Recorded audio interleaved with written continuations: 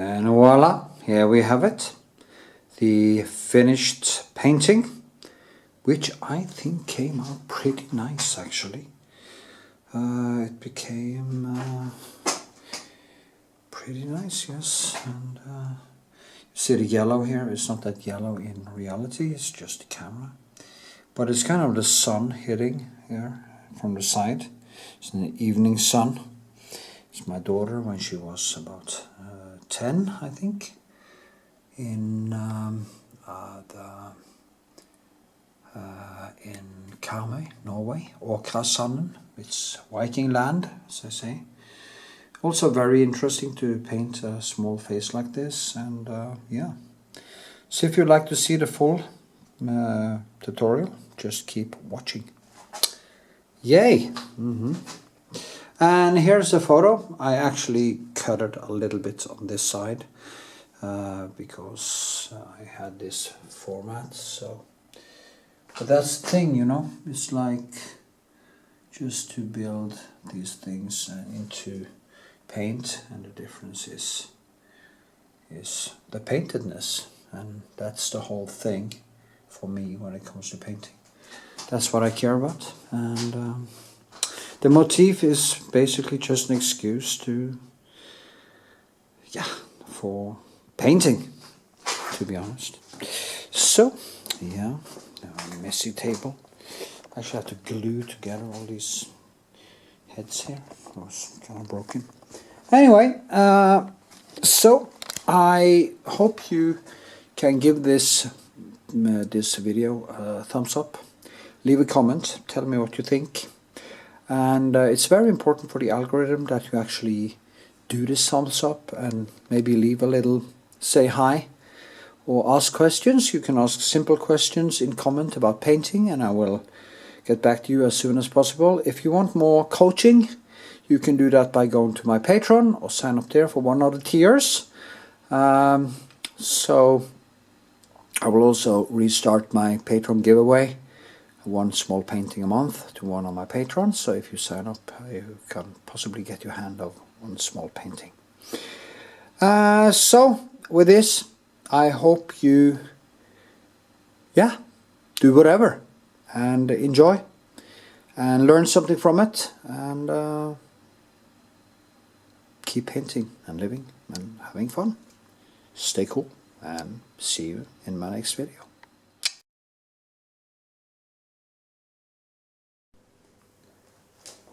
Okay, here we are. Today I'm starting on this. I have painted this before in a big version. There's a half tutorial or process video on my YouTube channel, an older one.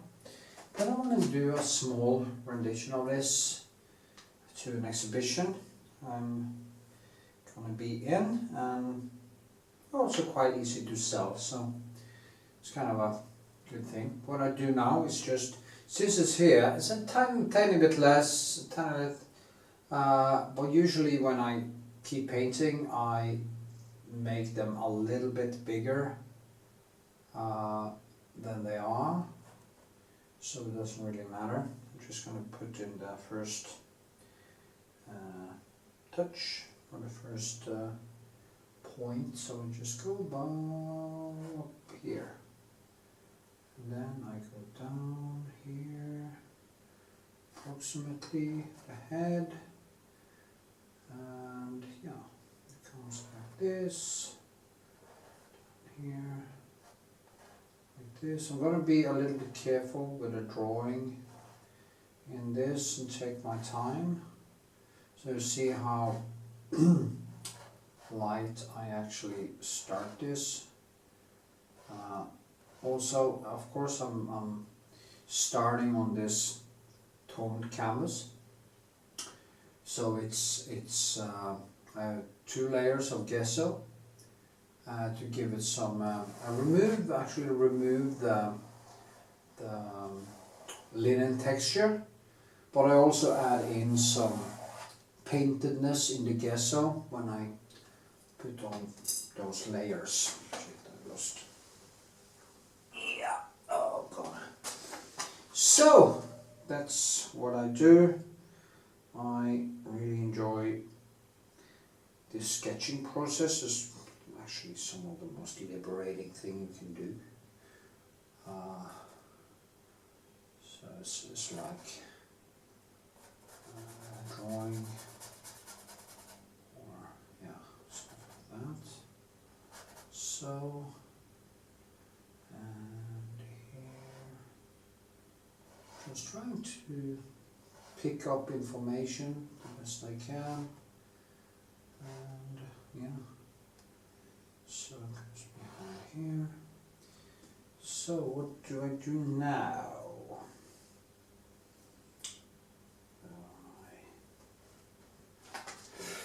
I also use the background. It's very important. What the hell is wrong with my hands today? I just keep on losing everything. A long, smaller pencil, maybe.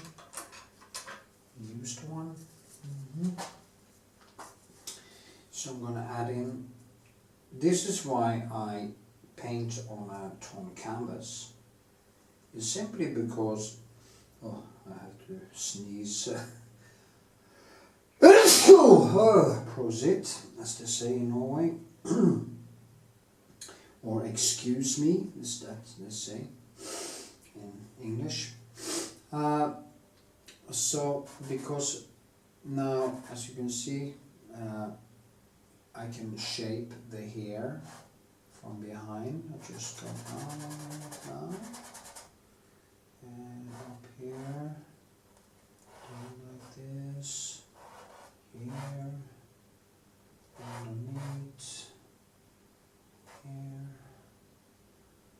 down here, like this, on the background. So you can just kind of build the whole thing by doing this. So, there we are. The nice thing about this is that I can keep it quite small. It's very small, so it's going to be very intimate. I'm going to do a series. I've painted there was a series. It's actually my daughter when she was, I think she was 9 or 10 years old, and I took some photos of her in Karmøy, Norway, and a very nice in a place called Åkrasanden in Karmøy. It's actually where the Vikings, the same Icelands, here, this so the Vikings you see in the series Vikings used to live. Not Lothbrok, I think, but I'm not actually sure where he lived, but here, and these crazy kings who lived in this Iceland, which is my home Iceland county. Anyway, so if you buy this painting, you have a painting from the place where the Vikings, kings used to live. So now you know. Now you see, I could just pull her right out of the background. Now the format here, I'm painting this square. It is actually, in reality, it is it's 6-7. It's taken with a 6-7 tungsten film, Diaz film. I sadly don't make these films anymore. It's very sad because I loved using these, and I used the 6-7 RC camera. One of the cameras, the type of camera with a handle, which a lot of journalists or photographers used to use back when there weren't any digital cameras. It's such a shame that nobody is actually making these films anymore, because it would be a great niche market, but they kind of just haven't sold the chemistry. So I hope they do that someday. You start making, because it's so, the 6-7 cameras and the film is so much, it gives way richer, more painted like hue to it, and yeah, I wish they did that. Should I zoom a little, maybe, so we can see better what I do? Yeah, I can do that in the next segment, so you can actually see.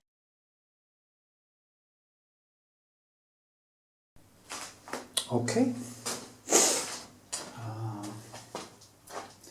See, now I'm just gonna start adding. That's what I like with sketching. I sketch with light and darkness. I do not do any tracing, as you can see. I just started right on the canvas, and I try to just pick up as much information as I can and get it as correct as I can. Here's the hand with the fingers,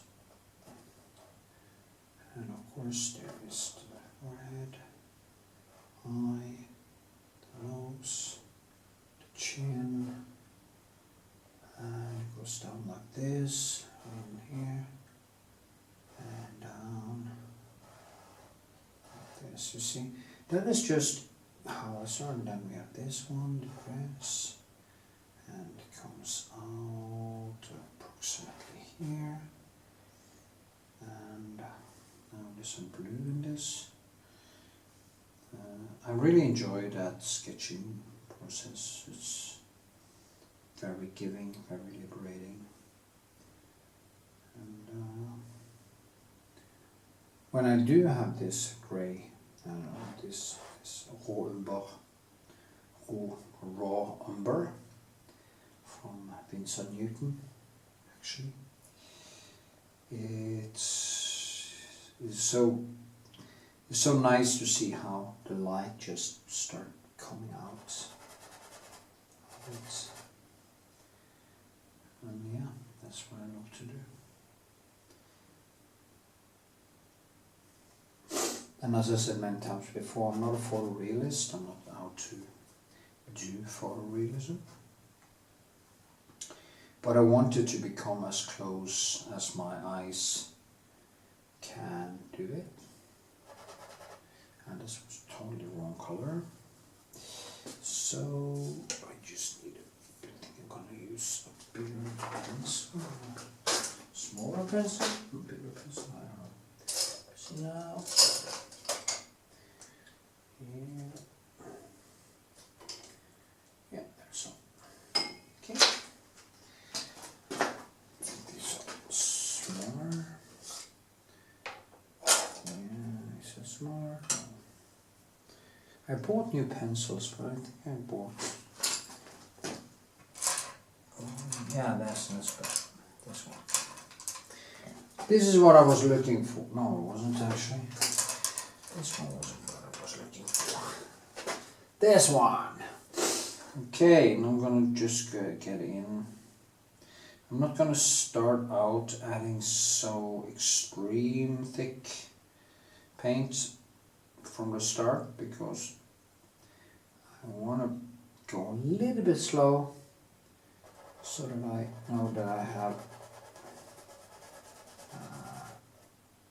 a little bit control over the thickness of the colors from the start.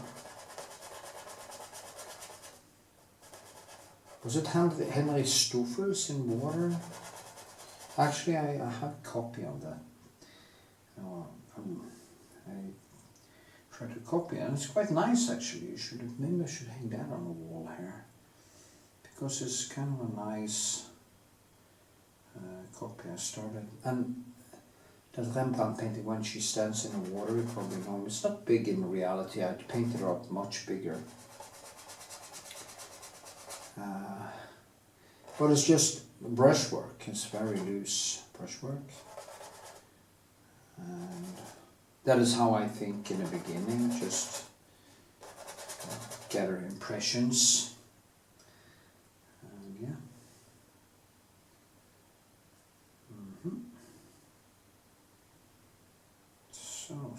colors do I use? I use the primary colors, and there's a lot of reddish and yellowish in this, and there's also blue, but it doesn't really matter. I'm gonna paint over this anyway. Just want to get it in there. I wonder if I'm going to, maybe I should sketch the face a little bit more, so I'm not sure where to go. Where's that smaller pencil? Wow, I have extreme tinnitus right now, I have no idea why. Well, I was training like crazy today, so maybe that's the thing. It's really peeping in my ears.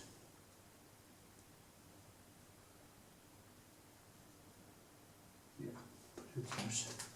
You just have to ignore it. You should never listen to that noise, because it doesn't really exist. And if you listen to it, it will become stronger. So try to avoid listening to tinnitus if you can. Anyway, that was what I was going to talk about. I'm trying to get in the head here. I wonder if I'm just going to cut it here and move it closer, so it's easier for me to see, but I can keep it loose now anyway, so just gonna let it be for now. Also, I really enjoy painting things that are this small, because it's a very different process than painting big. It's way more intimate. It's difficult in a different way. So yeah.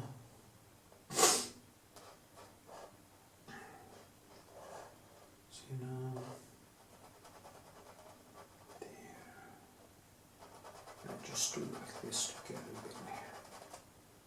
Like this, I think. Maybe.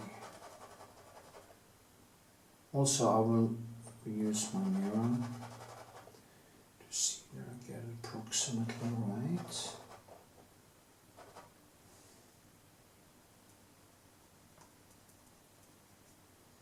The best thing now is probably just to work with the face and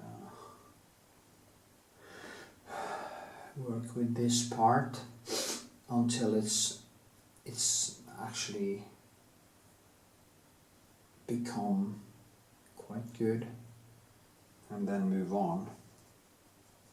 I do actually like to film a lot of the sketching process. I think in many ways that can be some of the most interesting part, because you have to the brushwork is very spontaneous, and there's a lot of difficulty in sketching paintings. That's where I think that is probably the most difficult part of the process, the sketching process. So many things you have to get right. Now, as you can see, I'm not doing anything perfect here. I'm just trying to add things. Maybe I should keep it down a little bit now. Just so about here. That is way too high, and this has to be broader here. So just gonna count like 1, 2, 3, 4, and 5 plus. Let's see, set here. 1, 2, 3, 4, and 5. Well, it's too big. Well, I can see that actually. So no. Anyway,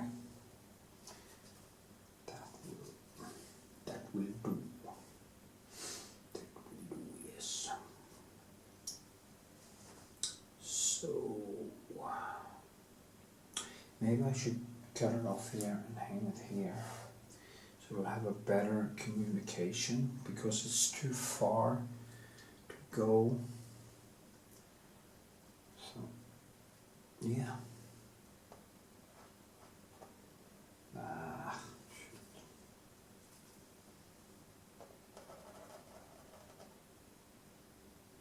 Okay, I'm going to do the hair and make that darker so I see better.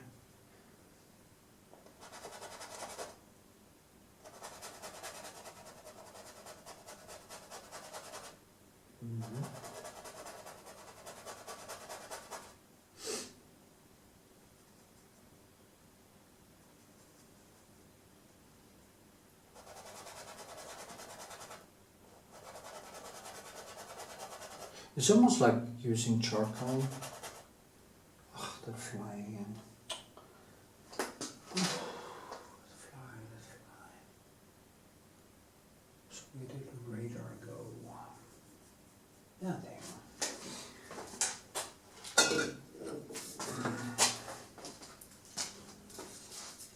Destroy.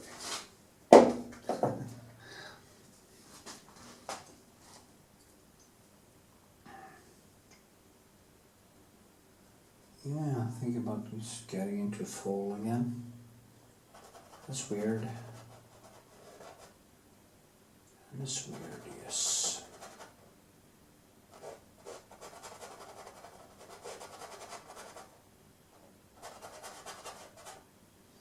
So, here, down here. Yeah. This. Do also the chest. I think. Just get it in there. Nice thing with the oil paint is of course that you can keep painting over and over and over. So here comes down like this. Picking up information. This.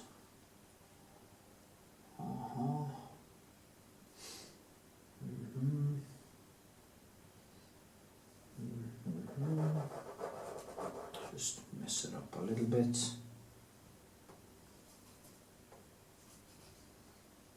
Okay. You see how it is not so, when I sketch, I'm not very precise. And as I said many times before, the only thing I do is kind of just keep adding and subtracting. The reason why I can do that is because I kind of know, I have the confidence to know that at some point I will reach what I'm actually painting. I just adjust it enough times and it just happens in a way. So, but I also, of course, I shouldn't be too complacent because then I can suddenly do big mistakes. It takes a lot of time to repair. That's not good. That is just not good.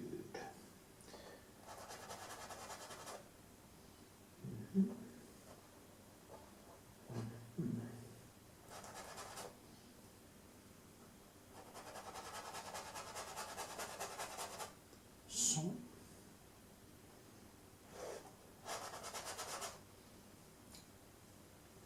yeah, I do think, what I think I want to do, I'm going to cut that off. I'm going to move this over here so I get a better communication with the motif.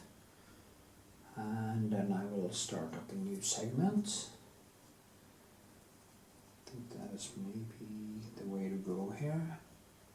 Also, when you have the photo like this, you might experience that you are painting it a little bit wrong in the perspective, because when I stand here, she slims in, so when I do like this, so you have to compensate for these things when you sketch in this way. It's very important. So how high is the shoulder compared to the eyes? It's like right underneath there. So way up here. Depends if I have that. I don't think I have that eye in the right place either, so it doesn't matter. The nose is going to be further out. And darkness. Yeah.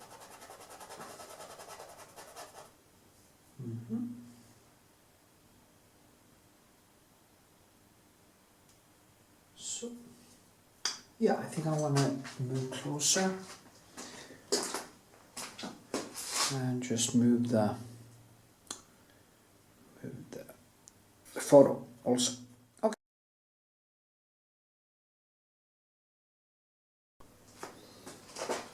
Okay, come a little bit closer so you can see what I'm doing. I guess that is why I was here. And it's way more easy for me to see it now because I get more direct communication. That's very, very important to understand.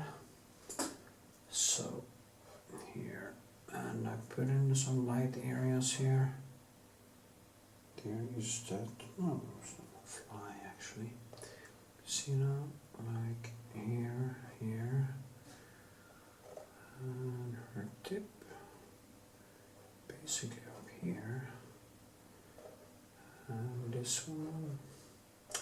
You have to kind of see the directions when you do this, and just try to get that right. It goes like this. This one is of course a little bit higher, and there's some light behind here. Kind of twist it like this. There. Now I'm gonna try to maybe try to let my videos be more about painting than anything else. So people actually learn from it instead of talking about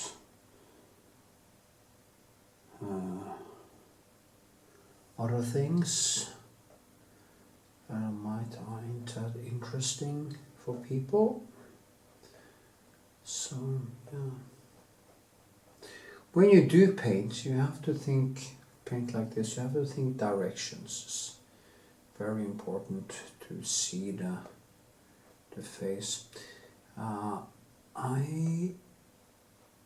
There's a gallery in New York that I have some paintings at, and they have the most beautiful. I had an exhibition with some portraits when I was there last time. Tiny small faces, intensely beautifully painted, and I regret so much that I didn't buy one because it wasn't that expensive. And it's very inspiring to see actually, because usually I paint very big, but actually doing small things can be, as I say, very, very liberating. Let's see.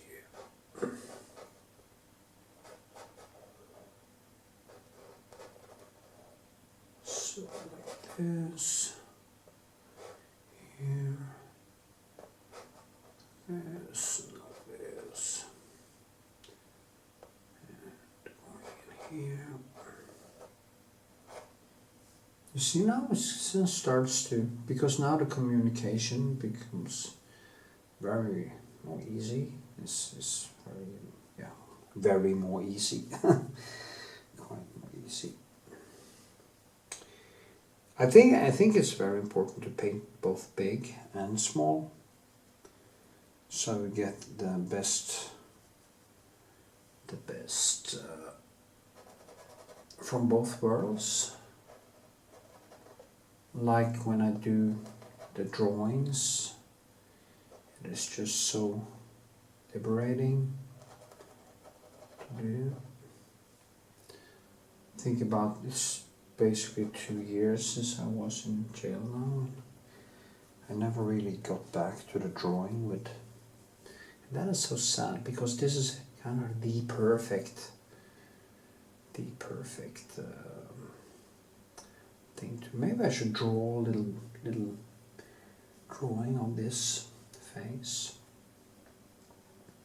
just as a study, standalone study, a little portrait or something. I'm thinking about that. There's so many things I want to do, and so little time. So.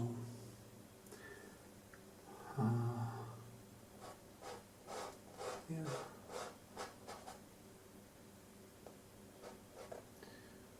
See now.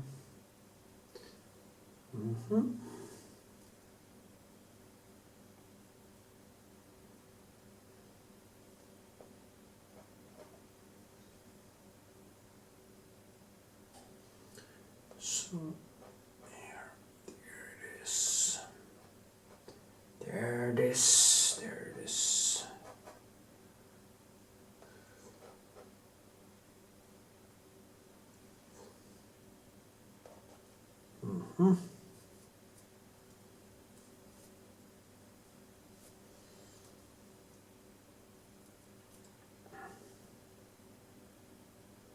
So. Okay. Some.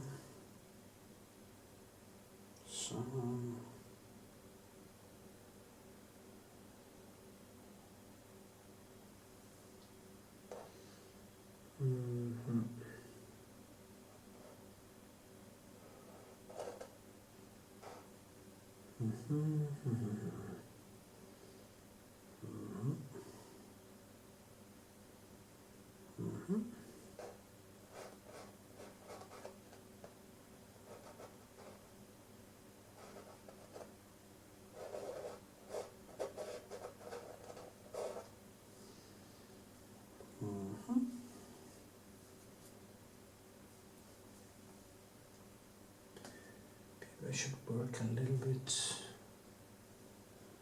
down. It's nice also to work a little bit around, so you just only work on one side. I remember I had a teacher in art school who told me that because he saw that I didn't have so much skill, so I was kind of glued to details all the time. And he said if you move away a little bit from the details and just try to work up the whole thing, it will probably do a little bit better. And he was right about that, I have to say. His name was Terry Nelson Love. He was actually quite nice as a teacher. He wasn't one of the bad ones actually. Despite he didn't like this kind of art at all. But you know, it's okay.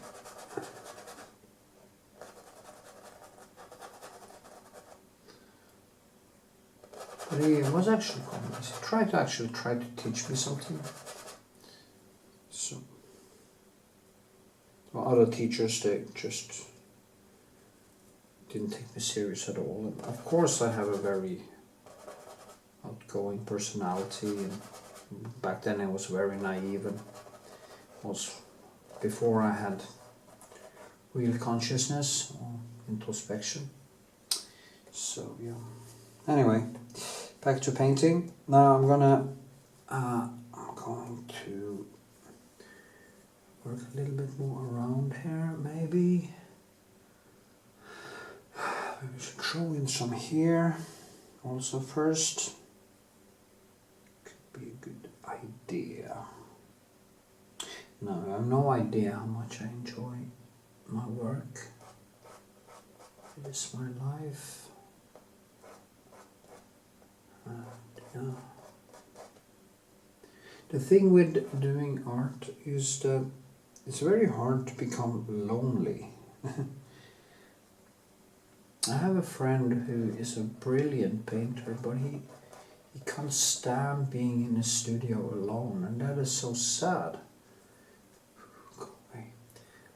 Because to create very deep aesthetics or be able to really connect with yourself in your work, you have to be the kind of person who actually like being alone, that enjoy just being in the flow and not being bored, or basically being your own best friend.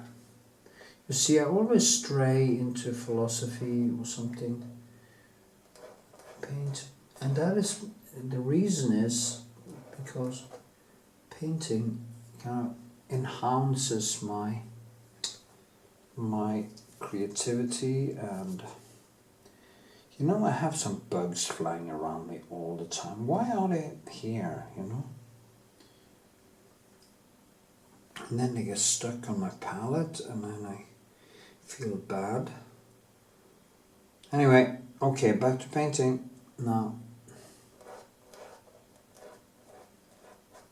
Now you have to be able to enjoy your own company. I think it was a philosopher said, the person who doesn't like his own, to be alone is in bad company. I said, if you don't like to be all by your lonesome, you really you really don't like yourself very much, and that is very sad. Anyway, I see I need to correct a few things here, but that is fine too. It's gonna turn out well in the end. I know it's gonna turn out well in the end, because it always does. Sometimes I just screw up a little bit more than usual, but I should be able to pull myself back in. Now, yes.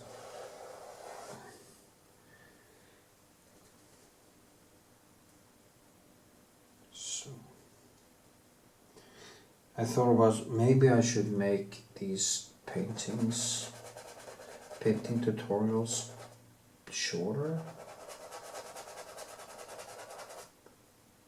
but I think it's better to have them longer and then make some versions of them that is shorter. Now the colors I use here is just ultramarine and Alsavid, just to kind of tone them down a little bit. We can also put in some greenish, because there are some there is Prussian blue. It's in it too, but you know, that is things that will be put in there later. I'm gonna put in the strand, as they call it in Norway. The beach. First this one. And there's this thing that goes all the way up there. Also in the back. The beach. And there's some houses here. So yeah.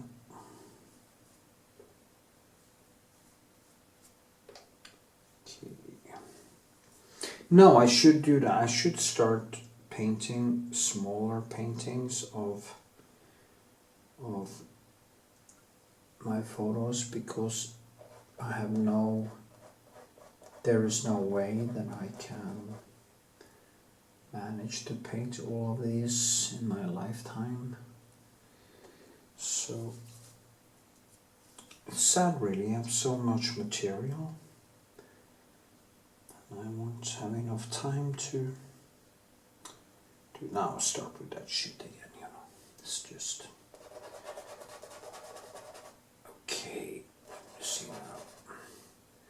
Trying to shape the head because that is too big, I think. I think I need to use my mirror to get some kind of a objective distance. And then it wasn't that bad. But it's gonna go more up here.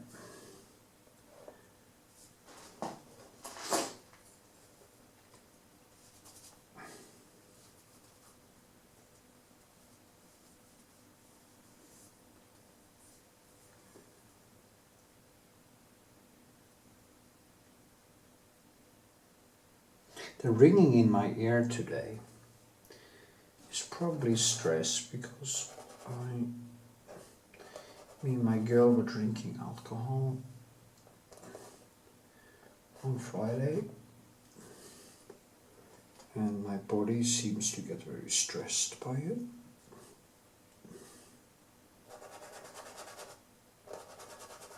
So, anyway, I just try to fill in now because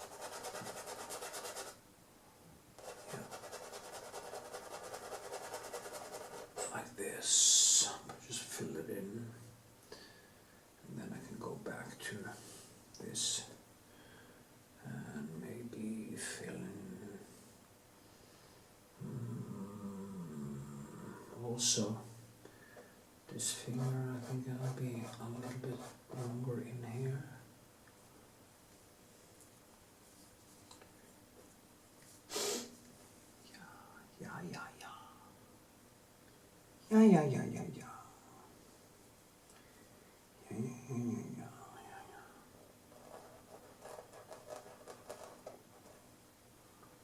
This.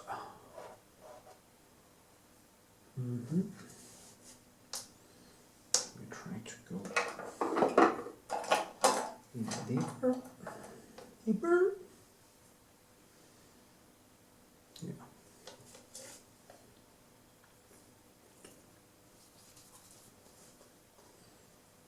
Let me see. Up like this.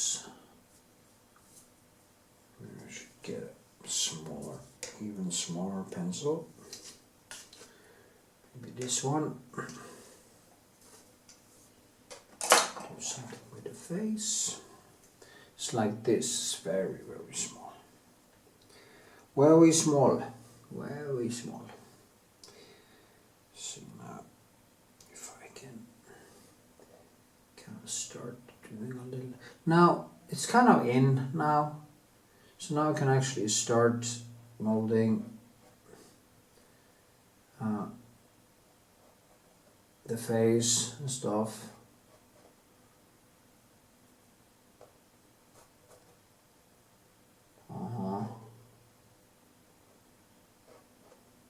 This. Oh, this is not easy. I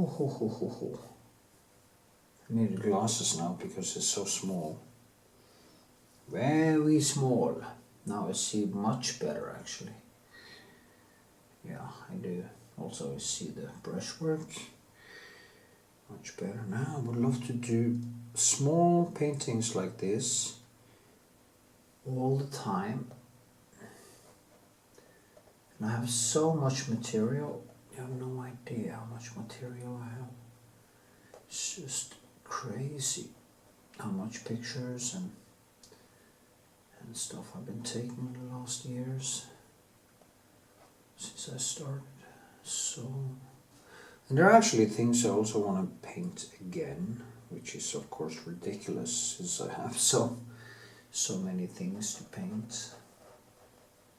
I know these paintings are extremely popular and I basically sold all of them and I painted a whole series. And yeah. So sometimes you have to think about sales also. But it's not a commission work, so I don't have to compromise or, you know.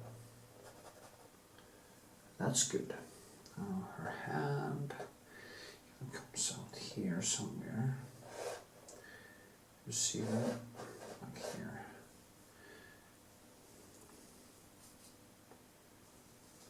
Yeah.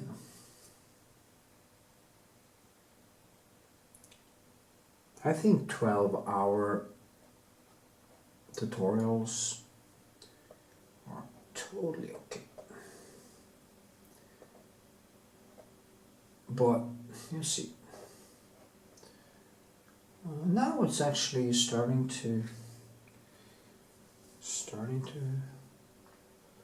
happen something here. You just have to get the basic right and most of the drawing right, and then you can start adjusting. Because what I'm doing now is basically drawing.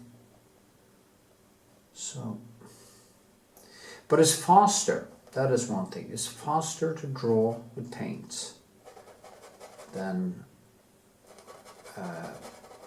pencil. Pencil takes, it takes a long time. It's weird.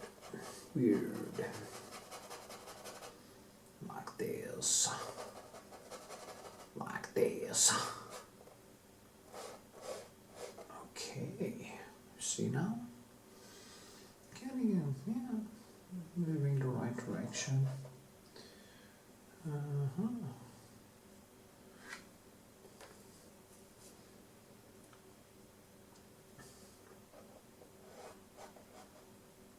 This.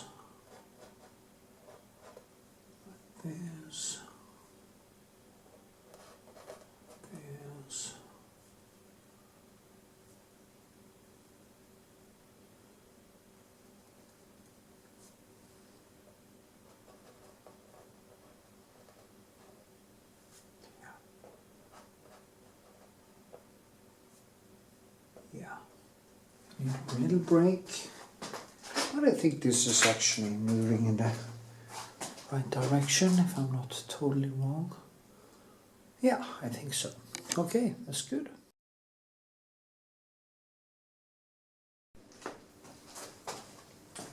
Okay, continuing with this beauty, and I will try to get more details in.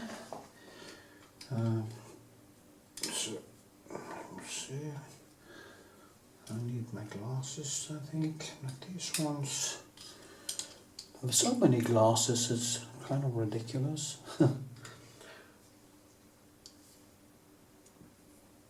So, here we are. It's nice to see, because when it's so small as this, it's kind of hard to see the brushwork, probably. Especially when you're getting into old age. No, I don't. 57. That's weird. It's actually difficult to comprehend. Anyway, just going to add in some highlights again. Actually, I stopped working on it yesterday because I got really tired, and instead of banging my head at the wall, I thought it was better to wait until today. So I actually superficially dried a little bit. The first layer I put in. And this is also, of course, the first layer. It will be called the first. I picture everything being the first layer until I have done the whole sketch, which I will do tonight and tomorrow. Then the whole sketch will be in. Then I will mold it a little bit more. Then I just put it over. Actually, I put it over an oven to make it, and that's one of the things you can do to, if you have an oven hanging on the wall or some kind of small oven, and you can hang the picture over that wall. No, that on the wall over the oven. Make sure not to, of course, you don't put it on top of the oven because you don't want it to catch fire and burn down your house. So be careful there. Of course, I mean that should be quite obvious. And of course, you don't put it over something with real flames like a fireplace or something, because remember this is turp and oil, so it is quite flammable. So, but if you have an oven and you kind of just get a little bit more heat, it will dry way faster between the layers. And yeah, because people ask me how to make it dry faster, and that is my technique to make it dry faster. I think that is a very good way to do it. So yeah, you see now, really enjoy these small things here. It puts me into this very deep focused flow. Yeah, it's very giving, rewarding. I think the word is rewarding. And it is very, actually. Actually, yes.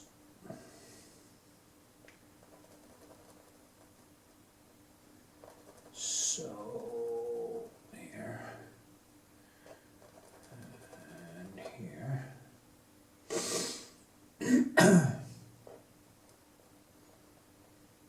Okay. KKK.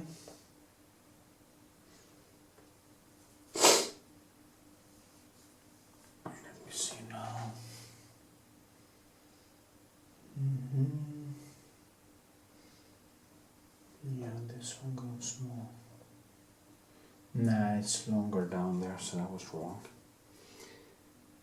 I have no idea how long this tutorial will be. Maybe I should aim for like 12 hours or 11 something, and try to stick with painting.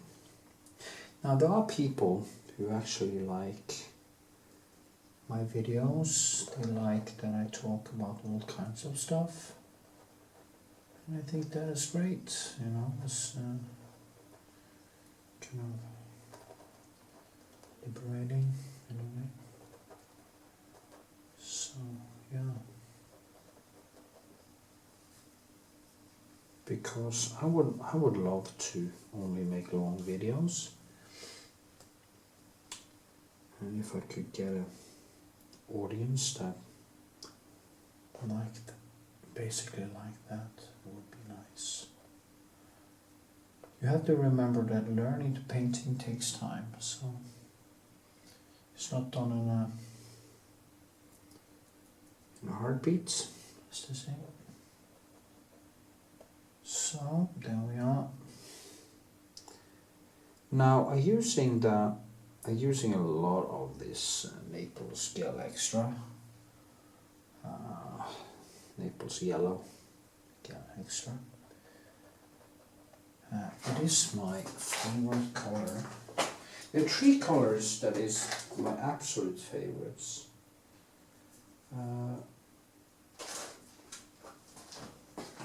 As I told you before, it is this Naples Gel Extra, it's Naples Yellow Extra, or I can't really make out that, but it's Naples Yellow Extra, Gel Extra. It has this very toned down, almost skin tone like yellowishness, And the good thing about this color is that you can bring it so easily up to the green. Like if I saw something green, there's no green here, so I don't need that, but it's very easy to manipulate this tone. If you, like I want the shadow here, I just add in some alzarin and a little bit of that color, and I get a very nice toned down color, which has some almost like bluish, greenish type of tone to it. And then I can go on top of that again and just kind of bring it back up. I like to, as told before, I very much like to mix the colors on the canvas. I kind of grab red, I grab the colors I need and I add them in here. And then I paint around it with the other colors. Sometimes I mix on the palette also, but usually if I mix on the palette, it's usually just 2 colors or maybe 3 colors. But usually I try to mix on the canvas or add colors in. Like I put in the light here and I see that, well, I need more dark behind there to get the face out. So then I use some of my, I can also use ivory black. The good thing with ivory black, you just mix it with some ultramarine and you get that blue black that I like so much. And yeah, I think it's also very important to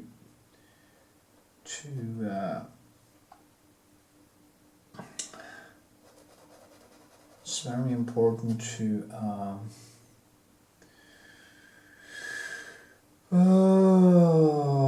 I forgot what I was going to say. If it was so important, why did I forget?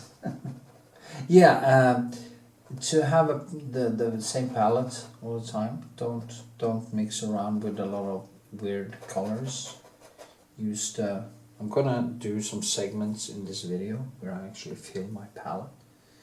I think that is very useful for people to see how I actually mix the colors and stuff.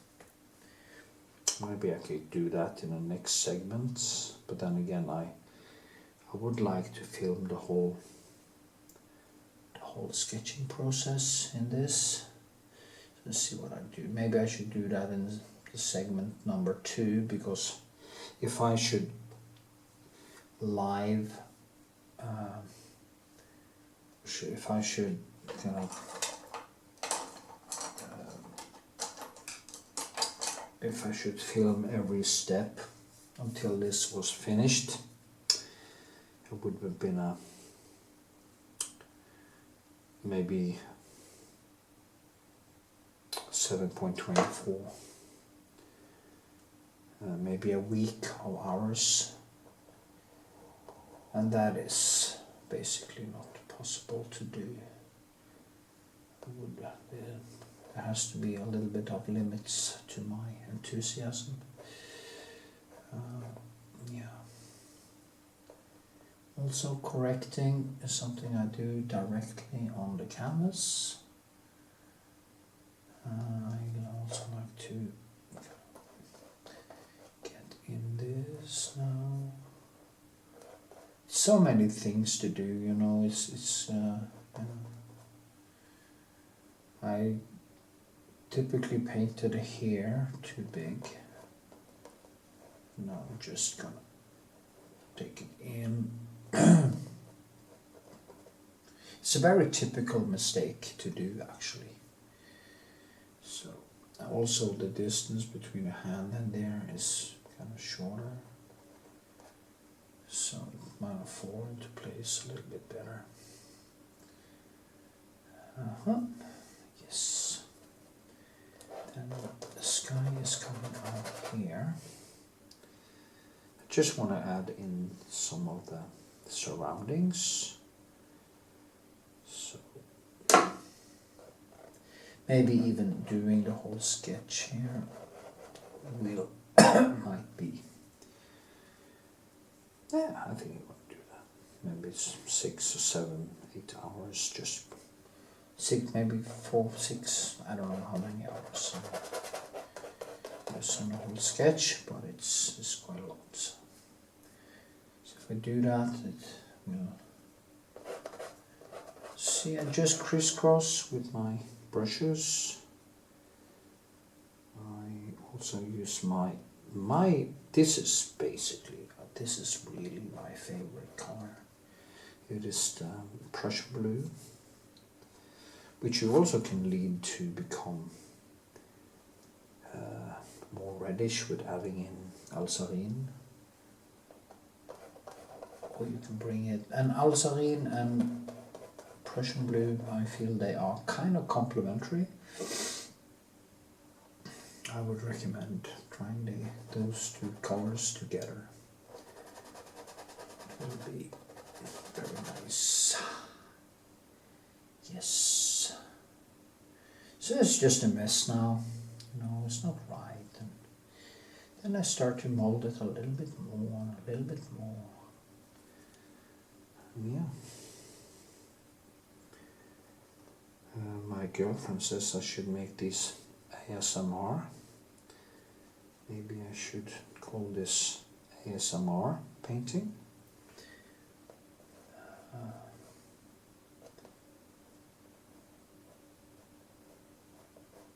Can you hear the brush? See here, I'm starting to build the texture in the sky now. To bring a little bit too, it's not that bright, I have to tone it down quite a lot, but the thing is, that is what I do with my glazing. I tone it down. Or I can tone it down just by doing it like this. I just change the direction of the brush and then it gets toned down just by the direction of the brush or how thick the colors are and stuff like that. So it's quite dark down here actually, and there's more ultramarine and Alzarine in it. Just bring it a little bit more down here. Toning, toning, toning. Yeah, like this. And here you have these buildings. But I'm going to focus more on her right now. And take those buildings after I've done the rest here. Now I'll take some, to get it very toned green, I take my ivory black and I put in that green, which is very toned. It's not made from yellow. It's made from, not from yellow and blue, but yellow and black. And you get the very nice and toned green. I actually used to only do, I shouldn't have done it all in there because the hair is coming down, but I can paint over that too. You can also remove it if I like, but or just paint on top of it. This doesn't matter. Now it's darker there, so I just add some blue black and tone it down, and then I can actually add in some ultramarine to get some more blue into it, and I get this very toned green. When I was younger, I was really, I'm always so idealistic, and I used to only use two yellow, 2 reds, and 2 blue, and no black and white. That was basically it. And I tried to, and I also used, of course, the Van Dyck and raw umber and burnt umber. But despite that, I didn't use any other colors.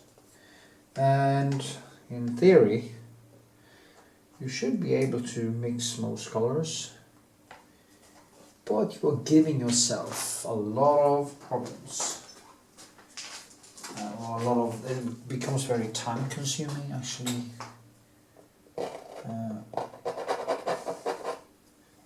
Mixing all colors. Also, I actually used to make brown from red, blue, and the different yellow. I made orange from yellow and red, of course. I used Alsavine and Cobalt, no, not French Ultramarine or Ultramarine Blue to create something resembling black. Of course, you take the Ultramarine, you take the blue, and then you add in yellow, so you kind of break it. But it doesn't really become black, enough. So it's quite limited. I can see it in my old paintings that it kind of works, but it's not ideal. But if you add too many colors, it's like adding too many notes to the, or too many notes, not notes, but too many options on a piano. Options that don't have address to, say you put in a lot of keyboards that doesn't really fit the sound with the other keyboards. And then you will not be able to make it come alive. So let me see now. See here, this became a little bit of a mess because I forgot myself and added in the green where it should have been, so just try to remove that again. It's not often you see me do that. Should be more careful. That's how it is when I talk and paint. So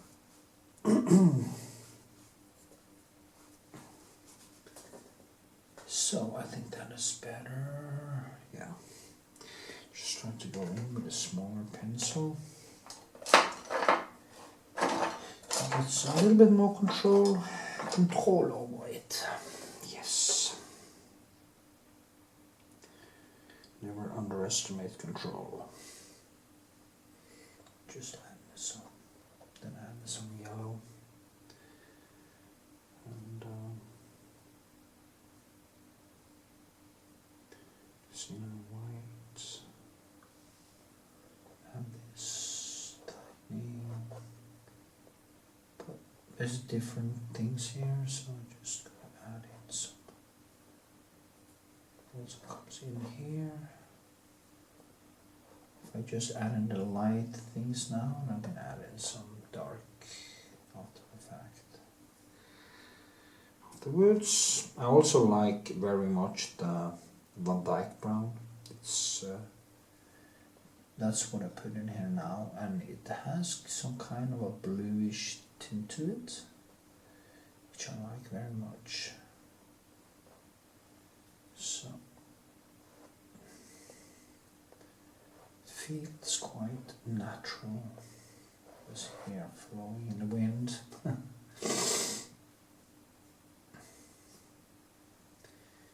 Yes, there's a lot of this Van Dyke thing up here too. Give the head a little bit more volume.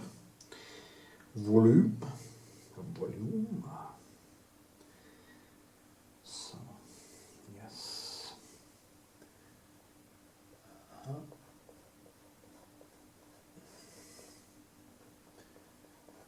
Maybe it would be a stretch to actually, because this is not an onion, it's a human being, so it actually is a little bit more difficult to sketch it real time. I think it will become too many hours, but I will do some segments more and then just oh shit.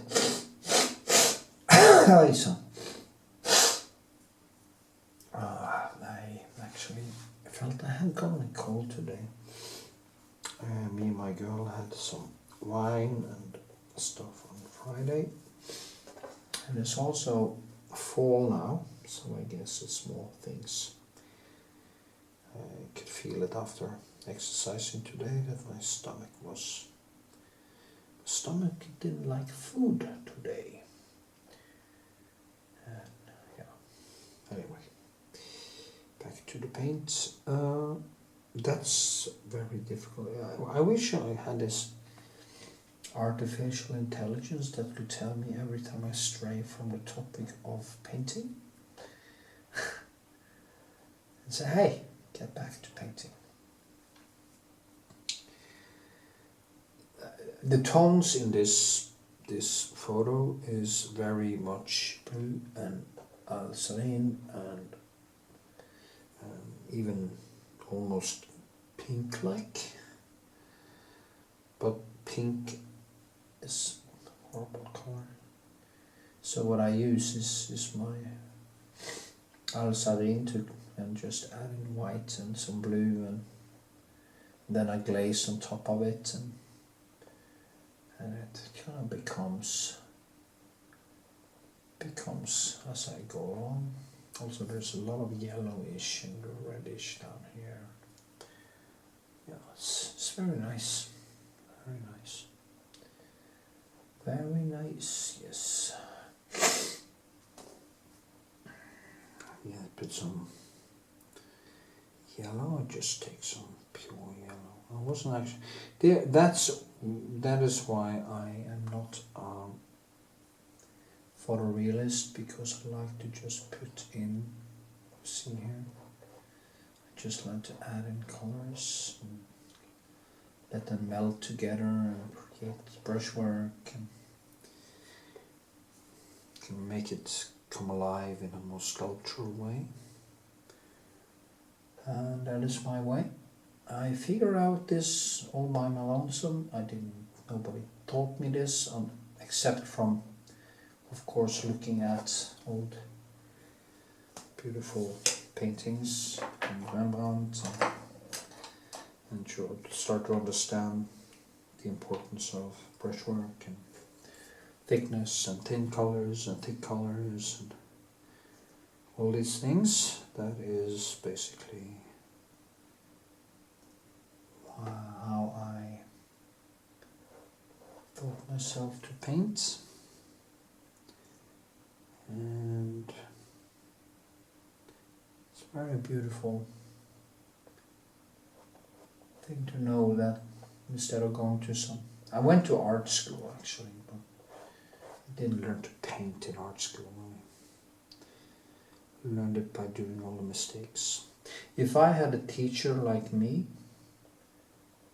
that actually just got me on the right track to focus on brushwork and focus on the paint instead of the motif, I would have gotten way further. So yeah. Funny, I actually dreamt last night that I was in my old studio in Stavanger, like almost 30 years ago. 1991, 1990, until 95 now. Yes, it's basically 30 years ago. Just think about that. 30 years. I have lived in Oslo since 1995.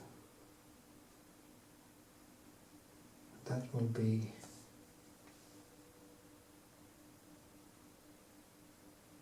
it is exactly 30 years. It's unbelievable. 30 years, it sounds like such a long time. You know, a life sentence in Norway is 21 years. And the funny thing is, if you, like Breivik, he took out 70 people on that Iceland at the same day, and bomb in Oslo, and he got 21 years. But if you do pre-planned murder in Norway, you will get 21 years. You will get the same amount of punishment for one as he got for 78.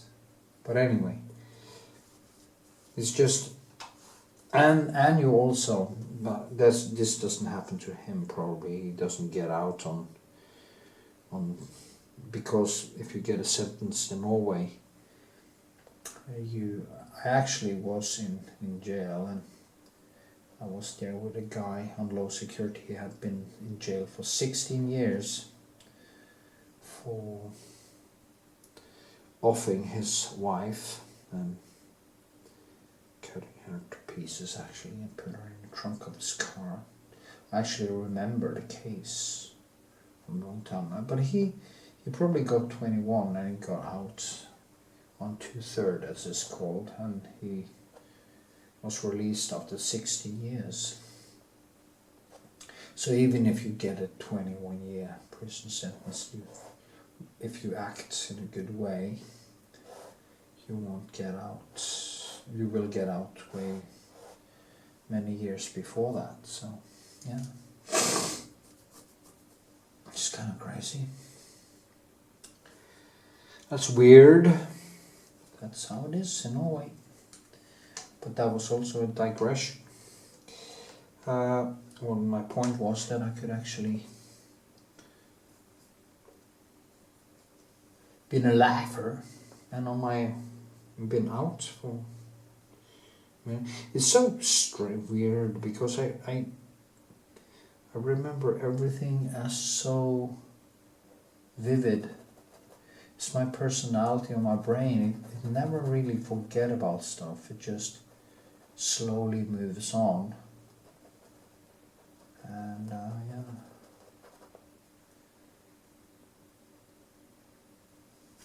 I think other people might think that 30 years is a long time ago. But for me, it's almost like I just left Stavanger. It's gonna be weird when I get to my last days and feel, shit, what happened? Where did it all go? Anyway, adding some more shadows here.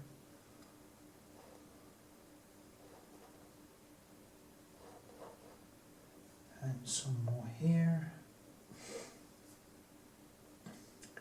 So I think I need to bend it in that.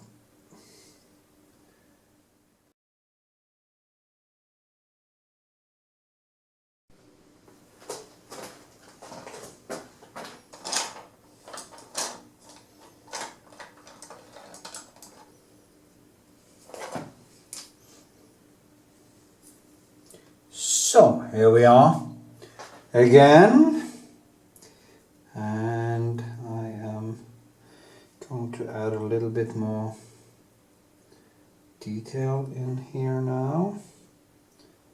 Try to add here. I think I'm gonna drop the notion that I'm going to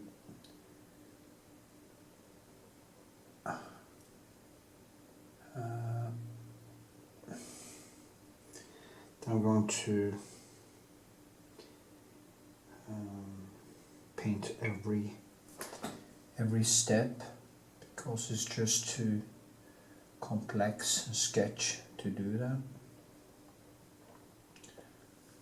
It will take too much time, I think. So I will do it. I'll do some more now, and then I will paint for a few hours without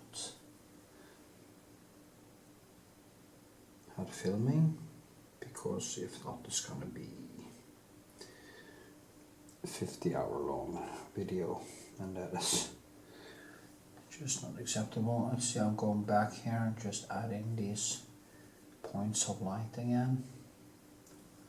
Just trying to get the drawing a little bit more correct. See now, I've been working very slowly with this. I have been quite distracted lately, so it's almost like sometimes I feel like I'm trapped. Like the times I actually, it is the procrastination that is so difficult all the time, because painting paintings like this isn't easy. So it's almost like there's something in me that tries to avoid it at the same time as I crave it like crazy. So it's quite strange. It's a strange situation to be in. It's a kind of a dualistic situation to be in. This love-hate relationship we have to what we do. It's just crazy.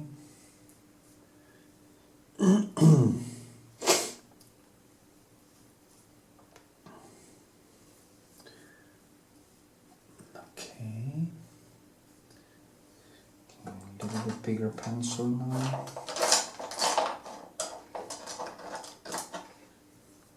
And yeah, I think I'm going to use this one. It's a little bit stiff, but maybe I didn't clean it well enough yesterday. It doesn't take much to ruin a pencil, so be careful with when you are done for the day. Remember to clean your pencils. I use just green soap or natural soap, and not much. I don't add much. I don't wash them in turp or any strong cleaner. So I do use the turp when I paint in my medium, but it's not so much. So hopefully I will avoid the worst side effects of my painting. Been doing this for 35 years now, so hopefully, think about that, 35 years, that's so much of a lifetime, isn't it? So if I become 100, I have basically 43 more years, and that is only if I become 100. So, yeah. But if you become 100 today with modern medicine, and they are saying that now, that if you can stay alive for the next 5 to 10 years, or at least 10 years, you stay alive, death will actually at some point in the near future be optional. And yeah, or the aging, not dying actually, because sooner or later you will be taken out in an accident or something, but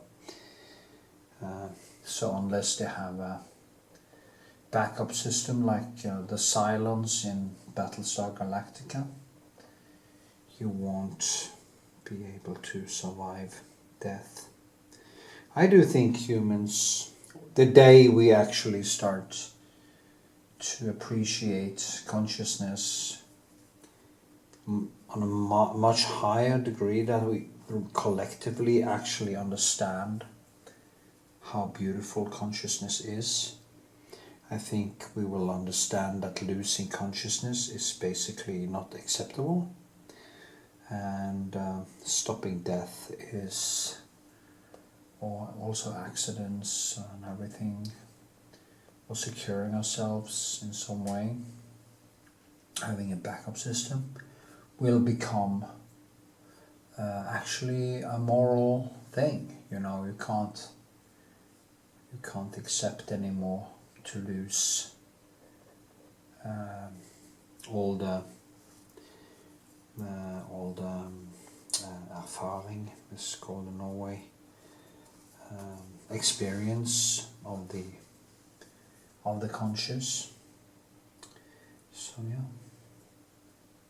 every generation loses their old people, the people with the most experience, the people who have understood that I wish I could do this again, I would do it so differently, and then there's not enough time to do it. So yeah.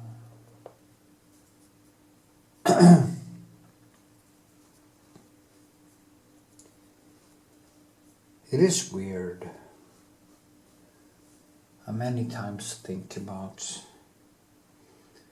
people I have had in my life which are gone a long time ago. Some even died.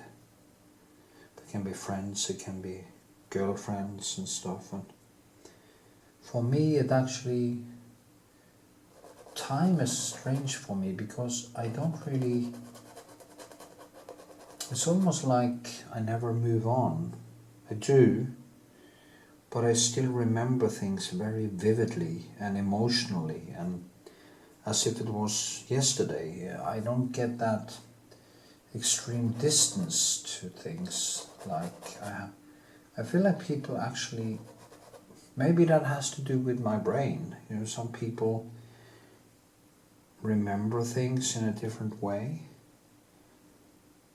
There are people who actually remember basically everything they did every day. There's actually a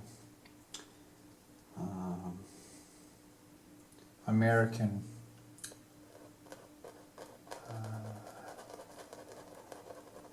actress who was in this series. I don't remember the name of this, but she can actually remember basically everything, and she's still functioning. So if she's asked about something, a date, maybe 20 years ago, she can remember exactly which day, what she did, everything. It just comes back to her. And yeah, and maybe it's something like that, you know, that I remember things very vividly.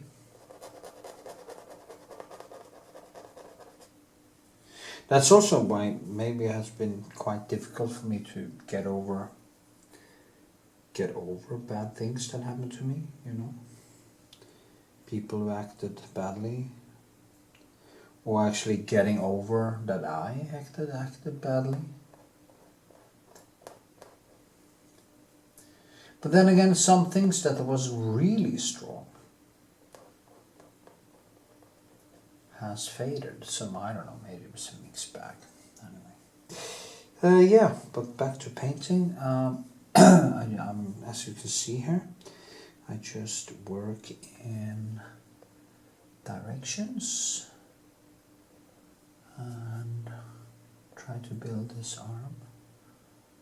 I don't know how correct it is. Maybe it's going to be further out, maybe a little bit. Maybe a little bit. So silly.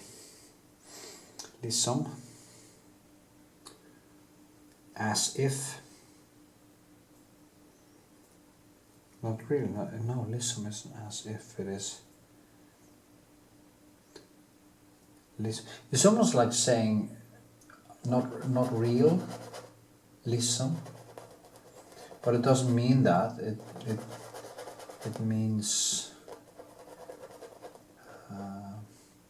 It means in a way as if.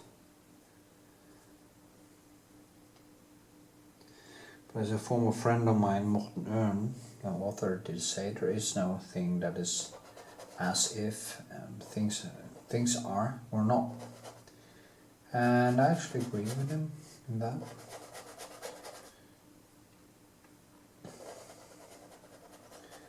So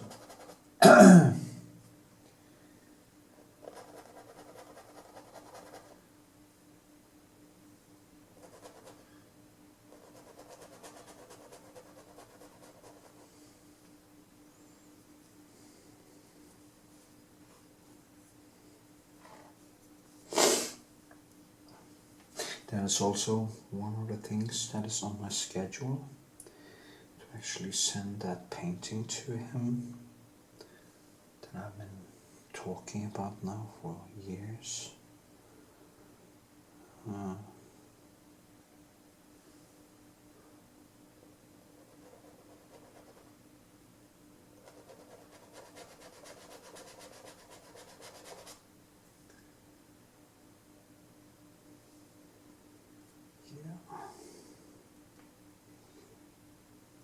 So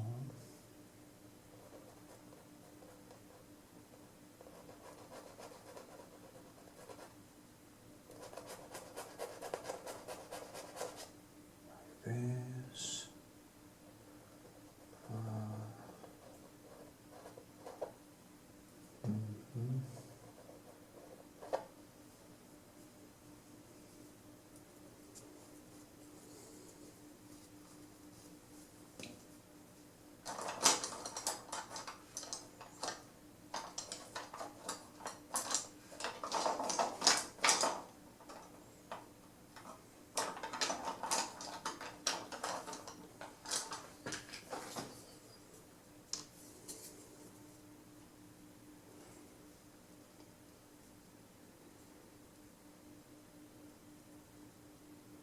okay, just add in some more. You see that color here? It is very reddish and it is kind of sunlight really hitting it. And so what I'm doing now is basically doing what Rembrandt did. He just added a lot of color, thick colors. I don't think you can actually see what I'm doing right now. Okay, no, like this, yeah, here you see, okay, there. I can see what I'm doing, just adding in thicker colors here now. Need to kind of get this down like this. This is just a basis in a way, and I'm dragging down now because I am going to go this way also to create this, the light that just pops out from it. So yeah, and I think it's okay to get kind of the sketch in, and then I can look at both and see how correct it is.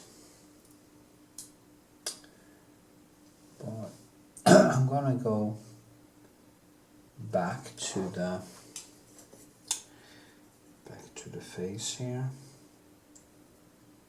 Yeah, it's like this, goes down here.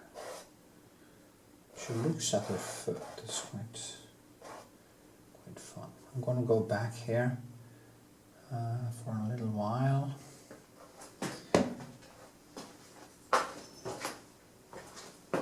Yeah. Just go closer again. Maybe I should zoom in like this. Missing out though. Yeah, like maybe here.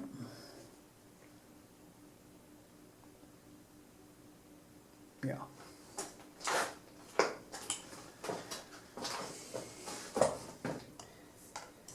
Yes, yes, yes.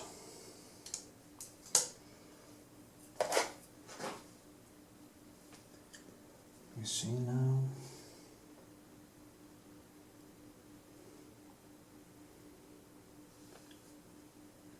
It's so toned down also behind here.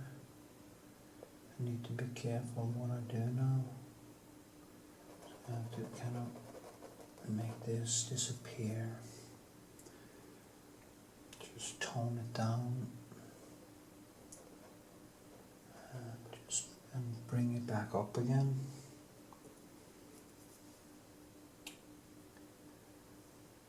Yeah. This.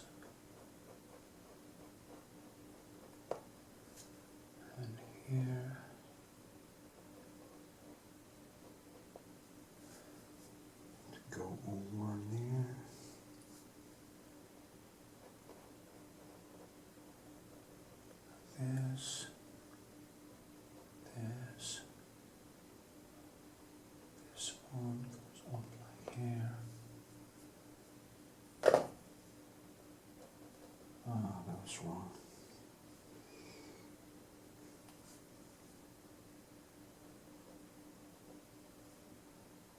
Nose is... Maybe I need a very, very small pencil for this. One of these pointy ones.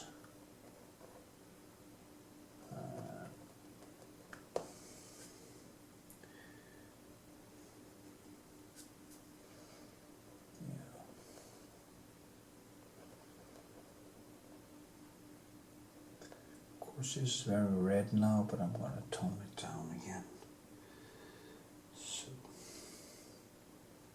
it's not going to be much texture in the face. There's going to be some here, over there, and things like that, but there isn't that much texture in it. So like this, and here.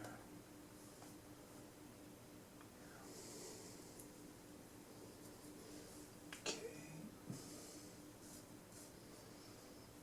Yes, yes, yes. So get it down here. This.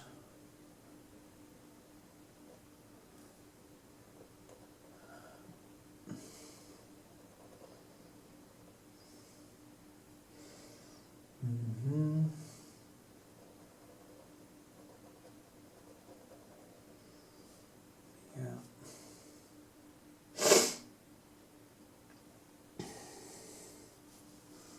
See, now I just try to kind of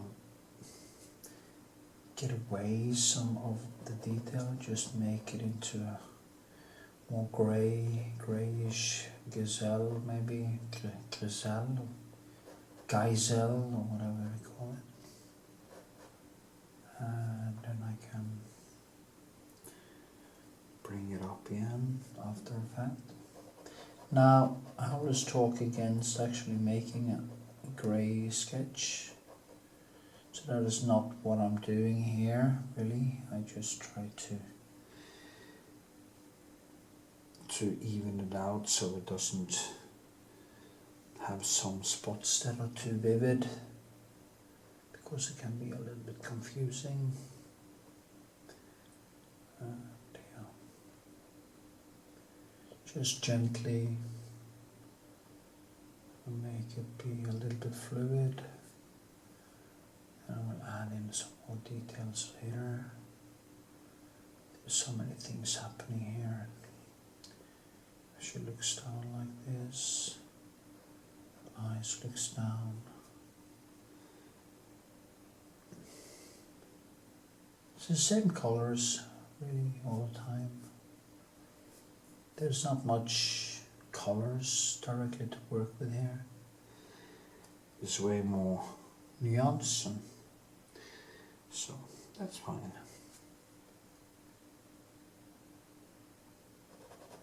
So just tone, tone, tone. I think this is going to be a little bit higher. Fingers. I think the hair is a little bit too high. Maybe the forehead is a little bit too high. But I will figure it out. But what I think I need to do is actually just paint without filming so I can focus deeper. And I will get back to you. Because right now I feel I need just some space actually to focus deeper without talking. So, yeah, okay, thank you.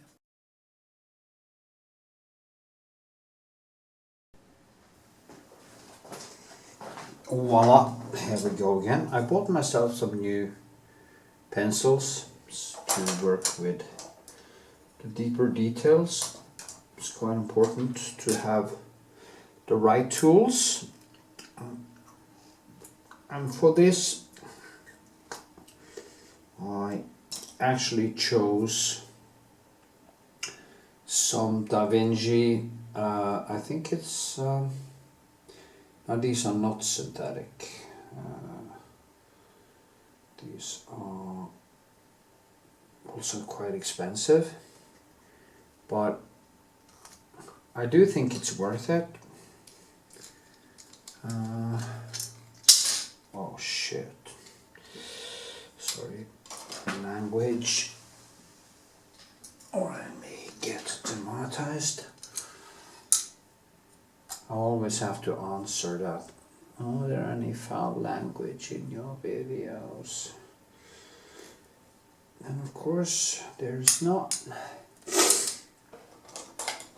Never. I never swear. Yeah, whatever. Anyway, so here we are. And I will just keep doing what I did yesterday. I have had some focus problems lately, but when I get started, I am a machine, a mean machine. I can get an enormous amount of painting done if I get started, but always the best way to work is slow and over time. I would love to have a 10-hour day, maybe even 12. That would leave me, but that is probably not possible. But 10 hours I should, with relatively effective work, would be my dream day. And then you have very positive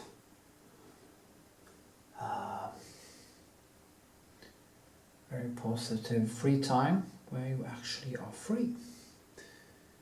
So anyway, now I'm using my Alsarin here and also some cadmium. Maybe I should do one where I show you my palette actually after this. The next segment should be how I use my palette. I can't film the palette and the painting at the same time, because that is a lot of stress. I don't know why, how, I don't have the tools for it. So, yeah.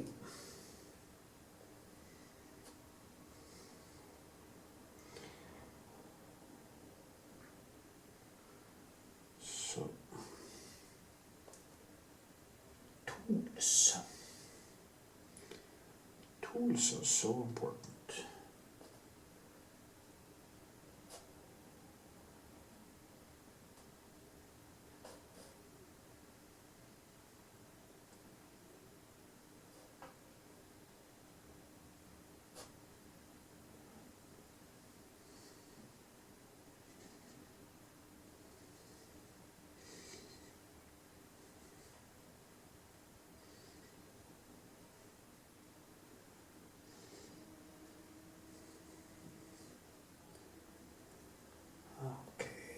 Shadow. Hope you learned something from me. You see how I move my pencil and try to. Here it's just gonna be so very high layers here. I'm not gonna go crazy. I'm gonna try to keep it actually quite subdued and quite in, but then work slowly to find the right details and the right hues and stuff. I had a small one which is on my YouTube where I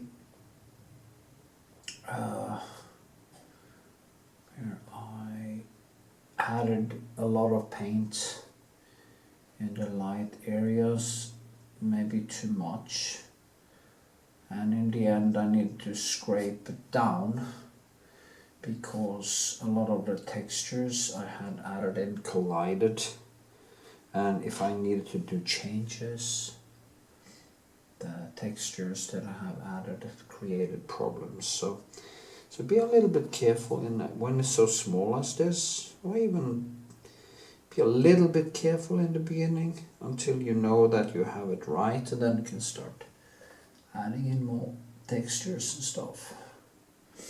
I think that's the best way to do it.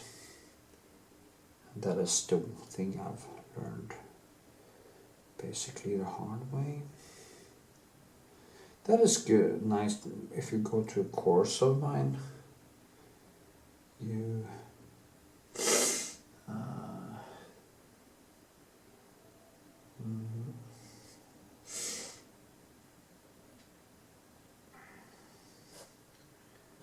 okay, I will teach you what happens is things I used years to learn. I teach you very fast the things about brushwork and pencils and stuff that I was extremely stubborn, and one of the things that happened in art school was I didn't get any recognition for what I wanted to do because the school was very modern, conceptual art kind of focused, where basically ideas trumped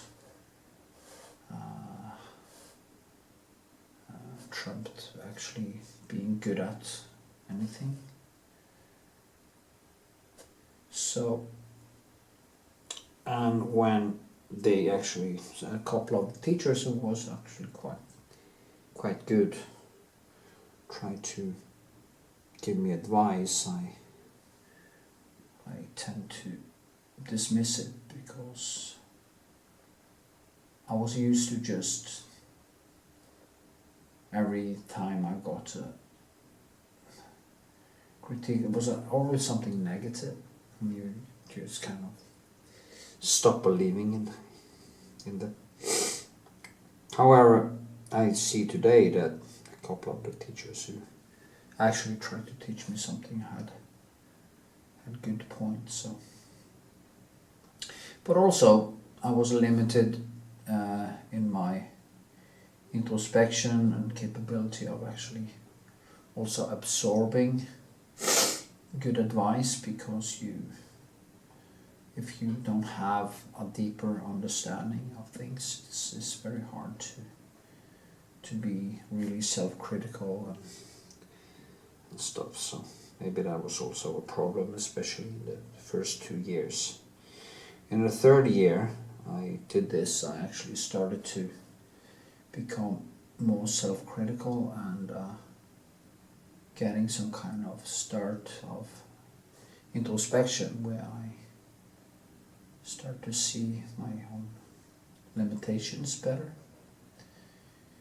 So that was basically when I started to learn more easily. That is why I always say that if you're going to learn how to paint, you have to first learn to be open. And with that I don't mean be open to any political suggestion or anything like that. I mean openness to self-criticism and being willing to face your limitations and better yourself. There's a lot of artists who become too high on themselves and stop learning, and That's never a good thing. I feel many times I just learn on the job. Every time I try to solve a problem or get something right, I basically learn new things. So maybe learning as a child, childlike. Me also being a little bit childlike and not totally in control also helps.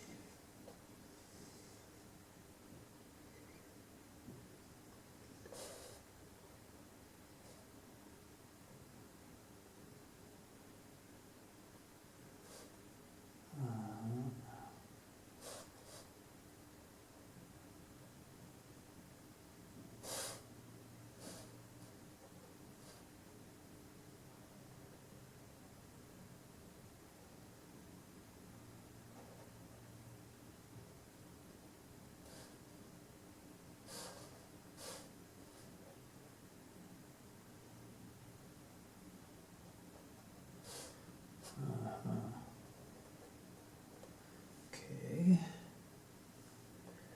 So just my mind starts wandering. That is one of the most beautiful things by doing creative things like this. When your mind just starts wandering and you start going into that deep flow, and you just disappear. And when I become silent, when I'm painting or filming, that is actually what usually happens. I just disappear. I forget that I have a camera on, and I just move into this beautiful space. It's totally my space. It's funny that the platform MySpace didn't survive, because I think the name MySpace is way better than Facebook. It's better than YouTube. It's better. It's like MySpace. Why didn't MySpace survive? That's so weird. I want to check out. Is MySpace there still? I would like MySpace to re-emerge. Such a great name. MySpace. This is my space. I'm so sick of all the censorship of art. I post a painting or something and YouTube and stuff, they censor it. I can't really get flagged and stuff. So annoying. It's horrible. Anyway. So now, what I'm going to do is to paint a little bit without using, because this sketch is going to take a long time, and if I'm going to film everything, it would just take too long. It's too high.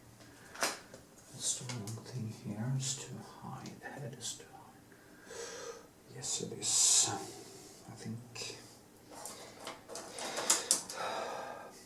This is a little bit smaller. This is 50.50.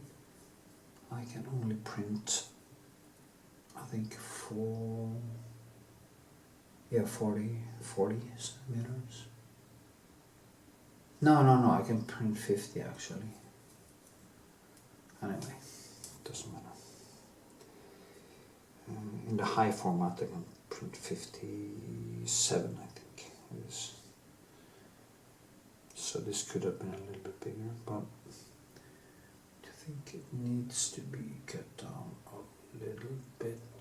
or not, maybe not. Maybe it's gone. Maybe I should just take my mirror and look. And actually it seems to be quite correct. I need to move the face has to be a little bit more bowed down. But yeah, it's not that bad. Anyway, I will just paint for a while without you watching. And then I will get back to you. Or maybe I should do one segment very much up close. Anyway.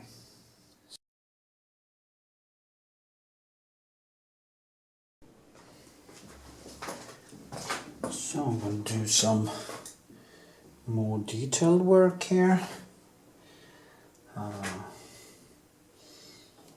A little bit more closer, so you can see what I'm actually doing, and talk a little bit about skin tone and stuff.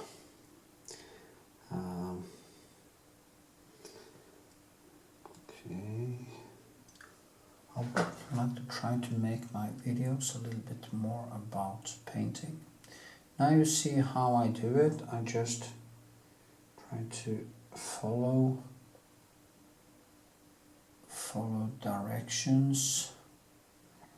Then I take some blue, ultramarine, and I go in with the ultramarine and I just do like this.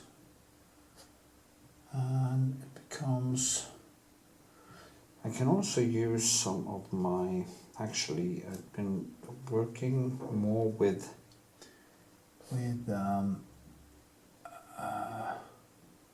ivory black. I think ivory black can be a good color to tone down shadows with, but it tends to be more like a, I feel often that it creates a kind of dirtied up grayish that I'm not so into, and I feel like it works better when we are doing kind of more earthy things like a landscape or something like that. So in a way I do, as you see here, I do mix the colors on the canvas. So I add in some blue there, as you see.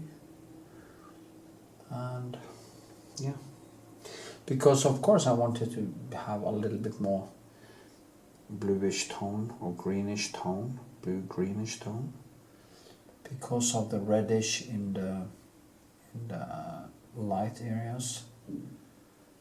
That way I get more out of the light, because it becomes complementary contrasts in a greater degree. Also, I was saying that I needed to move the face a little tiny bit.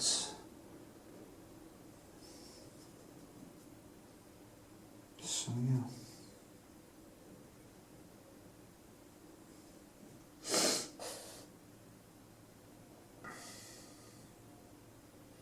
So yeah.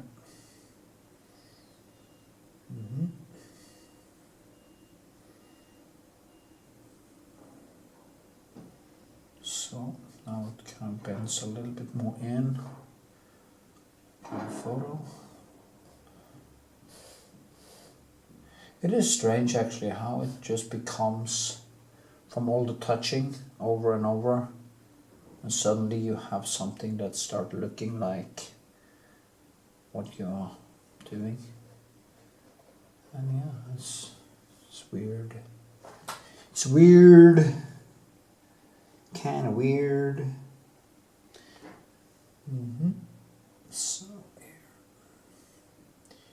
here.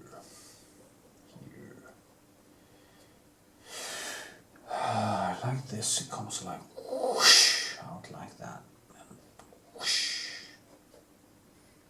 And there's a lot of stuff happening up there, but that is what comes when I start building more textures and stuff. Then it starts to fall into place. Sa, yeah, sa. Remember, this is the first sketch, and it's not going to be perfect. Just the first thing, so maybe it would be more interesting for you if I actually paint the face more or fill more of the face, because that is probably some of the most difficult thing to do in a painting anyway. So maybe that is actually interesting for you to see, that I focus, when I do focus on the or paint the face, I actually do it very much up close. Yeah, it's always be better for a short video, and maybe I could even make one standalone video just by showing how I build a face. So I need to use my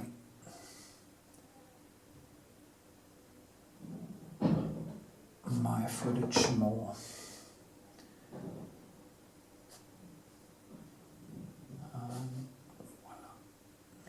This. Yeah, I think this forehead needs to, this one too needs to go a little bit more in here. And there's a light behind there too. I need to get that light back.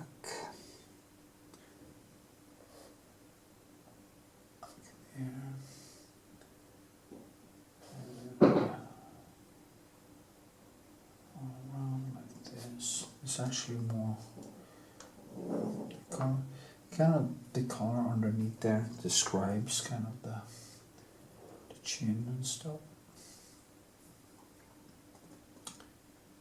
There are different things that are not right here, but you know, nobody's perfect. Isn't that how the song goes? Nobody's perfect. No, no, no. No, no, no, no, no. Okay. Okay, here too. A little bit of cadmium. And I'm going in here with a little bit stronger, more light. Try to follow some direction.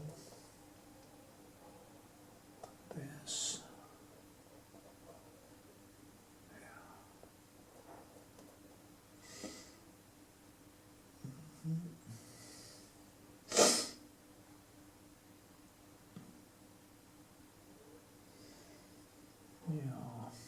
This one is also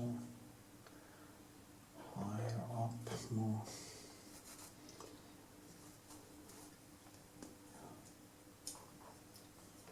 To do something with the nose.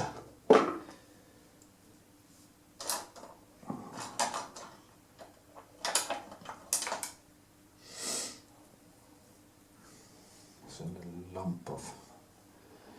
little lumpy nose. She's my daughter, so she has the same lumpiness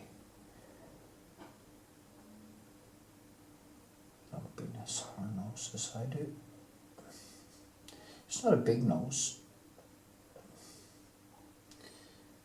It's funny, my girlfriend thought she had a big nose, but she has a very tiny nose. So that's weird how it's actually how the nostrils were. It actually triggered it, and it's not funny. You know, she has if she had a less nose than that, it wouldn't have been a nose at all.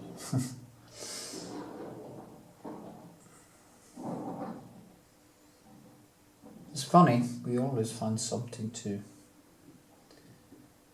that we don't like ourselves.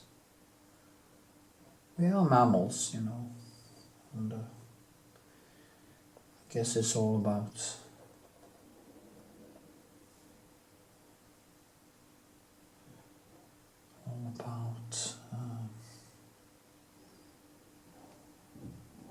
being seen and liked. It's the same for every animal in nature.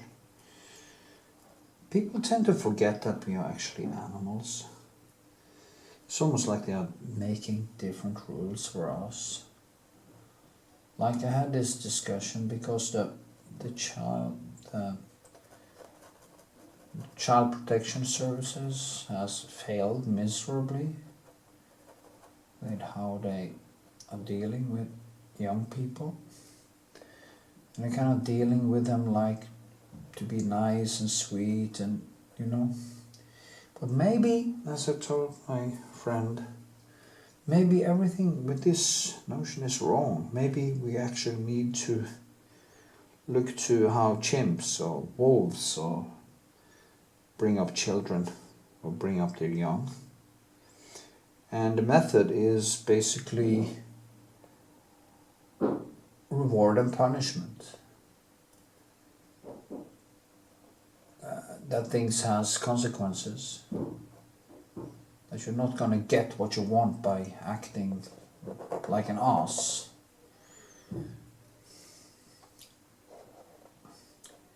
Chimpanzees actually take out unruly other chimps. They don't want the psychos in their midst. And even chimps know better. Anyway, that was another digression. One of my famous digressions, which do make my channel grow so fast.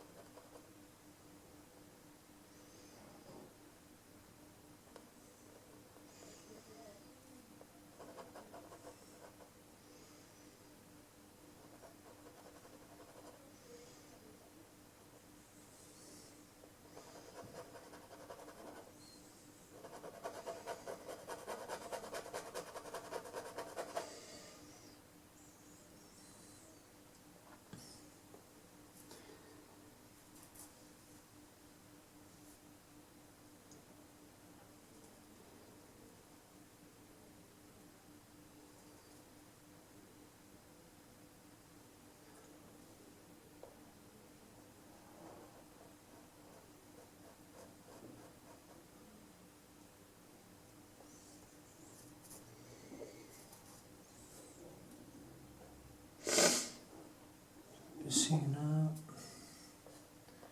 Yeah, I forgot that you were here again. See now. Just go in here and do some more details. Okay, maybe I should stop doing the face now because it's so, and just work a little bit more with other things. Like down here and stuff. Get the whole figure in. Work with the figure. Maybe I just go back. So then I can actually just let this be for a while now. Maybe try tomorrow. And I can actually go back when it has dried and I can do more painting on it, because when it becomes quite wet, it is starts, especially when it's so small, it starts to get harder to keep it clean and get new details in, because everything just kind of glides into one another, and yeah, things get kind of messy and hard to control, and kind of pointless maybe. So, but I think it's not that bad. So maybe I should just let it be for now. And yeah. I always become manic when I do stuff like this, so I really don't know when to stop, when to say, hey, enough is enough now, let it be, and just let it dry, and you can always work on top of it. So yeah, there's some light here. This comes out like this, it's very nice. And we have this one, and yeah, whoosh, like this. You can also touch it a little bit more as I later baby. Ooh, click click. This is in my here. Yeah.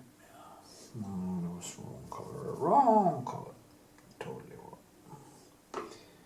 That was Van Dyke brown, and it didn't work that well. So just do it like this, and here, and here, and it comes out there. Some curls in. Now that just gives it some texture and something to work further with. And there too. And then I go in and I can tone it down actually with some, maybe with some burnt umber. I think that is better to use here. Then some mixed burnt umber and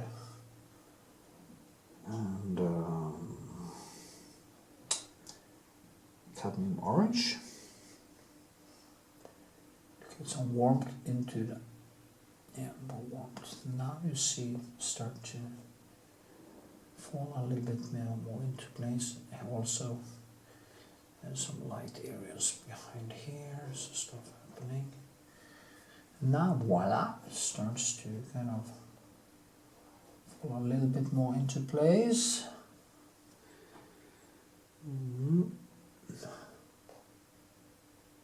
Okay, now I start to just solve some problems here. It's nice.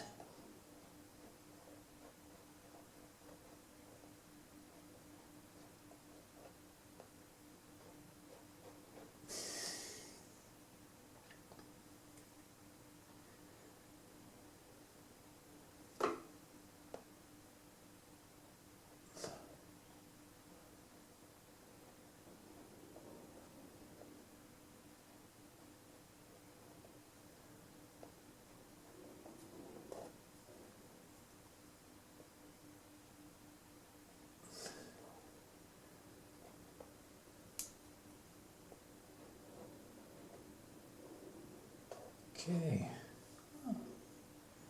it's better. It's a good thing I didn't stop, because now suddenly I started to see it better. Also down here. Yep, it's better. I think that nose is totally wrong.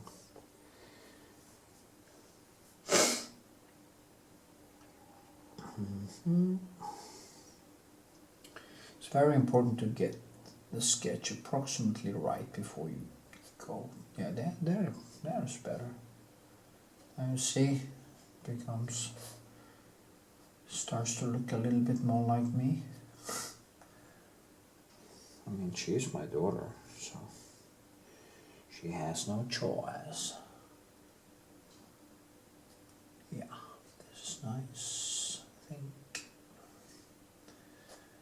See now, I hope you enjoy this.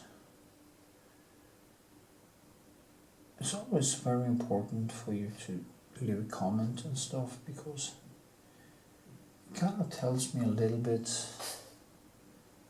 what you actually want to see.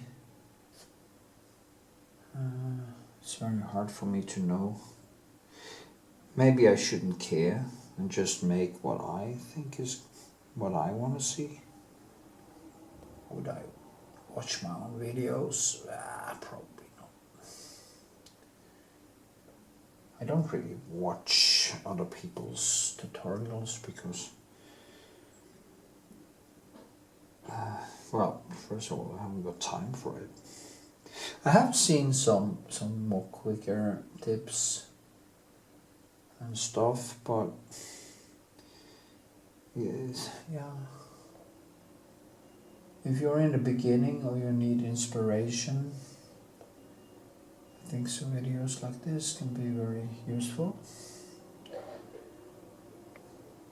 But as you progress yourself and you learn by your own mistakes, you don't really need that much input.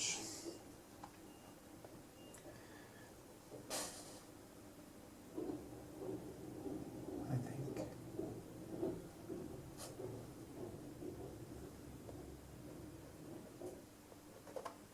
So some people who actually get some soothing effect from it. So that works more like a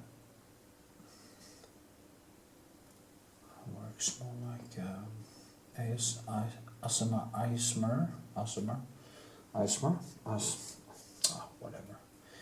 You never seem to get that word right, but you know what I mean.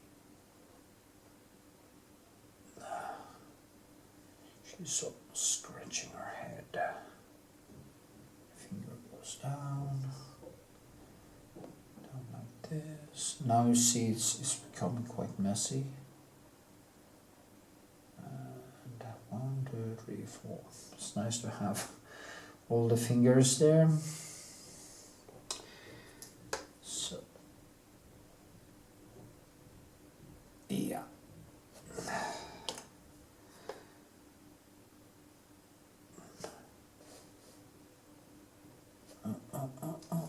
Messy. You see now it's kind of matted, or it's quite full.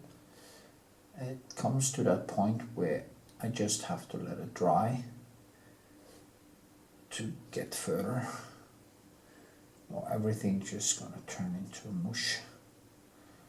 And we don't want that, so I'm just gonna add in a couple of highlights here, which I think can be the prick over the eye. You have no idea what that means. It means that the dot over the letter I. We say the prick, not the prick. Almost like, yeah, I shouldn't say that because I will become demonetized.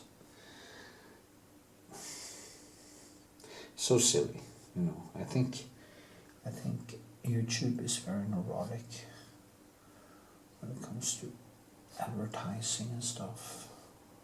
I mean, why can't I just say this? Why can't I just show people my artwork with a painting with some breasts?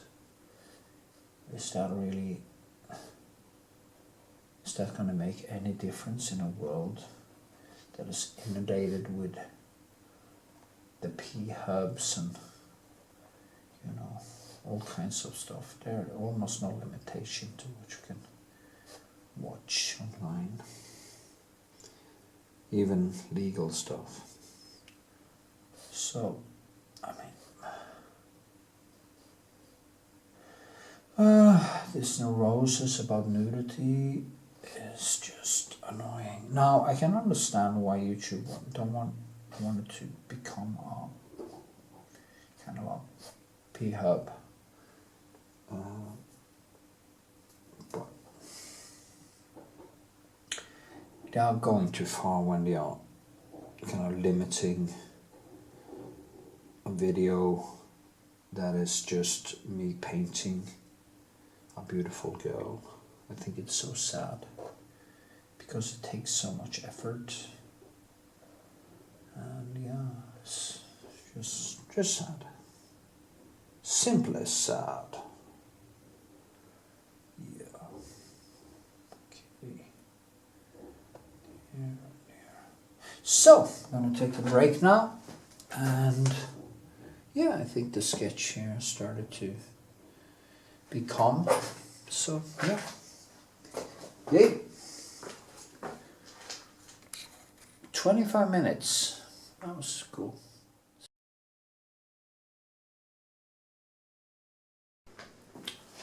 Yeah, I'm gonna get in the rest of the figure. I think it's smart to get everything in. Then I will fill in the whole thing, and then the first sketch will be done, and I can start to kind of just add things around, do kind of a touch-up thing. So it's a little bit too blue. It's very important to have some, what I've noticed is to have some, you know, the forehead is there, and if you see here, so see, this one has to go more in. She's a little bit slimmer, and then the hand comes out here. This one goes a little bit longer down like this. Maybe like this, yeah, or like this actually, I think. So, I think that is more correct, but I will adjust this as I go along. Maybe I should do it now. So it's the beach behind there, and actually it's very nice to work with these small things. I enjoy it a lot.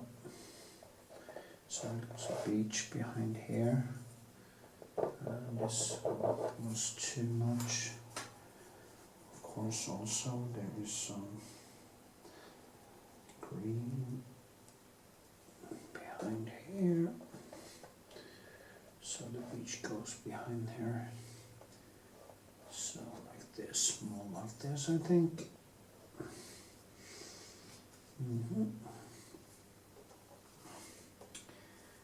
Get away some green, and yeah, a little bit more out here, and this one.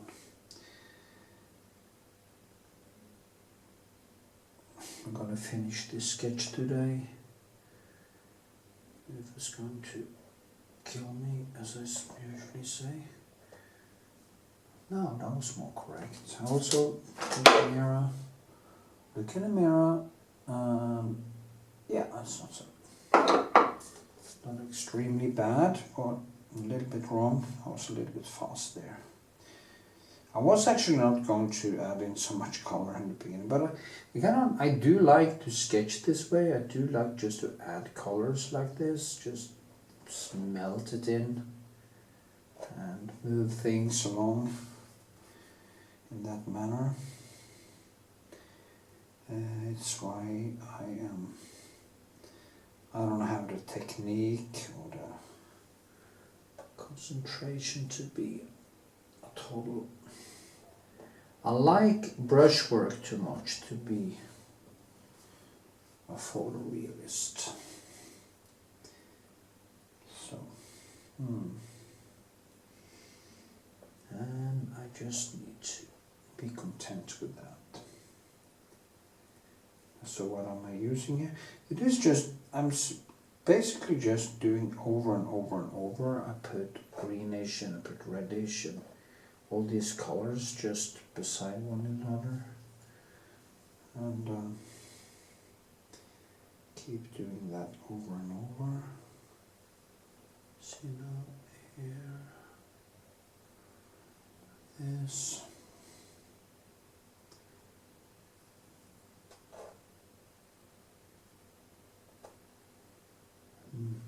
And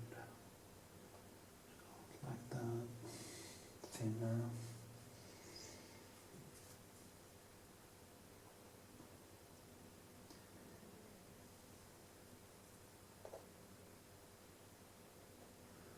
I was actually going to show you my palette.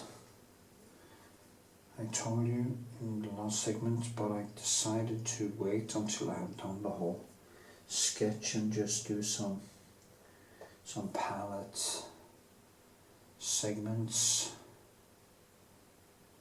later. I do have 2 cameras, so maybe I should try to actually film from 2 angles, so I can have, when I do the palette, I can do both. I could actually fill my palette and add my palette up there, so you can actually see when I talk about paints. That could be one of the things I could do. Look into that, how I can actually get both of the things at the same time. I also think it's nice to have a segment where I just focus on the palette and you just see what I'm doing there.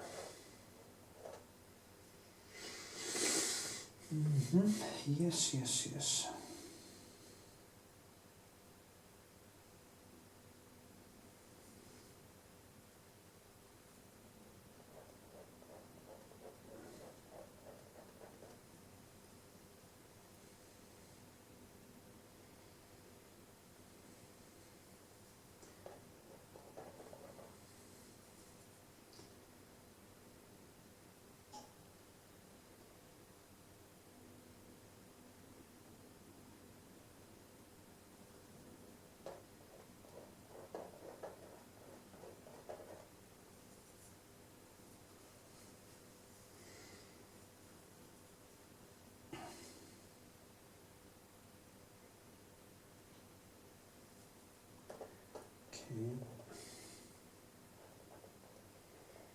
Yeah, I just want to add, basically what I'm doing here, I'm adding sunlight.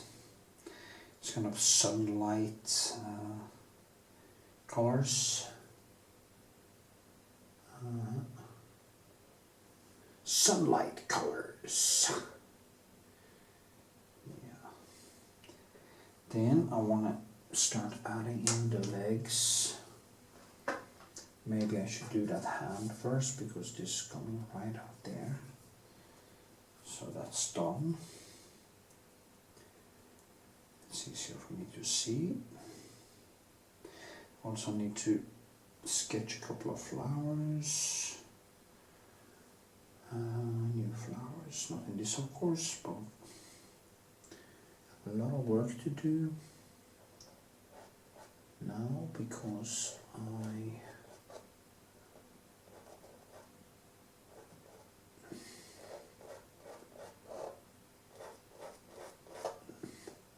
have this exhibition coming up. So, see, I'm going to try to use the background here to fill in.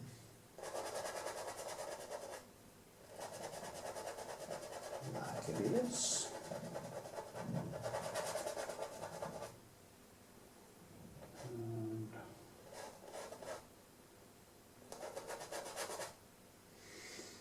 Mm-hmm.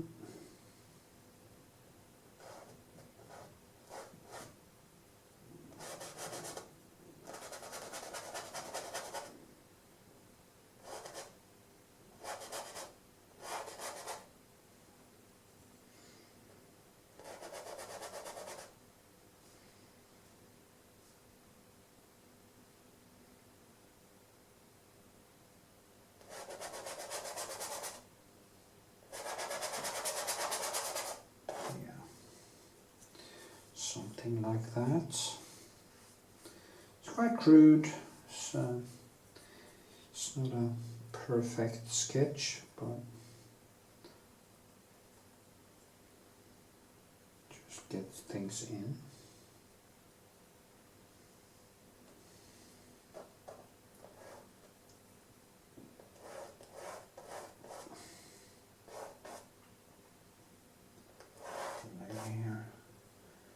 Foot. She's looking at her foot. I told her, I remember telling her, look at your foot. Look there, look here, look there. Hmm. Yeah.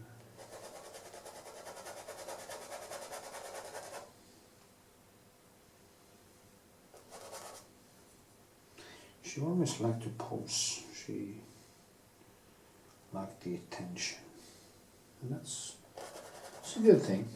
You know.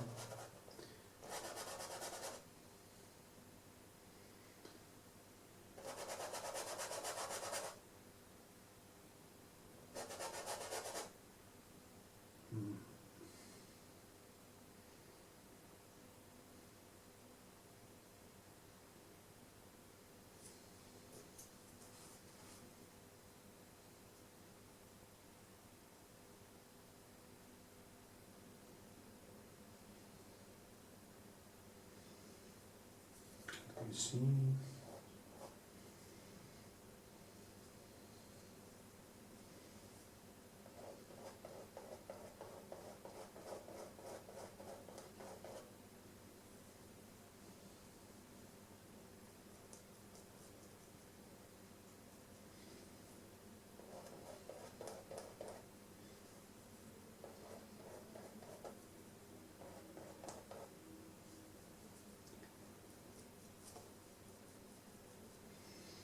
So.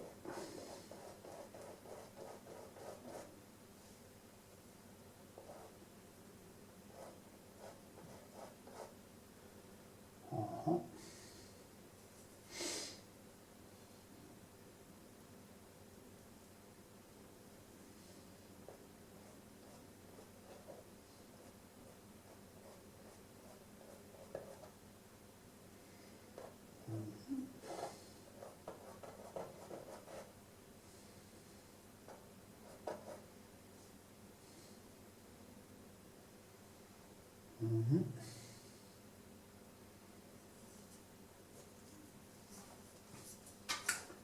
I'm thinking, see now, yeah, her leg is a little bit longer, I think.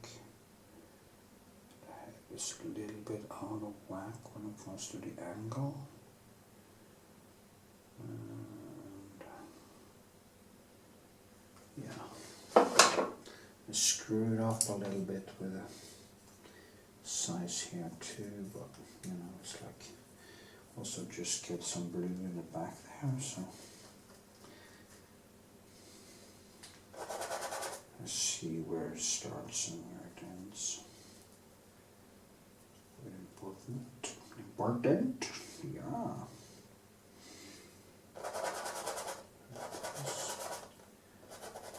And up here there's a beach behind there.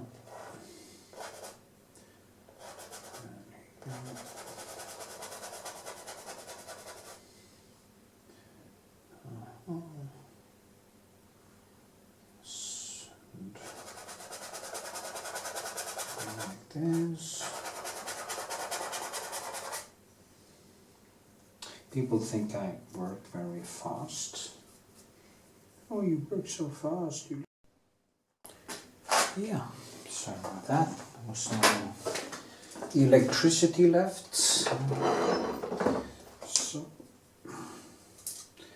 go down here and add in the legs.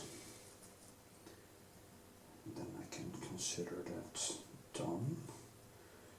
Then I will go over, just go in here with some very reddish color. And here, and like that, behind here, shadow. It is very liberating to do these sketches. Things go fast. It's like eating, as I say, it's like eating pizza. You get all these instant gratification things all the time. It's very, very nice. And yeah, so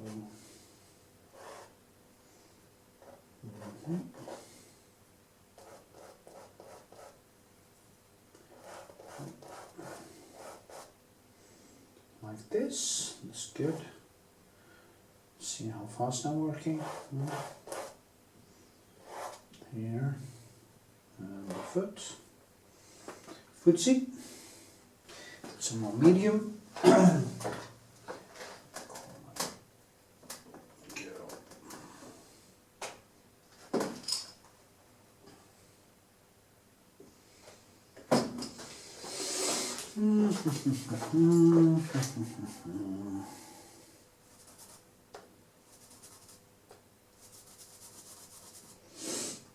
So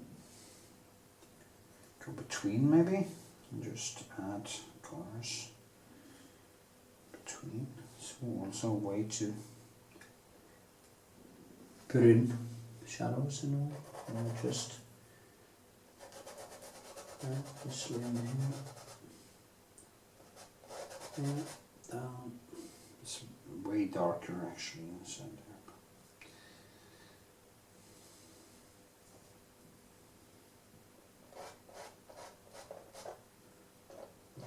This and here.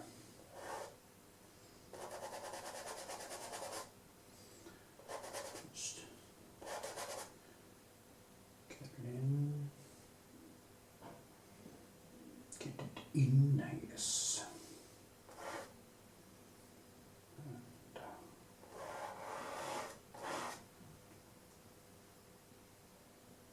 And yeah, I don't know.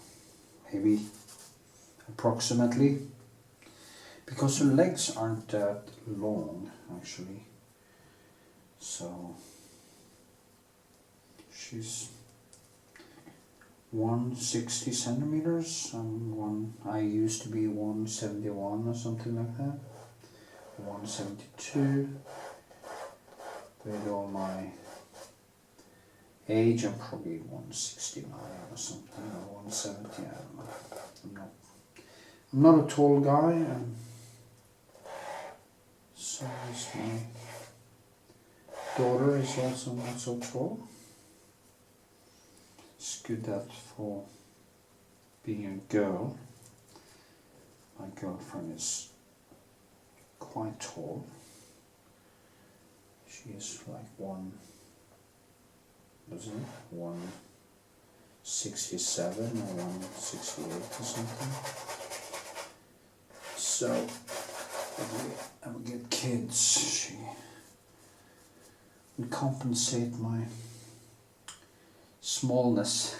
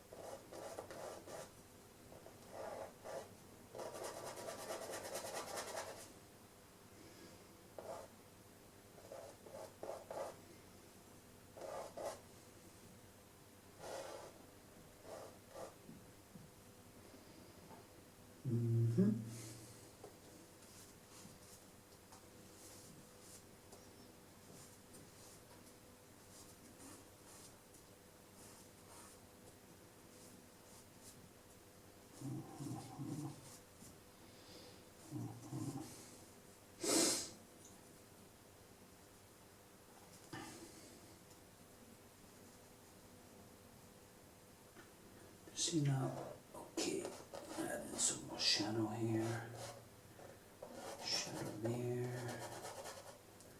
shadow this.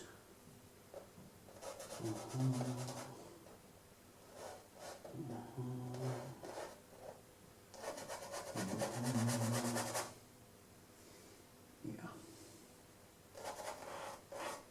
This.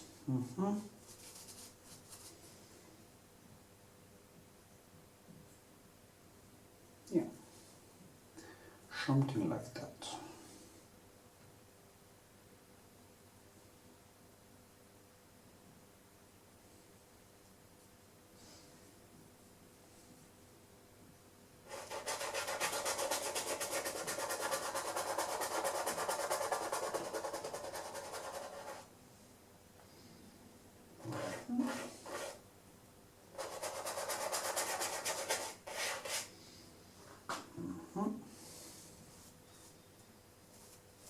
Yeah, I think I should maybe I should just work a little bit with this, playing some music or something in a few minutes. And actually use a bigger pencil to cover more ground. So, and yeah.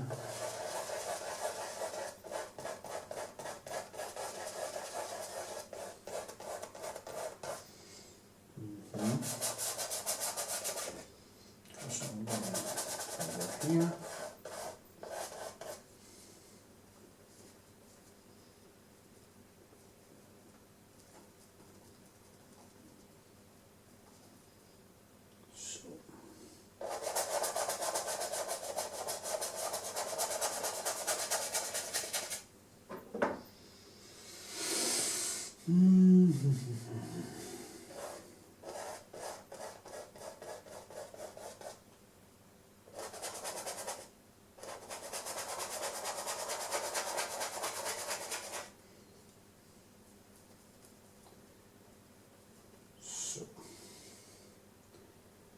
I don't have much to say now, kind of low energy. Could need a cup of coffee or two. And basically just do some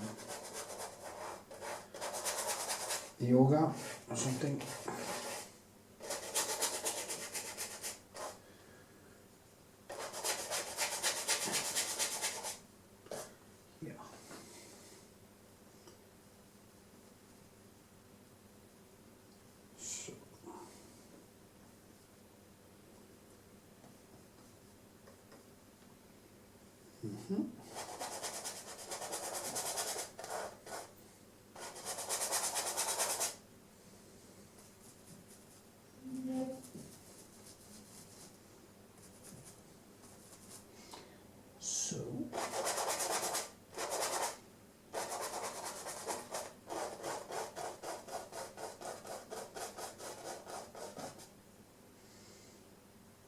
You can see how easy I do this. Just shape what's around. I just build, kind of, I go in between. I try to pick up as much information as possible. It's funny actually how it's kind of compartmentalized. What is the brain does it in compartments in a way. So it's kind of weird. I can actually feel that I'm picking up information and just adding, subtracting. I can almost feel it. I remember when I was in art school and we had this thing, Micro thing, that made me start my journey into a more conscious state of being. We had this course with this sculptor called Nasilovsky or something, I don't remember totally correct how to pronounce his name, but he was a really brilliant sculptor. But I remember I could actually feel my brain boiling. That is how much I was thinking and how much my brain was working with all the new information that I got on that course called Micro, which means inner and outer room. Micro is like the macro space, which is outside, and then you have the basically micro space that is inside or in between the objects, in between the thoughts, and consciousness lays somewhere in there, between all these things. Consciousness is something that appears when you start to absorb or see the things that aren't obvious. And to see the things that aren't obvious, you really need to know the difference between objective truth and subjective belief. It would actually, if everybody knew the difference and followed the evidence, it would basically be the end of religion. It would be the end of superstition. That is the only thing we need: honest introspection, real honest introspection. And nobody would believe in fairy tales anymore because they simply couldn't, even if they wanted to. Even if you actually want to believe there is an afterlife. I would love there to be an afterlife. You won't be able to delude yourself because objective truth or what you see objectively will actually stop you from being able to do that. Despite your tragedy, despite everything goes wrong, despite the fact that you are going to die, despite all these things, despite losing a child or despite losing basically everything, you can't really believe in things that doesn't exist just to be comfortable. The sadness is of course bigger, because if you can believe that your child is in heaven, it will probably have a soothing effect. I personally would be really mad at the gods or God if I believed in one. Just the fact that I'm going to die someday. I'm born into existence with the potential for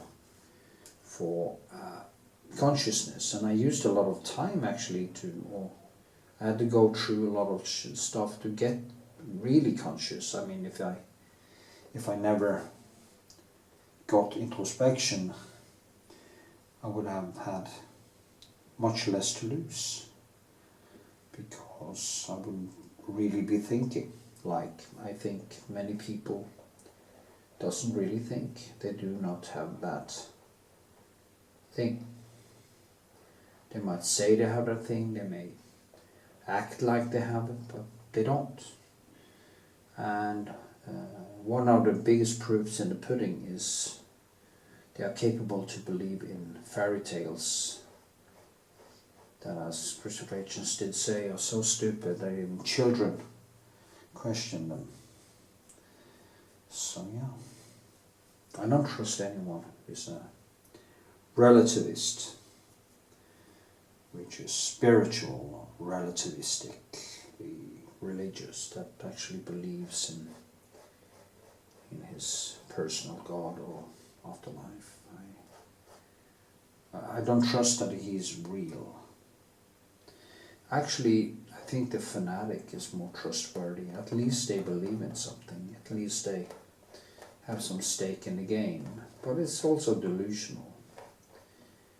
So,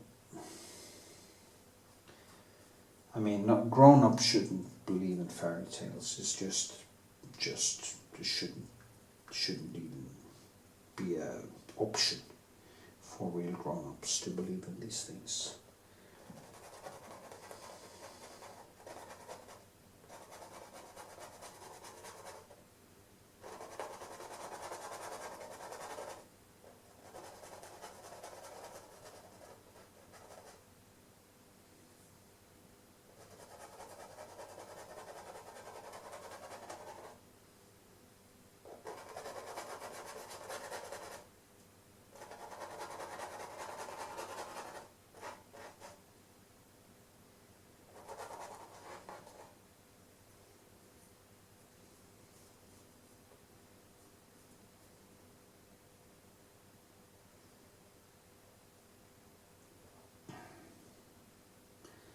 So, yeah.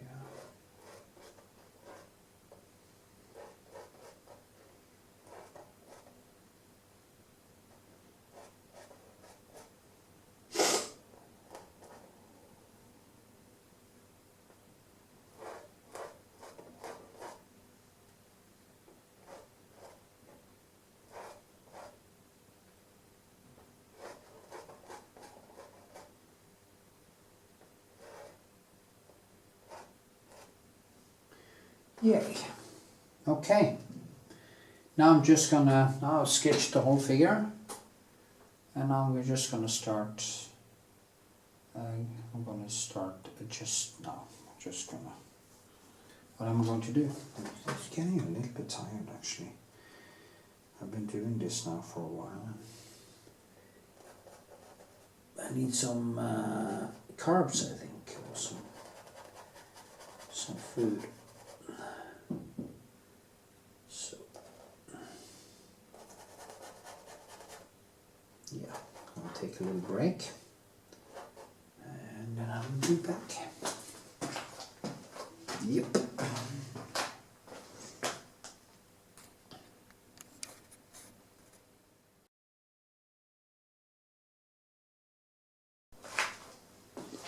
Okay, I'm gonna do something more with the legs here.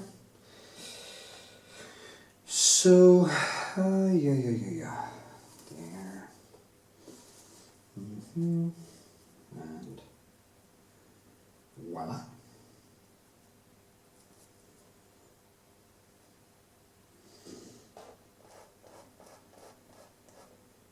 It's quite, you have to go kind of in with directions and stuff.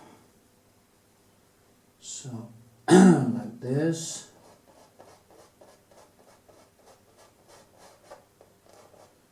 And yeah, here.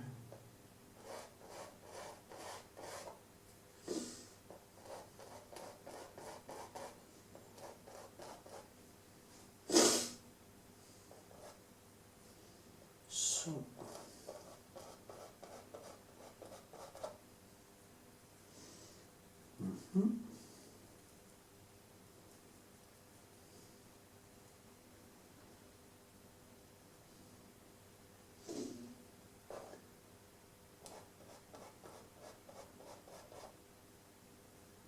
Okay.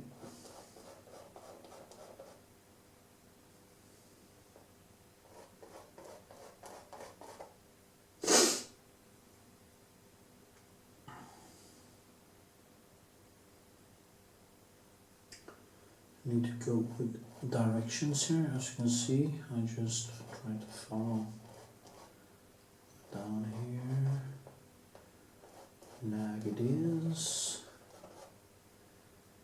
Yeah, like it is, like that.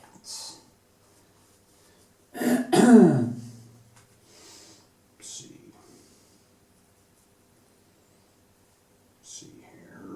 here.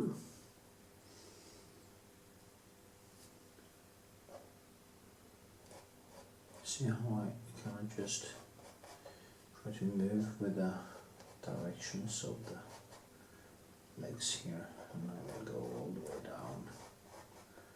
It will be easier for me to see this when I have kind of gotten in more of all the stuff here. Pretty sure about that. So I want to do these legs a little bit darker, or more reddish, and add some more shadow.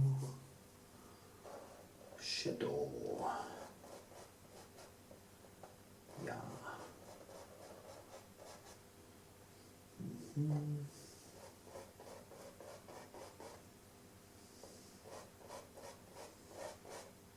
So.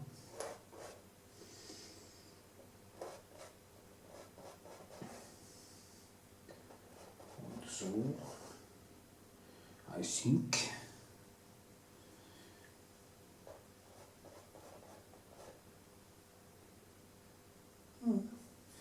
must be way darker.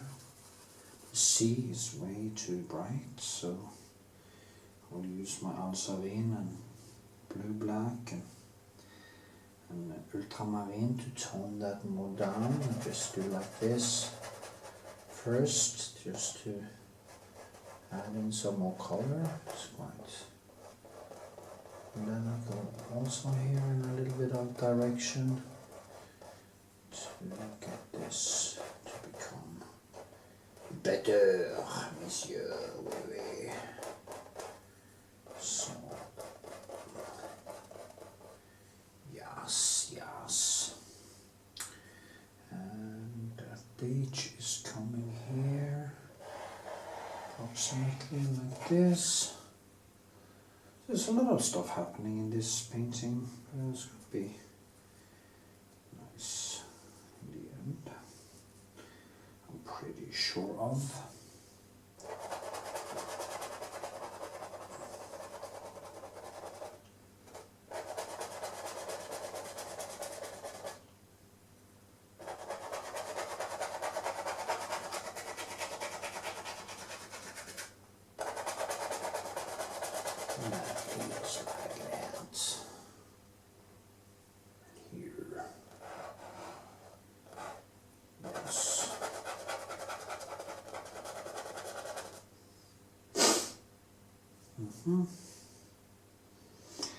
It's quite expensive paint I use, old home, so I use a lot of paint also. So, yeah. So.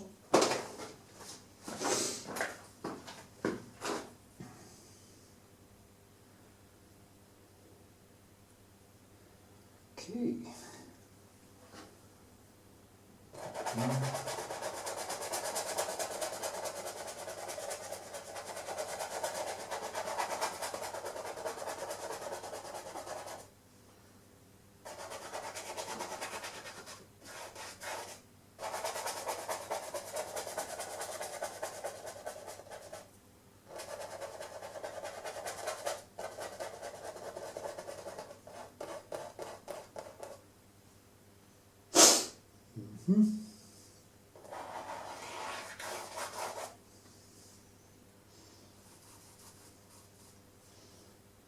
And voila.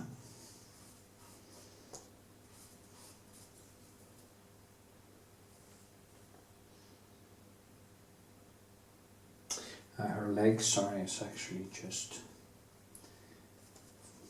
getting downward into the sand. It's a very nice effect. So, see. Let me see. Here. Here.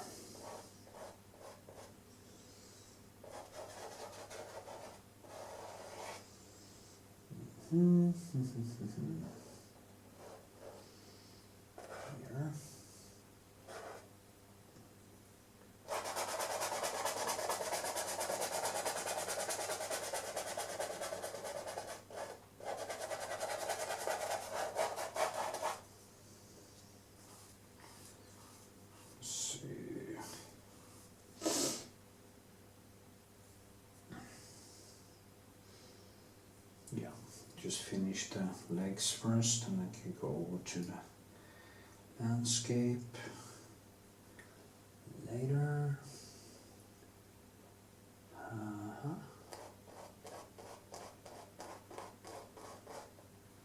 So just get some warmer colors into it. So it's not that white. Like this. These. You know, it's just the first gazelle or gazelle. Now, I don't understand why people are using that much time to carefully do these very meticulous one nuance sketches when they can just go right into the paint and just bang on. So much better. So yeah, I don't know.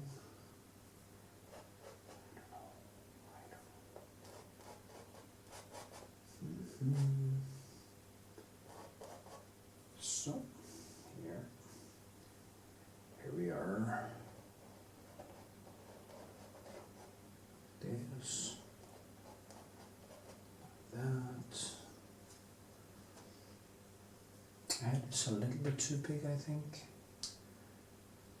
Too, or is it? It's quite hard to understand, to see actually. Not to understand, but to see. So, what I will do now is start to just work the things that are around her. I want to get in the whole thing. And, or maybe actually do a little bit more work on this now. Let's see if I can. There is such a sunlight here, just beaming out of the painting. Take a look in my mirror, see if there is a lot of mistakes, and I just think the head is a little tiny bit, I think it's the angle, or it's not so much actually, so it's not a catastrophe. It's not something I can't fix. And that's the thing with oil paint. You can always, you see that in Rembrandt's old paintings too. He did a lot of adjustments and stuff. So yeah. Here it is.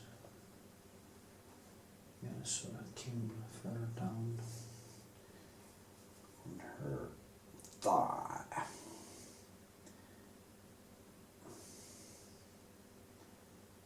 So,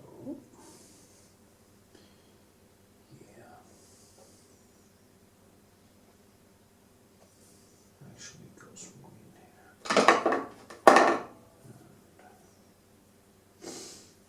And, yeah.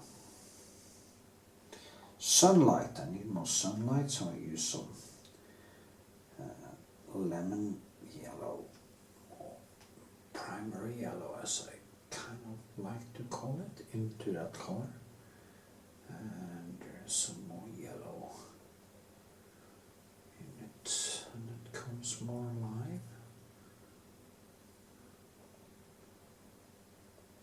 Yeah.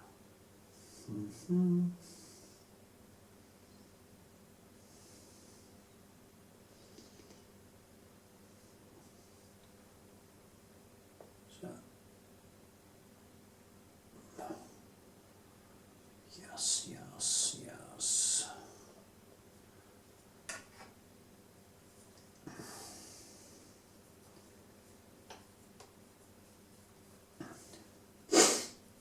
So,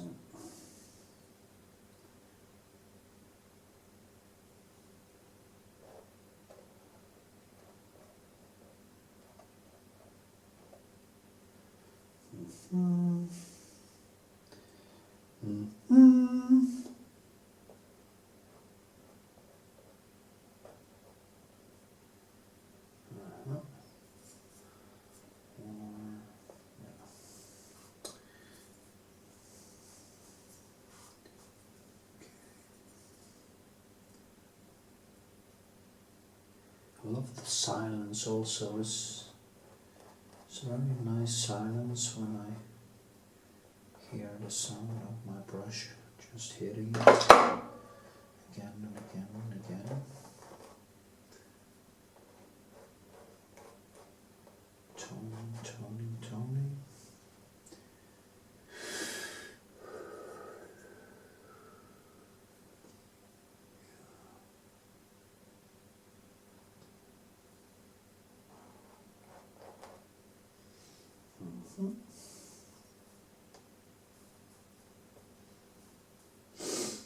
So some Alsavine, some of my maples, reddish, tone that down, and then kind of mold his hand a little bit better. Tone it down a bit. Here, and then I will add in some blue in the back there, so you can see the sea between here as it is. Then I will add in some highlights. Yes, like this, and here, and behind there. A little bit more up here, actually. So I think that is a little bit on the right track. Maybe it doesn't really matter that much, you know. It's like I will fix it many times. So.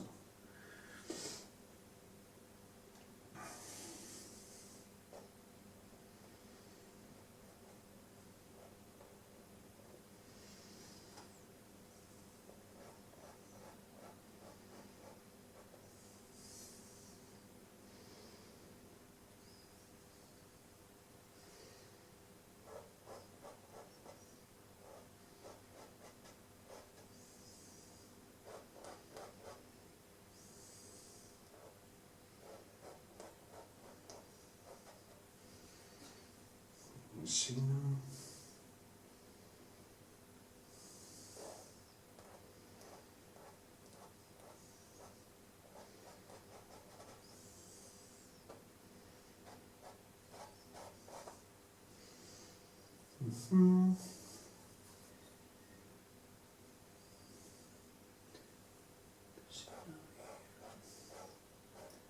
Down like this, and then the direction.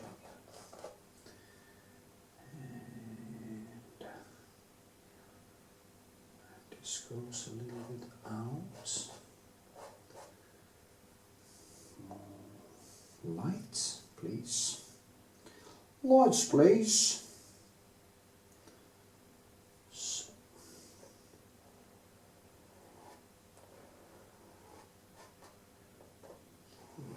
Yeah.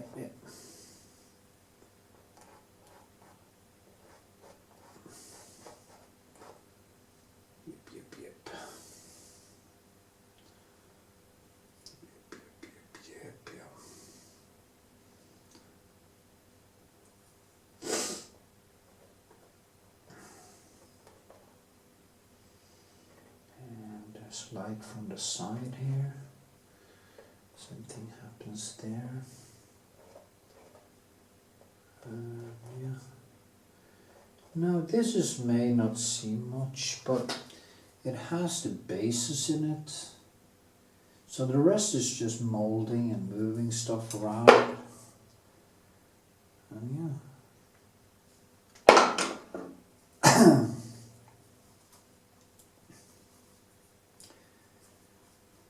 What I do is I do the whole thing, then I start up with a face again.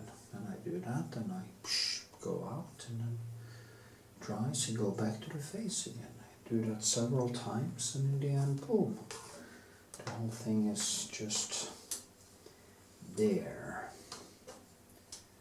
I see there are some problems here. I do think that the head is a little bit too big.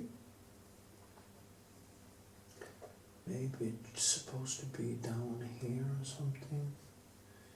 It's not easy to see when it's so painted as this, but I think it's something like that. And the angle, maybe. The head, you see now, just tiny bits more. And see also, oh shit, yeah. Haha. Oops. That's why I shouldn't talk when I am painting, because I lose my concentration a little bit. Yeah, because that finger goes underneath the other finger there.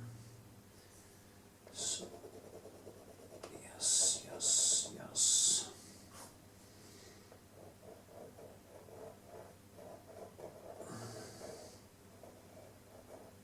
Mm-hmm.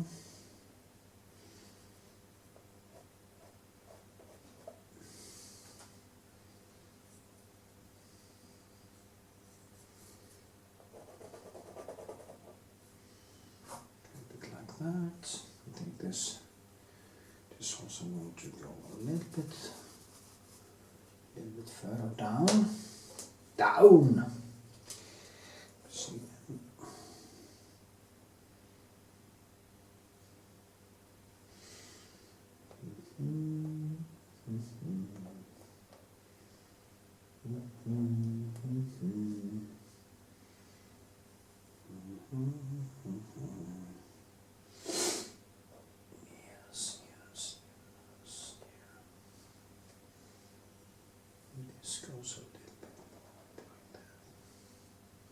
I think this is actually way better.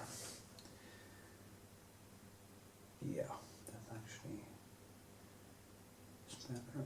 The angle of the face has to be a little bit more tilted like this, but that is what I will do in the next layer, because if I start to mess up there now, it's just going to turn into a mush, and there is no point in doing that.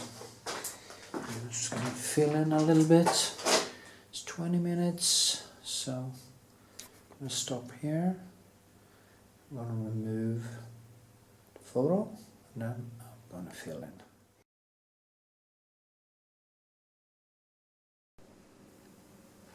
Okay, here we are. I'm going to start filling in, as I said. And since I only have this, I have this over there. And yeah, I'm just start filling in. It's not a thing that takes that much time, maybe an hour or so, just to fill in everything, and then I will start going over it after that again. So that's how I do it. That is how I do it. Yep. So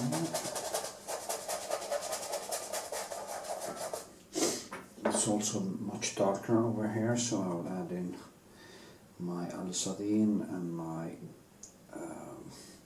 blue black. Coming down. Now I don't follow much direction right now, because this is just to get things in a little bit fast.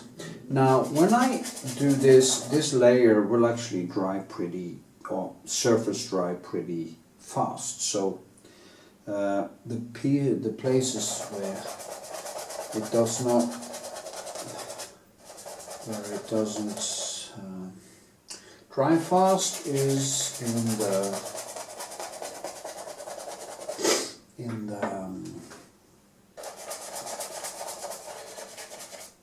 places where I add in thick colors, of course. Sorry about that. My mind sometimes just take a walk in the park. That's exactly what I did now. So. Yeah. Yep. Okay.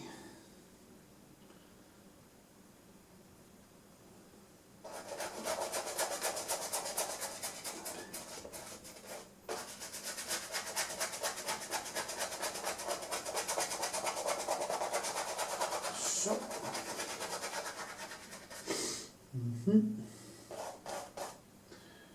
Okay. Then I do the sky. And I just do the sky here now. Just start maybe here and then just walk off. Take this afterwards. A good way to do it. Also some cobalt and French ultramarine here, and Prussian blue, of course, it's very important. Whoop. So I'm almost out of paint now. I should put on more paint before I started painting today, but it's very typical. Yes, yes, yes.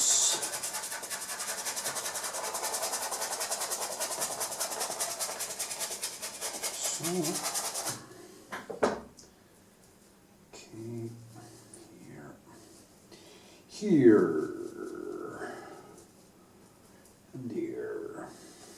See, so this, like this, like that.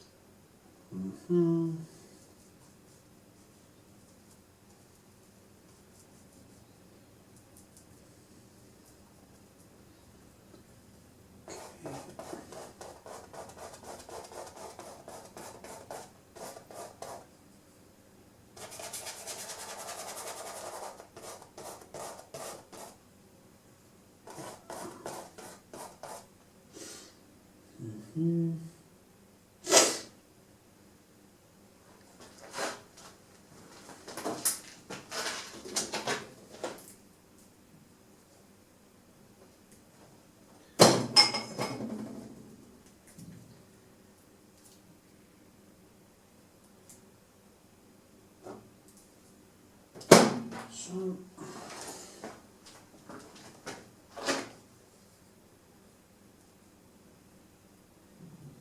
Okay. My paintings have a tendency to become very blue because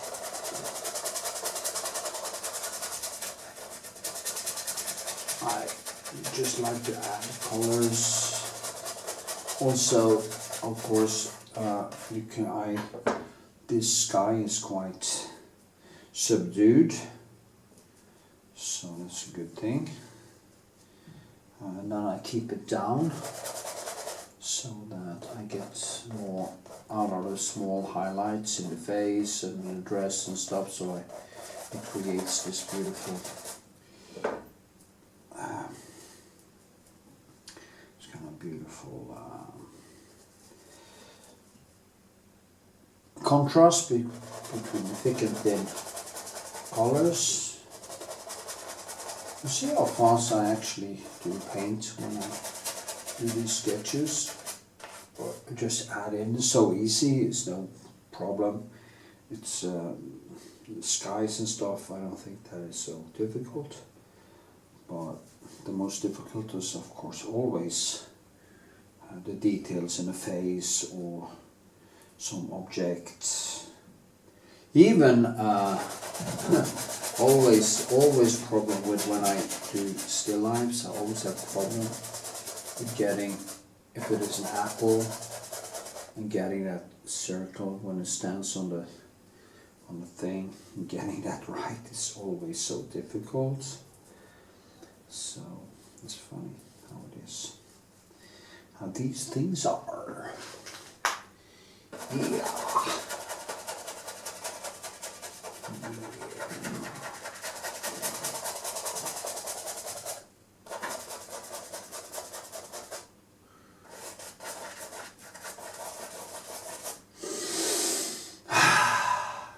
Let me see here.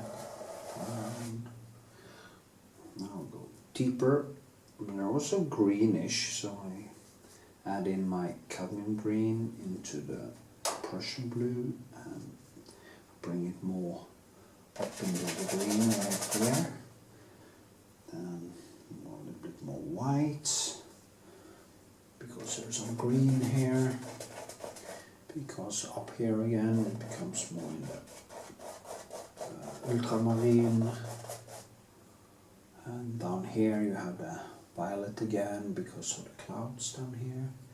So it is basically just everybody is shocked when they see a rainbow. Well, I see rainbows everywhere. You know, I don't have to see a rainbow to see a rainbow. The rainbow is just shows you a little bit more clearly what colors are already there. You just have to look for it or teach yourself how to see it. And when it's seen, it's very hard to unsee it.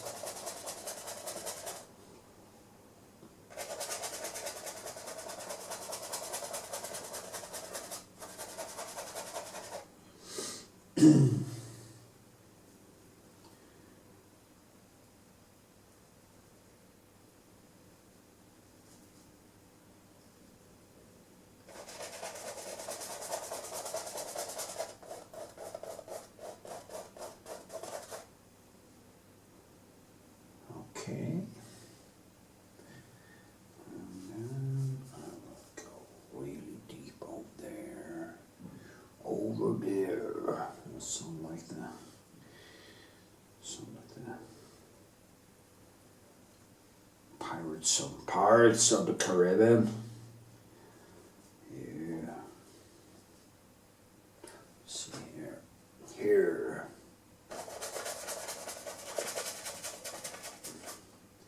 First I just add in fast things that are approximately like this.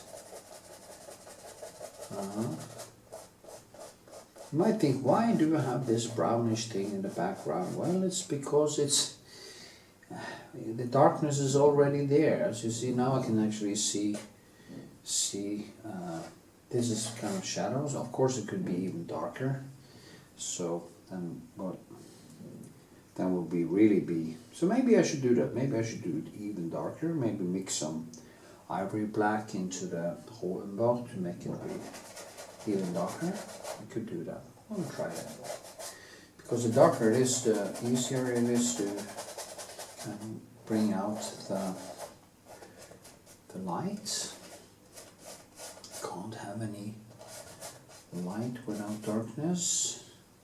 Well, you can have light, but you can't really. You have to measure the light compared to something. So yeah.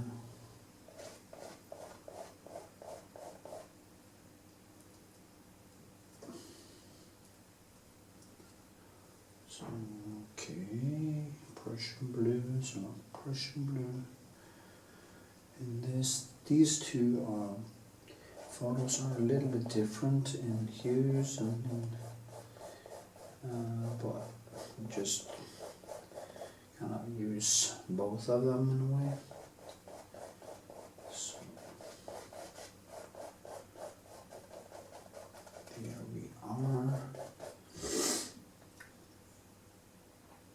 And then I will add in,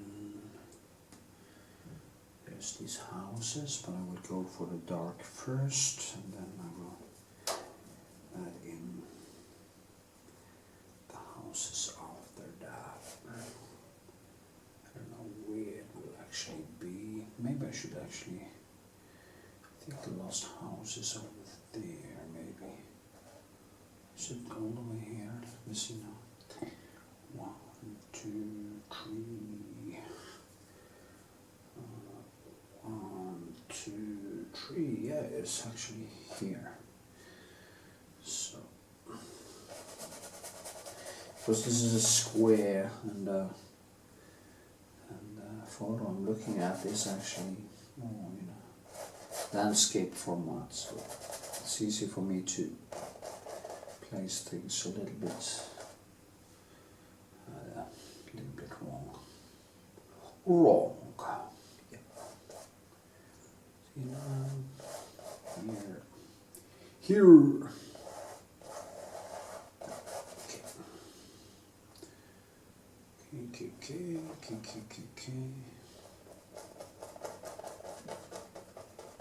Yes.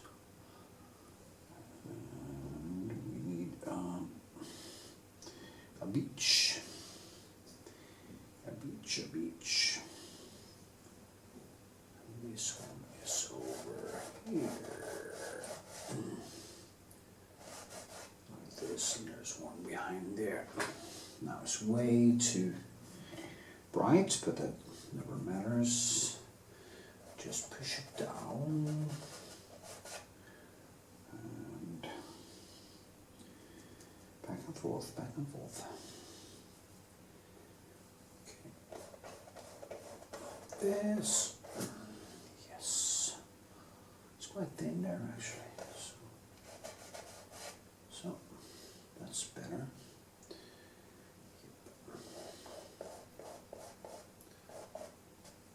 Oh,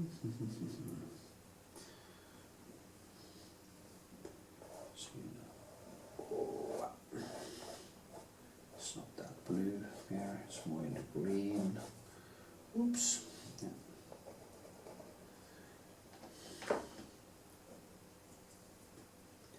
Now you see I'm starting to work a little bit more in the directions because now everything is kind of in. So you can see here it's almost dried, and it was just a few hours ago I painted it. And then I can go this way, and that way, go this way, and that way. Depending on where you are and how you want it to manifest. I kind of thinking sometimes I sound like that.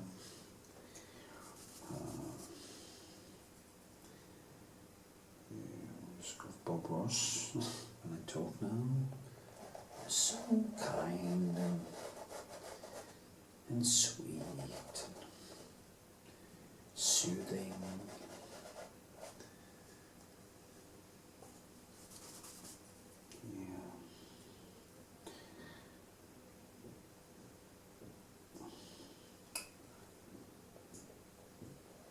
I guess everything has its own charm. And the dumbest thing I've heard when I posted a video, you know why Bob Ross paintings suck. It's oh yeah, but people, this is not for advanced people, it's just for like almost they say dumber people so they can have a hobby. But I mean, you don't help people by teaching them mediocrity, teaching them to be bad at something and teaching them tricks that makes them feel good. It's easy to paint a landscape, just to line up some there and have some sky and some sea and stuff, and boom, you have a landscape. It's not really a problem. Problem starts when you try to go a little bit deeper and you start to use more time and you add more textures and you try to maybe draw something in a little bit more correct. That is when you get into trouble. So, yeah. Yeah, I'm just going to see how much time that was. That was only 16 minutes. Wow, wasn't much.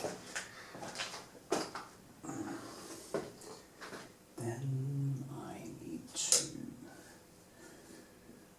yes, go kind of down there, like this. Yeah.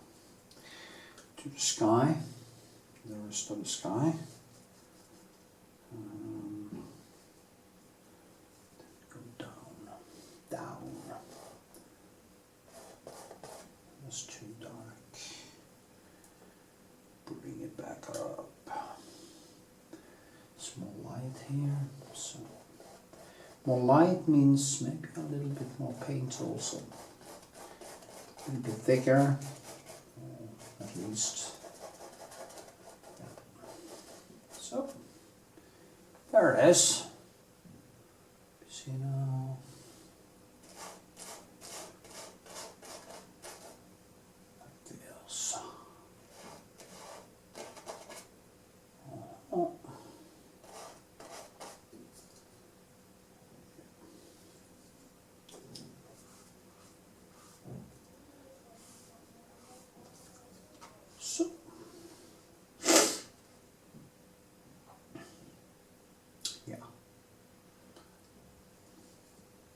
Now I need to paint the beach. Almost said the beach, but it's not the beach, it's a beach.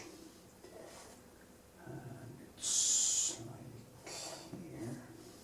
See, in thick colors. There's some dry colors here, I can give some kind of good texture. Yeah. So, of course, you can't paint a photorealism in this way. You have to be very careful. Start very slowly. And I'm tempted to try it out, actually, see how far I can get, because I have some really beautiful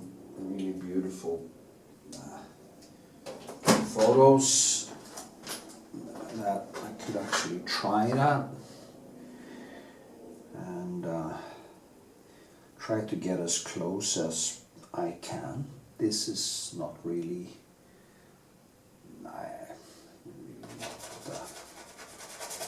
the best for it, because the contrasts are so big and everything. But some of my absolutely best photos, which I haven't painted yet, great.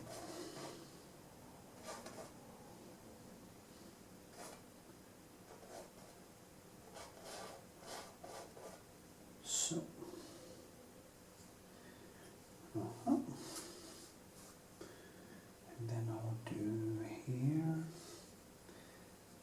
the same thing. I kind of have to really like how the sea is hitting things here.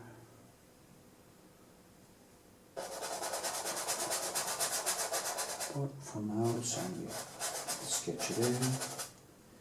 So I get kind of a full painting. So, and do directions now. Of course, it's way toned down. It's also a little yellow over here, because it's a beach, so I guess there's a lot of things.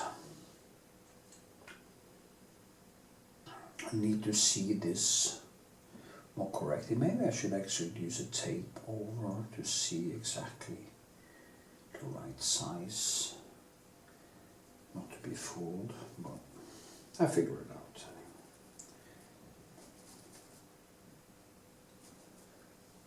See now.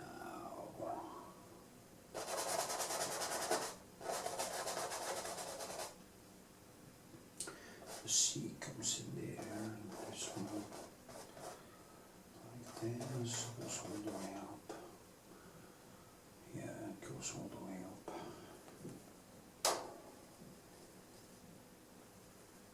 So.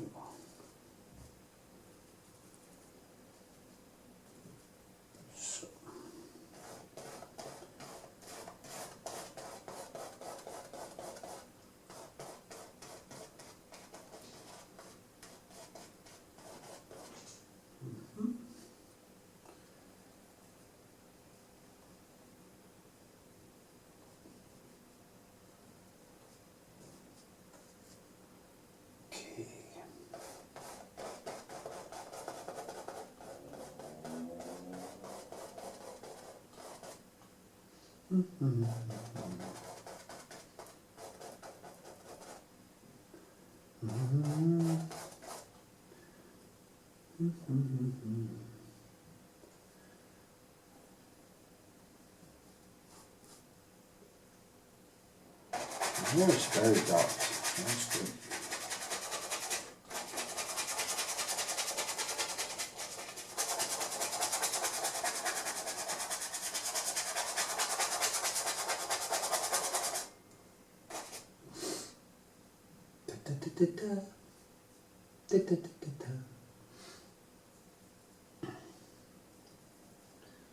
So. So und so.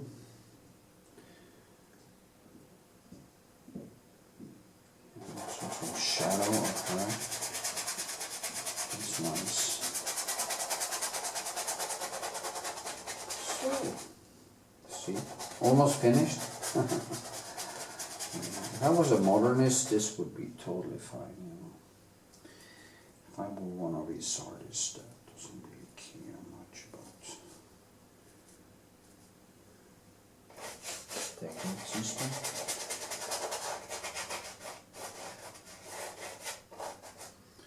Okay.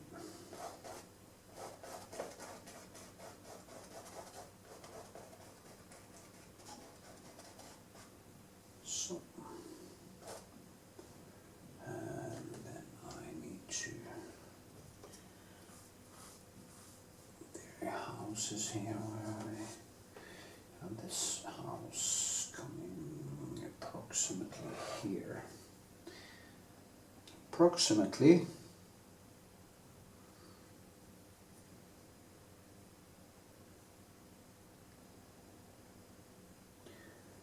It's kind of over. Oh, it's actually a little bit closer because this comes there, approximately, and then there, and boom, there it is. The house, and then there's a house there. I think, and it has a red roof. Yes. Now I'm actually looking at the, just point stuff in here. Yeah.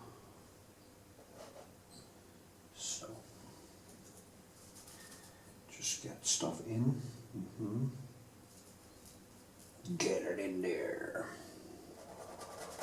And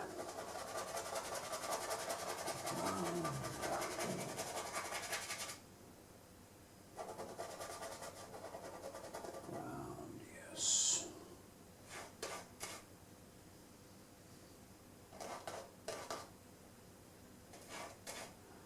Okay.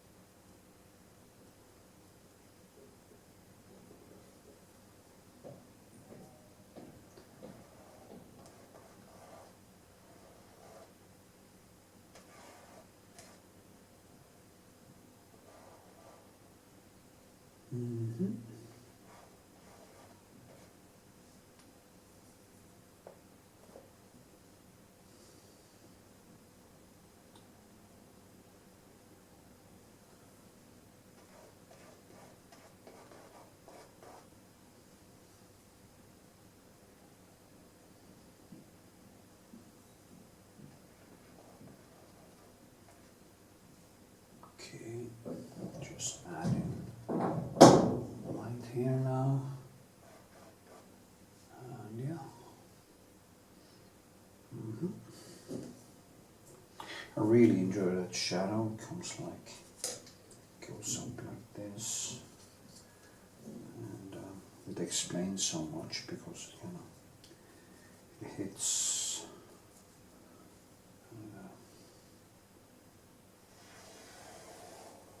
Shadow, you know, the light and the sunlight hits her, it comes in there. And explains so much, also go between her legs here and in there, so you get this. Also there's a shine coming down, you can actually see her because it's wet around her here. So yes, it's very interesting actually. Actually.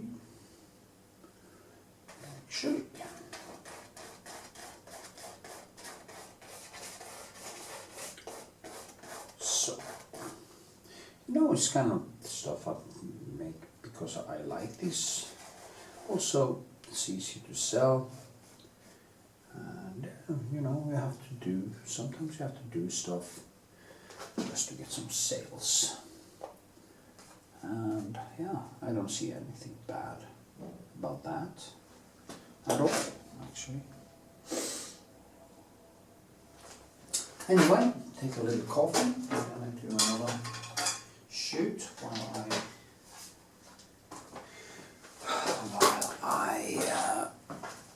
add in some more paint details and stuff. So oh, this is very dark now. Why?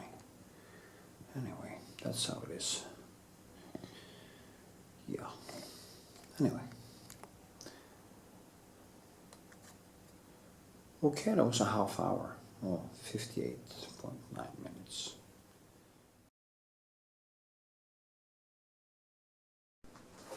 So here, gonna mold some more for a little while, and then I'm gonna let it dry a little bit to tomorrow, and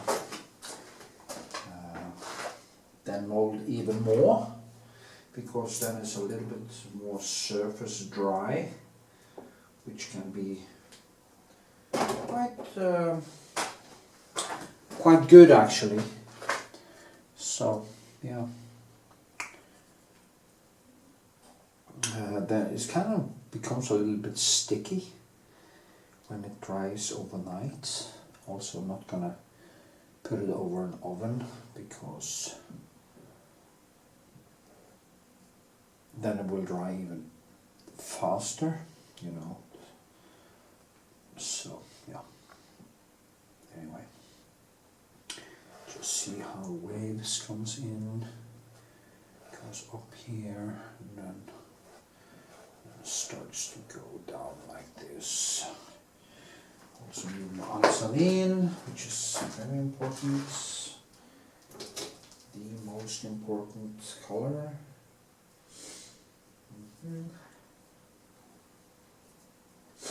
I feel like I'm a little bit stuffed. I have a little bit of a cold actually, which is not so good. Let's see now.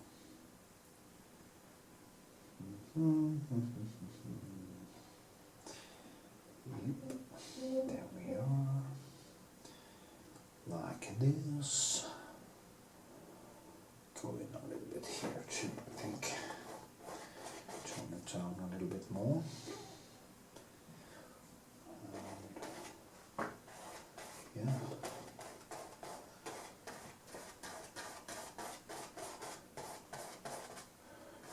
Also have this sand. Very nice sand on this beach. The beach is called Åkasand. It's in Kalmar, Norway. As I said, where the Vikings used to live. Yeah, so. I mean, the Vikings did, of course, live in the whole country, but it was more of the famous, like Harald Hairfair and these people. That is depicted in the Viking series, which is of course totally wrong historically. It's just ridiculous, really. And, but you know, it's funny with series like that. Actually, they start out pretty good and then they just turn to crap. Total crap. Now, when I start molding now, I'm adding more thicker colors because I start to build up textures for later work and more focused texture. So that is why I start to go more in directions and stuff. Like the sand is like this, I don't go this way because the sand on the beach is more like in that line there. Actually, I do mostly do not like to paint this way. I actually do like mostly to paint this way. And it has maybe to do with then I feel I have more control. Sometimes I do like that, but that's more for scale. Then I go in and I pull things together. When it comes to this behind here, I can actually tone it a little bit more down. So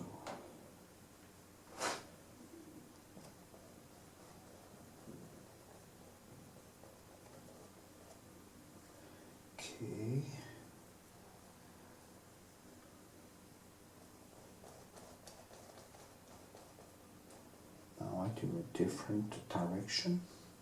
Also want to try to use a little bit of that ivory black here. So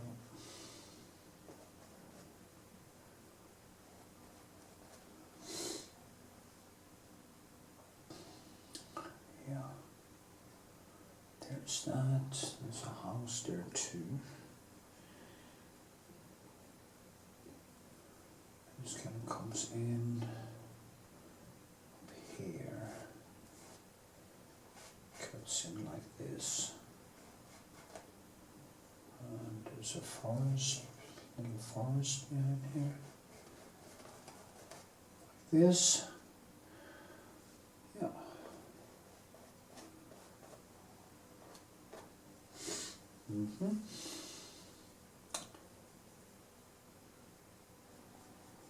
Maybe you think it went fast because I did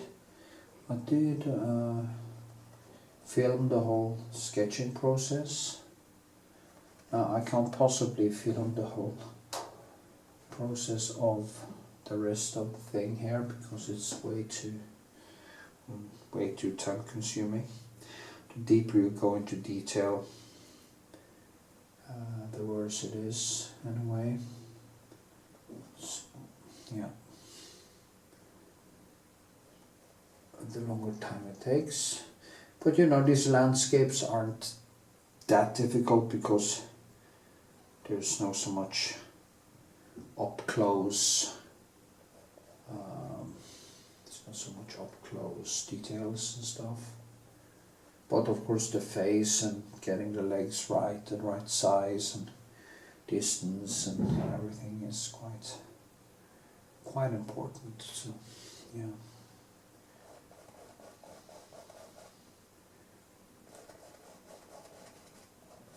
Shouldn't underestimate the difficulties of that.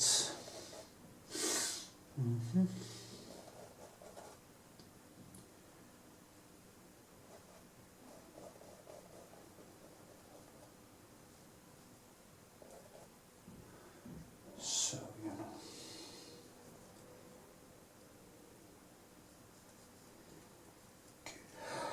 I'm a little bit tired because I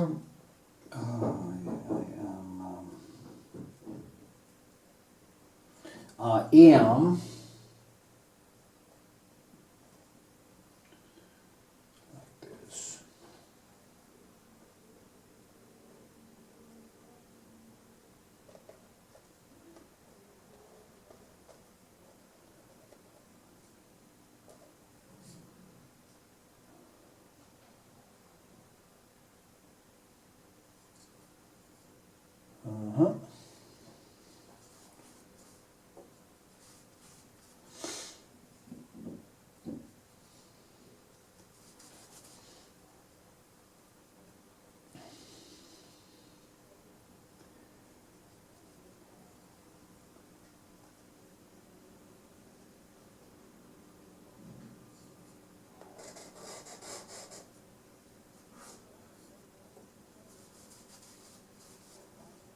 See now.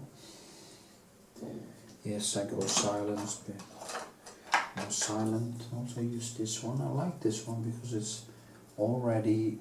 You see how it ends up. I do like this, and then in the end they become like this, and it becomes a very nice tool because it's kind of shaped after like a piece of rock on the beach that is shaped by the sea or mountaintops shaped by rain and wind. This is shaped by all the touches I've done, and kind of becomes a very nice tool as long as they last, of course. So yeah.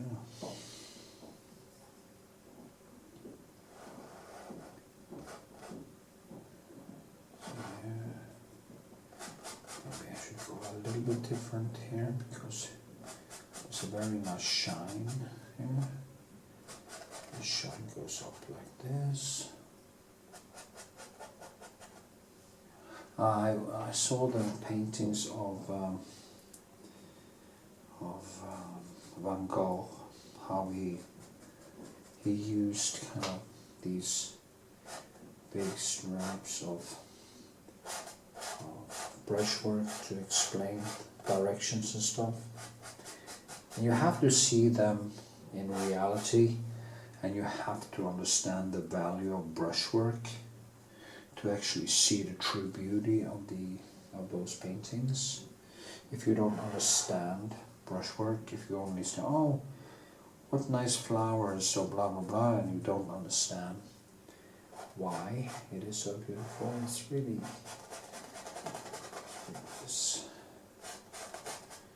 really missing a lot. You know. So, see here, add in a little bit more details. Here, lumpy stuff. There's some seagrass on the dried seagrass.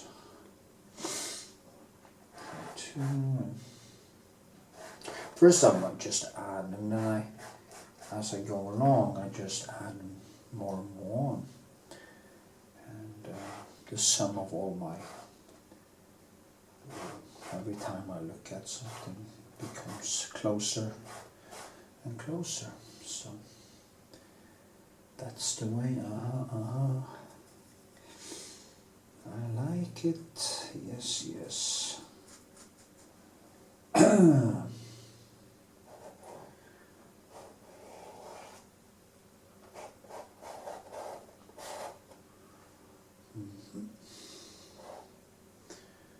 Yes, yes, yes.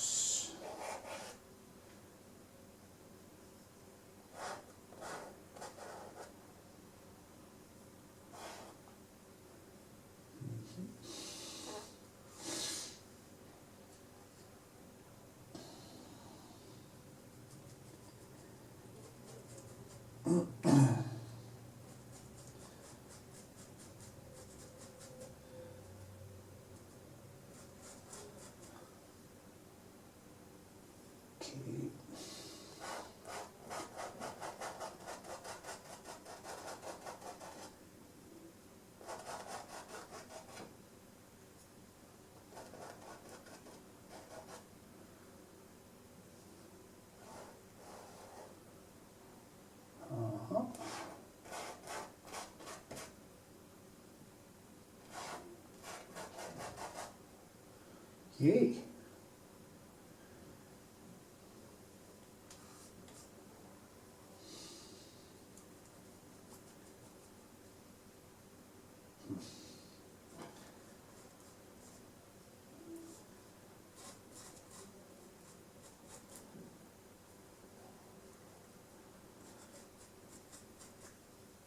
I thought maybe I should start doing something with my thumbnails and use some more screamish scripture on it, like ASMR, landscape painting, or ASMR,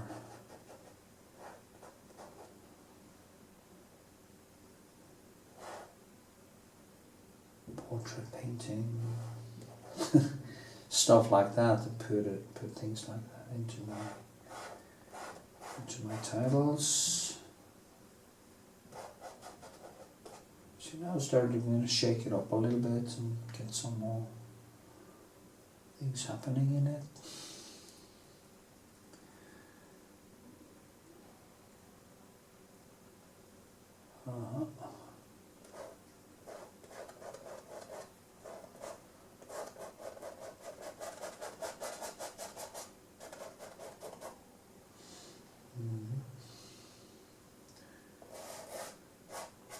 The thing with the first brushwork is so spontaneous, it's so real, it's so raw, but it can function very nicely as a standalone painting.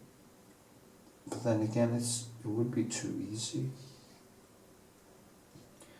seen people who are extremely good at sketching, but they stop and they never actually go further. They don't, and it's just it stops there, and then that's the hill they go to die in a way as painters, because they never break down their own drawings.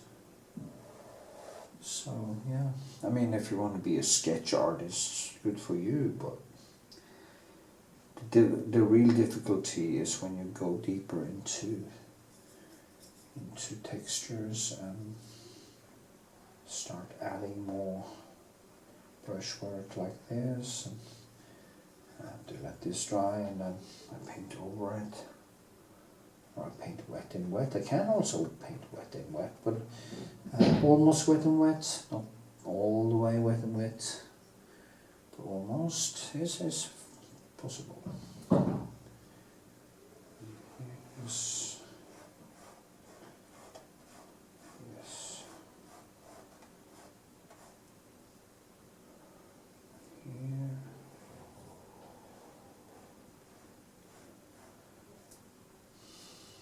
Then I will tone it down later by crisscrossing open that again. Some blue.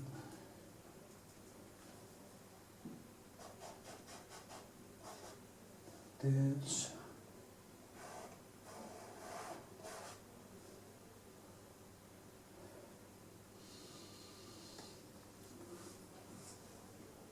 There's of course a lot of stuff you can do.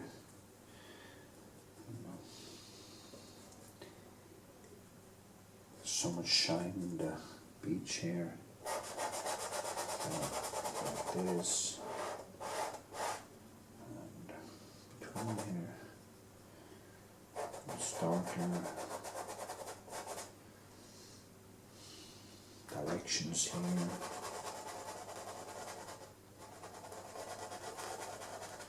That has come later. First then I start to work with this again. Then it's easier for me to see where to go. Also maybe a little bit too much of a good thing behind here. So it doesn't right now competes a lot with a dress, because I added the tone. I have to tone it more down. I do actually have a cold, I think. Actually, I can feel quite. My head feels a little bit, yeah. Yeah, let's see.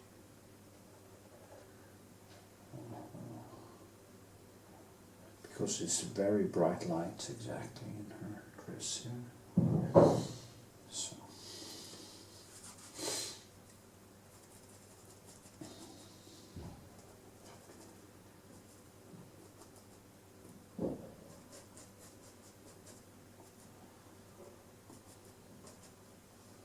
Okay.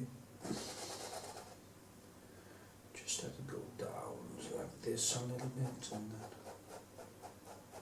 close in here, like this.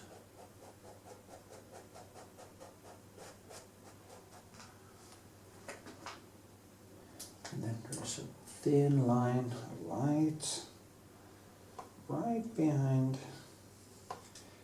Find the right pencil. And this very thin line of light. Then I have to go down in a way. It comes all the way out here, but it goes down like this. And it's because the sunlight kind of hits exactly there. And also it comes down like this, goes up here, down like this, and then tone this down here.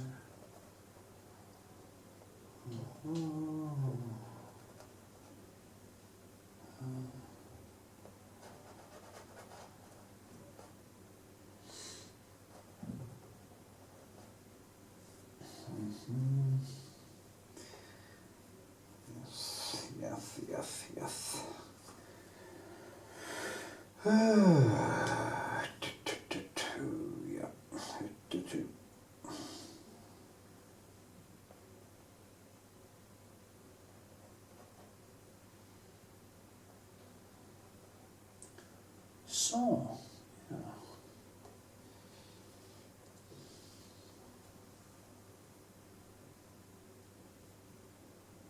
And maybe add some more here.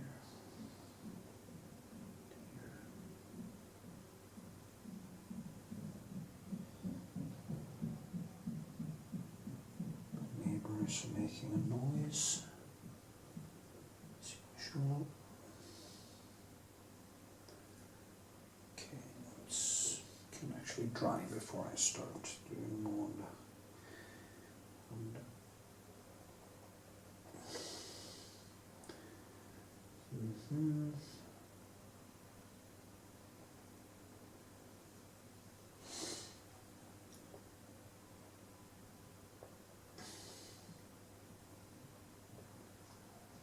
Okay.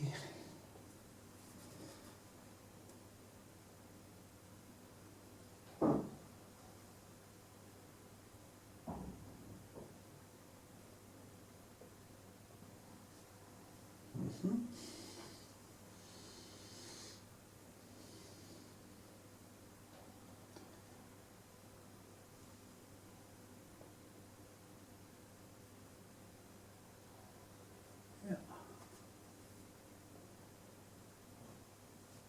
Ah, I was totally wrong. Why did I put blue in there? I think I am a little bit worn down. So, but it doesn't matter. Fix this anyway. You'll see how it is when I paint the beach.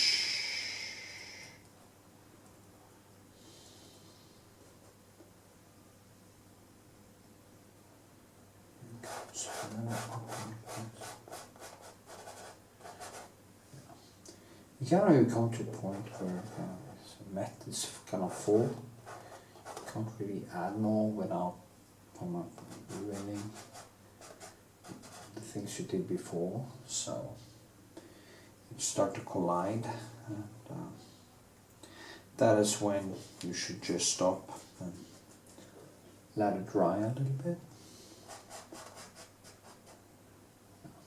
Okay. See here.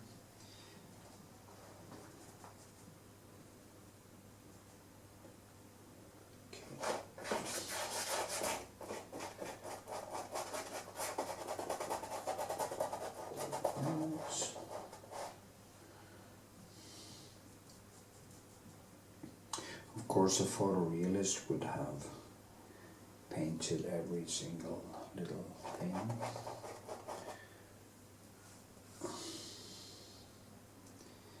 I don't even think I have eyes for it anymore, because my eyesight and my brain, that's what happens when you get older.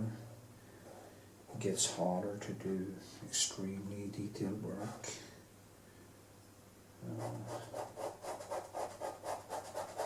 And you have to be very careful with how you treat your body and how much energy you take out.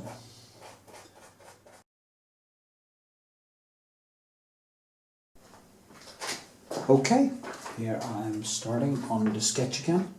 It's dried a little bit, but I'm gonna add in some more textures and light.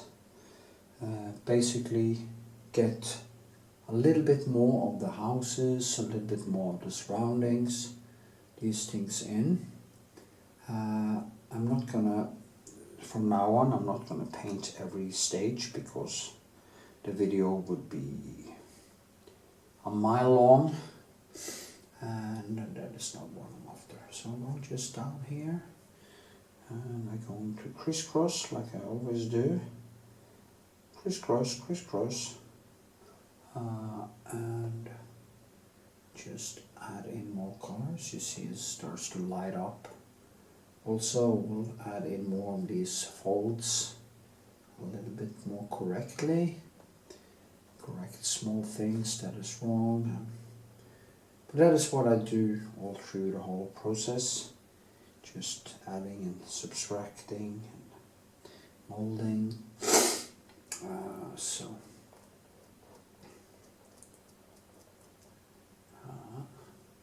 To create substance, this is what you have to do. You just have to paint over and over and make things kind of differentiate from one another. I actually saw me and my girl sat yesterday and just watched some of the 25 minutes or 30 minutes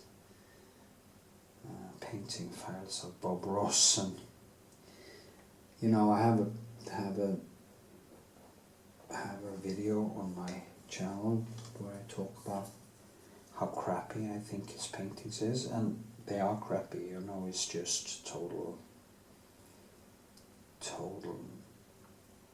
it's kind of a scam. But what I notice is that, of course, the way he paints, he is actually painting with chaos theory. So in nature, every shape is kind of repetition, and it's repetition of certain shapes, trees of this shape, and our brains are full of symbols. So if you just do something that kind of looks like a tree, the brain will say, hey, it's a tree. And he basically specialized on fooling your brain. It's like a magician. He does things fast or do distractions to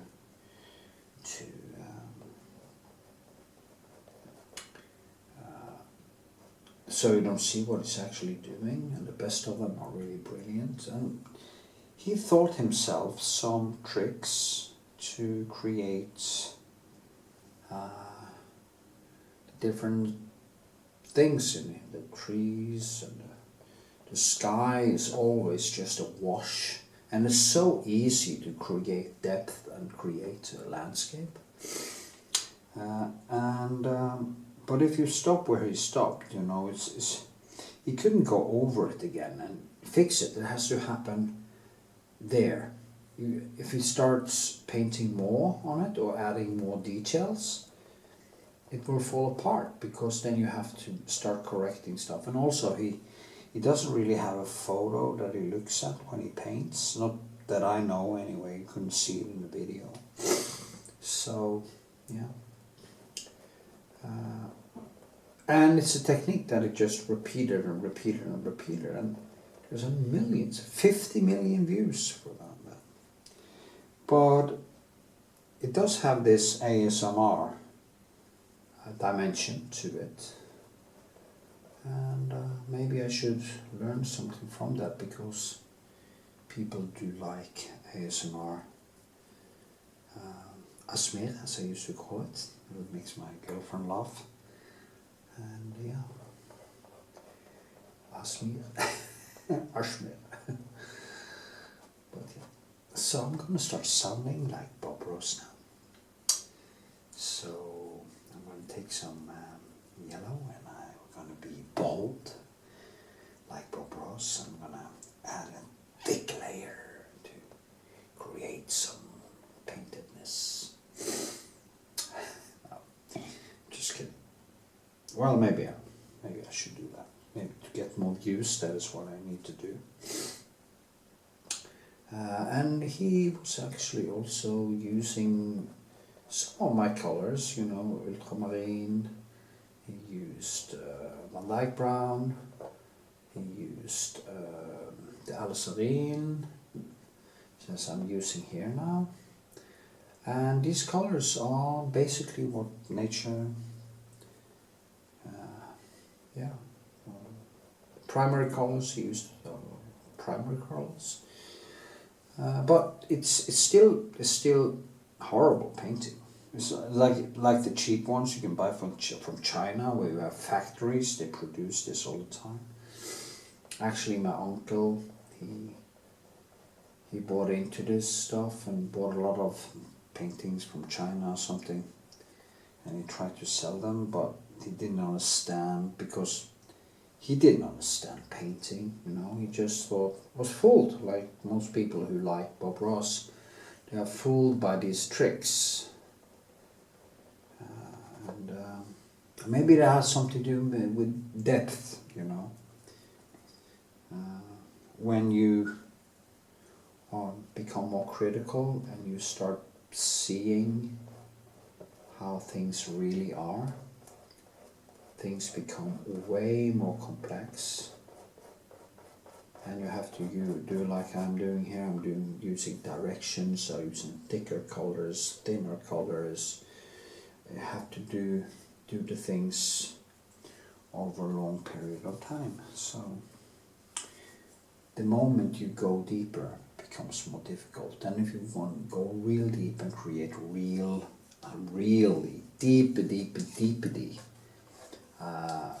real deep contrasts and textures and stuff, you have to go to Turner and look at his paintings, because he has just digged into it with it's almost heartbreaking how deep he has been going, and that is the reason why they painted.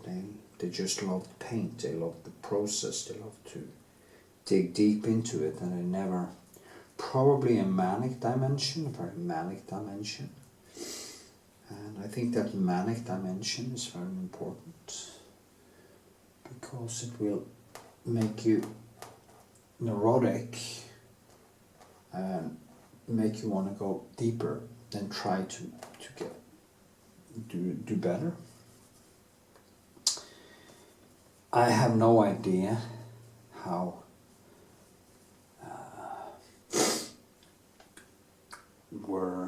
was Bob honest, or did he know that he was just fooling people? Hard to know. I don't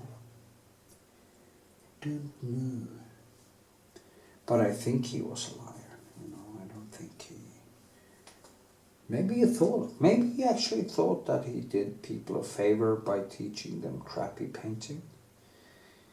But it's hard to know. You don't paint a good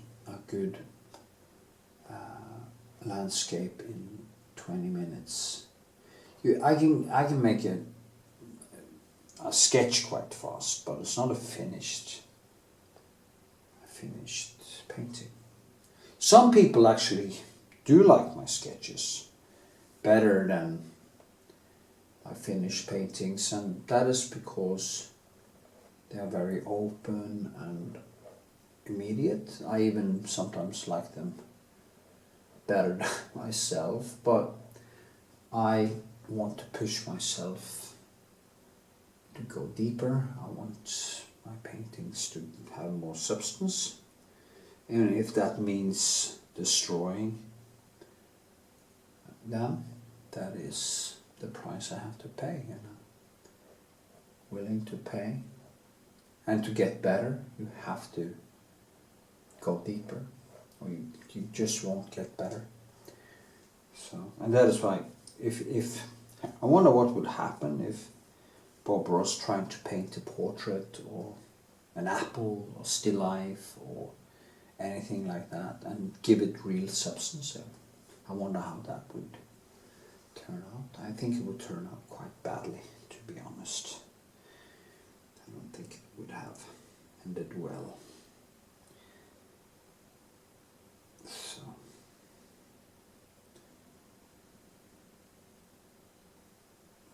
you have factories, you know, in poor countries who produces crappy art. And, what's needed in the world isn't more crap, and it's actually more aesthetic things, I think, deeper things. So when you paint, please try to go deep. Now I know there wasn't much talk about painting here, but I'm just gonna try to increase these things, the hand, the feet. So yeah, crisscross, crisscross. Okay.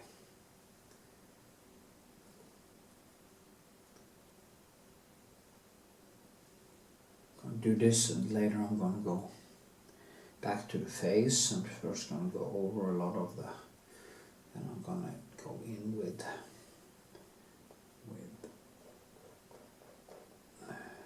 also gonna do a stream tonight, so with this for an hour or something, and test my new camera. So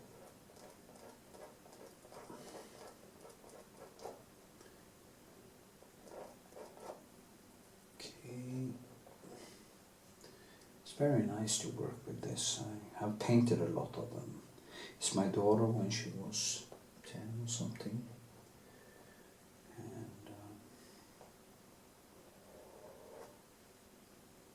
I earn a lot of money from, from these.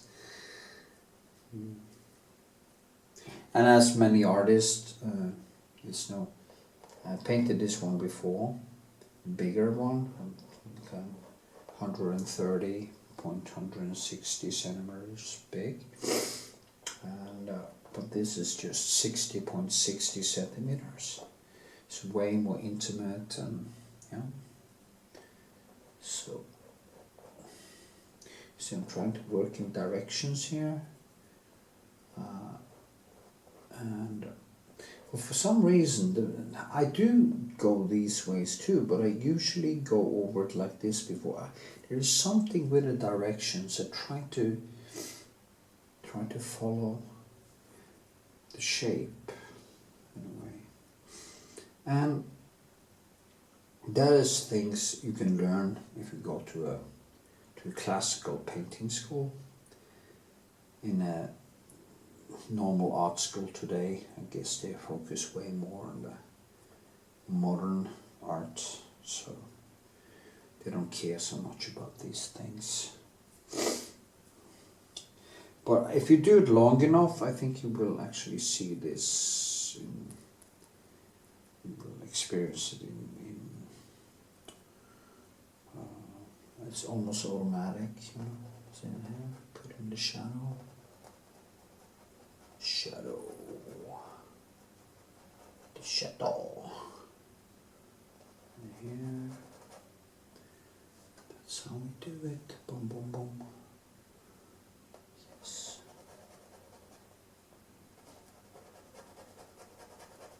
Yeah, but just doing gravure again, you know. The good thing about just almost like I'm using charcoal. And then I go over it again with some colors. And I can just start gliding into one another. I can do it like this. Then I go over it like this way. Then I might do it like this again. Take some more dark color. Use my blue-black here. I think that is actually, this painting is kind of quite bluish, and I think the blue-black is best for bluish paintings. If I use the ivory black, it tends to feel a little bit dirty. It's kind of a dirtier color. And as I said before, blue-black is a mix between ultramarine and ivory black. A thing that I didn't know for a long time. I just intuitively found the blue-black, and I figured out it was a very, very good paint to work with, or dark. kind of keeps it a little bit cleaner. Let me see. Use a bigger pencil here. Just get this to mix up. Yes. Okay. So down a little bit down. And here. And I need some warm colors, so I use my cadmium orange and I go this way. And also some cadmium in the cadmium orange. I use orange actually because I think it's too much hassle to always mix all the colors from red and yellow, so it's easier. But I do try to keep my palette quite clean and limited, not so many colors.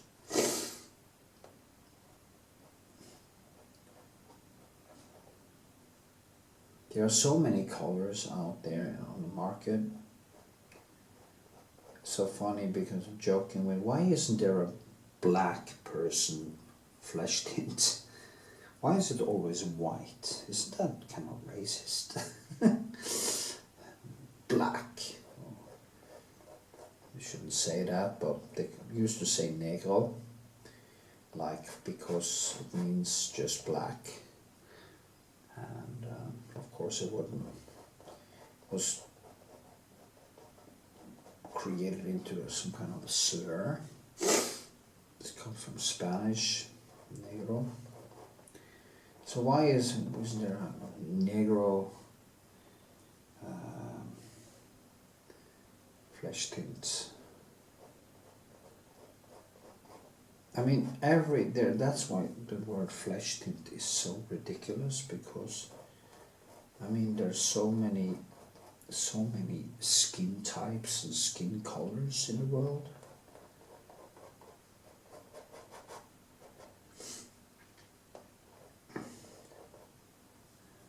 So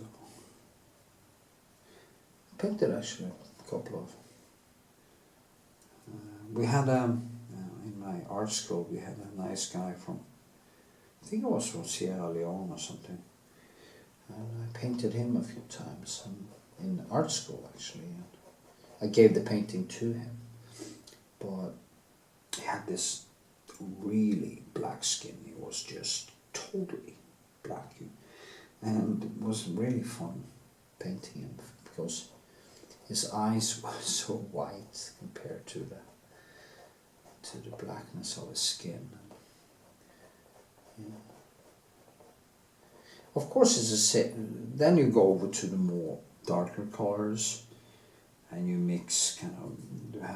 There's a lot of. I remember there's a lot of Van Dyke brown in dark skin, and also, of course, ultramarine blue and ultramarine and these colors. So you get really, and some blue black maybe, or yeah.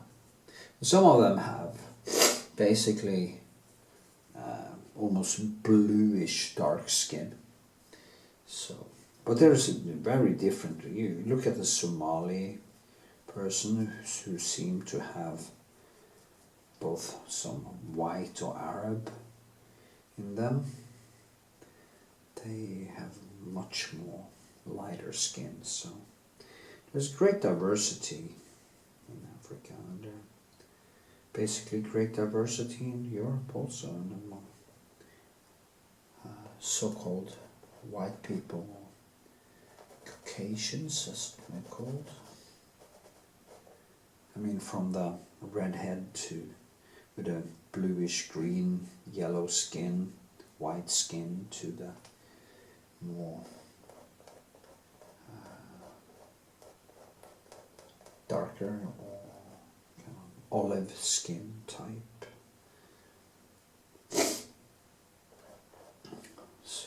But it's all, no, there's no race in the world, you know. It's ridiculous, this race thing is just total nonsense. There's not even any dog races, because in the word race it seems to be a notion that we are so genetically different, and we are not. It's just a few features. That is why we can have babies. If there were actual races, there wouldn't be. It would be like the Cro-Magnon compared to the distance from. There had to be a great distance, genetic distance from us, until we couldn't even have kids together to actually call something a race. It's just totally ridiculous. And I wish people just woke up to this and understood it. That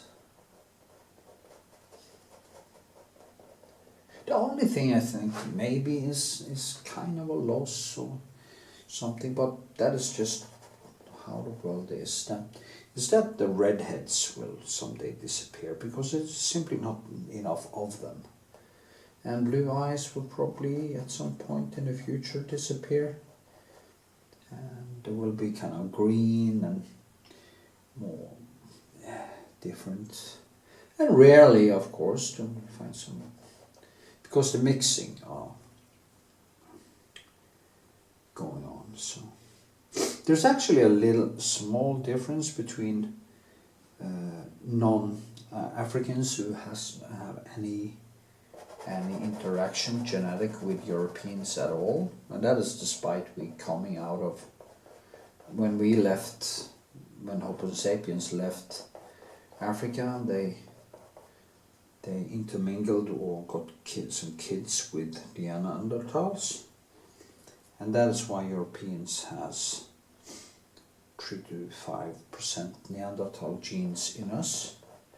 And original Africans do not have them because they never inbred with the Neanderthals, which was our basically cousins, and the genetic difference wasn't that big. And that was because of 2 migrations. For the first migration was the ancestor of Homo sapiens and the Neanderthals. I think it was 1 million years that actually was the difference. But they could still have babies. In theory, we could actually have babies with chimpanzees. So, but they probably wouldn't be able to have kids. I have no idea if somebody have tried that, but you never know. There's a lot of strange stuff in the world.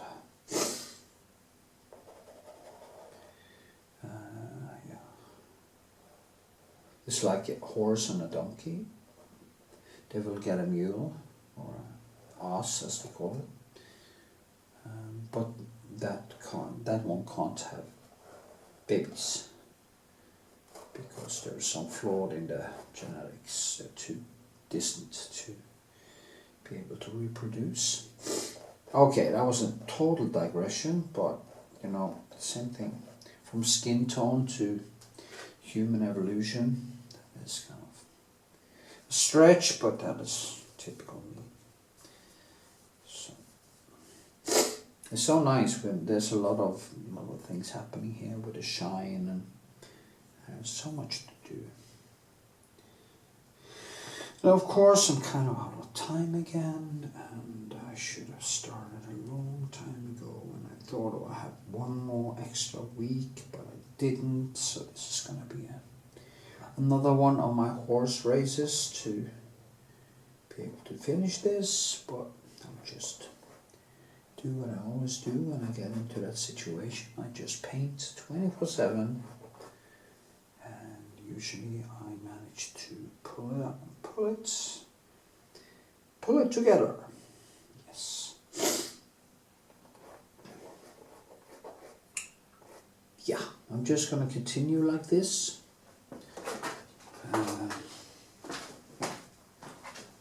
For a few hours, and also do a stream soon. So yeah, okay, bye bye.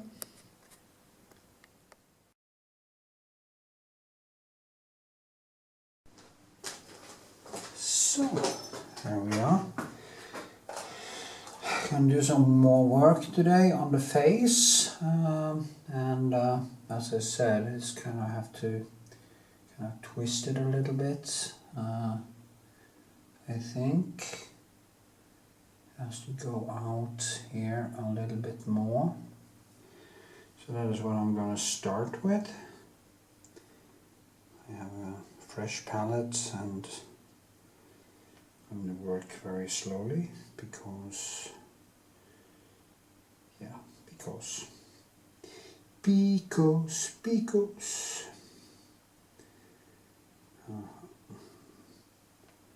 see now the more light here goes out here like this. Maybe I should do the whole thing. Just add in, go like this instead. Start adding some skin tone.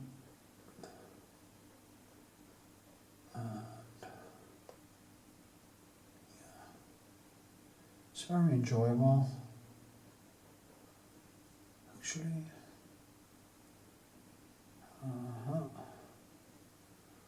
Maybe some very small pencils, and just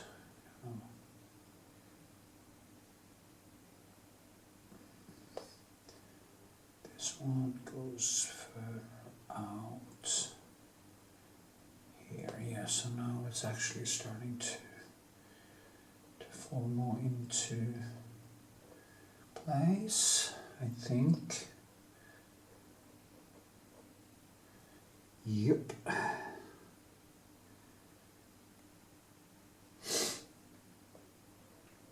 If this isn't sold in Kame, it's going to New York to Dacia Gallery. If it's sold, I need to make a new one to him.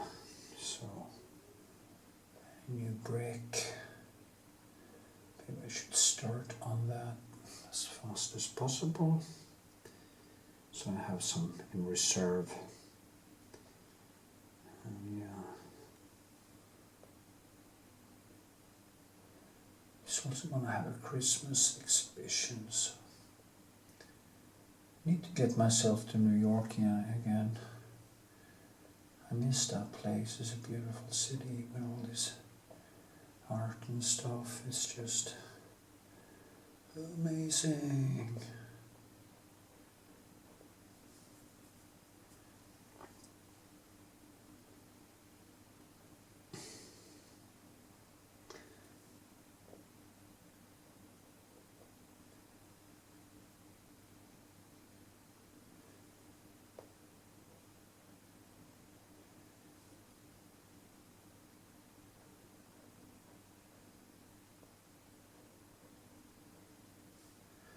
So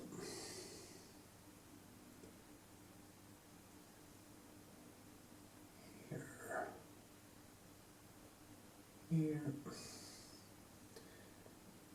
here. Go back to the Marriott, live there. Would be nice. Yes.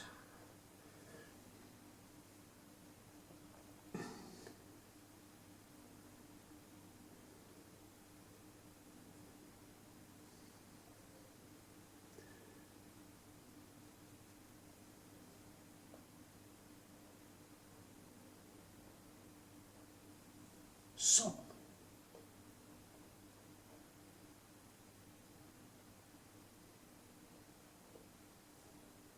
okay.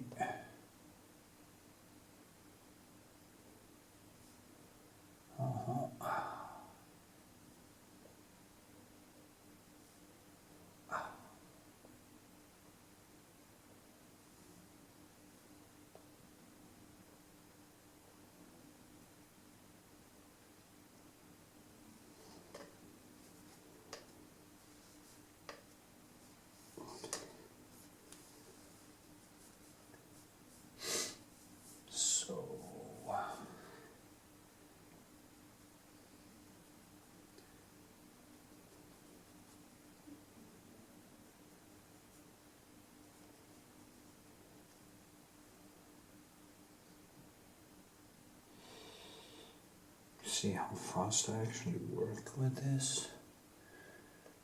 I also have to kind of push it back down, and I kind of even it out. And so this one is further out. The dress.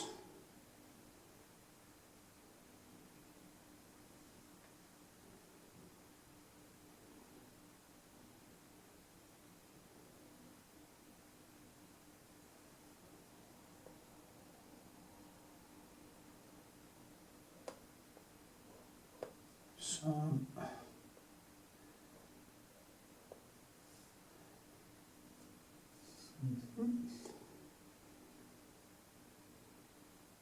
it's actually quite nice to work when it's totally silent. Usually I play a lot of music or something, but now it's just nice silence. Silence. Yeah. Okay.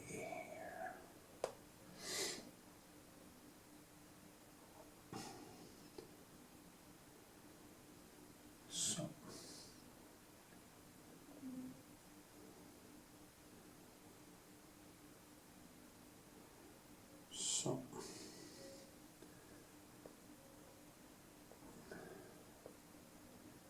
and we're going in. Trying to get that shine. It basically needs some, I think I need some yellow and white to get more of that sunny feel to it. Here.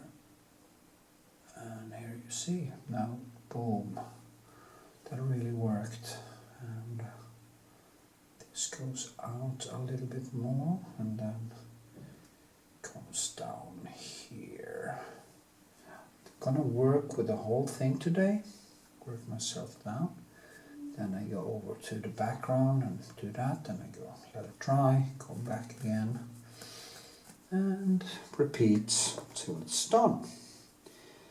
So yeah, that's great. That is great, yes.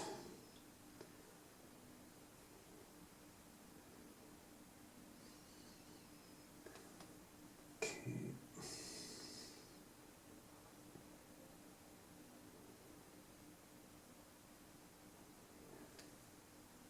Okay.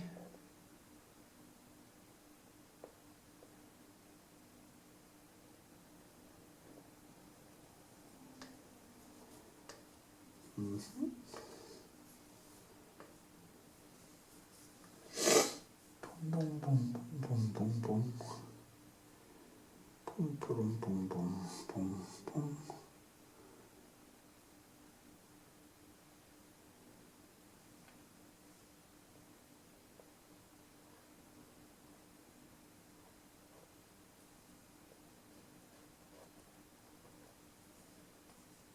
Okay, I think that is better.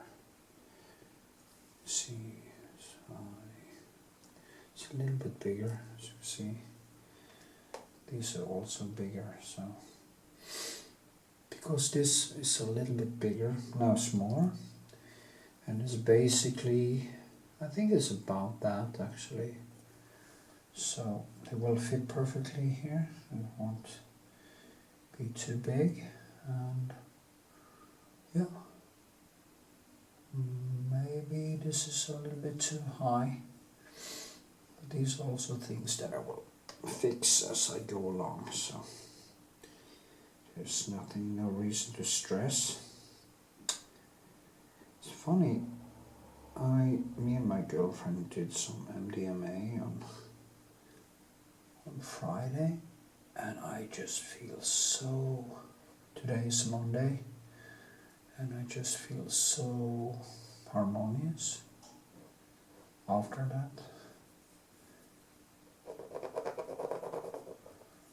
Sadly, my girlfriend, she got a small panic attack. Well, panic attack. And I think she's more affected. But as I told her, it's like me when I used to drink more. I got that feeling of my heart basically bleeding from alcohol. But with MDMA, I just feel very relaxed and reset in many ways. So hopefully that will last, that I don't also... Anyway, maybe I shouldn't say this in a video, but doing that just once in a while, you know, maybe once every second, every third month. I think it's a good thing to just lose all the inhibition and just kind of flow for many hours on a pink cloud, and then go back to work.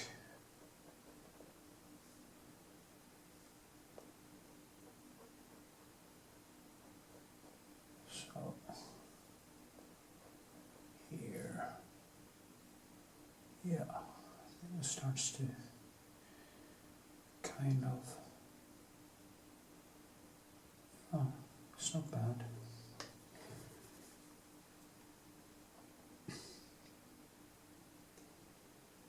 So peaceful. I felt it earlier today also. Just peace. Oops.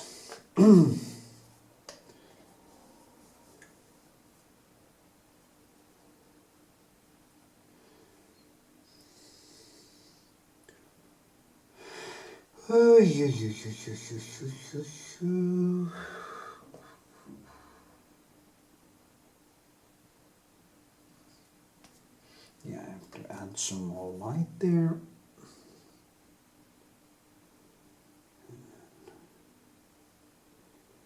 And voila, voila, voila.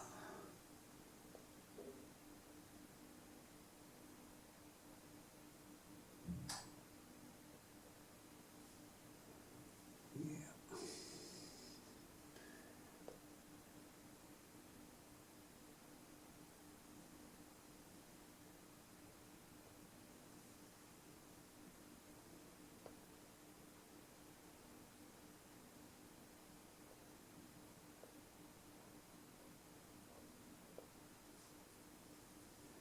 So,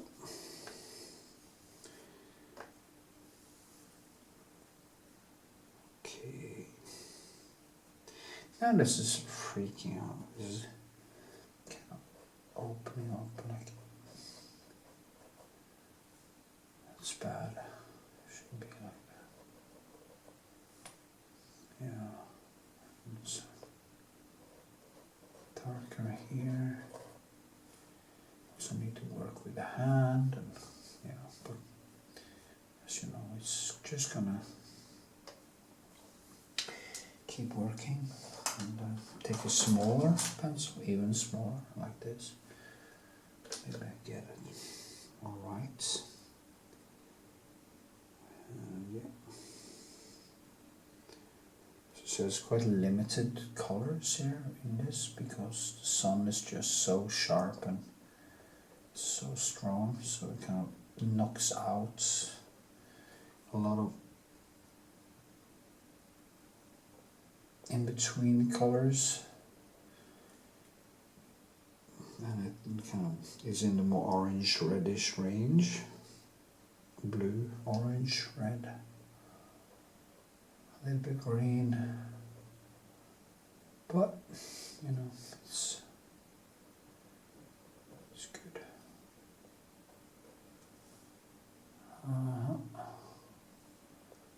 It's gonna be even further up. She bends her head down like that. I have to kind of get it right.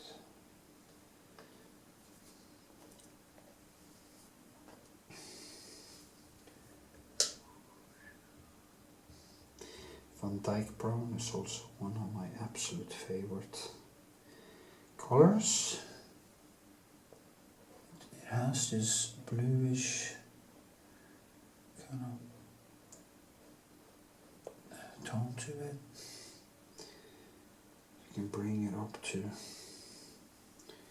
more reddish, or you can bring it down to more greenish, more neutral. So I really like that color. See now, just this is gonna be tough as a curb. Now the underlip.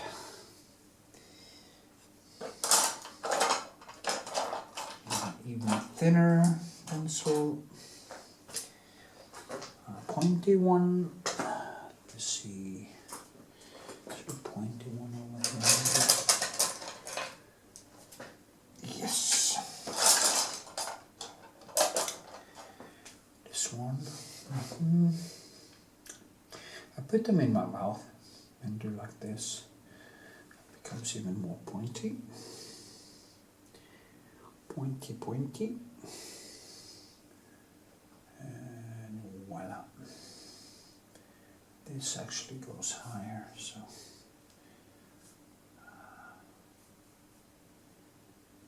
Voila.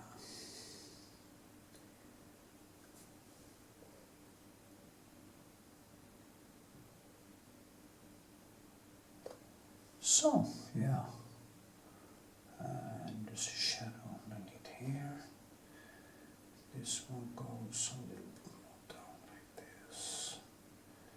Just bring it down and then bring it back up again.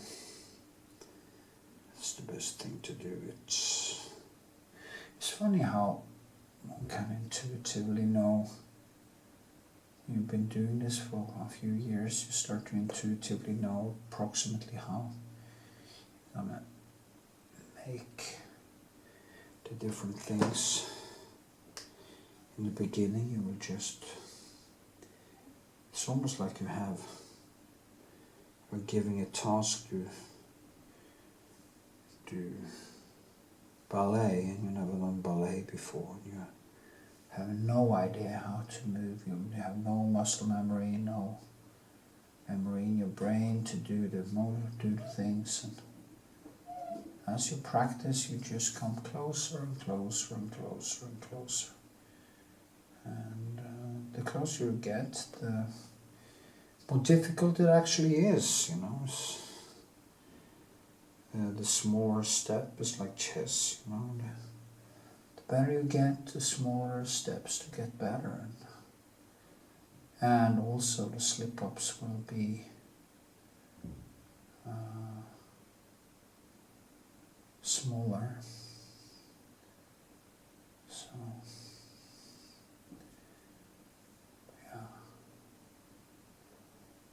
Anyway, that is how it is. Put some more light on her nose. And there also. Put some light here. And here. So now. It's almost like I feel a little bit confident that I'm gonna,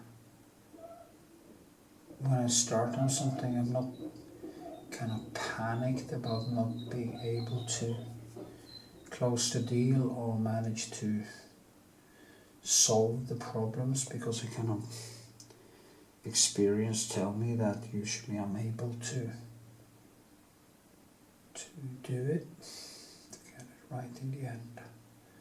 So get more relaxed and don't stress so much. Yeah, but it's also a danger of getting a little bit complacent, that you don't focus enough and then you do mistakes. So don't trust yourself too much, because you can, it's like people who think they're always going to win a fight, you know. It's like sooner or later they're really gonna embarrass themselves for being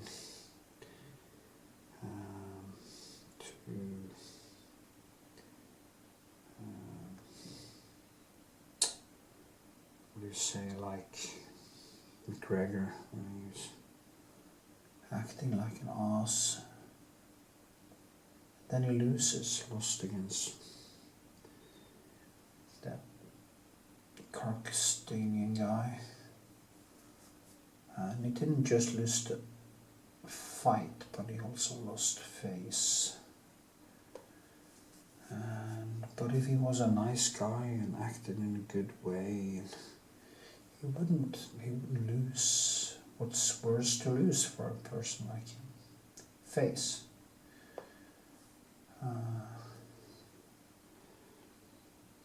So the same here. Don't trust yourself too much, because you're gonna regret it. Be humble, take your time, and do. Relax, do. Yeah.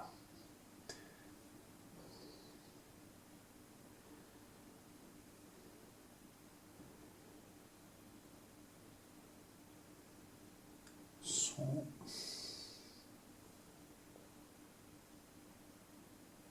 from creating paintings, art is basically just being able to look into the future and know approximately how, when I put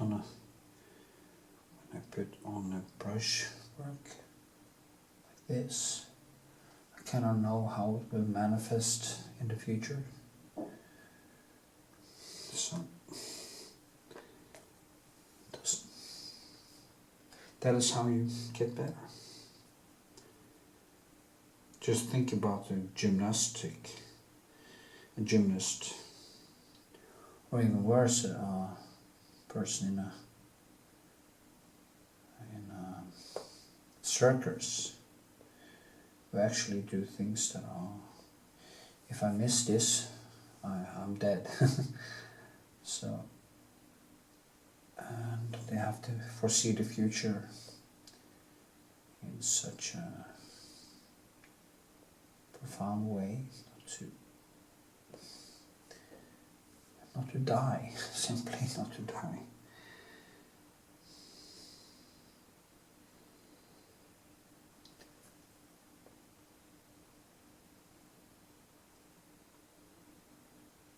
Okay, like this, yeah, I think this is better.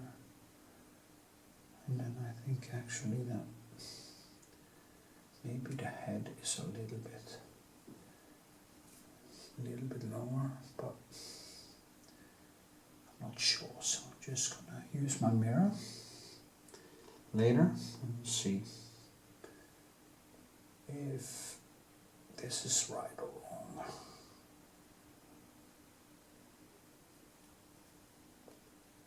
Yeah. Okay. Let's see how much time this was. That was 24 minutes.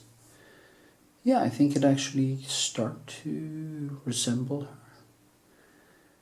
her.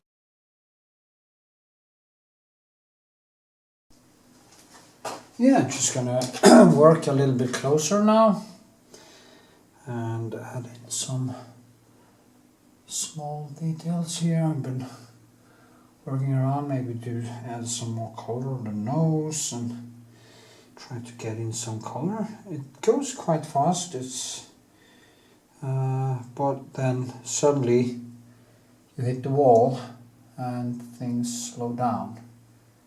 That can easily happen when you start doing things like that. I'm gonna add a little bit more substance and try to get things to come alive. Can very easily slow down a bit, but that's okay. It's a part of the process. I've done it many times before, and as I did say the other day, when you get some more get some more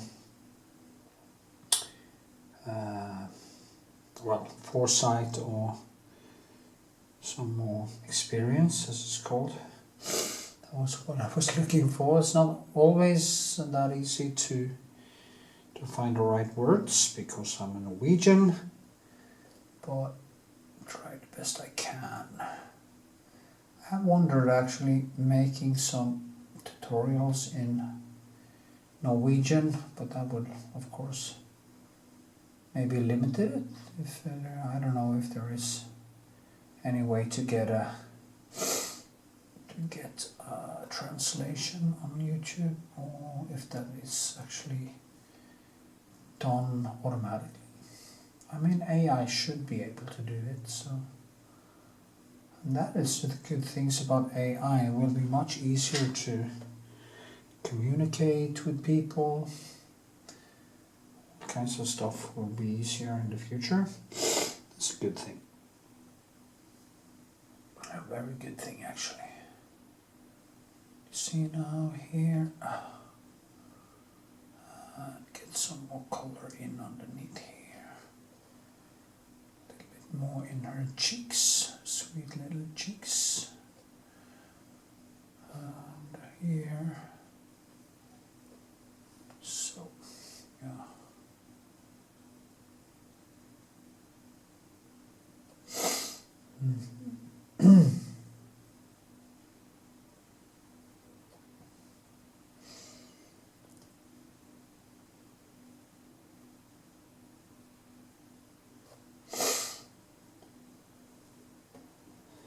So, trying to add in some more yellow, some clean colors also to kind of give that sunlight feeling.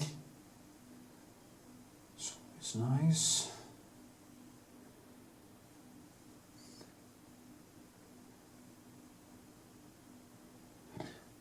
I do get quite a nice price for these. They are up to about 50.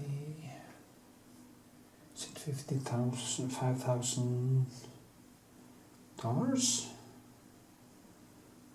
The currency is now 10 Norwegian, about. It's not so bad. So that's good. Yep.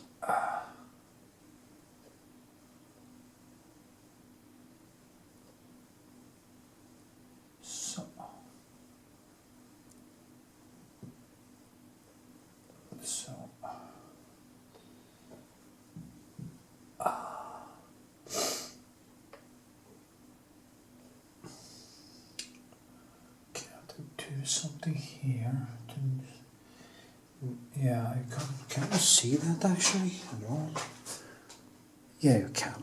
Yeah, we don't want to work too far down because sometimes I do that mistake and you can't really see what I'm doing.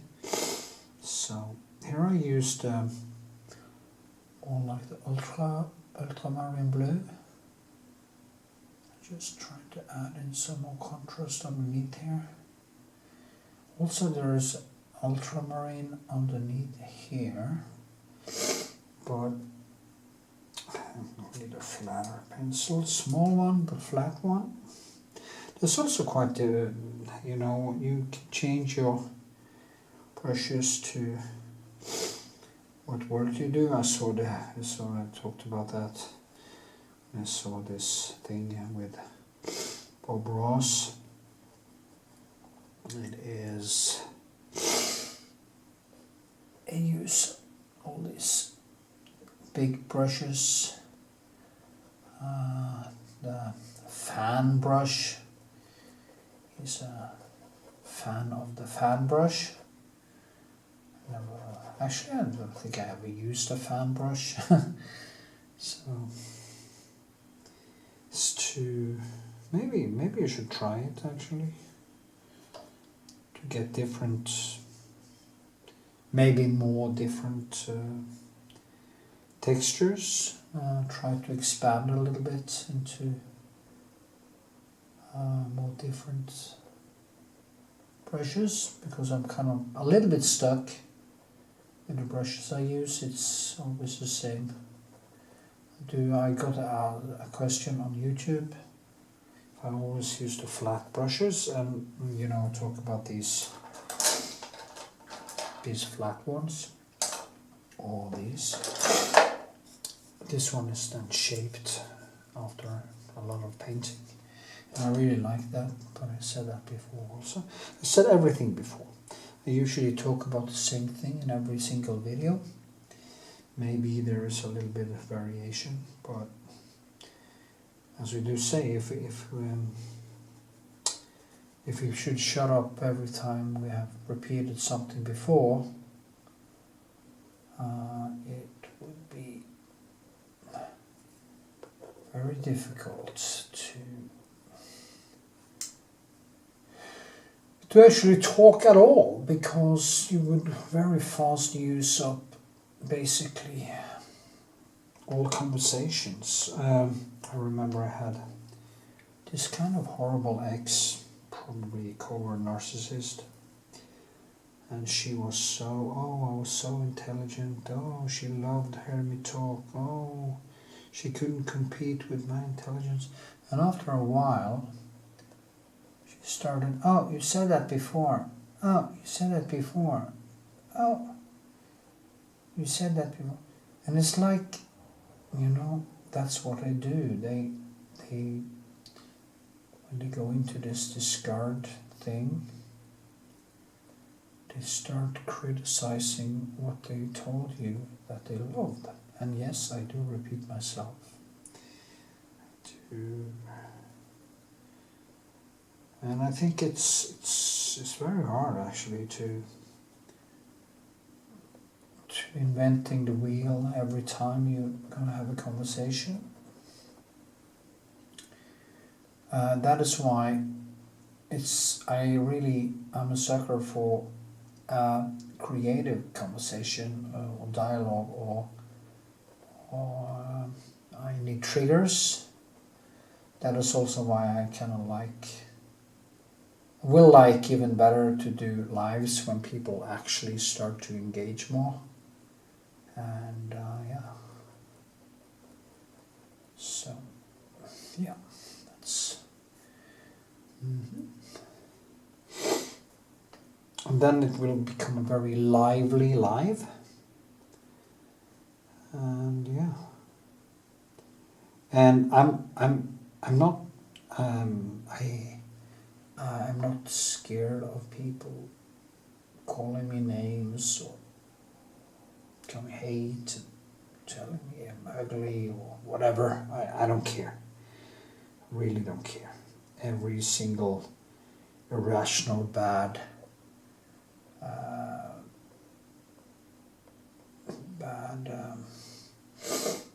comment just reflects back on a person anyway, you know. So who cares? Who really cares, you know? So yeah.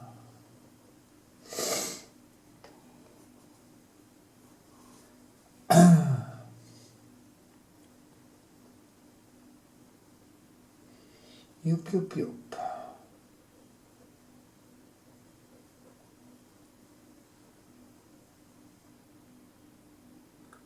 Just love this work. It is so liberating. I have posted 2 videos on YouTube today. I have been multitasking like a madman. And it's just crazy how much time I kind of spend on all this multitasking, but I do still feel very good. So I guess it's as I said in the video yesterday, me and my girl had a very nice MDMA trip on Friday, which lasted like 9 hours or something. Like 9 hours of total bliss with the person you really, really, really love. Is maybe best thing, you know, best thing. So yeah, but I can feel that I still have that afterglow. It's almost like a reset. It's a reset for me. Sometimes I get so stressed because of my ADHD and stuff. So yeah, anyway, now I did exactly what I told you I wasn't going to do. I started work down and you can see what I'm doing. And that means that I'm going to stop now. I'm going to zoom out and I'm going to work more with the whole thing. So yeah, that's what I'm going to do. Okay.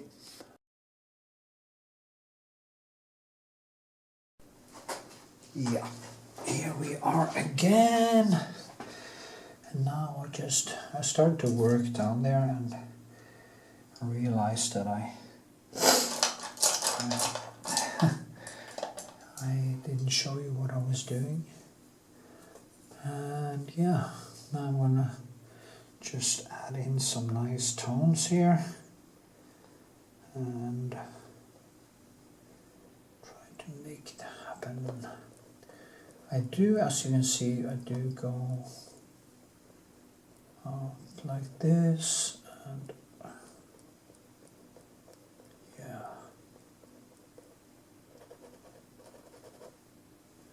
So, and this one goes all the way here. Now first I go like down like this and then I go back in with some I take my, it's kind of greenish there actually, so I need some yellow. A kind of greenish here in a way. It's probably because of all the red, you need to have some bluish greenish. It's a nice complementary, as you can see now, it's a nice complementary color.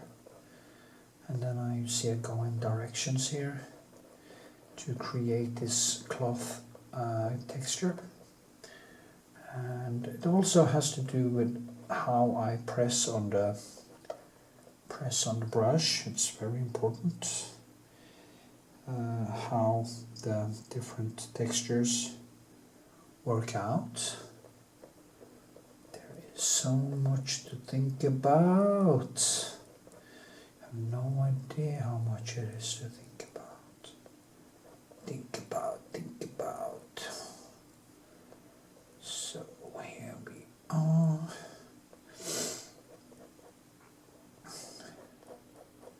Like this. And yeah. Now I did see the channel of David Kazan and he didn't have so much views, more than me, but not more than my old channel. The channel I had before that was hacked. When I posted a new video, it at least got a few thousand views. But yeah, but this one was really difficult. This was like sometimes I wonder if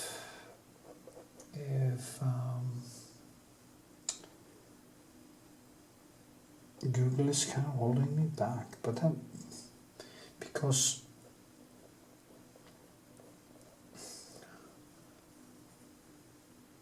I have been flagged before. So anyway, let me stick to painting now, not whine about views and stuff.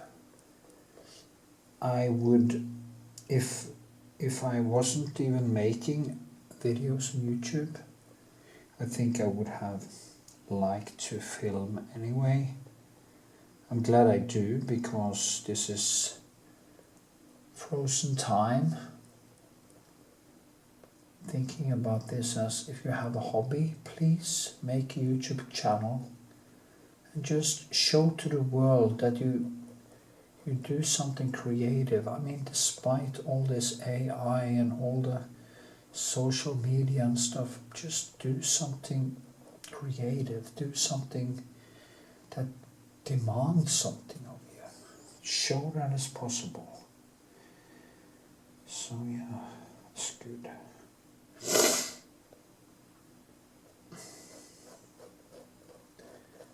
I can see myself age. That's quite disturbing. Anyway, back to painting. Back to painting. I'm trying to stick to painting. And as you see, I just do the same thing over and over and over again. So it's quite boring, really. And now I'm in such a good flow, so I just feel my brain is just dancing, you know, it's crazy.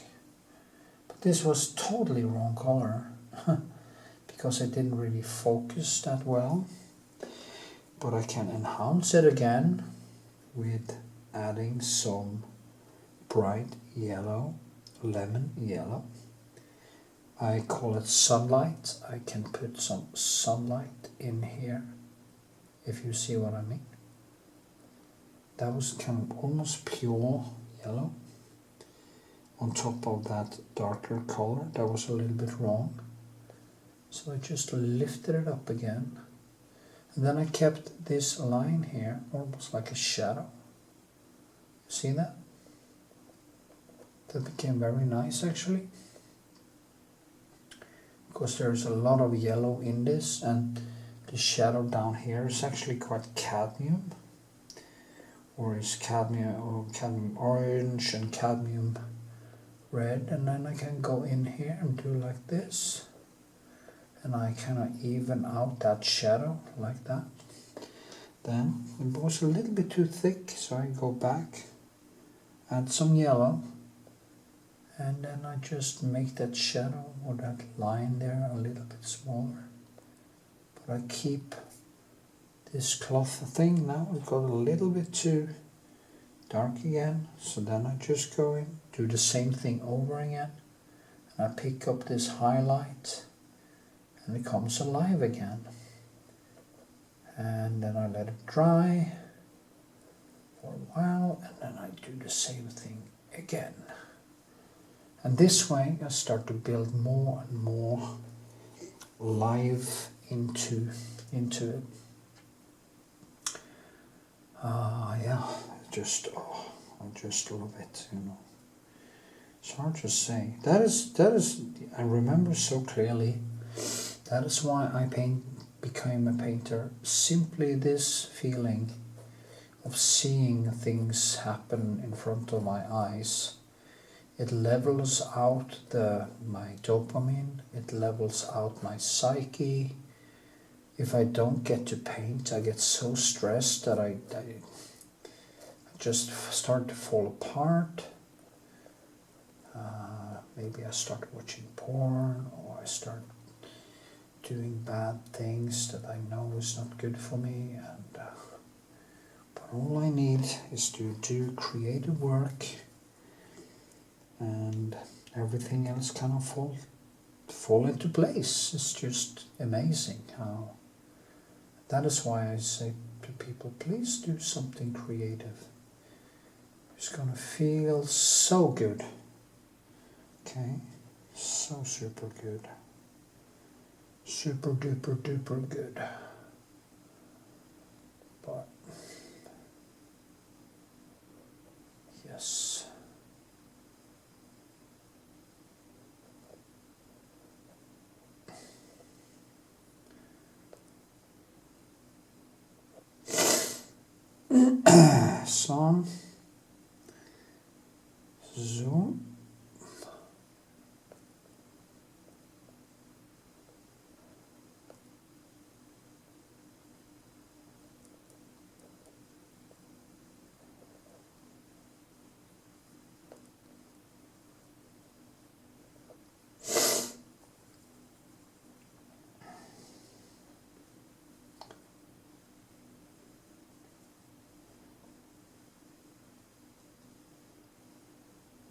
So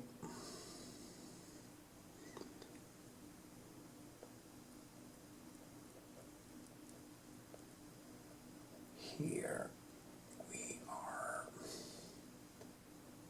Here we are. again. Ta-ta-ta. Yes, and here is a lot of red. And it's more. Then I actually mix ultramarine and cadmium or vermillon here a little bit to make it redder. Then I will put in some yellow after that, or some orange. See here how I just go boom, boom, boom, boom, boom, boom, boom, boom, boom, boom, boom, boom, boom. And it just becomes, you know. Now I go down here and I kind of link that blue-green kind of shadow there with this contrast, and then behind there again we have this tiny line here going all the way down there and here.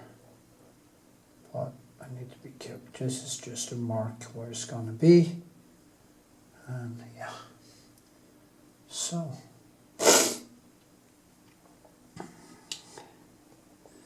ultramarine and cobalt, almost the same color as the background, just that here is a little bit greenish and there's more reddish, or violet-ish. Ish. It's a lot of ishes, but that's how it is. I'm trying to soften things up, but I mustn't soften it so much up that I kind of lose the shadows. That is why it's very important for when I paint the sea behind there, I kind of do a little bit different direction, because the nuances are so extremely close to one another. I kind of need to differentiate things a little bit with even the brushwork. So yeah, I hope you find this interesting. I am trying to make my videos a little bit more relative to painting, but as you know, I like to talk about everything else when I paint, because it's almost like I have an audience when I am not having an audience.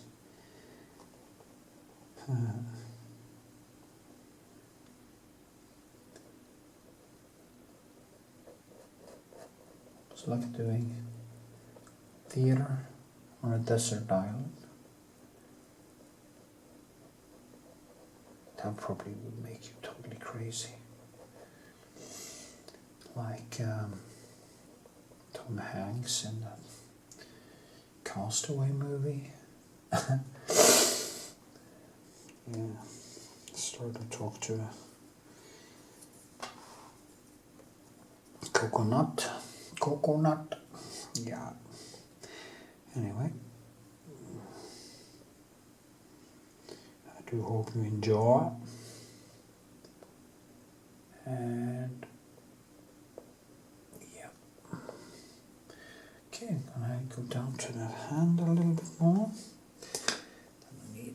Pencil again, maybe even smaller and a pointy one. Just gonna add in a kind of a small shadow here. There's a shadow coming here from the dress here, and it lays out like this. And we have these.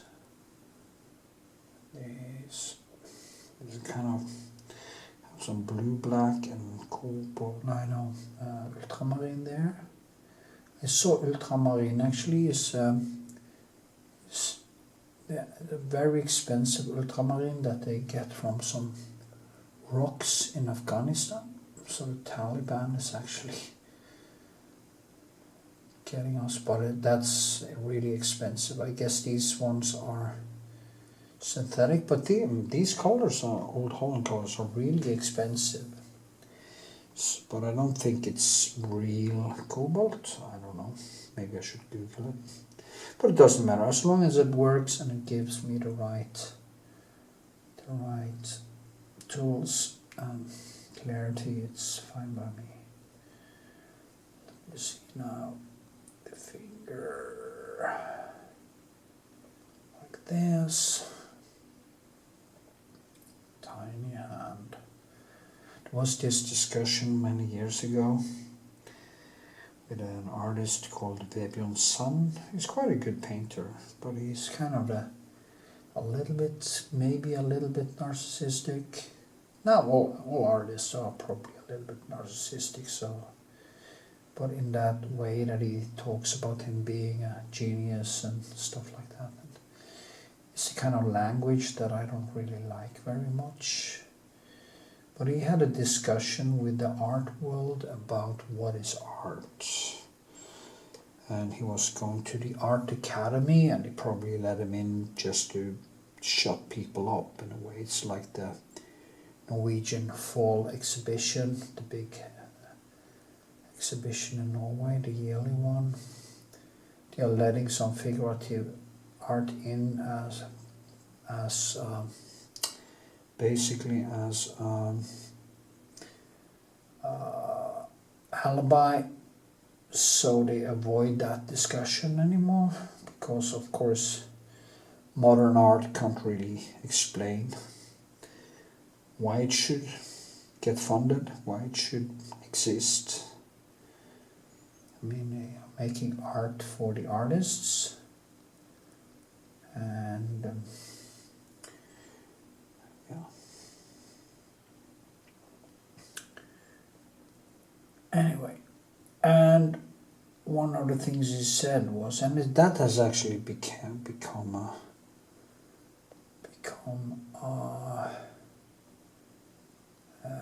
classic. He said, you know, in the academy they can't even draw a hand. And one of the professor on TV took out a piece of paper and that professor took that piece of paper and just draw around his hand and said, here, you can see I can draw a hand. And yeah, that was kind of a simplistic way to kind of prove a point.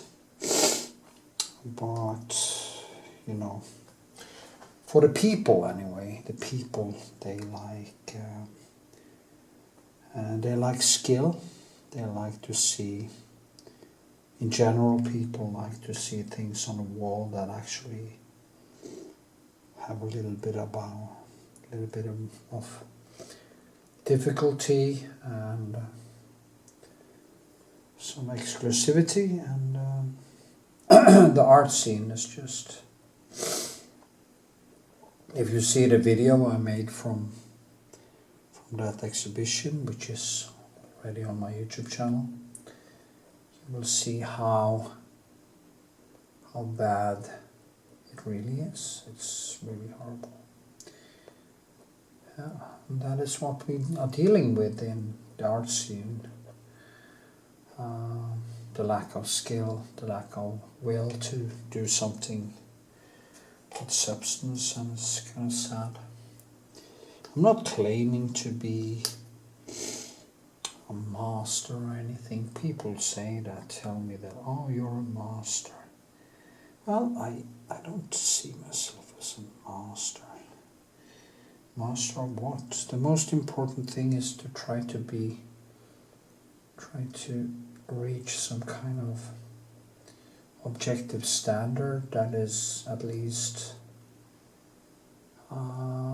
shows that you have tried, and it is the trying part that I think is so important, because if you really try to create something that takes skill, it's a way higher chance for it to be honest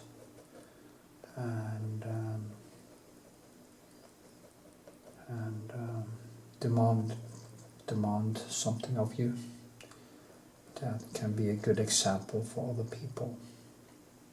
And that is why I say, if you have a creative hobby, I've been saying this to my daughter, she is making clothes, and I would love her to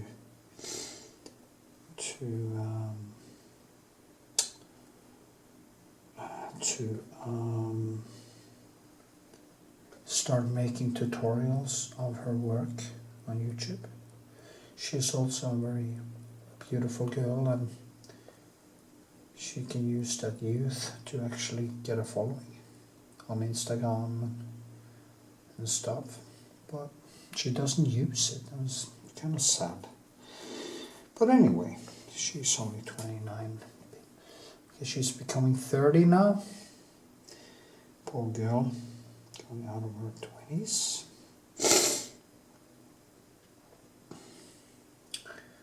But that's how it is.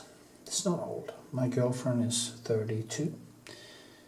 And they have no idea how young they actually are, how much potential. If I had used my potential, if I had actually didn't waste so much time, I would have been a totally different place.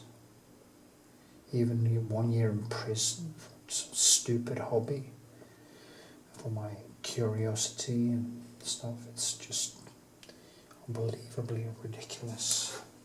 It's really ridiculous.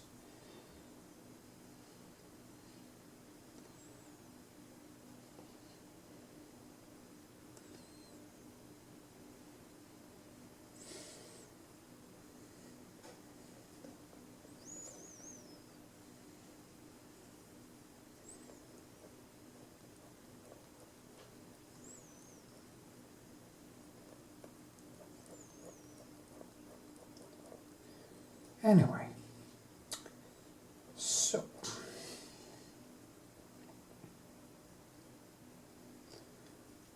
and to add it in here to go down, do some more on the legs. I think I will do the legs when I get a little bit better control over the landscape, where it's actually going to be to add, just stupid to add too much detail on the legs before I actually know if they are correct. I think this is going to be a little bit longer down, or this may be going to be higher up, so that I will do later. So what I will do now is to close shop and just trying to paint a little bit more around, and yeah, that's what I'm going to do. And I'm going to play some music and jump around a little bit while I do it, so I need to close. It's a shame actually that we can't really use that. People like musicians. If I could just use music in the background when I do my painting. I mean, it's not the people. If people want to listen to The Cure or listen to music, they will probably they will see, oh, listen to the music in my videos, but they would go to YouTube or any place and find the music in good quality, because when I use it in my videos, it's not a good quality. It's just a background noise in a way. So yeah, but very much restrictions on these things. So I don't mind actually, because I used The Cure in one of the videos I posted today. It's actually an old video from 2015, but I just thought it was kind of fun to post it. And of course, I couldn't earn money on that, but I could send in a complaint and fair use, and hopefully it will be. But if not, I have so much joy from the cure in the years that I have no problem with the cure getting money from my videos. As long as I can use it, I'm fine. Nice. It's just giving something back to the cure. Oh, be my pleasure. Honestly. So anyway. So, but people probably want to hear me talk in my videos and hear me talk about painting. And yeah. So also some of my first videos of some of my best paintings. I will do the videos again with voiceover, where I used to use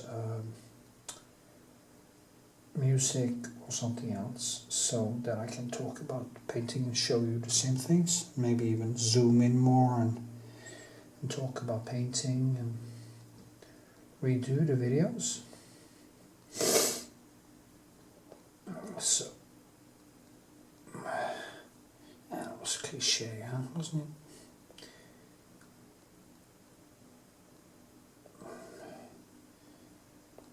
If it becomes kind of too obvious, it becomes a cliche. So yeah, that was a cliche. A fold can kind of be a symbol for a fold or a fold. So it has to have the right kind of directions and stuff. It's like if you paint a tree, you have to follow the rules of nature when you do it, or it will actually feel wrong. See that light that popped out there now? Yeah, that's nice. So, and same with the folds and stuff, they have to kind of follow some basic rules, or they will seem wrong, misplaced, and that's not good.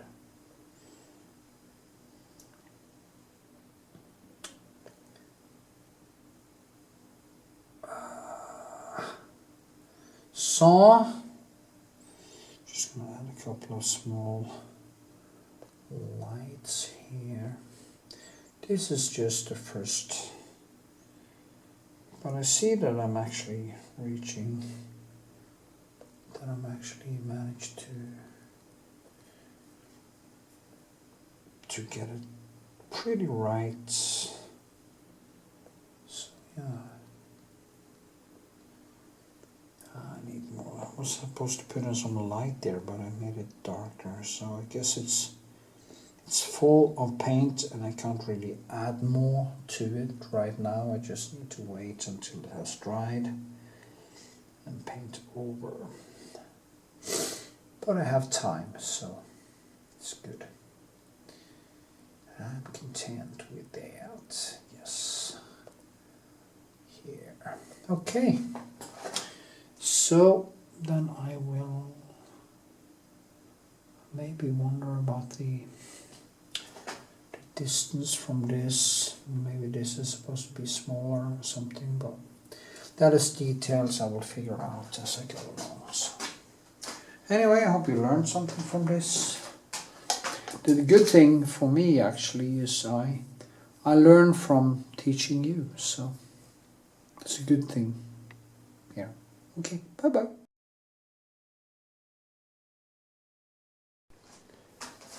Here we are again. I've been working a little bit with the sky. I'm going to continue doing that to add in some work with the whole thing today and get some more of the more landscape in. It's always a good idea in these. So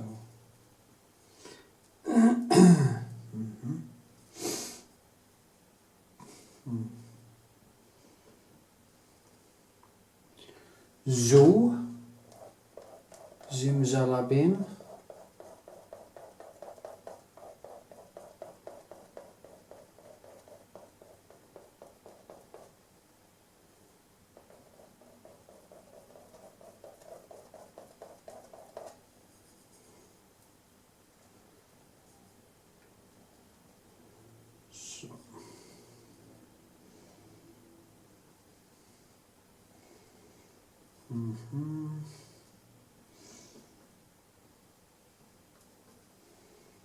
So now I have to add in both green and yellow and many different colors here. There's a lot of yellow. Let's see now. And blue. Actually, there's some cobalt in this. It's quite a rare thing, actually. Usually they are more ultramarine. As you can see, I just do crisscross, crisscross, crisscross. And to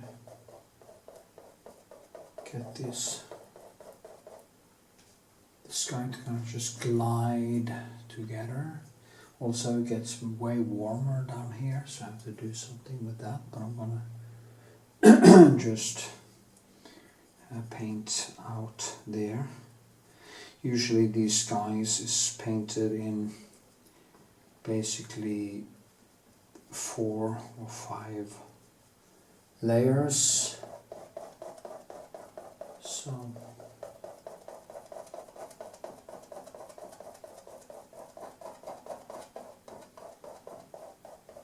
that's good.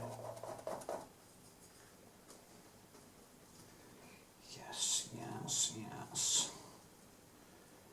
Let's see here. Like this.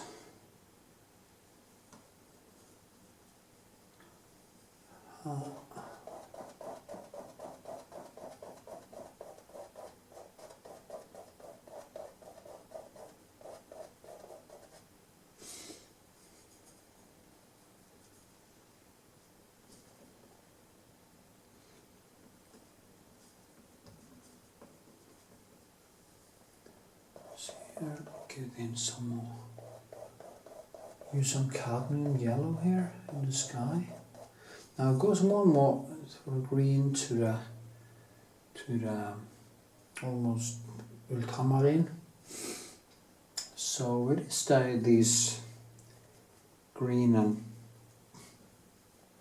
red and violet, yellow, and these contrasts all the time. Yeah. There's also some nice clouds in there. Just gonna have to work a lot with this, actually, what is happening here. Tone it down so it doesn't compete with the light in the foreground. I think that is quite important. But first I wanna get the sky to become more like a one-tone thing. So yeah. Yes, yes.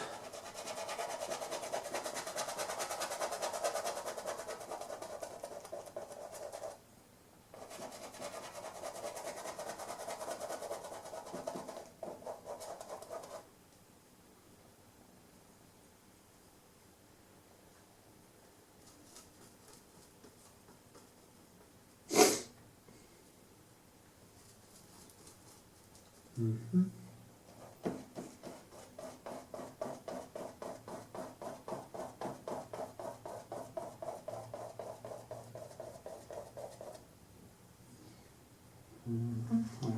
Need some more cobalt. Blau. Not cobalt, sorry. Ultramarine. So.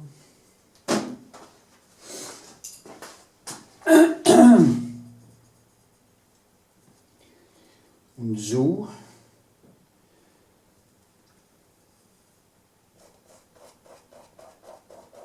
Just work like this. So there's already some texture underneath, so the texture underneath now start to give these very light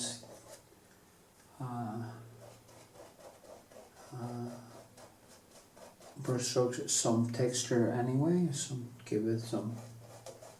Yeah.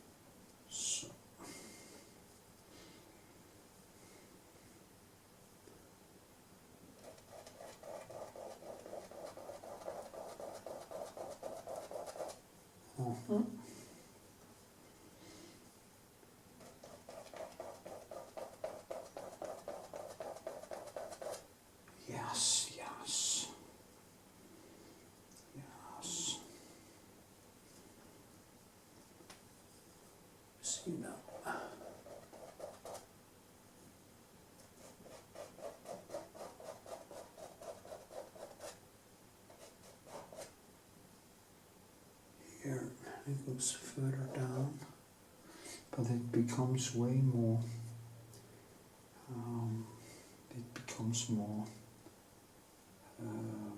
warmer, so I have to add in some, I think some alsaline maybe down here, and then some bluish.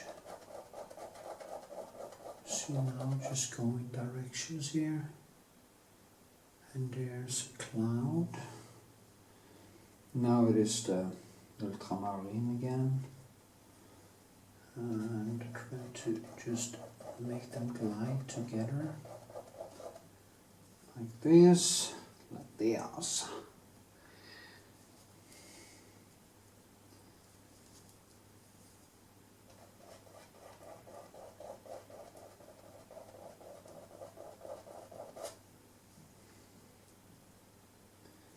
So.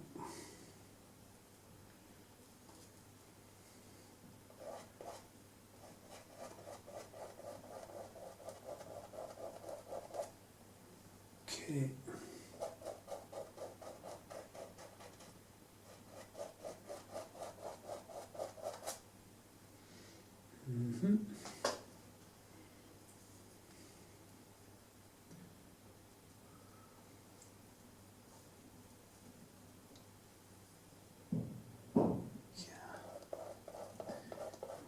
Just trying to bring it up and down. What is there to say? You just have to see how I go in a different direction here. So why does he do that? Well, because after this again I change direction and probably go this way, and this way I can create depth in the paint itself. There's some more green there, I see. Here's some cadmium yellow, and add in. See, now I'm mixing the colors on the canvas. That is basically what I usually prefer to do.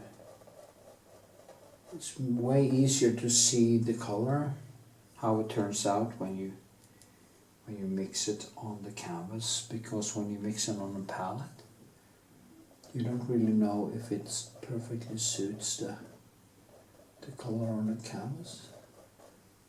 So that way I like to mix, as I was saying, on the canvas. Of course I do mix a little bit on the palette also, but it's the more correct mixing is of course on. I'm just going to add in some more darkness here. More correct mixing of colors happens on the canvas when I just adjust the different colors, maybe up and down the hues. I kind of need some more red on that, so I have some dark here and put some red on top. That's the roof of that house. There's a little window.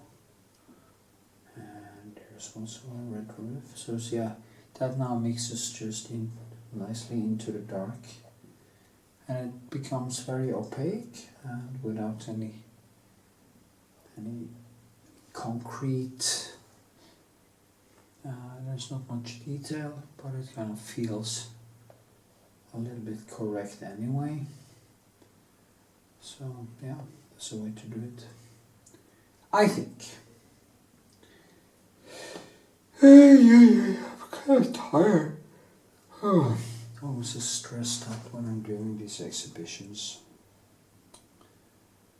Yeah.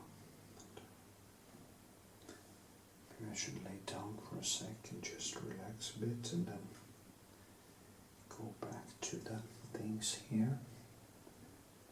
And So there's this house. Very bright light, actually, that hits that house. So turn in house it a little bit with some orange and yellow and stuff. And whoosh, there's a sunlight, just boom, hits this right on like this. And it's a lot of pure yellow in that light. So then I take some very thick colors and I just add a couple of nice thick brush strokes like here, and it kind of lights up the whole thing. Color is so important to kind of get that sunlight thing here as well. See there, now it pops out because the sun hits this way more than it hits this. So that's kind of one of the most brightest parts. And there's some yellow in here, and there's some stuff around it that makes it just, of course the colors are deeper, so it pops out more. So many things to think about when you do paintings like this. And also the ground around it. It's a little bit reddish and greenish in it. Just give an impression of things I see. It's very dark there, so I mix Van Dyke and blue black here, and what's behind here goes further in. Yeah.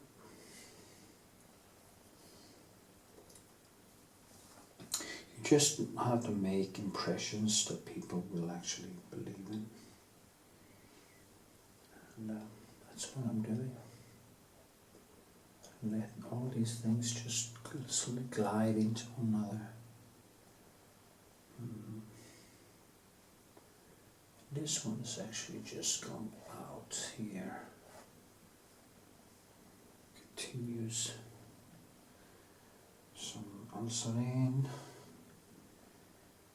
some orange, blue.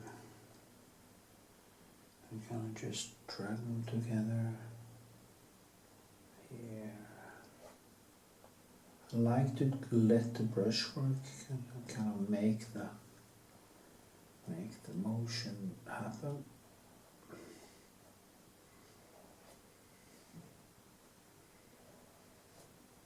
See what I mean?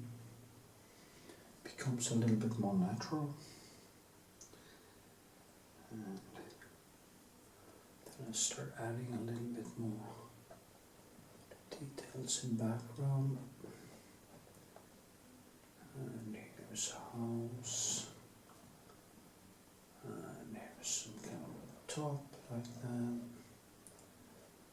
And there's one there. Then we have this one that kind of explains that there is something behind there. Actually to know exactly what, because it's so much in the dark.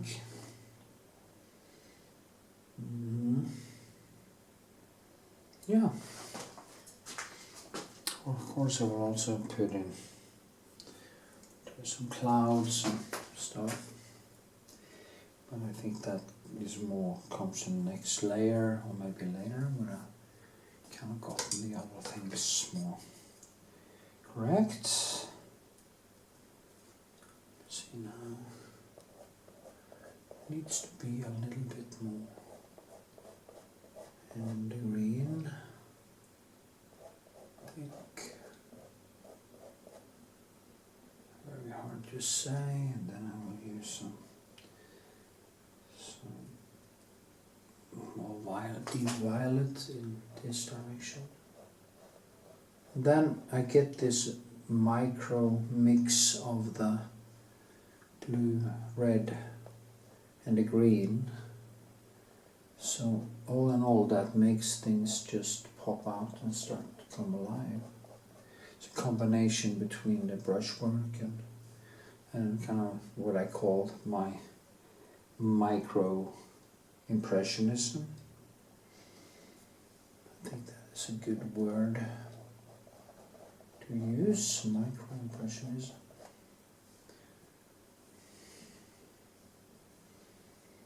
It's not that it's blatantly impressionist with extremely thick colors and stuff, it's just on a micro level,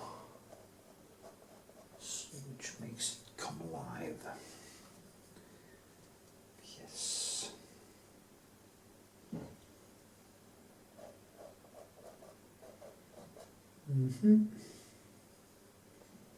Cloud. Cloud. I will fix this later. That is I saw when I looked at that Bob Ross painting. You really do know how to use the laws of nature, maybe without actually knowing it, when he just so easy peasily just, here's a happy cloud.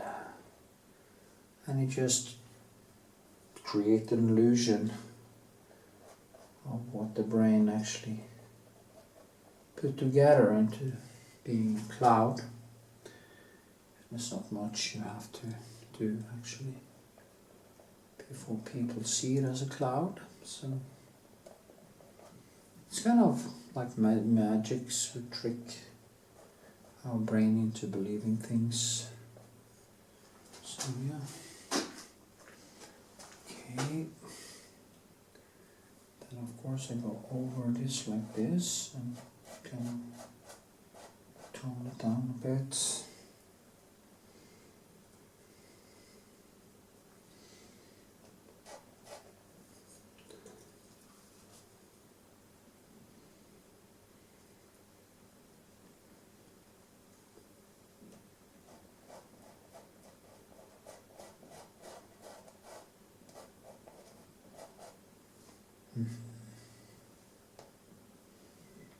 Yeah.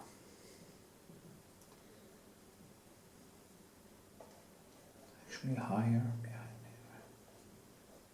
here. This. Yeah, like this maybe. This one too.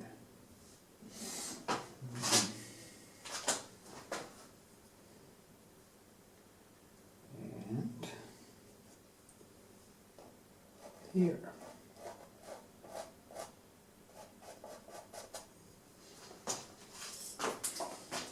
Just make it disappear. Then I can bring it back up again.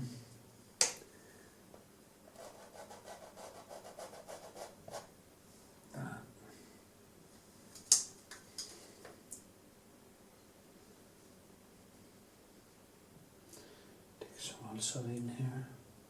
Because of the yellow, we can actually add in some more also in here because it's kind of violet. Complementary color. And they will, as I say, complement each other. Yeah. So.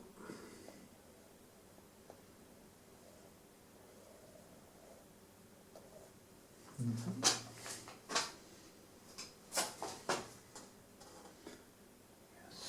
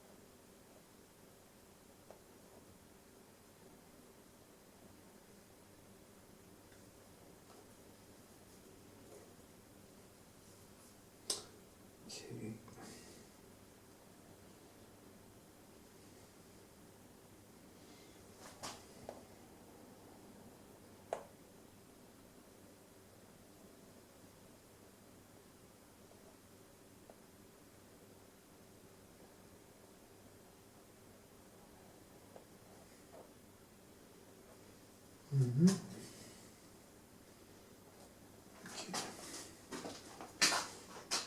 Yeah, okay. 22 minutes, I guess that should do it. Okay.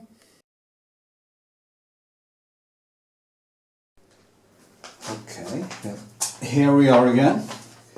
I just did a lot of stuff around here.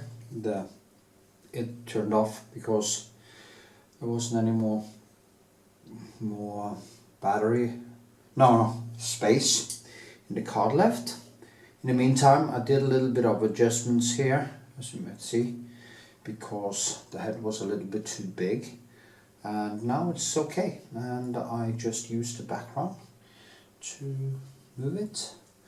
I also was talking about this, if I was going to add in that thing with maybe I'm gonna try to put in that little piece of white, because there is a house behind her shoulder, but you can see the house, you can only see a tiny bit of like this. And I'm not sure that is a good idea, because it kind of becomes very misplaced. Nah, I think I will just not have that one there. It kind of works on the, it's very subtle in the photo, but here it kind of doesn't really fit. But I can use this white now just to, and I will tone it down after effect, so I'll just add in the more shadow in the shoulder, and yeah. So it also worked around here a little bit. It doesn't take much really, because I see huge changes, so that's good. Just do like this. I'm also gonna, I noticed that the arm goes a little bit longer down, but I will go back to do the figure, and I will fix that, because now when I kind of made the shoulder, I did like this, and I saw, wow, okay, the eye is kind of it's even a little bit too high, still a little bit too high, maybe, or maybe the eye has to be a little bit more. That is the small things that I have to struggle with all the time in every single painting. Small mistakes I do when I sketch, and then I have to rearrange and stuff. But sometimes you can't really see it until you get further into it. Just gonna tone this down a little bit. So yeah, then drag it back in. So now the background here explains where the shoulder starts and stops.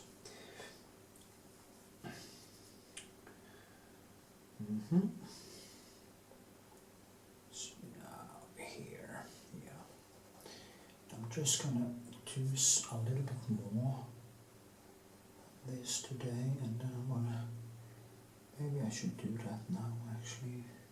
It's very tempting, but yeah, I think that was actually enough. Just had to go a little bit deeper down, and boom, now it actually looks quite okay. Also the nose is a little bit too long. I do like this, it actually, yeah, now it actually starts to look a little bit more like it. It's very small things that makes quite big differences, and yeah, so. But what I was going to do was to actually work a little bit. I could also work with the legs a little bit maybe, or around there anyway. I'm going to put in some textures and around her body. I have The rise a little bit early tomorrow, so I thought I was going to go to bed soon, so I'm not too. So just here. I toned down the things behind here, so, and added some more. I think there has to be a little bit more color into that sand over here, a little bit of orange, maybe a bit more color, a little bit more sand texture. You can see it now. Kind of did come alive a little bit more, because there has to have some of the same colors as in this behind here, because if not it's gonna kind of be, oh, there's some yellow, there's not some yellow. So try also when you paint, try to get some of the colors, the same colors all over the painting. That way you will kind of seem more natural. That's my opinion. Yeah, it starts to look a little bit holistic now. So yeah, there is some seagrass and some dirt. So I'm gonna put in some dirt. And yeah, and now I see it coming a little bit of directions and stuff. Here.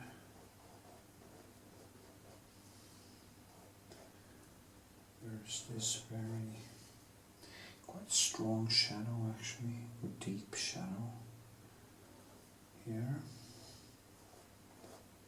My eyesight is really good today, so I didn't really need so much glasses. It's always a good sign.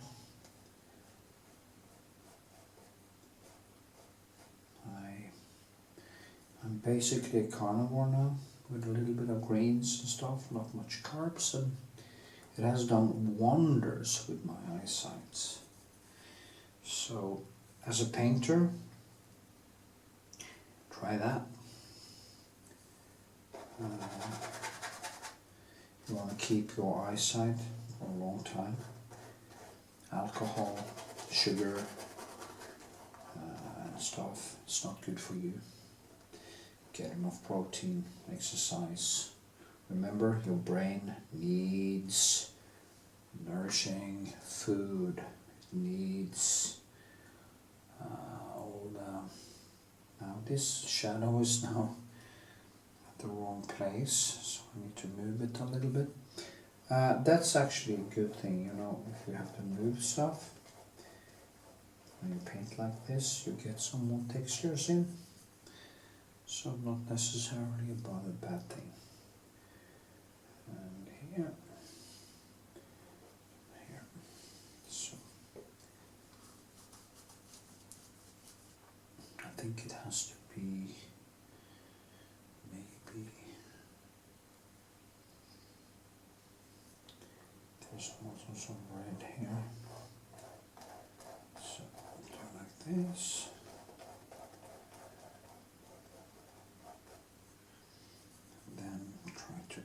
Shadow back in. It's actually more down here. So, but I can add also the shadow on top of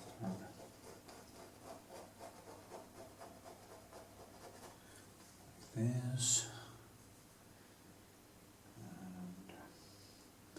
it's very blue actually, so try to hold it like this and do this way and this way and this way. And then I go around it and I take some Alsarin, some of the color, and I go in here and I cannot add light around around it. So I can bring it back up again that way. It's more like not actually painting the shadow, but I just paint things around the shadow. So then it pops back up. Brilliant. That's how we do it. Yes.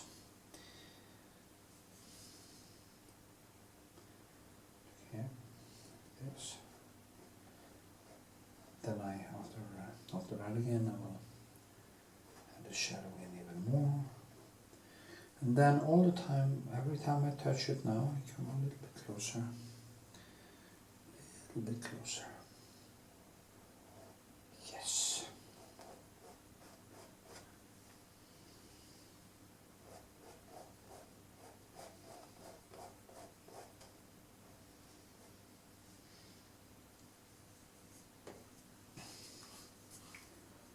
Okay.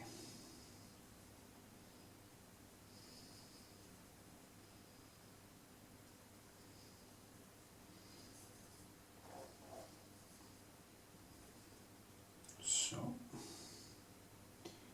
here we are.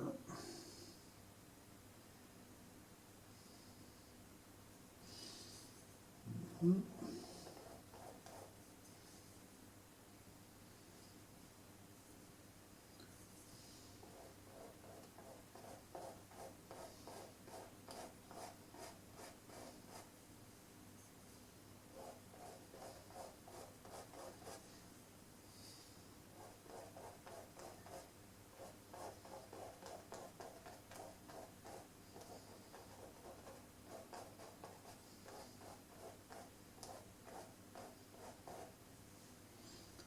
Yeah.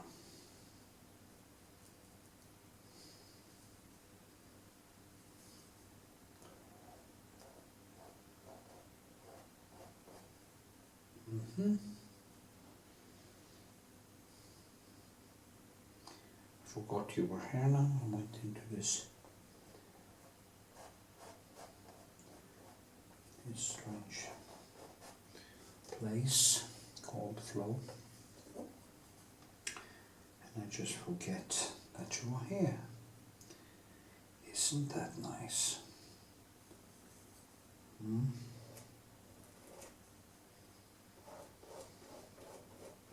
Been listening a lot to Alan Watts, and despite he being a little bit kind of quasi-religious, believing that the universe is conscious and we are in a collective conscious, which we can't disprove, of course, but what happens to all the dumb people? You know, what happened to, do Adolf Hitler become a part of this consciousness? It's kind of, it's a little bit annoying, because philosophers and people who think like that forget all the bad people. They kind of forget all the, they think of, oh, we go to heaven or hell, or oh, we go to, you know, no, we all become like in Buddhism or whatever, we become this part of this big consciousness or eternal consciousness or the universe or the quantum or blah blah blah blah. But what happens to all the ignorant people? What happens to all the people who never lifted a finger to become conscious? Or do they get a part of it too? I mean, what are they supposed to add to the cosmic consciousness? What is the idiot or the mass murderer or the narcissist, or which is a lot of people who are, what are they going to contribute to this cosmic consciousness? And it seemed to me that they assume that everybody's nice and everybody's smart. I mean, consciousness, true introspection, really demand advanced thinking, honest being honest. it's really hard. It's not easy. It's something that accumulates over a long period of time. And yeah. So anyway, but I love his stuff anyway because it's very clear in the way he's talking. And yeah, I do like Alan Watts. It's weird to think that he actually killed himself. Well, you know, maybe I was just tired of it all, and it's like you say, you know, Life of Brian, going back to nothing. What have you lost? Nothing. Come from nothing, going back to nothing. What have you lost? Nothing. So true. It's profoundly true. But then again, I feel like, yeah, blah blah blah. So,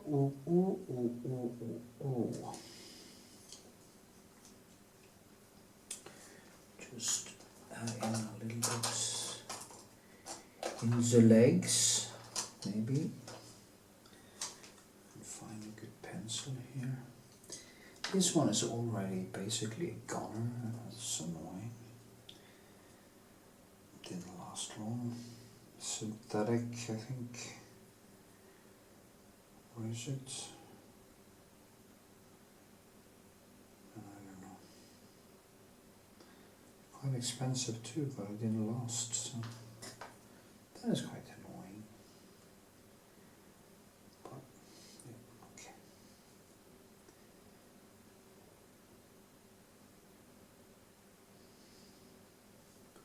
But it says that it's true what Alan would say, you know, it's like we assume that I was actually talking to my girlfriend the other day exactly about this, and kind of weird actually that Alan Watts suddenly pops up because I was talking about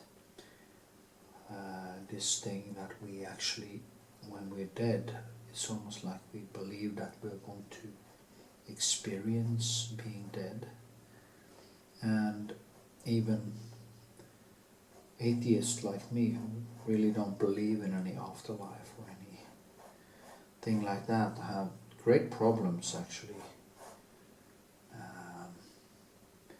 understanding on the emotional level that I want to experience it. It won't be an experience. So what do we have to fear?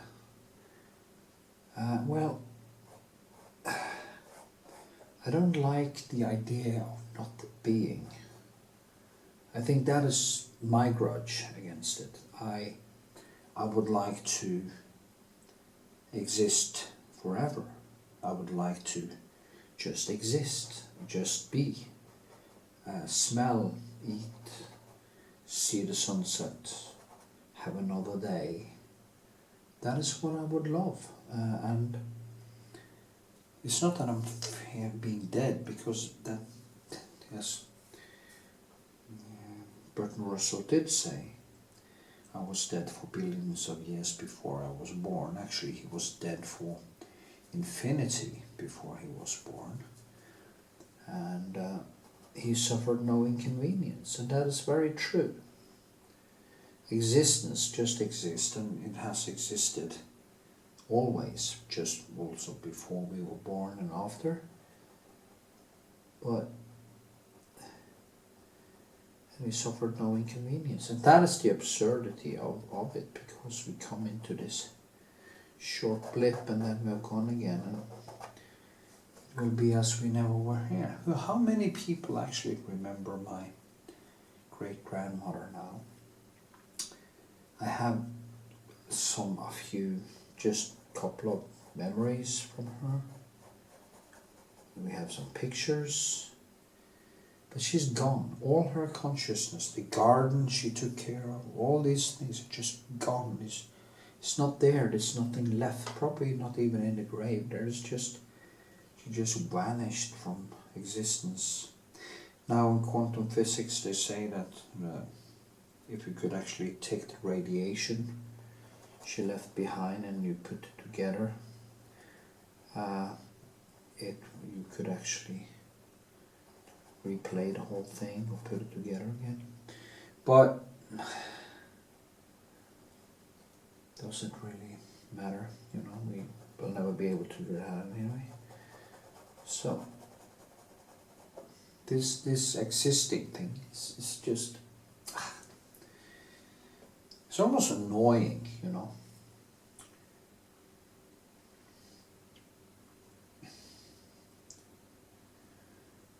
It's like if I could have chosen this, would I have chosen? If I could, somebody knocked on my door and said, "Hey, do you want to exist just to die and there will not be an afterlife?" Now that's absurd, of course, because no one can ask that question because I wasn't there.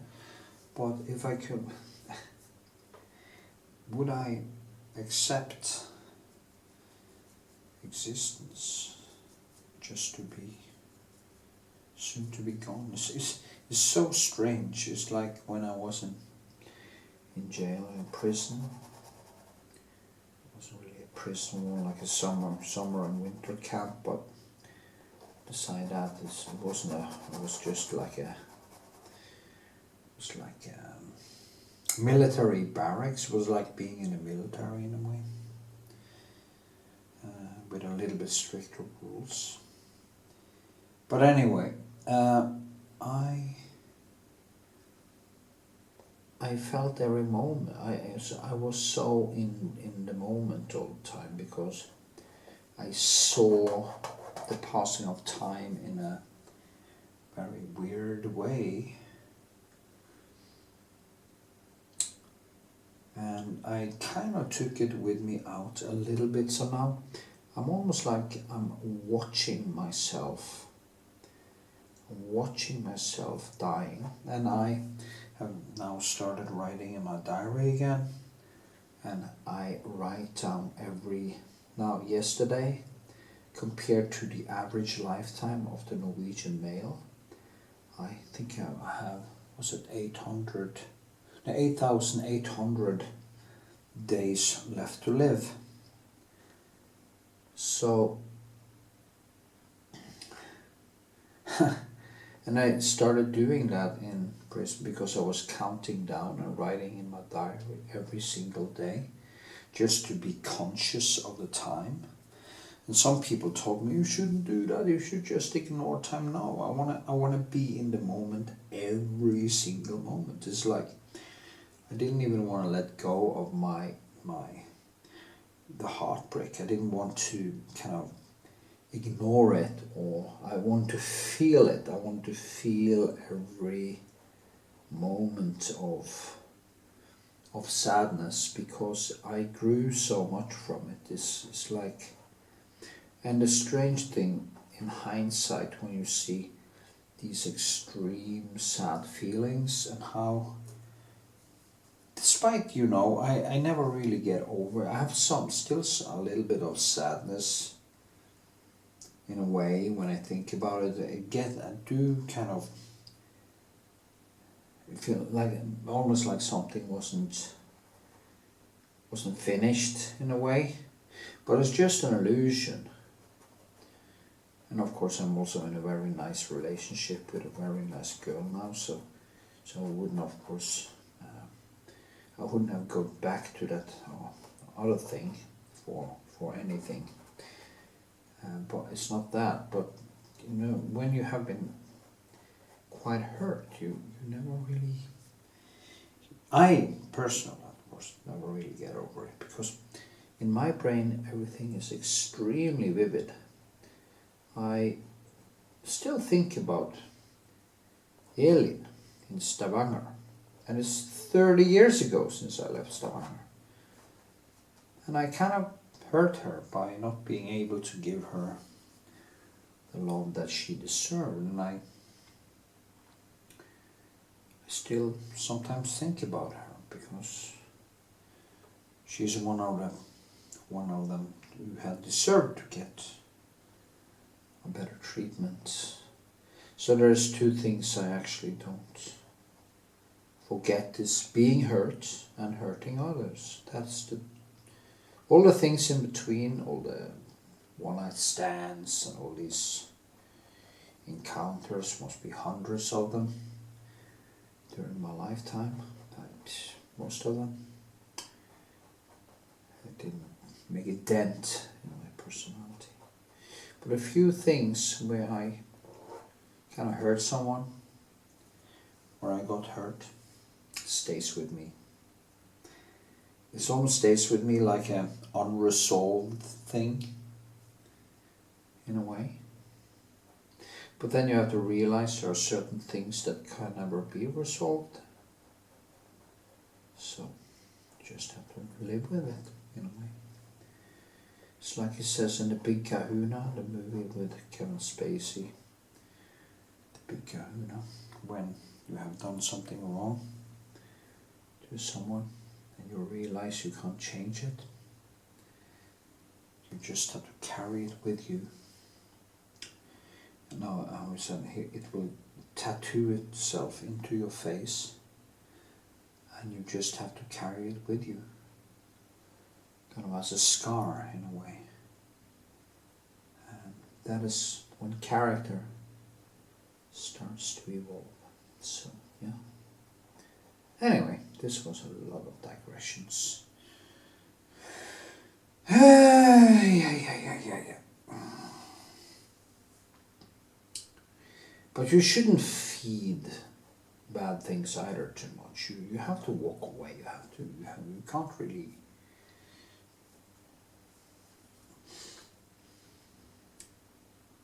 You just have to become better. So anyway, this quickly went off the rails. I was going to talk about painting, but I guess I have more important things to talk about. As usual. Maybe somebody listen to this and they think, wow, that's true. I have thought about this too, and he's on to something. Maybe. It all started with time. But anyway,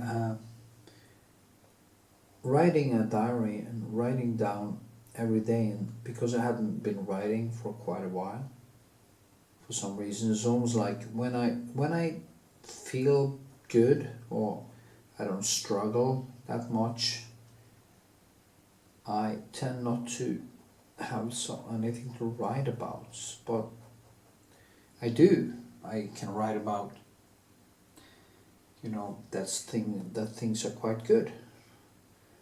Why shouldn't I write about that?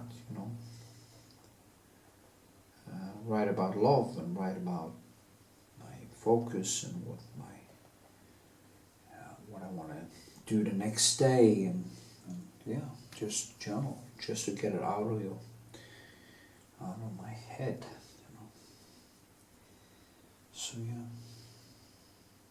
Anyway, see, the knees are always difficult. There's this.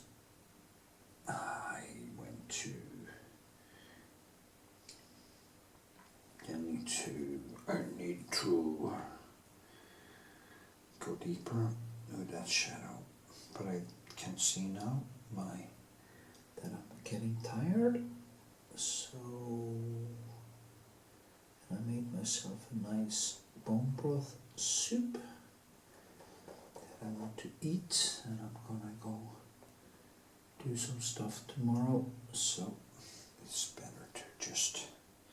I was actually going to try to paint on more than one painting today, but time went very fast. And I also do a lot of procrastination. Yesterday, while I was painting, I put 2 videos out on YouTube. And I told myself a gazillion times that I should quit multitasking. When you paint, you paint. When you want to make a video to YouTube, that is what you do. You set off time to the different things. Stick with it, because this multitasking is killing everything. It makes me not do anything right in a way. It's so annoying.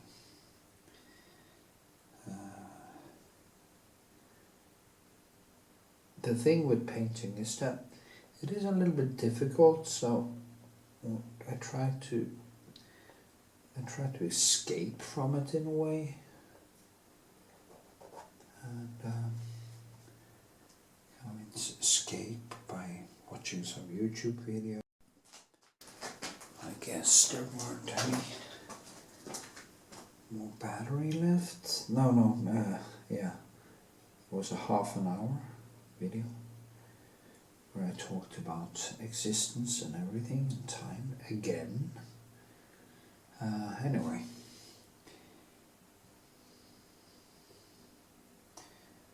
that is why I should make all these videos one more time with a shorter version of them with voiceover where I only talk about painting.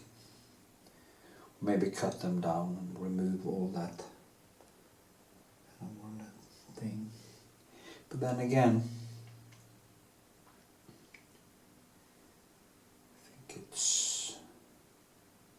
I could make a shorter version at least with only paint talk,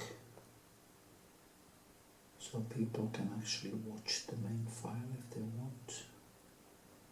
I talk about all kinds of stuff. Yeah, let's see what happens.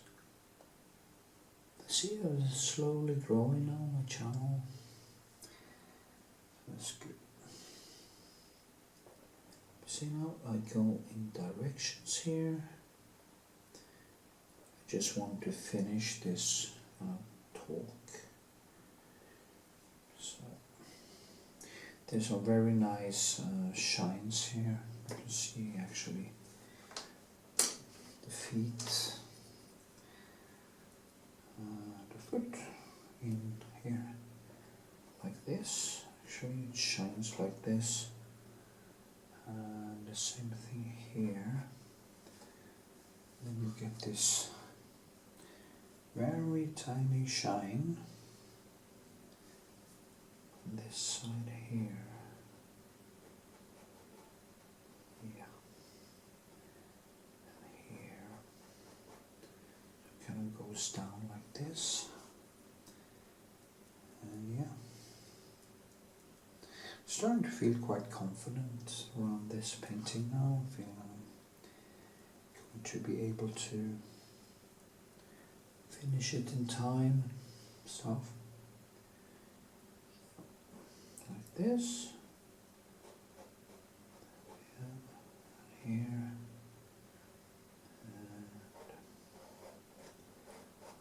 And this.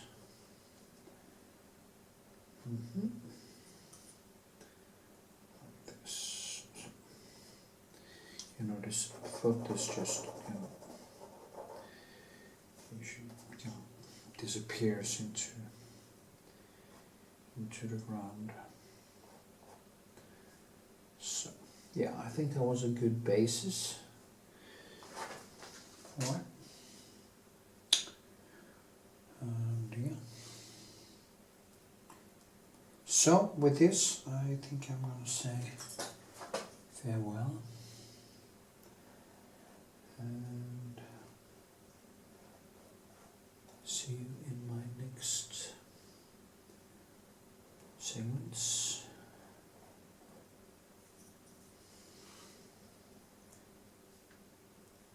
It's very wet now, so where we wet. Okay, yeah, I think this should do for now. Gotten some more texture in it, and yeah, maybe that knee annoys me. Annoys me very much indeed.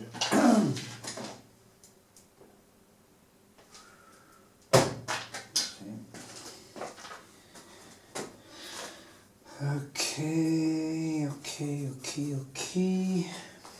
That knee annoyed me. So I'll lift that knee up a little bit, like this. Get some more,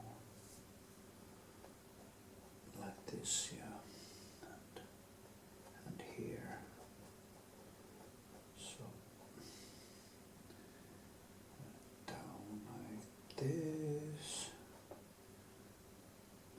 tiny bit of tool there. There's a very, here too, to me here. Creates a little bit more to work with next time. Okay, so, okay,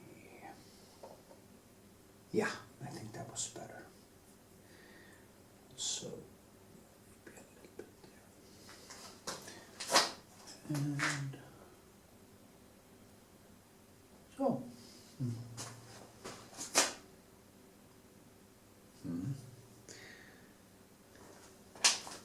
It's a very bright light here. So, like it is, like that. Now, that was nice. So way better, at least. And tiny bit here.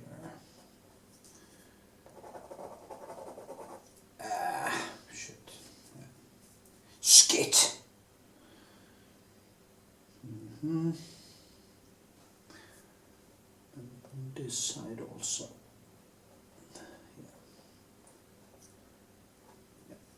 Okay, it's almost like her knee goes a little bit in, but it also goes a little bit out here. But all these things I will fix next time, because I always start with the figure first. Next time I'll let this dry now, and then next time I'll start with the figure again, with the face, and work myself down, and then I'll do the rest of the thing. Yes. Okay. Bye bye, bye bye. Okay. It has dried for a while. I have to be careful. Gonna put on the retouche varnish and a little bit of glazing, and then I'm gonna start working with the whole thing. So yeah, maybe a tiny bit of glazing, not much, because this is the retouche varnish. You can see how the color suddenly just pops out and the depth pops out when I do this. And yeah, it's very interesting, I think, to see. Okay, a little bit careful now, because it hasn't dried for more than 2 days, actually over an oven, and that's of course a better thing, because then the oil dries faster, or the painting dries faster. So it's also winter, so it's a little bit colder now than it used to be. Oh, October, of course, so it's not winter. It's the end of fall, I would say. The end of fall, yeah. Okay, see, I wasn't totally dry here, but it doesn't matter, you know, just, that's fine. It's some thick colors there, that is the reason. When I add in thick colors, it takes longer for them to dry. So it was actually here, the pencil, so I don't want that in my, it's okay if stuff like that where there are thick colors, because it doesn't matter, but if you get some hairs from the brushes in low areas, so areas with not so much color in them, it can usually be a problem, I think. So today I'm going to do a lot of detail. Maybe this will be maybe this can be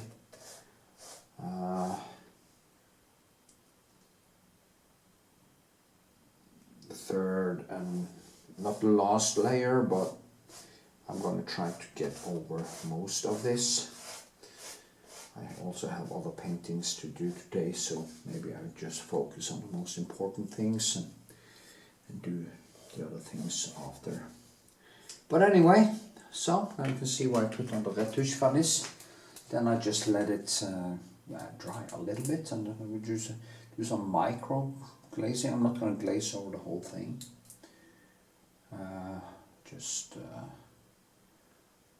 Yeah. Then I will do glaze a little bit here, so I get something to work with. But despite that, I will not do it all over yet. Anyway. Okay. See ya.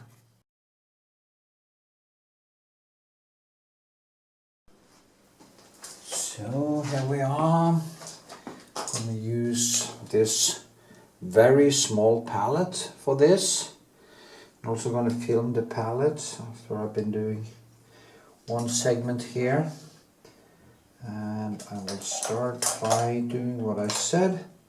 I'm just going to take a little bit of cobalt, no not cobalt, ultramarine and alsavine. And I'm going to do a very tiny local glaze. Almost nervous to do this but I think it kind of create some more richness in it. Then I have some oil also in the painting before I start, because I'm going to do all these very small.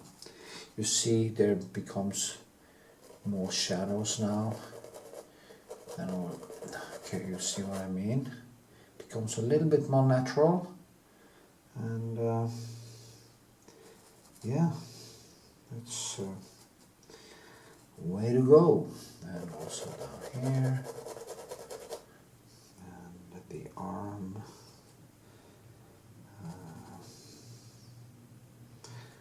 Yeah,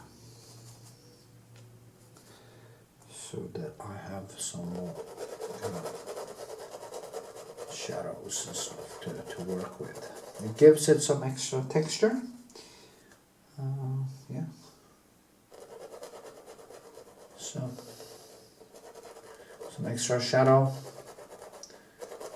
here, here, here. And I might also go over it a little bit. I do that later. I'm just gonna keep myself here now for a while and work with that. Add in the tiniest shadows.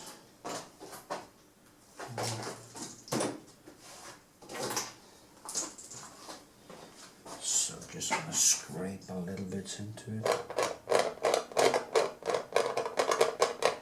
Take away some of the excess oil, like this. Yeah. So.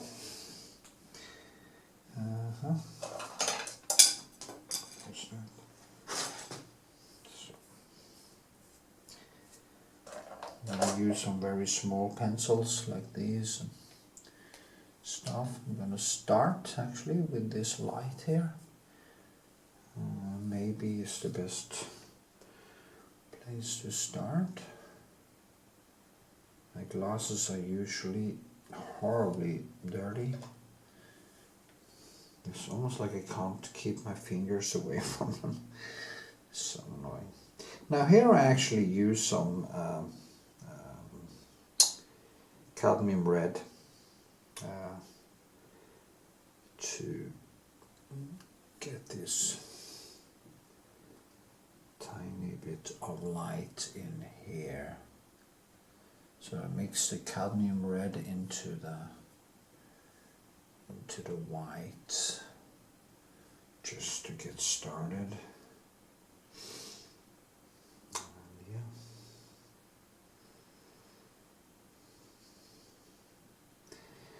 This is when it becomes way more time consuming.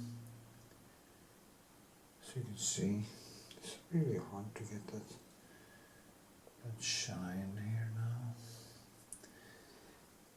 now. Skin tone. And I use my Naples yellow, my alizarin, to create the better skin tone.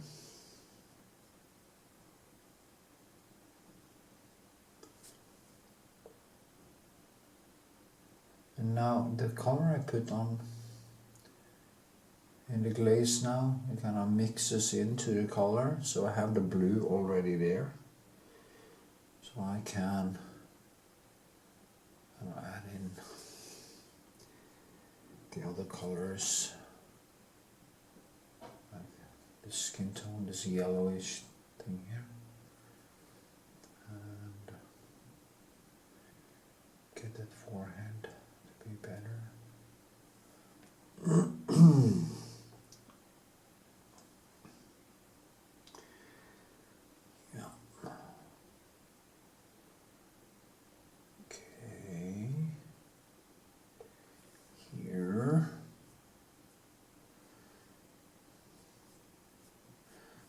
Careful now so I just don't screw it up, because if I screw it up it will take me hours to fix it again.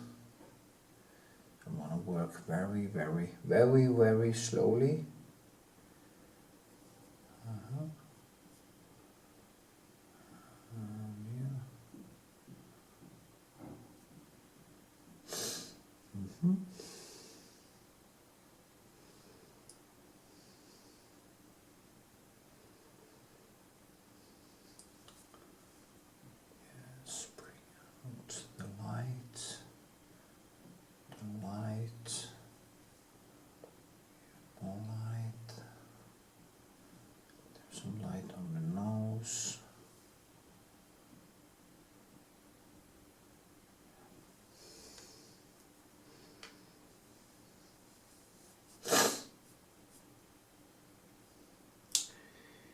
Training very hard today, so I'm a little bit dizzy actually. It's weird. Maybe I'm starting to have a cold. That would be bad now because I'm in the middle of doing these to my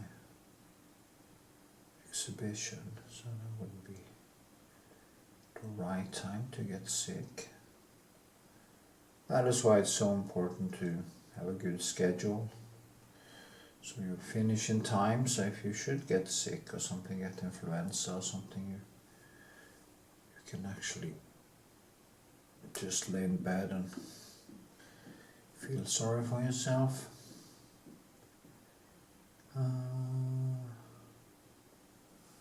Yeah, I think this is actually coming along pretty nice.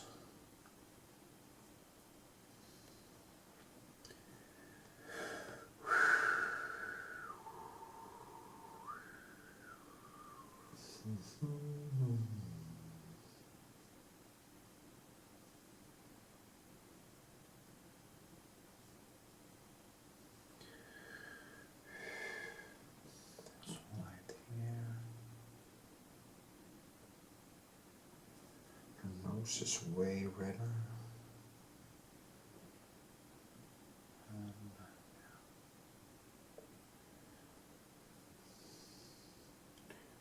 Rudolph the reindeer, red-nosed reindeer.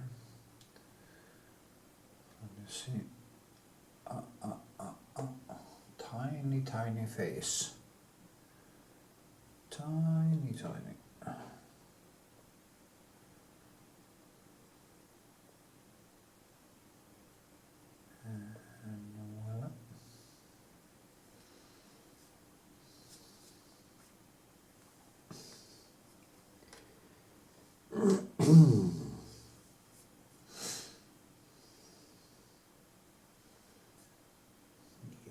Yep. See now. Yeah. And it's so small, I'm going more silent, even more silent.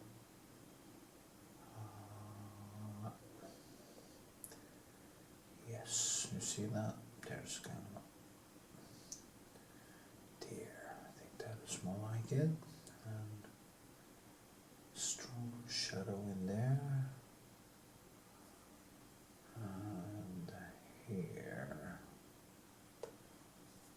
Yeah. Then I have to tone that down. I think the forehead here is a little bit too wide.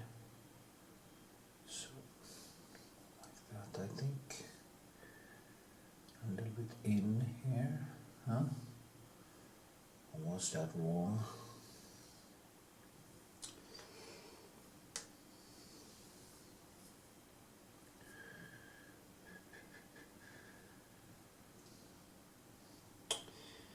Yep.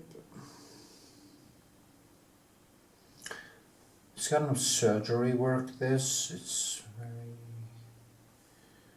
slow.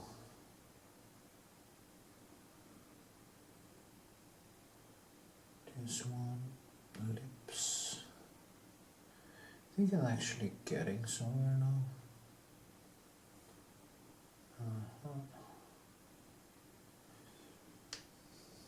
To have a yeah. See.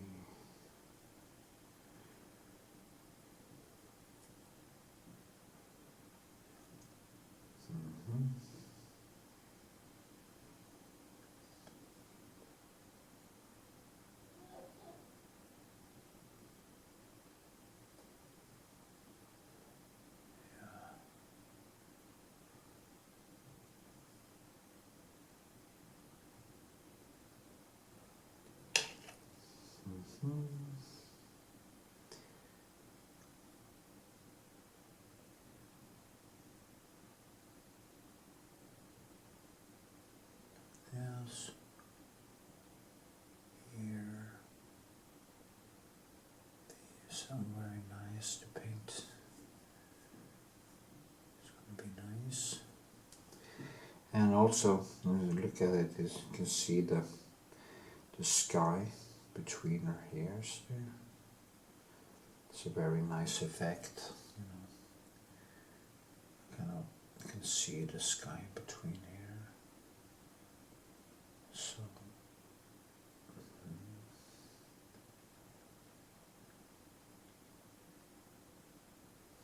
like this. Also behind here. Actually down here. And here. So that kind of explains a lot of what's happening in the picture. And yeah.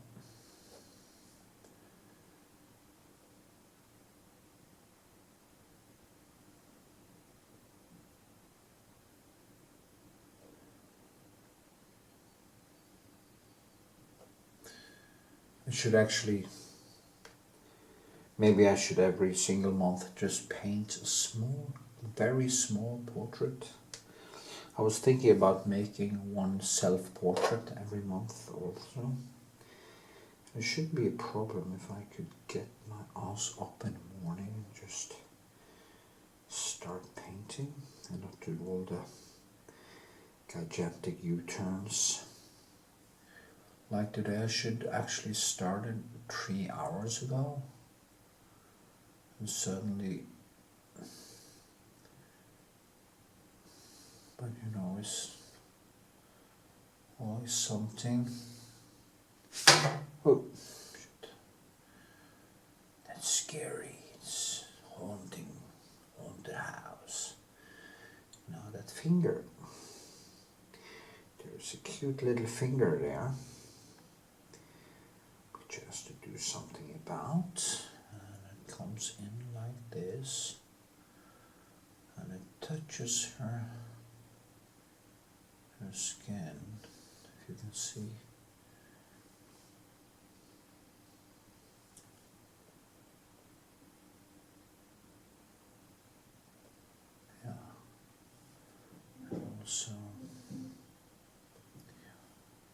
Okay.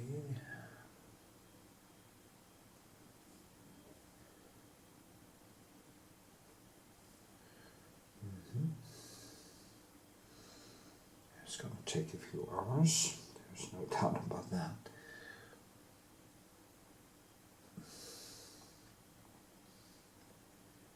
This one is very important.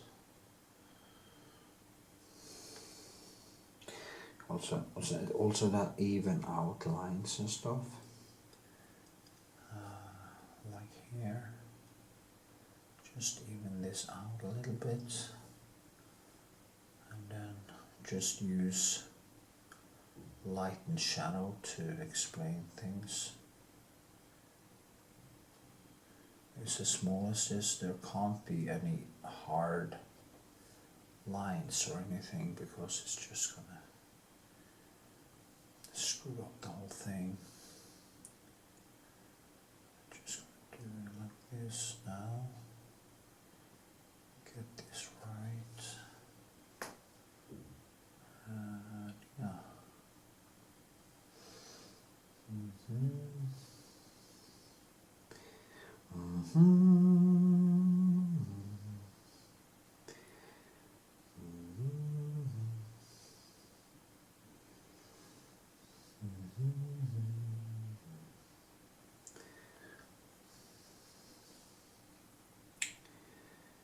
Push down, push up.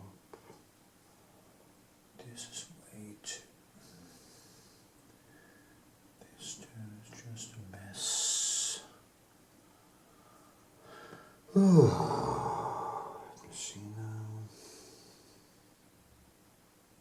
See how much time this start to take. The sketch, very fast. Boom, boom, boom. And then you get into the nitty-gritty and things really start to take time. So it's not done in a heartbeat like it looks in the beginning, but over a long, long time.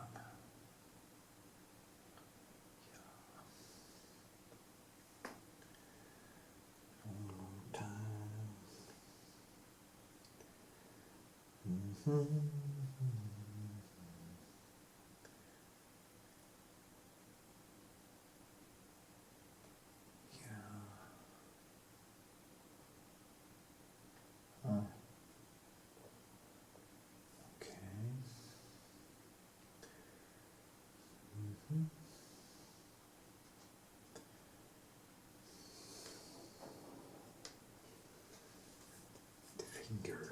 Fingers are always difficult.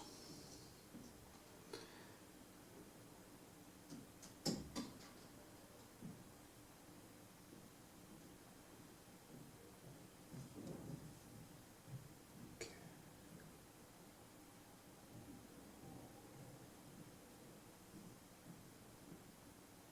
So.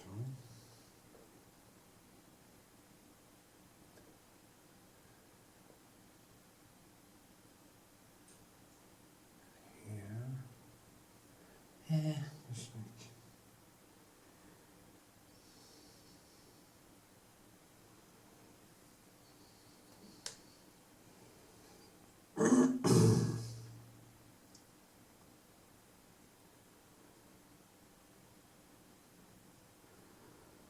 some.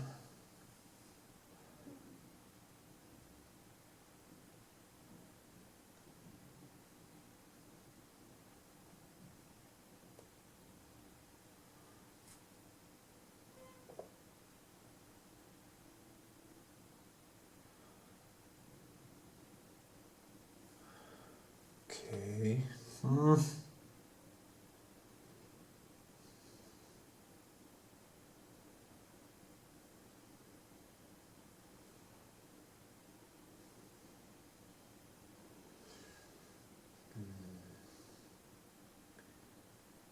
So,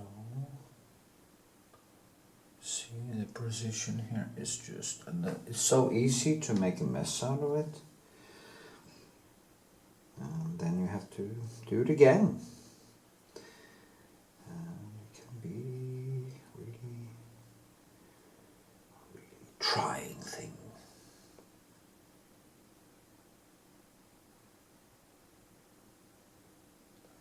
I need to get the shadows on top here. And you can't just add a white and add, because it's not going to turn into something real. You need to have colors and things.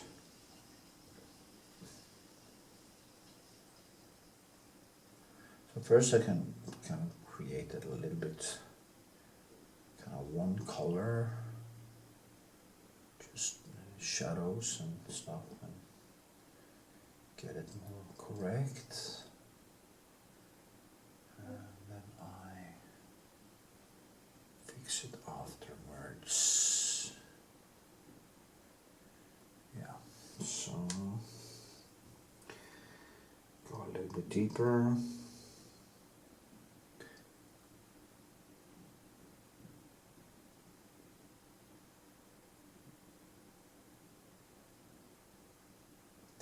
Start to round it a little bit. There's quite a gap here. Yeah, the hand is a little bit too thick, I think, so I have to kind of cut it in a little bit behind here. It's going to go more down like this, and this one goes a little bit more in to create that hand, like this maybe. Yeah, looked a little bit better.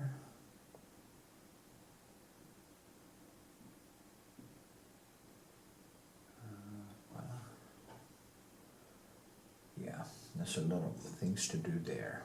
I can guarantee you that.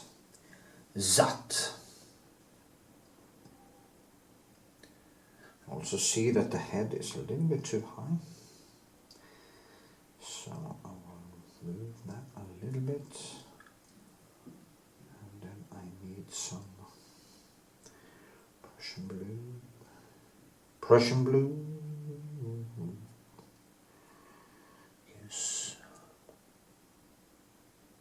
Okay, I think it's more here. Yeah, that's more like it. So,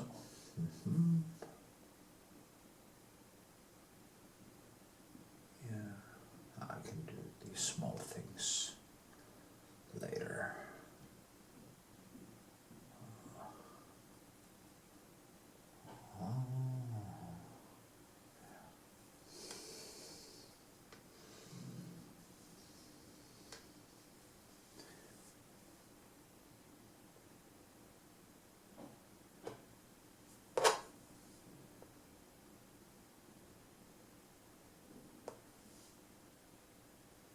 Yeah, well, it's moving along, I think. And, so add in a little bit stronger colors.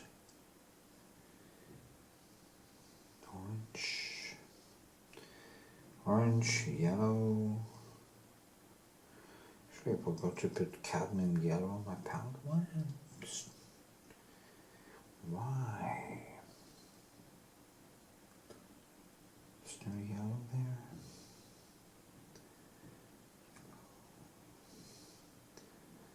I need some sun. Need sun color.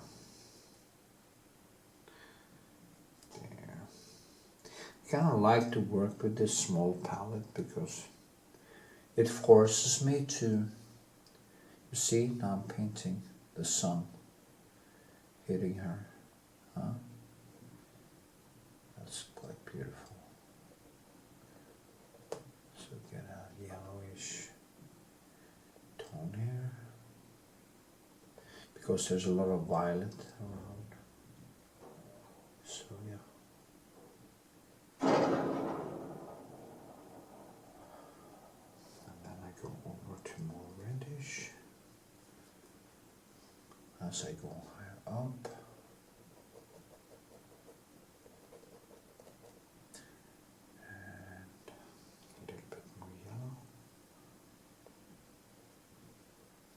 is a sun color.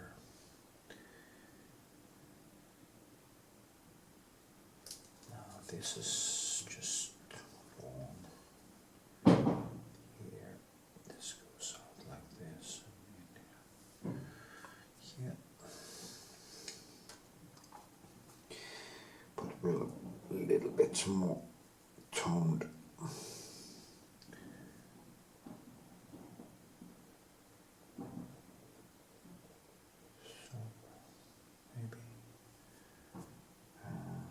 Some Alsavine and a little bit blue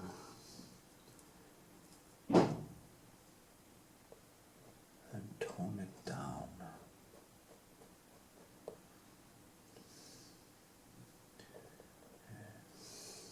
Bring it back up again.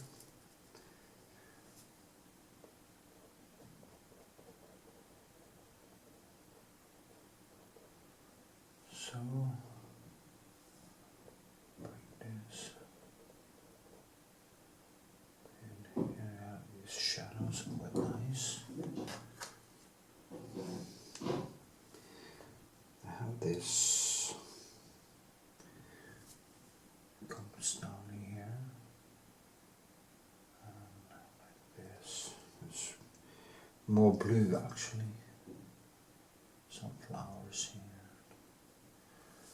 And then this one, and there's a shadow here.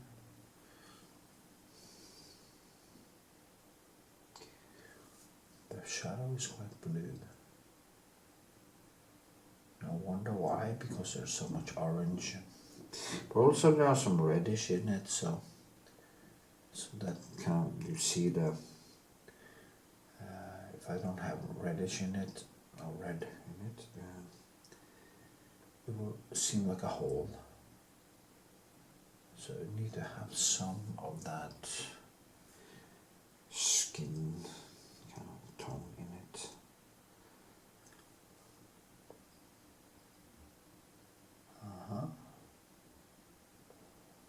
Yeah, it's totally screwed. See now. Here.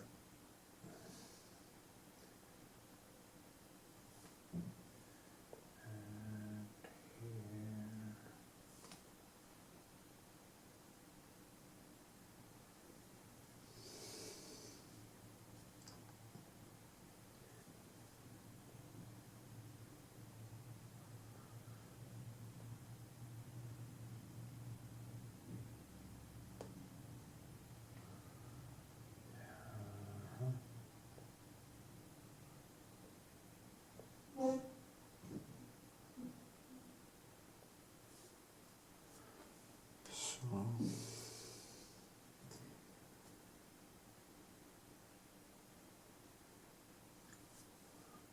here.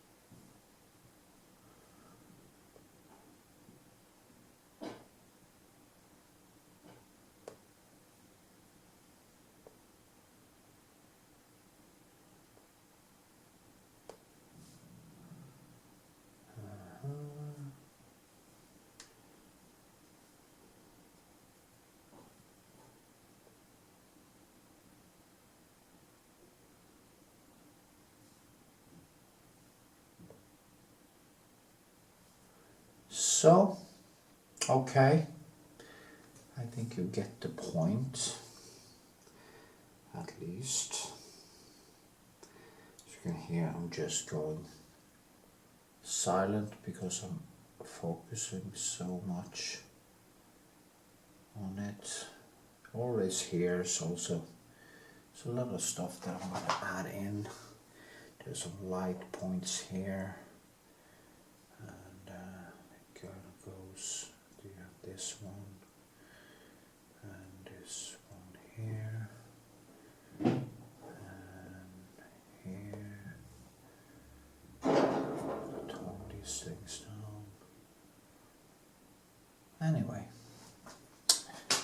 it's going the right way, so yeah. Yeah, it was actually half an hour, so there you can see it.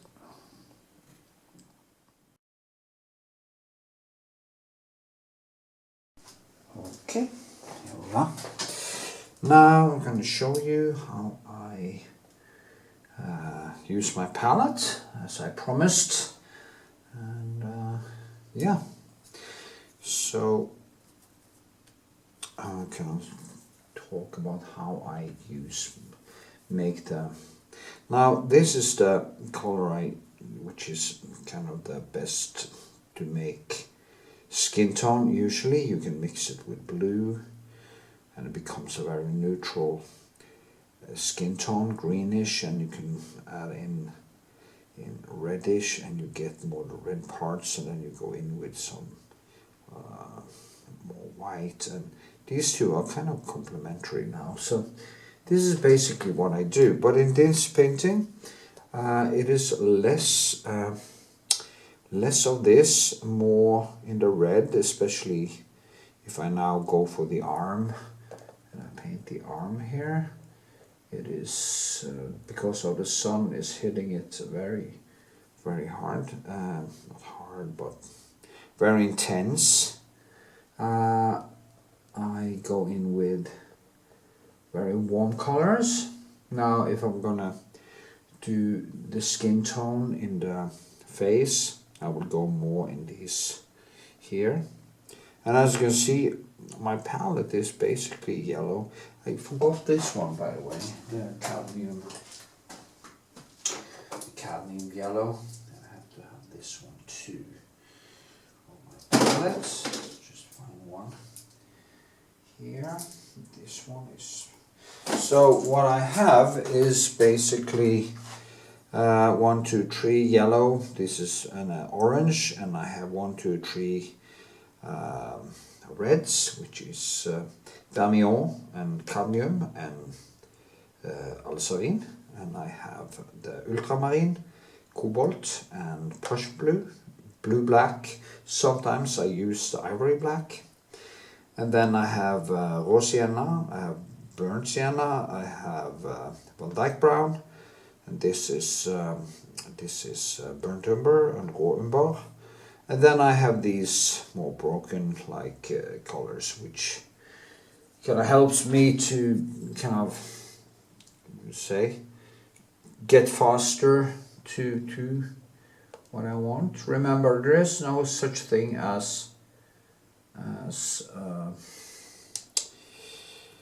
skin color, and it's really ridiculous.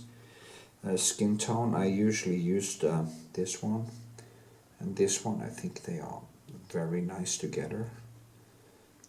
It's basically some of the most, and you can also go in with blue here to create deeper, so you can basically fish it up to red, you can take it down to green, you can so many things you can do with that color, and I really love it, you know. It's crucial.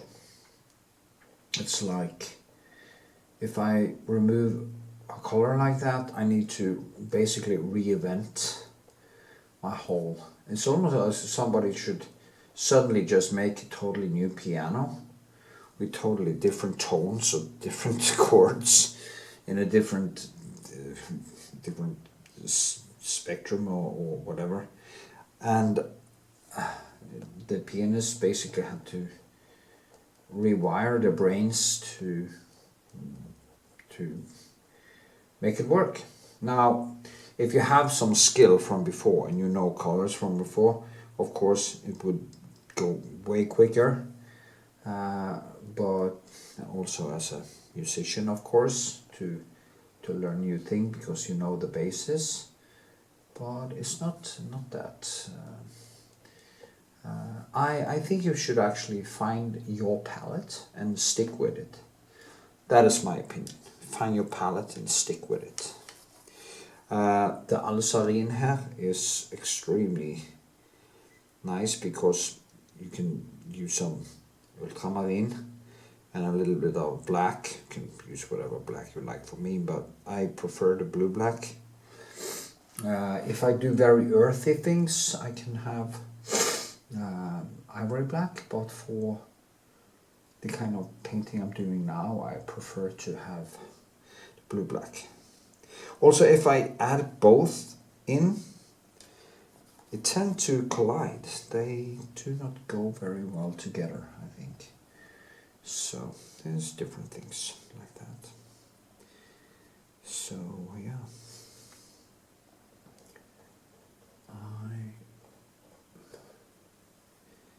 So here's the blue black. You know, it looks like I'm mixing colors on the palette, but I also, as you can see, when I paint now, people say, oh, why couldn't you also film the canvas when you talk about the palette? You know, I can't do everything. You know, if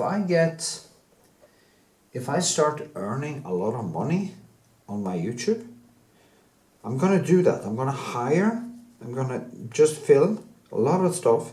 I'm gonna hire people to make my videos. Just, okay? It's so time consuming that it's maybe I will evolve it, maybe I will actually start doing that, but I don't know, it's very time consuming, and right now I don't earn much on YouTube, so I need to, yeah. But I think it's a nice thing to do, yeah. So the reason why I have all these yellows, I could have had just this one and maybe cadmium, vermillon. I do not need these two at least, okay? Maybe that one.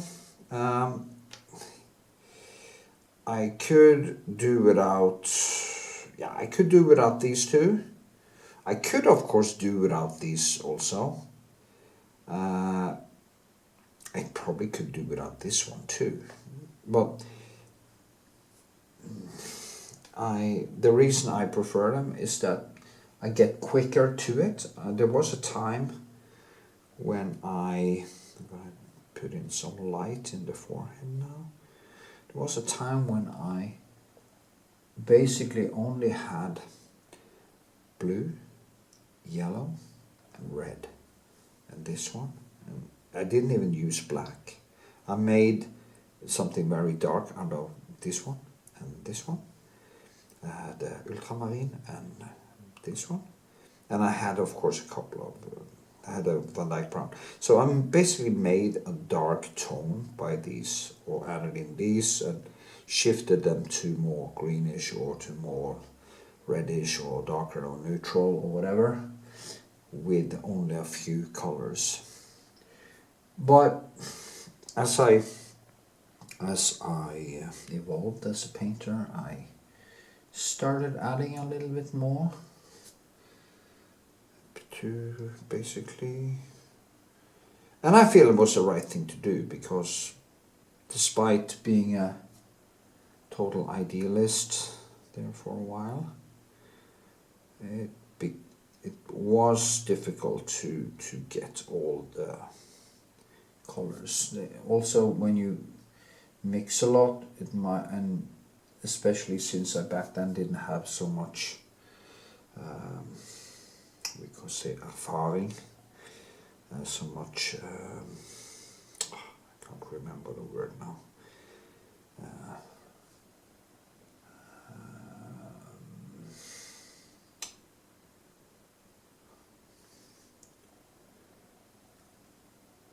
Experience, of course. Some words just eludes me again and again and again. It's so annoying. There's some words that just don't stick. Now, I'm Norwegian, so maybe you find my English a little bit quaint, you know. When I started out on social media, I didn't speak much English, only if I was on a vacation or something. But also I didn't write much English because I'm a dyslexic. So when I started out writing and stuff, I basically were writing as people speak. I couldn't understand why people didn't really get what I was saying. Anyway. So, let me see. The colors I use the most is alizarin and this one when I do, and this one when I do skin tone.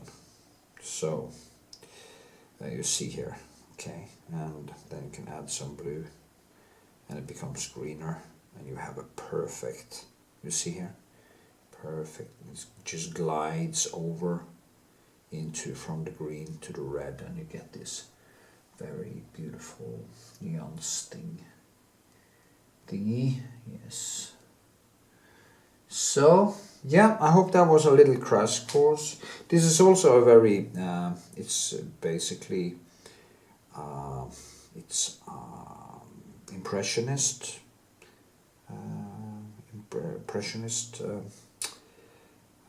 palette, and it's based on Goethe's color circle. Also shadows. When you do shadows, I just want to say that if you want a shadow like nature do, say, you know, violet is the complementary color to yellow. Or is it blue and yellow? Orange, no, yellow, violet. So if you want to make say you do kind of a violet, I used the alizarin here, so it's not perfect because that is not completely. But what you do to get the shadow, and often if you see a wall that the sun hits really hard, you can actually see that the shadow is very often in the blue range. Maybe I should have used this and this, but anyway. So to make the shadow, you just add in a little bit, tiny bit of yellow. And then you get kind of a shadow color. It's still a little bit bluish, but it's a shadow color. So what you do, if you want the shadow color to red, you mix red and green. You take a little bit of red into the green, and you break it, and then you get the shadow color. So that is how the secondary color circle work, or the shadow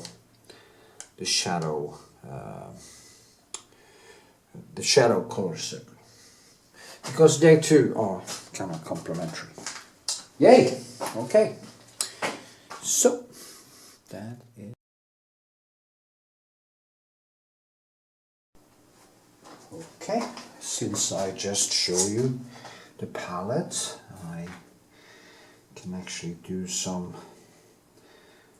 with this. What I was talking about when I said reddish, it was this. It's very orange because the sun is just hitting it, and then you have all the things that is happening down there, and yeah, let me see now. Okay, so there.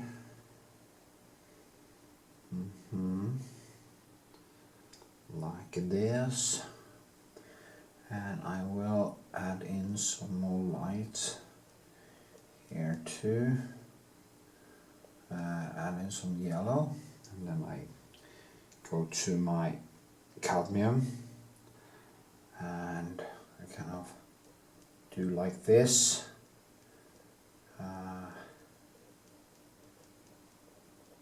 just to make it kind of say bam, and even more textures here.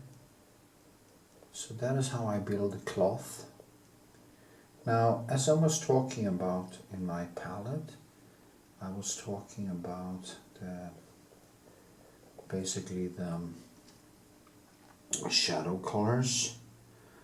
And if you see down here, it is over here it's more in the mix between alizarin and cobalt and some yellow and stuff, but the shadow here is in the blue range because of the yellow and stuff, and here you have some blue there, so, or violet, more, the blue is more towards the violet, so then I take the, the cobalt and I kind of do, first I will just go down like that. Now that turned into green because there was a lot of yellow there. That is wrong, so just do like this and a little bit like this, and then I will go in, clean up by adding more this way. So in a way, then I also drag the blue into the cloth here, so it starts to feel a little bit more natural. I can also crisscross over that if I will kind of push it down, and then I just put in a little bit more, and boom, you have this more dynamic thing going. Some spider in my hair or something. Something creeping around. Whoa! Now we're going to put in way more alizarin and a little bit of vermilion in there, because I see it's quite intense in the red actually, and also some yellow in there. So first put in the alizarin here, and then I will take up on top of that. Take my cadmium yellow and yellow lemon and just add that in here, you see, and then I get this micro impressionism again, you see here, whoa, and I get quite lovely textures. If you look at Rembrandt's paintings, it's basically what he did. He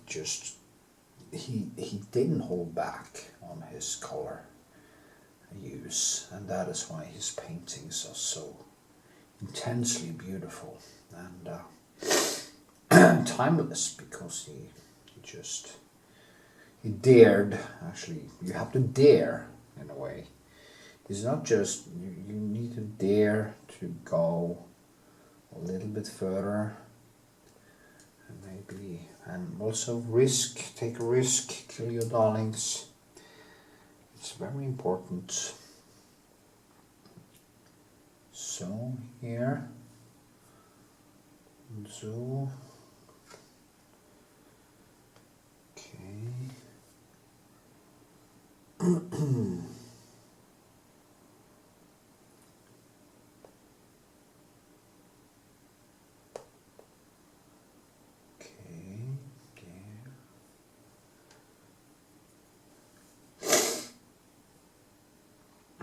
Just some small. Here I can also use my ultramarine and just kind of get these, and then I just add them into the wet paints, and then it becomes very organic when you do it that way. Just kind of add it into the, you see here, just so much lovely stuff that happened, and because it's wet and wet, and which just comes right out. So yeah. So yeah. Okay, go back up to the face a little bit, and I shouldn't overdo it because I can easily start ruining things. I come to a certain point where I have to be careful. I also have a couple of other paintings I need to work with this night, so I just need to kind of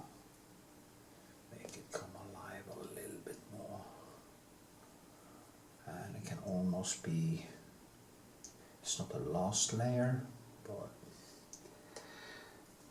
yeah, I should work down here because you can't see what I'm doing. So now also this, there is, I need it, this one to can go in, yeah, see that now. I need that the arm to be a little bit thinner here, and yeah, like this, and use my more red to kind of link them together like this. You can almost not see the difference here, but just have to be a little bit darker, a little bit. So yeah, and this one,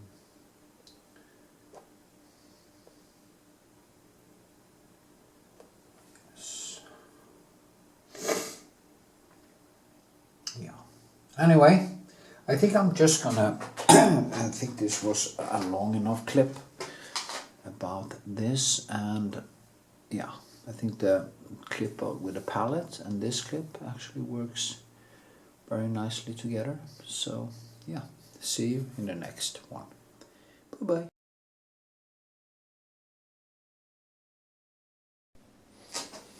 Yay, I'm working with the legs and the dress and stuff, the hand, and I kind of, yeah, it's going quite well, I think.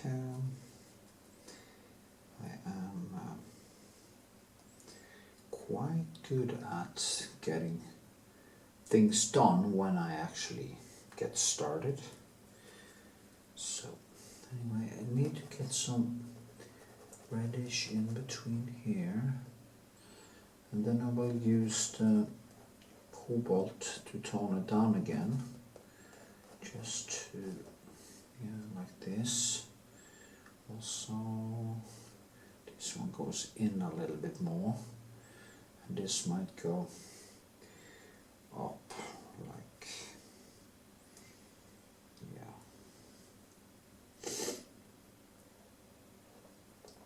So here,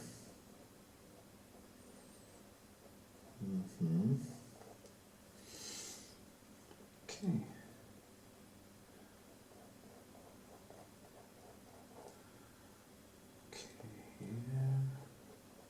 You see, I'm working with the directions. It's very important to do that. Yeah, I work a lot this way, as you can see. For me, this is a way to having some sort of control over what's happening on the canvas, and it works. There's no doubt about that. Now I need to do something with the dress here. Let's see. Try to. Yeah, I think this is good. I need to get this a little bit more like this and tone it down with Alsarin and blue. Get a shadow there, and yeah, like this, so shadow here. So it's kind of wet down there. She was in the water and she got wet basically up to there. So she was so afraid of crabs and stuff. I remember so well.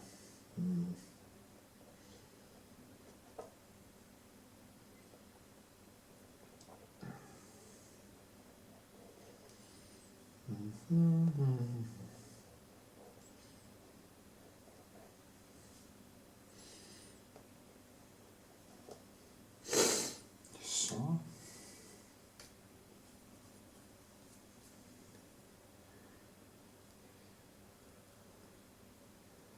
boom, boom, boom.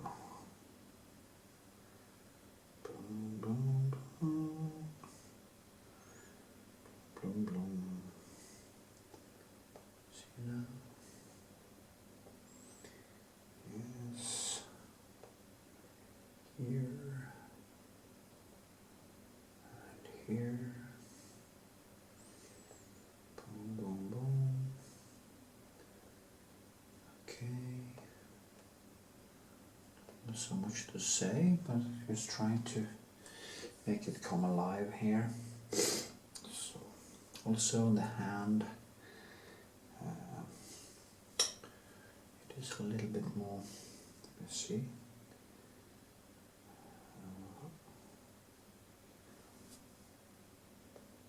Like down here. I think it's a little bit in like this. The finger is a little bit thinner, like that. Like this and like that. And there is this thing here. Lumps out a little bit.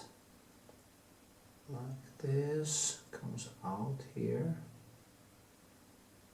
Okay. Then there, and it goes down like this. Or, yeah, I think it was better. Actually, some quite dark shadow underneath there, dark shadow underneath here, and it goes a little bit out like this, and voila, a little finger.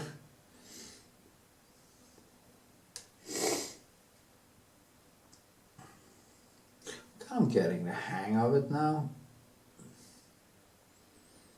So, and here's that finger, goes down like this, and yeah, goes like this. Now I see that it's a little bit different than I did. So it goes in here a bit, and then the finger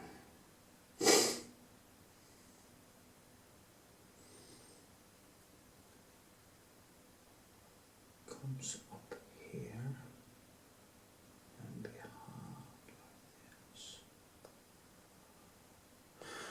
Oh,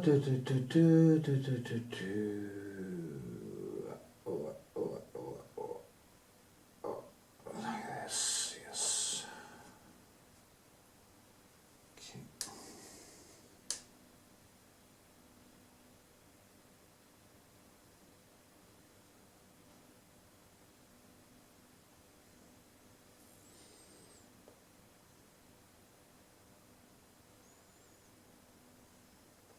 So, yeah, now it's better. Maybe I should just wait to put in maybe a little bit more. You see now, here, and there's more shadow in here. Way more shadow in there actually. This has to go like this, and see now. In here, I'll use blue in there. So much. Can I mix the colors on the canvas here, and slowly, steadily, kind of starts to fall into place. The cruel thing is when you suddenly realize that you have done some mistake, some huge mistake, and you're almost finished, and you see you have to change everything. That is the biggest nightmare, I think, anyway. But I don't think I'm gonna have done any really huge mistakes in this one.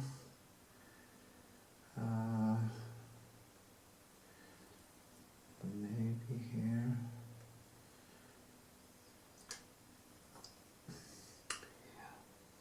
That blue here. A little more in like this.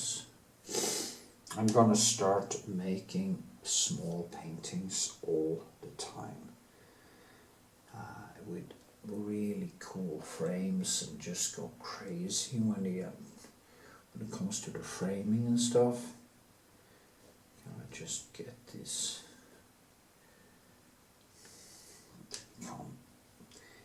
really aesthetic.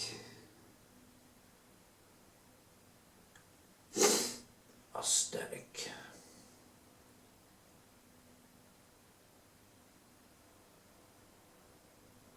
Okay.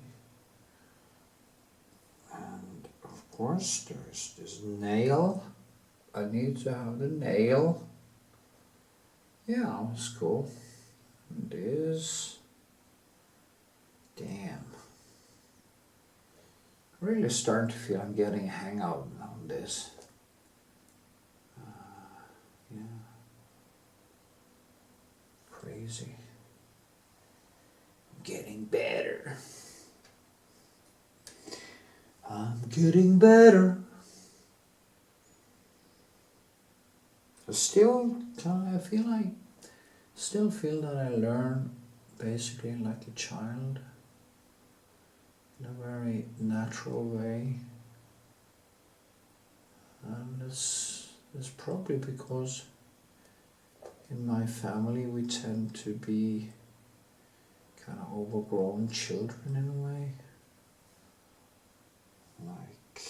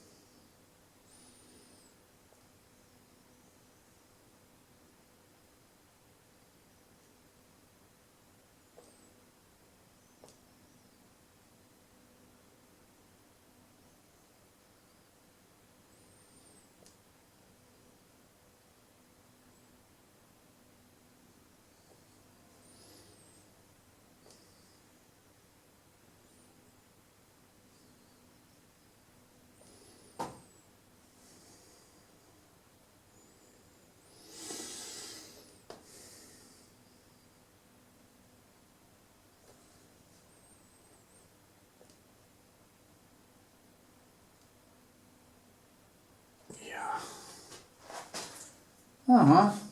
That's not so bad. If I have to say it myself. And I just did, so yeah, quite pleased with it already. It's kind of quite a good sign. But I'm going to go over it one more time. And instead of screwing up now and making a mess out of it, I think it's just better to leave it now, maybe.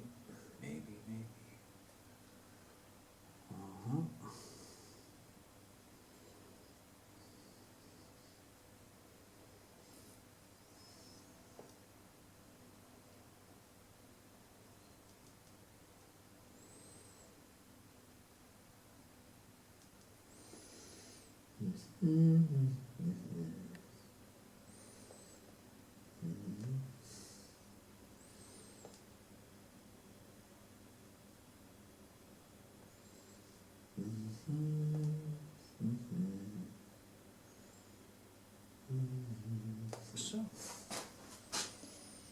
yeah.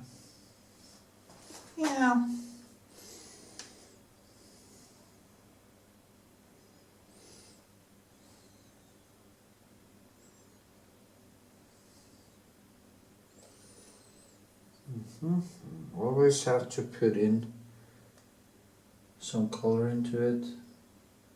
So you can't just have one color like blue there. You have to kind of get all the colors all over the place all the time, or it will not feel real. And I want it to feel real. Yeah.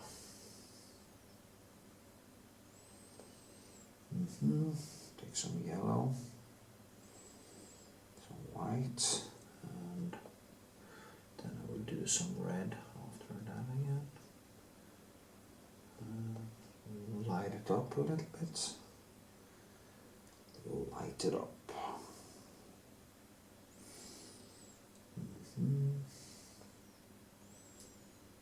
Yeah. Here.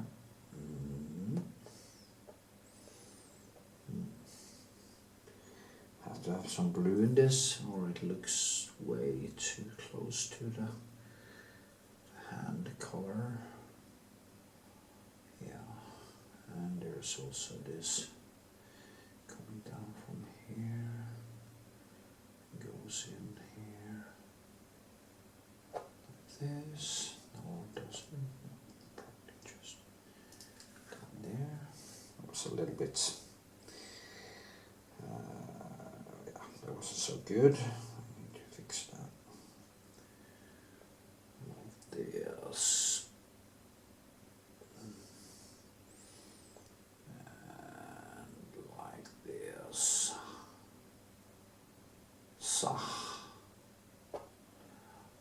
And here, right. Yeah, do a little bit of, kind of do a little like this, and it becomes a little bit different. Yeah, but then again, I was going to paint the legs and knees and stuff, but I started doing all the other things instead. And that is very typical, but it's the same process. Just mold it, get these lights in,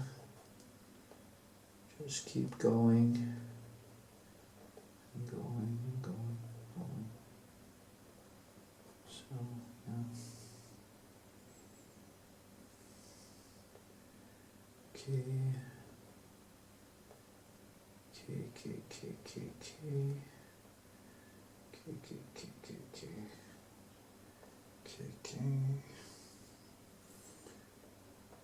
Here. And boom, boom, boom. Boom, boom, boom, boom, boom, boom, boom. A little thing here.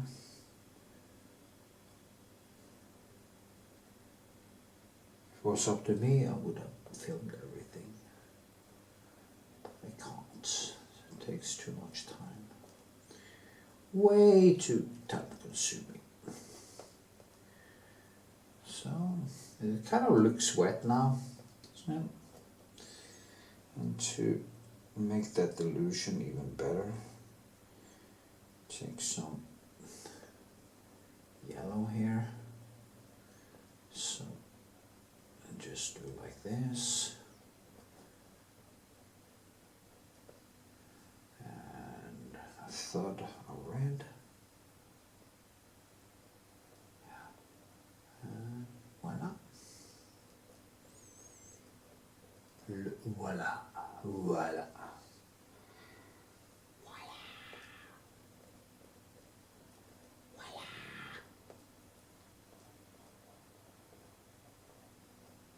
So, that was a little bit too much.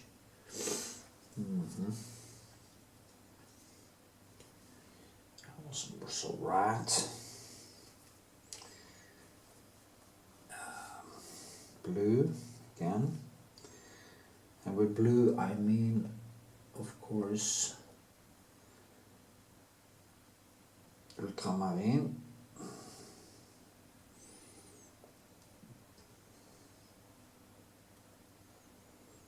Not that anyone would have seen that was a little bit too much, but you know, I like to stick with what I actually see and try to get as close to that as possible,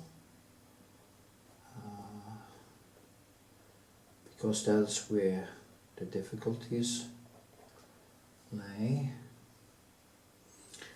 around, hanging around. Difficulty, hang around, yes. So here. need to paint a couple of still lifes before I go to sleep, so I'm gonna let this go today and I'm gonna work with the rest tomorrow and just try to so sad didn't get going until way too late. It's like this, I procrastinate a lot and it's quite annoying sometimes. Anyway, yeah, the legs I can do when I do the surroundings and the sea and stuff because it's kind of linked together, so I'll do that. Maybe I just do a little bit more on the knees just for the heck of it. And they are darker than the rest for some reason. Here. Like this. Because she's standing, so they kind of go in a way. It's weird.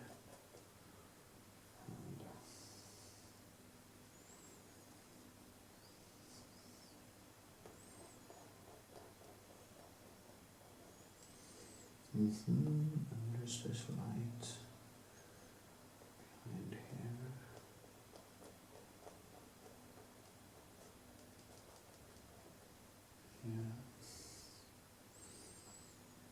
Yeah, I think I will leave it now. I can feel that I'm quite exhausted actually, so yeah, I'll leave it at this today.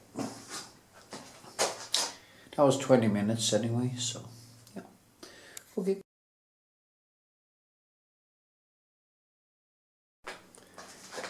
Okay, here we are. I'm gonna do the last work on this, and first I want to put on the Retoushing Varnish so I can actually see what I'm doing. Some of the paint has been thick and hasn't dried all together. The most important things, I'm going to finish the face first. So that is why I'm putting on the Retoushing Varnish there. And we'll see what I will do later. Just see how it just pops out when you do this. You can actually see the color, and yeah. I'm just gonna do some micro glaze. I'm not gonna glaze over the whole thing like I usually do. Just gonna do some controlled, nice work with these things. Yeah, so that's what I'm going to do today. Yes. And I'll take it all over the whole thing so I can actually see what I'm doing. Okay. All the way up here. I should have a bigger pencil for the surroundings here because it takes too much time. So just use this one and like this, like it is, yeah. So shit, kind of dissolves because it's not so very dry. So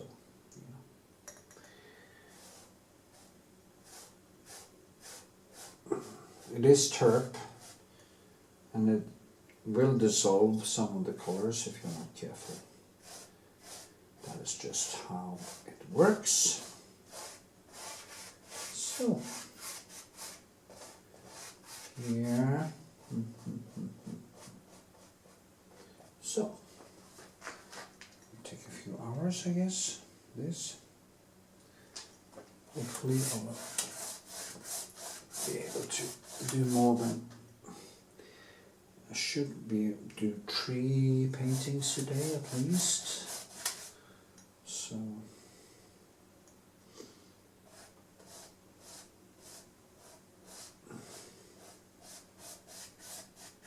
yeah.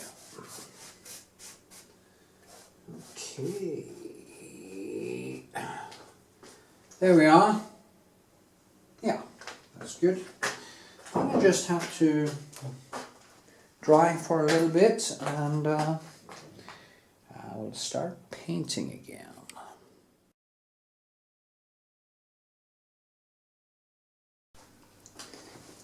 Okay, here we go.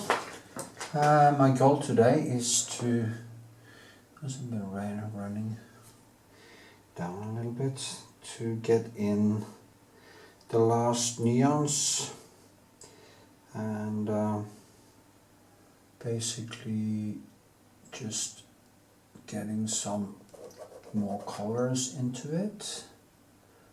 That is my goal, and yeah. Today,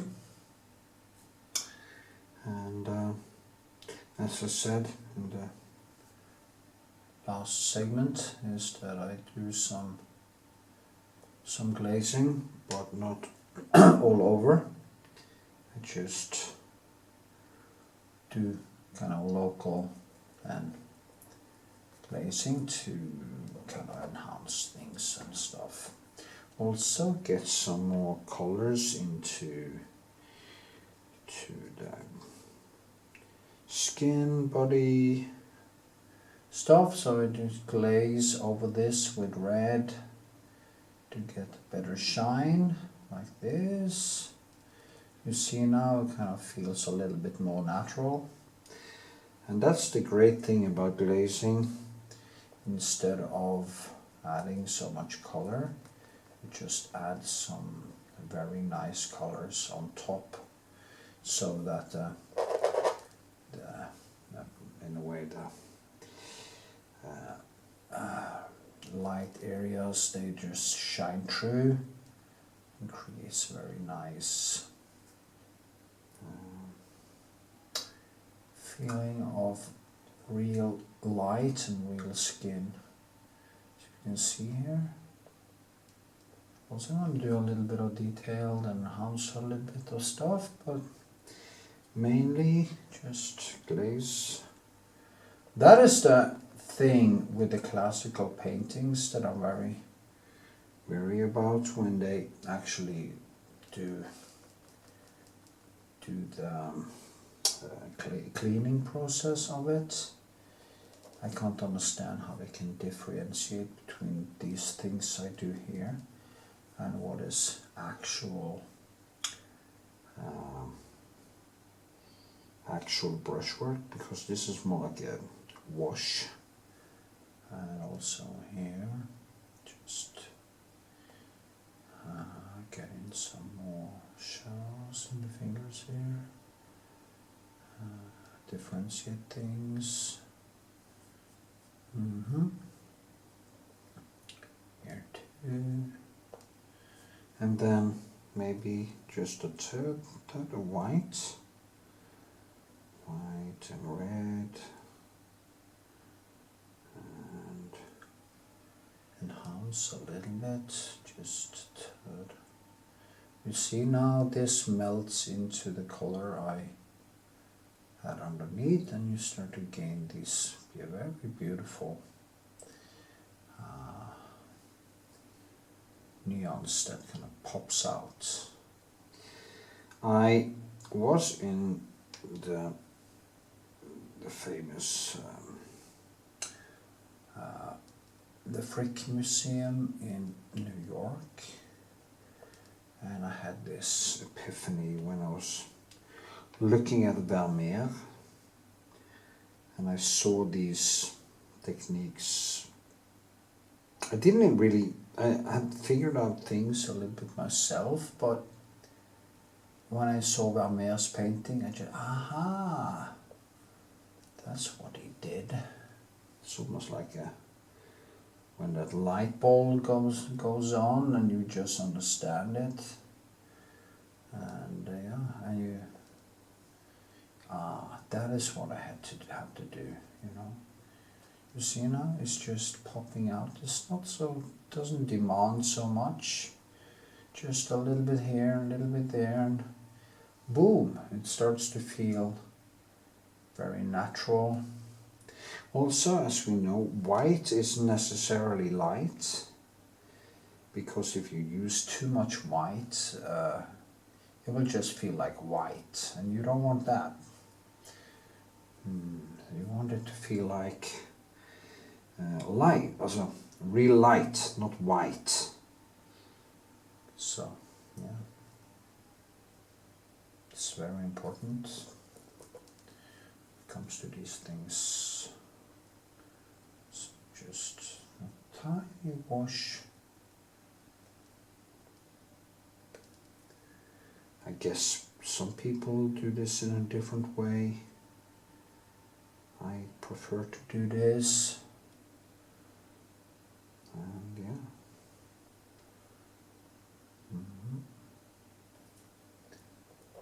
Things doesn't have to be perfect.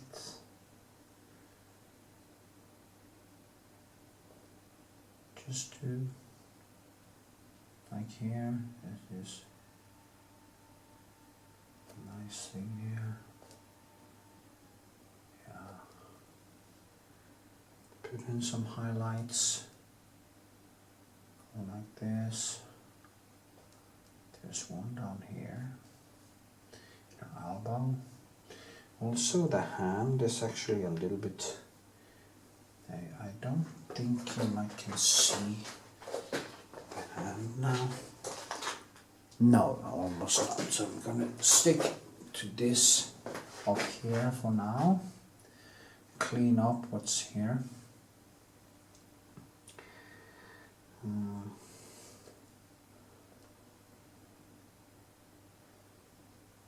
Like this. And a little bit, that's would be wrong. Just like this.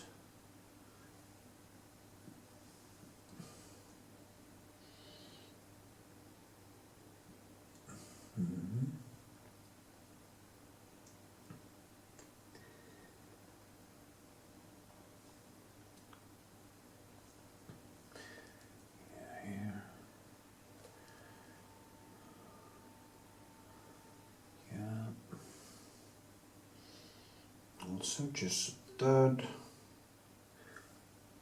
tiny bit of white down right there to explain a little bit.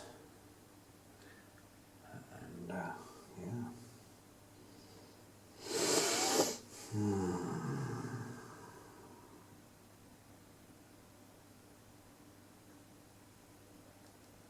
Also in here too. And this one.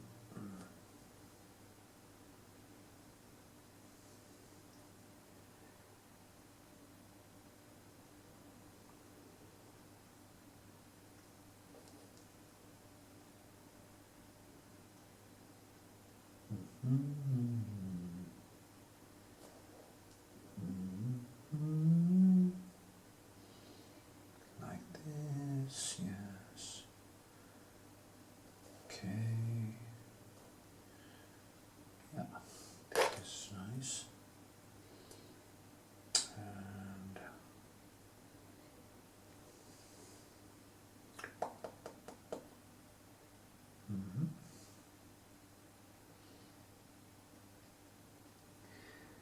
get a highlight.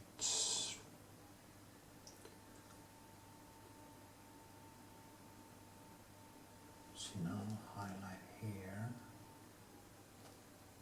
and it goes like this.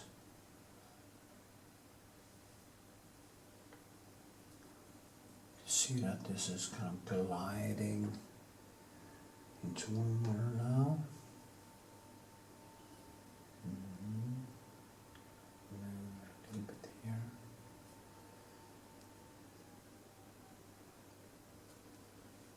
This, a little bit too red right there, like this, nostrils here, a little bit down. And what happens now is that all these tiny layers just start to glide into one another and create something really nice. So yeah, some more light there too.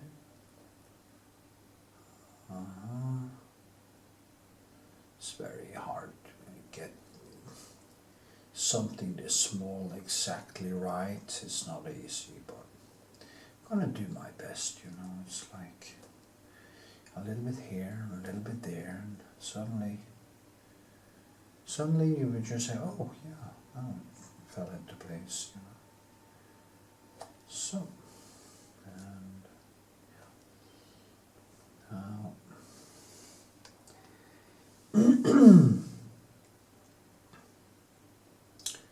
maybe that is, I'm using my small pencil now. Not a small pencil, it's a small palette. And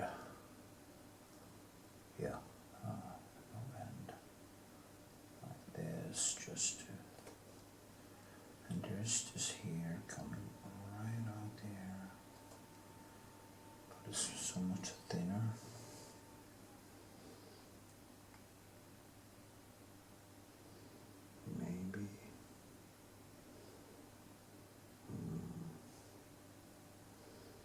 Maybe orange, a little bit of Van Dyke maybe. Van Dyke brown is a very nice color. I just love Van Dyke brown because it has this bluish tint to it. Yeah, like this. And a little bit too much, but you know, it's like, as I say, it's very hard to get it 100% perfection. Parfait. So also use some ultramarine very in here to kind of enhance these things. And yellowish. It's like a thick color here. So it kind of gets this some alzarine into it. Oh, I could easily say violet when I say alzarine. Yeah, I need that highlight there. It's quite important, I think. Mix in a little bit orange, gold, like sun. Such a potent sunbeam light there. Just pops, boom, like, then follows this here. There's also one there, and there's one here actually, and one inside here, one there, also one in here that goes all the way, and it goes kind of, yeah, let it be a little bit kind of just if you get my point. So yes.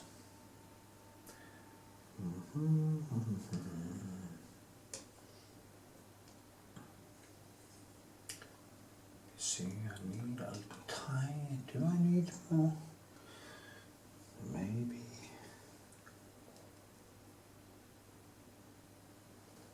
It has to be a little bit more there, and here,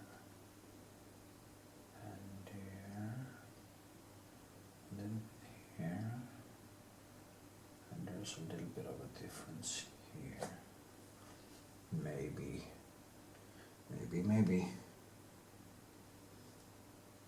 I'm very scared of doing too much because it's so easy to just screw things up when you are reaching kind of the end.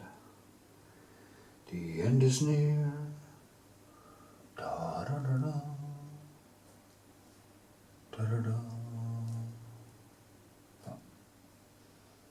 Maybe it was better before, I don't know. Hard to know. And also here, even it out a little bit so she doesn't get this dragon face.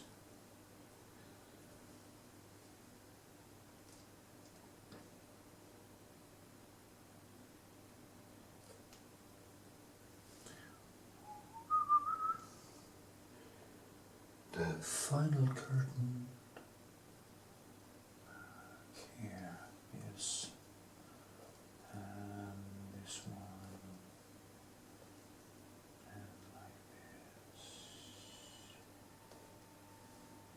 Yeah, it's kind of needs to melt a little bit into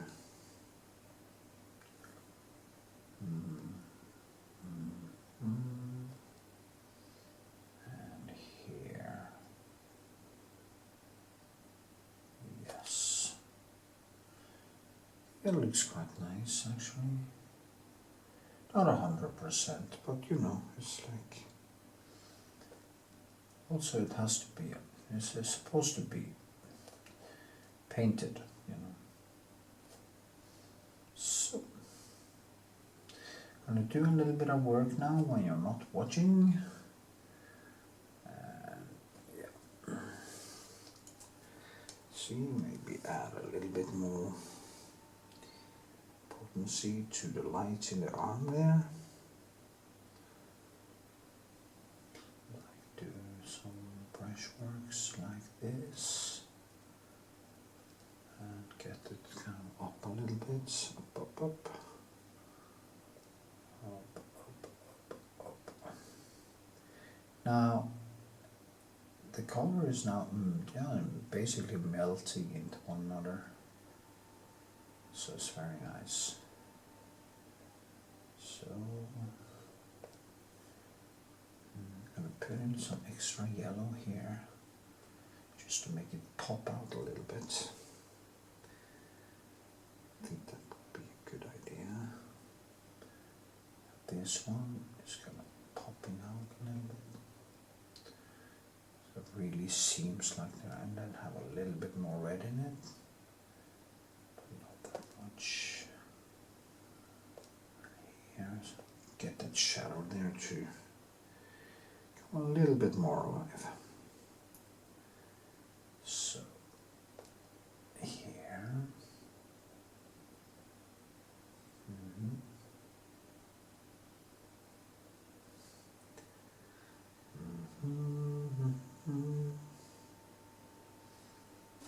Yes. Became a little bit too yellow then maybe. And like this. Yeah, I think that was better.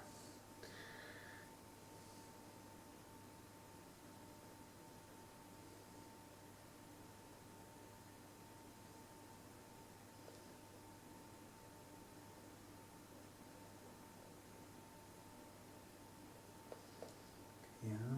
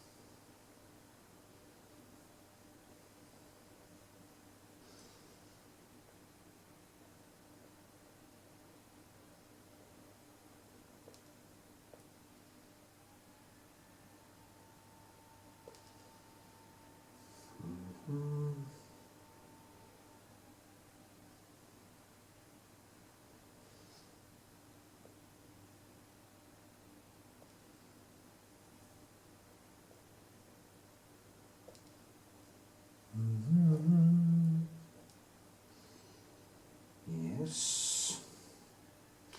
Also have to clean up around it a little bit here, because it became a little bit different in the colors and in the hues and like this. Yeah.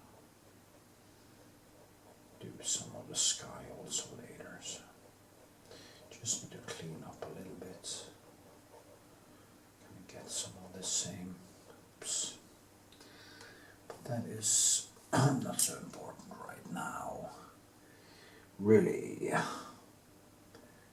see now here and here.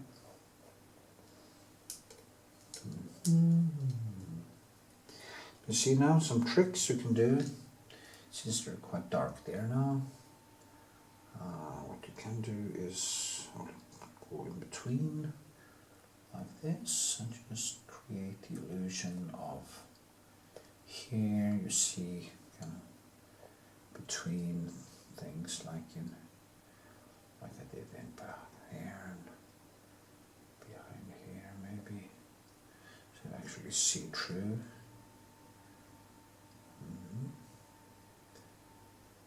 Like this, like this. Drag.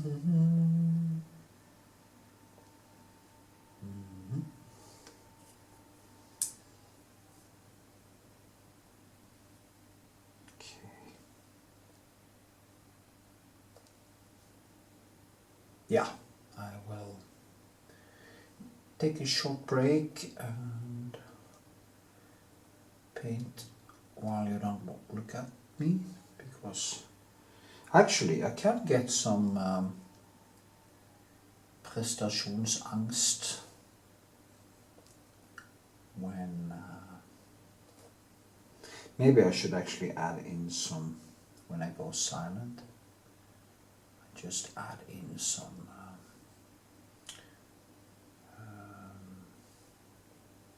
voiceover about painting. That could be something to do. Maybe some silence is good.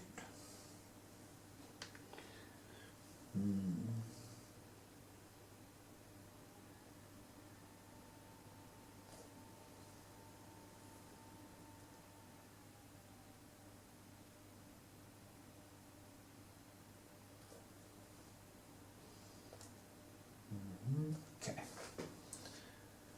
Yeah. It's kind of annoying exactly down here. If you can see what I mean.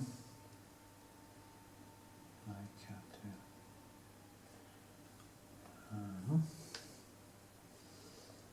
Then like this, maybe. Yeah. Anyway, the thing is that it is this underneath that explains her chin there, and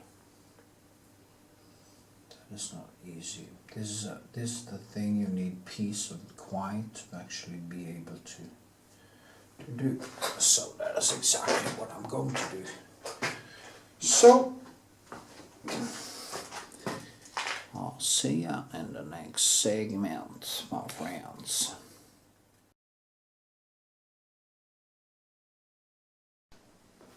So, I'm going to do something with the legs here, and yeah, see what happens. happens. Let me see. Boom, boom, boom. Boom, boom, boom, boom, boom.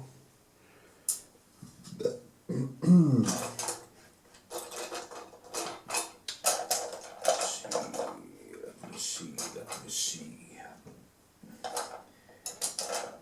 I need a good pencil, which is always a problem. This is probably a goner.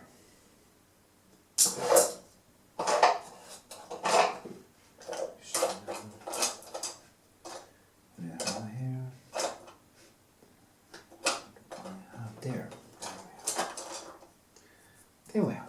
Yeah. So do the same here that I did up here, which I think became quite nice now. I think it's basically done. It's okay. It can just stay that way. Try to do the same thing down here and get in some more of everything almost. You see, get some.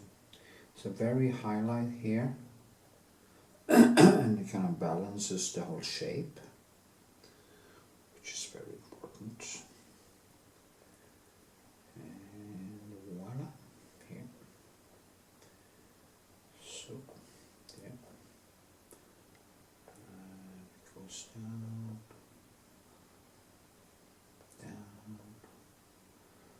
I should also give that hand a glaze while I'm doing it, because it needs to be a little bit. See, I need my glasses now. I just had some food and my blood sugar tend to vary a bit when I do that, and then my eyesight becomes a little bit more blurry. Strange how eyes and food just are so linked. So you need to have this glaze over the hand here, so that it kind of falls in like the rest. So do some here, concrete. Obvious here. So then I'm gonna add in a couple of lights in the hand,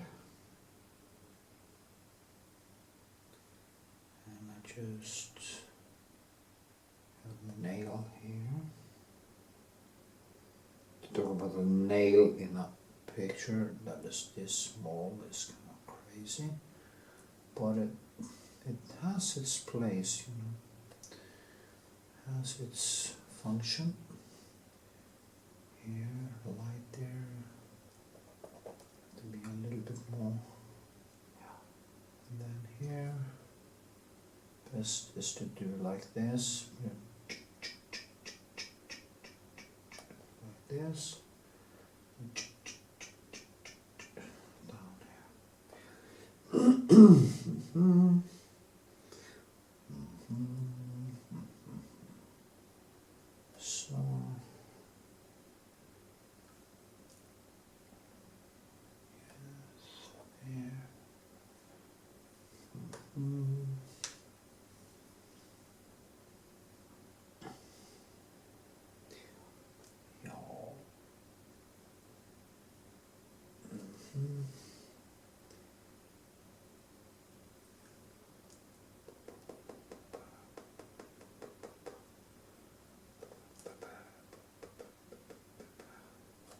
So, is that good?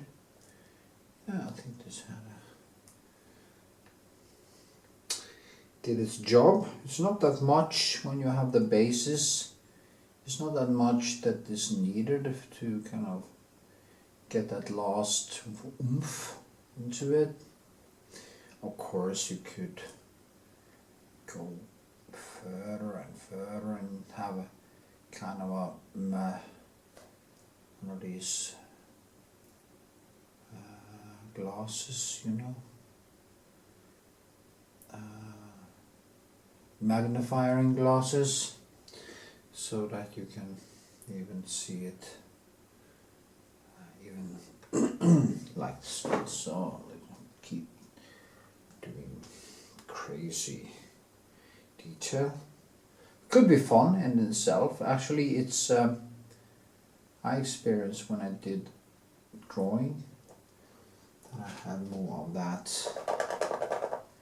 thing. So yeah. Okay.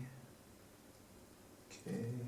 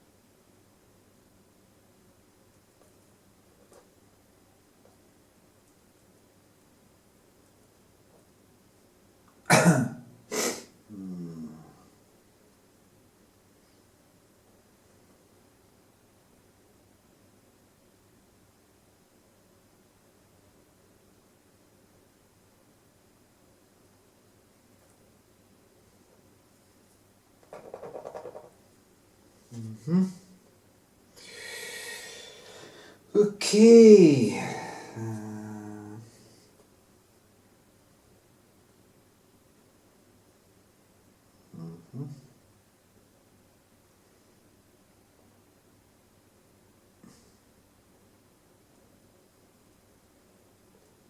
So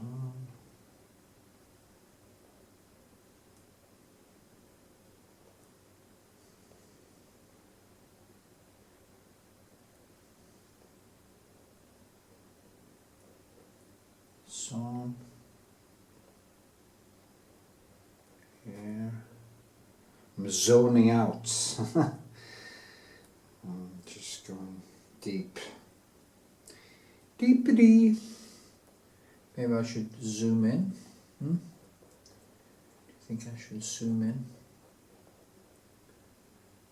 Yeah, maybe.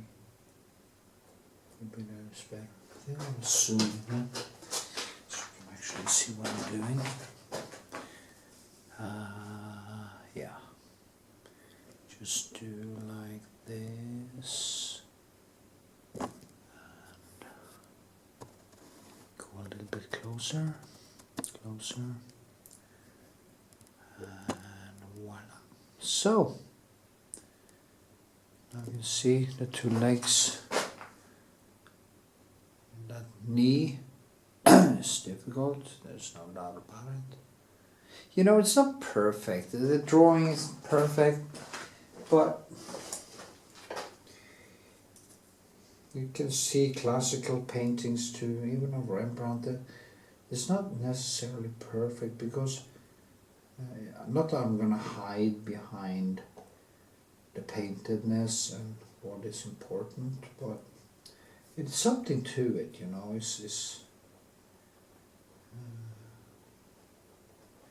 But I do think that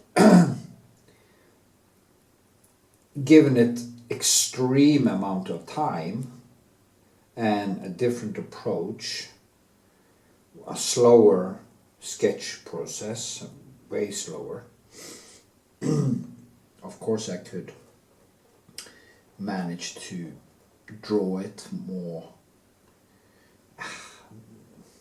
better, but more in line with the subject matter of the photo. But,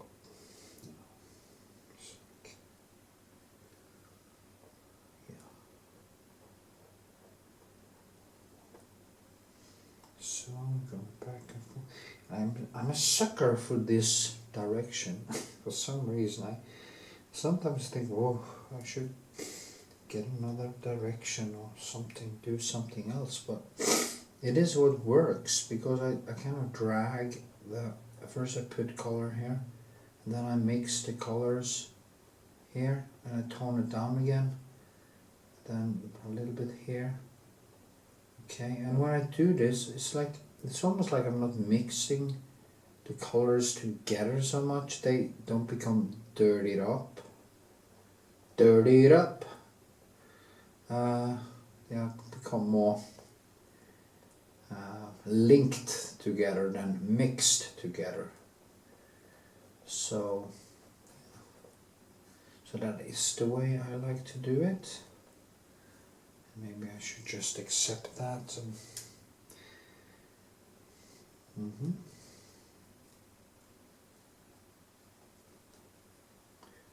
Okay. A little bit dangerous. You can see now. You can see all the mistakes I actually do. You see them because you have the photo and is beside one another. So now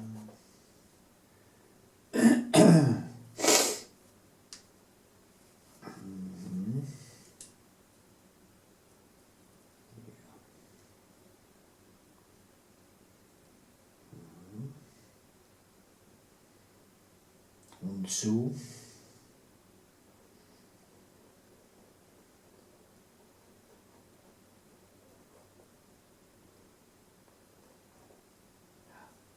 and a little bit more red.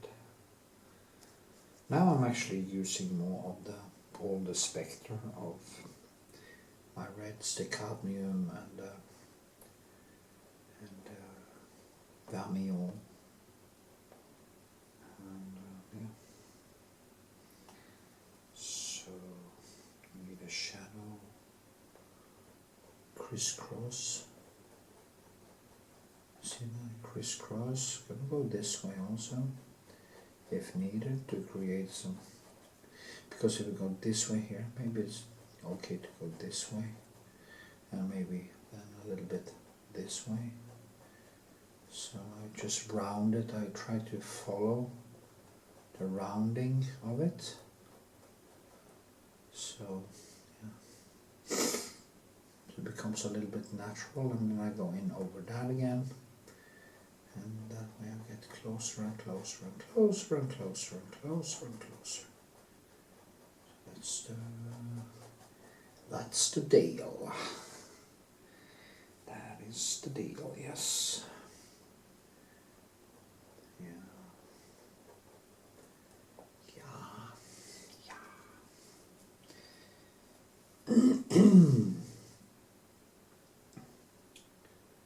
So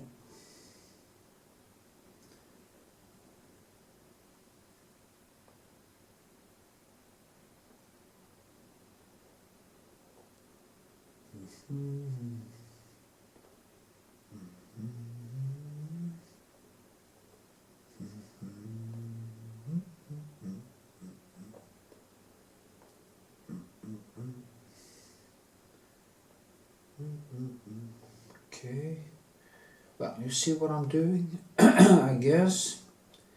So I'll just continue doing this, and voila, I think suddenly it'll be finished. So that was only 14 minutes. I think that should do.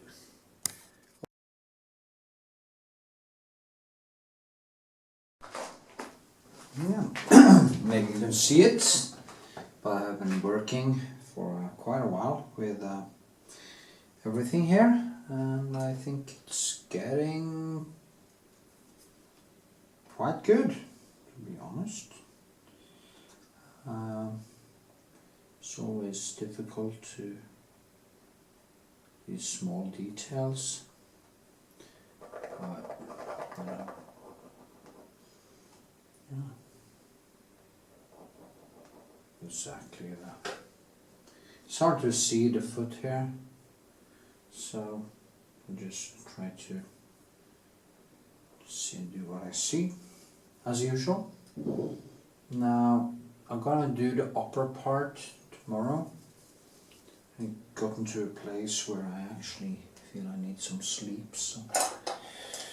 But I'll just go over here a little bit first. And see here if there's, yeah, there's kind of reddish.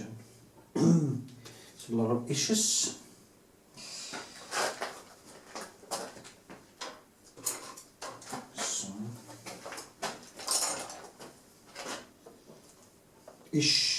Issues. Yeah. See now. Very important with directions here too. So just go in this direction and just add some small things. Scars and this. Now when it goes to making painting what's in here, it's just as well to maybe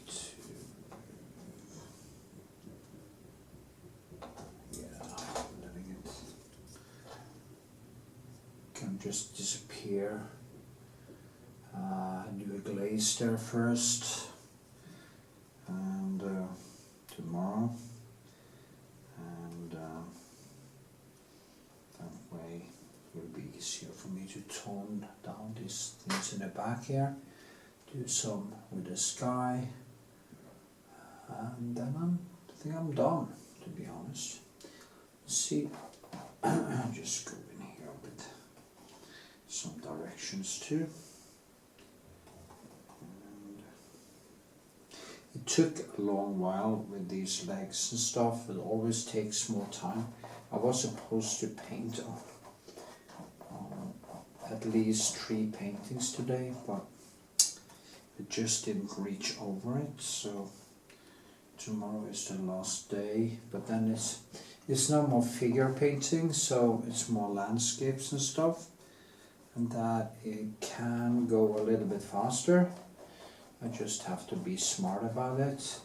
Also, some of it then bring to my home Iceland Kalmay and finishing it there. So there's different things I can do, and that's good. So I'll do that.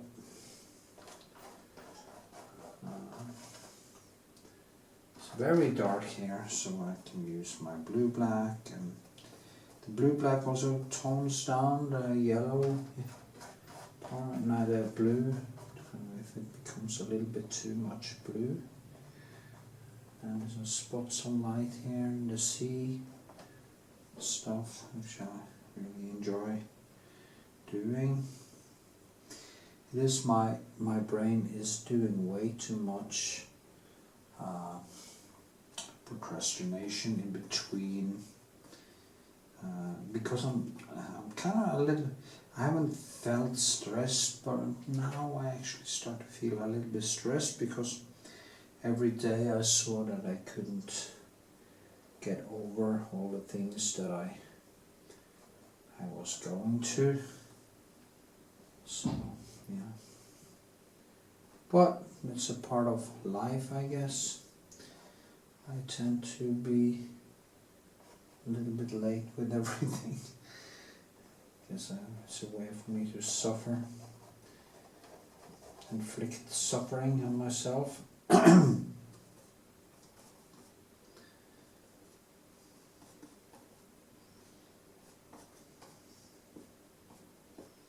So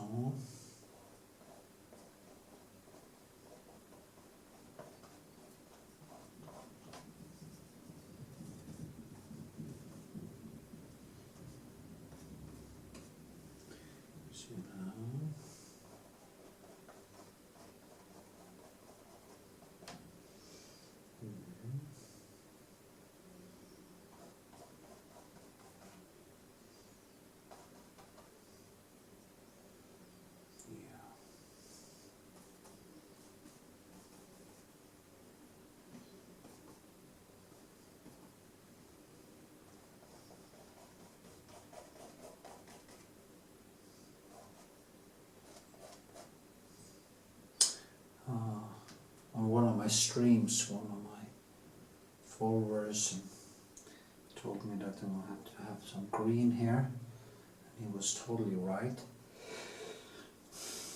So I'm glad he saw that, because it's very important to get that right.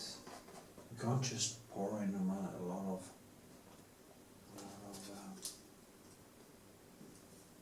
colors and a lot of blue. You need to have some complementary colors nearby. So,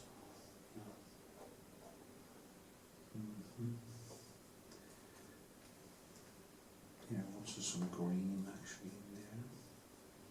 Maybe Prussian blue will do it. The Prussian blue. Yeah. And also reddish. It's almost like I see something, then I move my head and I see a different color. So maybe I'm kind of on the edge of exhaustion right now. A little bit of a problem actually seeing. So I might just call it today. Yeah.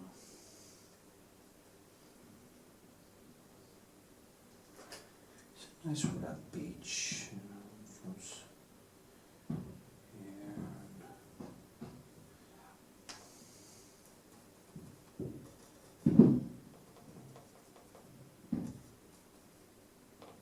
So, zoom, zoom, zoom. Yeah, I want to do the. Then maybe I should do this one a little bit. I'm gonna do the glaze here tomorrow, so if I put in color now, it's just gonna become a mess. So I'm gonna wait. Wait a minute, yes. And,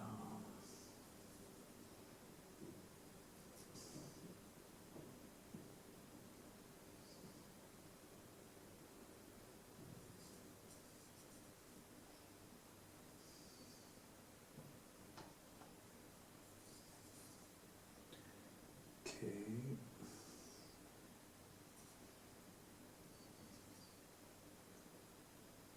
So need to get some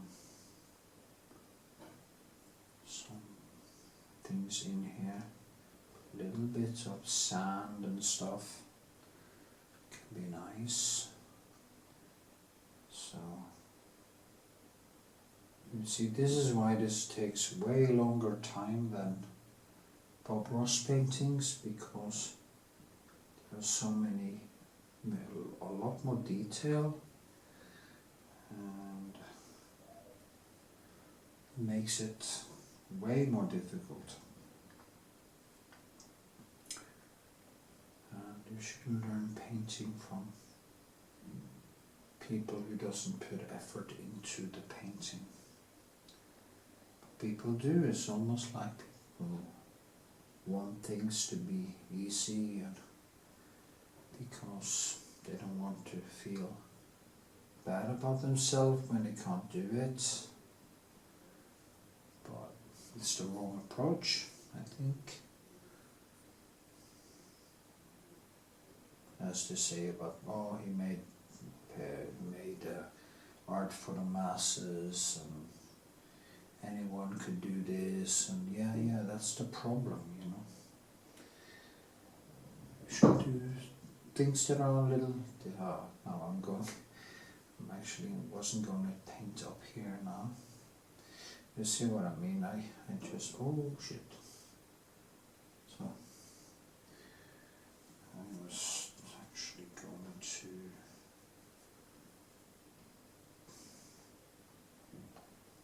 stay down here.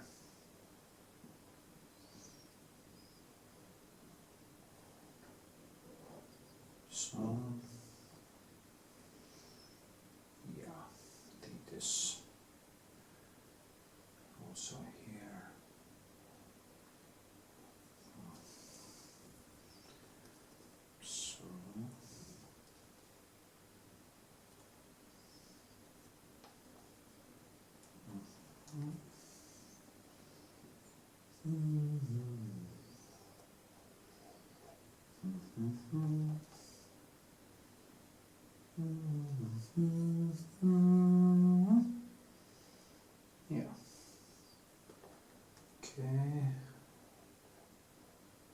It's nice just to put in kind of things into the paint like this to make it come more alive.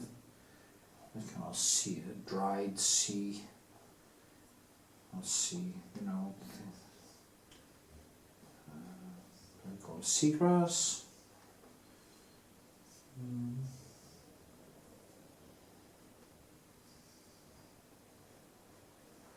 So there's a shine on the beach here. From you can actually see the color of her, kind of reflected in the wet sand here. It's quite nice actually. So it's kind of wet but also dry. And it kind of links her to, it adds in some gravity. That you can actually test when you have been painting a painting.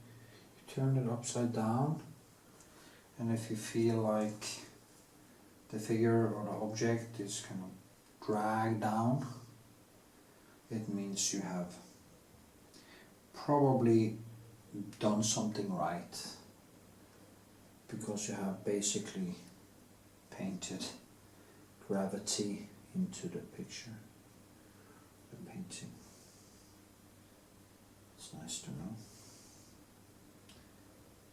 Gravity, gravitas. Yes.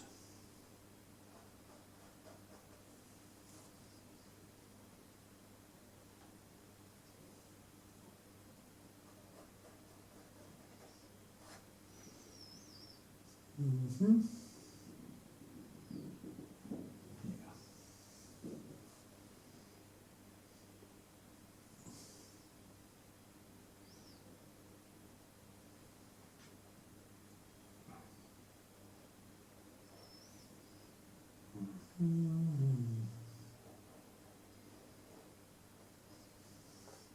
Yeah, you see what I'm doing. I'm just kind of playing with brushwork and stuff. Right, we'll film some more on that tomorrow, or today actually, because for me tomorrow is when I wake up, and I really do feel that I need some sleep now. So yeah, so I'm not going to push myself much longer. So it becomes quite nice actually. Yeah. The figure became quite nice, that's for sure. Very pleased with it. It started to kind of look like her now. It's funny. We monkeys are funny. Strange that we can do this with our brains. Well, see you when I wake up.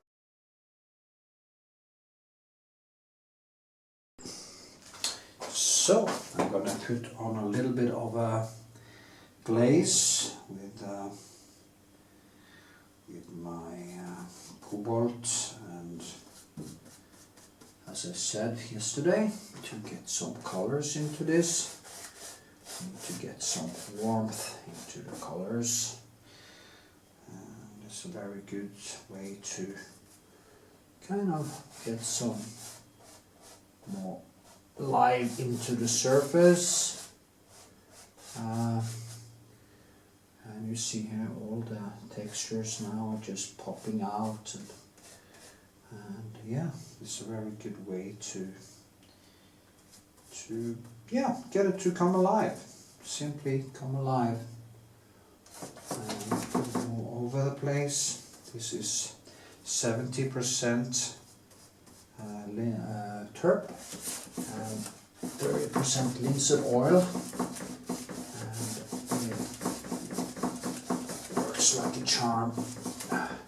Now this is now pulled into the Retouching Varnish, which I put on yesterday, and I kind of mix mixes or dissolves a little bit and is mixed in with one another. It's a very, very effective way to get some extra nuance and stuff. So, see,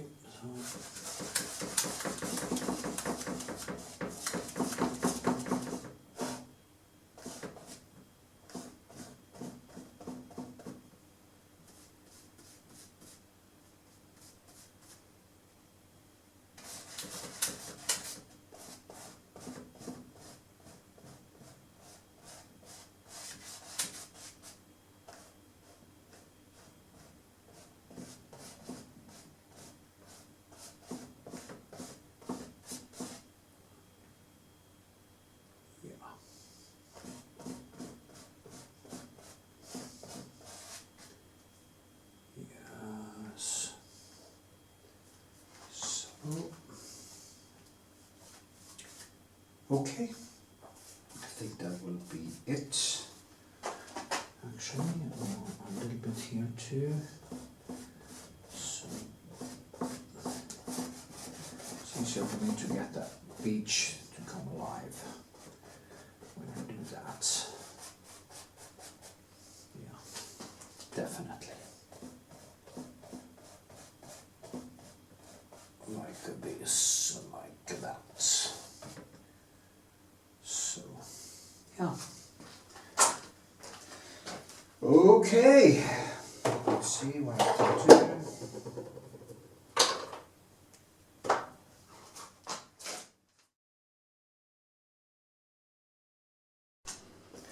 Yo ho ho. So gonna do some touch-up work with this.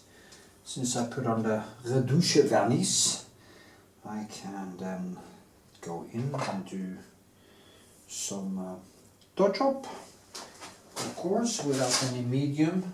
There will not be my hero. So, yeah. And not that I need so much medium, but it's nice to have.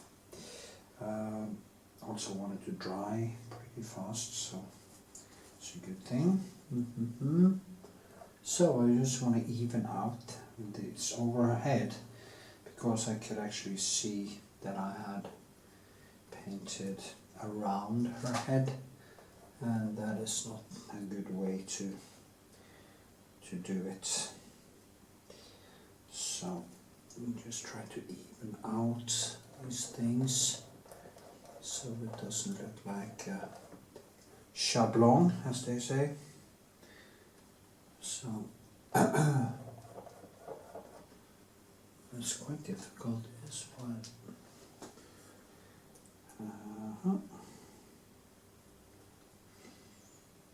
There's actually some kind of greenish in this. It is, what is it, ultra, oh, Prussian blue, Prussian blue. So here too, I just drag like this, and also strengthen this. I don't want this to be so extreme contrast, but what I can do is just glaze in Micro Glaze in some color in there with my cobalt and alsavine. So a lot of cobalt and alsavine. Must be boring to listen to this, but that's how it is. Yes. Okay, here. And yeah. And straighten it a little bit so it comes alive. Tiny bit alive. So here, these things, this here, close. Yeah, I think that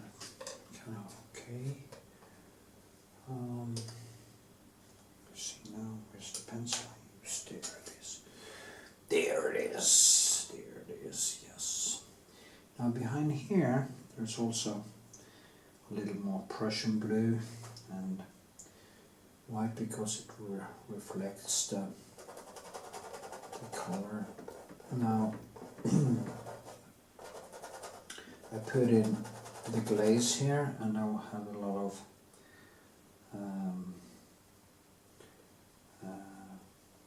ultramarine in it.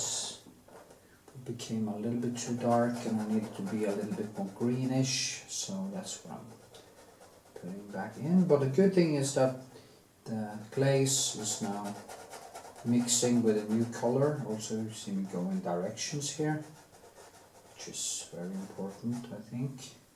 Also I need some greenish over here so that it doesn't look like it stops there, but it kind of continues in nuance. And also around here. I think this is coming quite nice actually. So it's not so bad. I'm being quite quick this time. Didn't meet so many problems.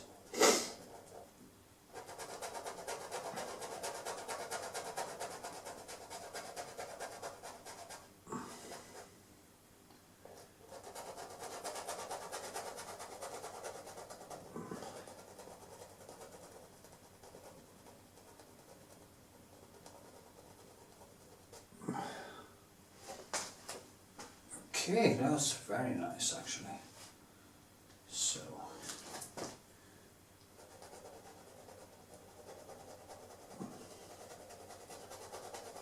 and also I'm kind of going over it. This is very nice too because now underneath here there is the ultramarine and that comes kind of through there.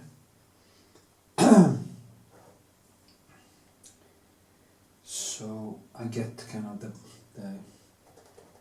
best of both worlds, as you see. So here, and keep it a little bit woolly wool.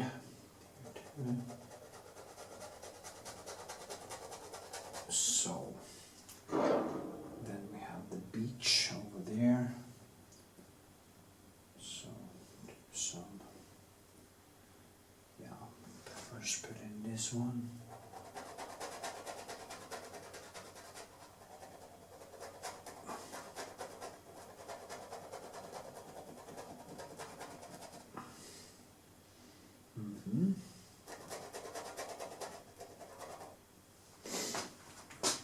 Yeah, then push it down again with some oops, easy. So, you see I go in directions here.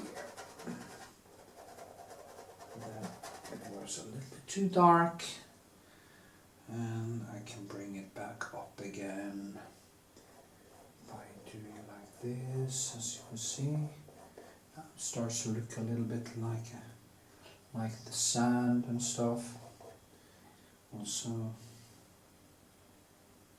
here, just add some things that happens in behind here. So it starts to become more live. Yeah.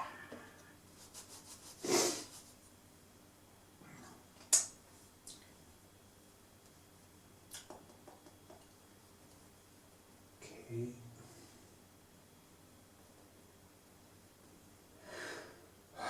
I was actually going to print a lot tonight, but my printer said goodbye. I have a very expensive printer and I'm having another painting course, and it's just always something that does happen, you know, that I can't really control, and always something.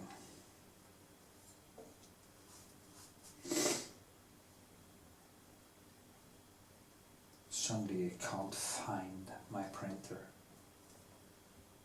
Maybe it's a program that fell out, I have no idea, but it's so annoying. Especially when you don't have so much time to spare and you have to deal with stuff like that. It's just so typical Windows. You know, nothing really ever works. Always been like that, always problems.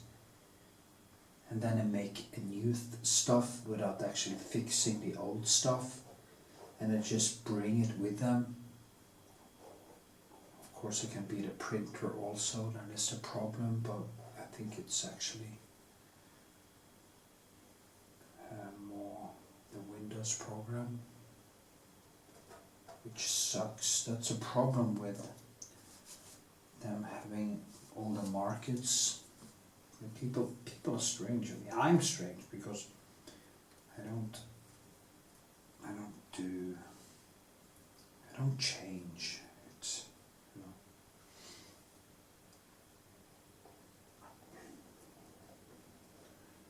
So anyway,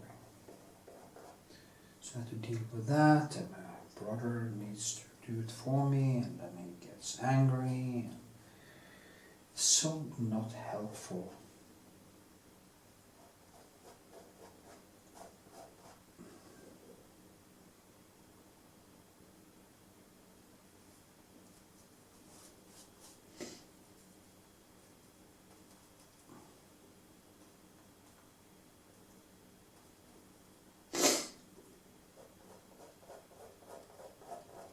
So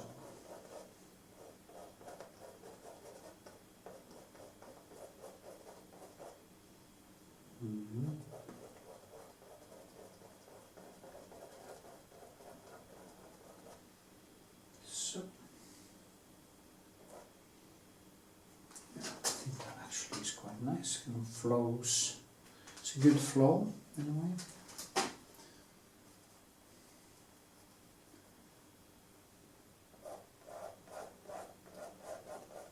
So strengthen that shadow thing with some glaze here. And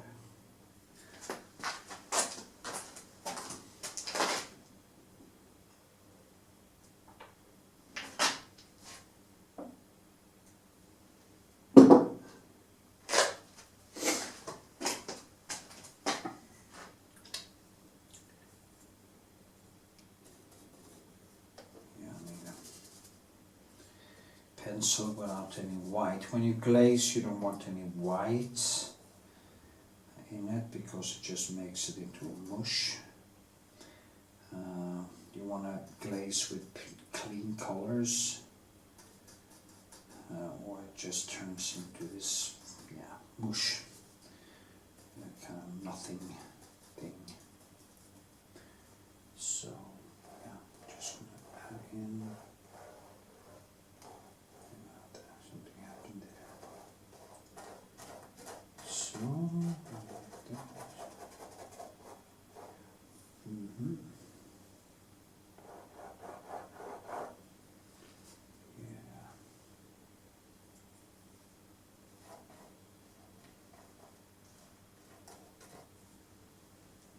it's quite cool. Quite cool. Here too, a little bit that goes between here. There's a little shadow between the legs here. Like this.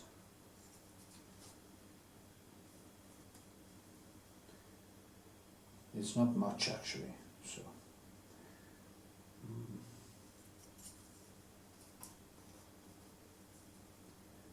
And one. A bit more blue. Hold it up here. I don't want the shadow to be a hole, you know. It has to seem like it's on top. Just like that. You see what I mean? Maybe put in some extra stuff somewhere, like here, because there are actually some reflection here and some. Yeah, I think that's the way to do it.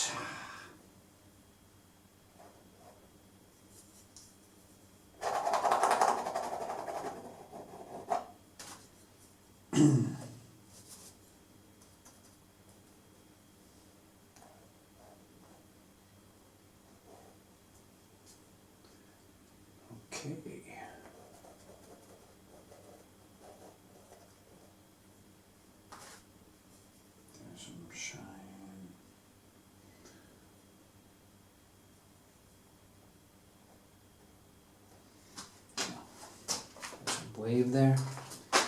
So the water reflections stuff.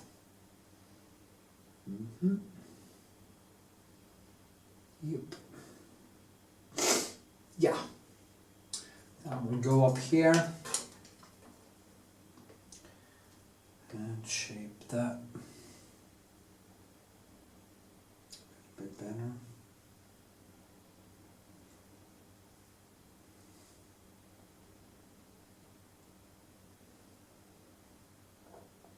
There's lights here hitting the house. Up here, here, here, here, here, here, behind here, and here. This evening you just see these lights, boom. See how nice that was? Anyway, I'm gonna do some more painting and I will come back to you later. Bye bye.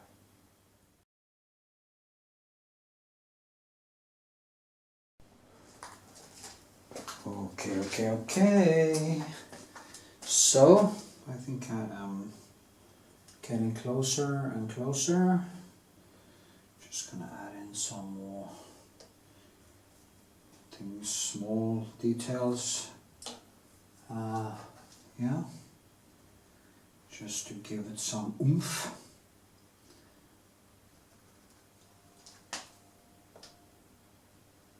And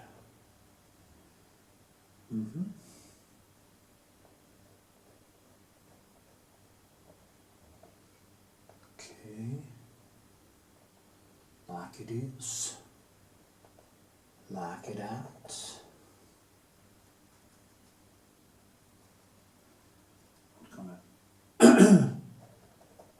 Just to kind of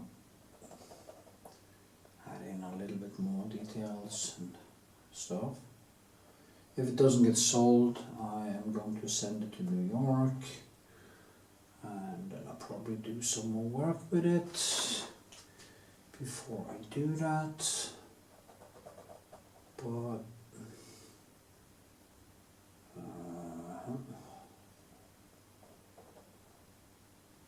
what is so important now is to, you know, there's many ways to paint. Actually, you can do extreme detail, or you can do a little bit more impressionist, like I'm doing here. It looks nice anyway. It's more painted, so it's not that it's a cop out or anything, but there's always more you can do with the painting. And right now I'm a little bit out of time, so then I have to kind of make more concrete choices that actually gives me every choice I make here has to kind of be aimed at finishing instead of building more. I kind of just strengthened some things in the landscape and kind of small things to enhance it, but nothing extreme.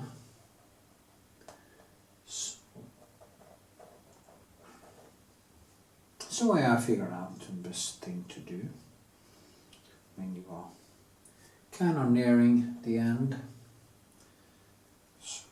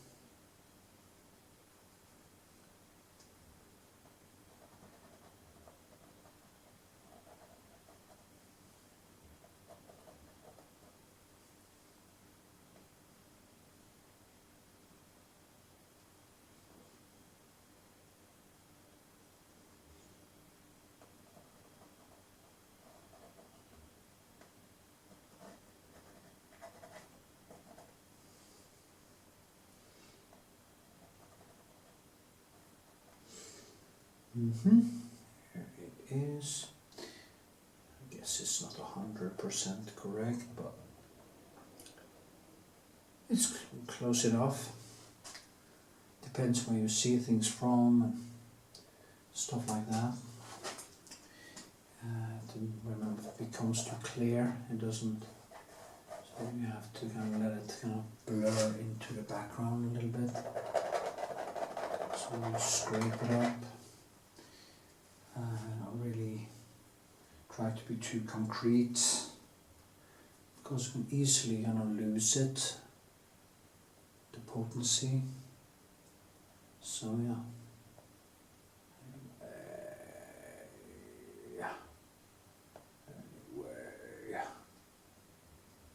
Too dark, way too dark. So just do it like this, opaque, then scrape a little bit, and yeah, kind of depends on where you actually see it from also. Actually, it depends on how tall you are. Somebody, oh, this guy is a little bit lower. Well, you know, if you are 2 meters tall, probably won't. Well, that's a cop out. See now.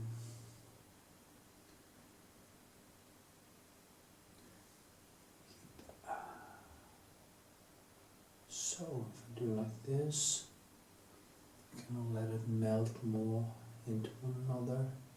It's hard to see where the sky starts, and it's just kind of glides like this. Some light in there.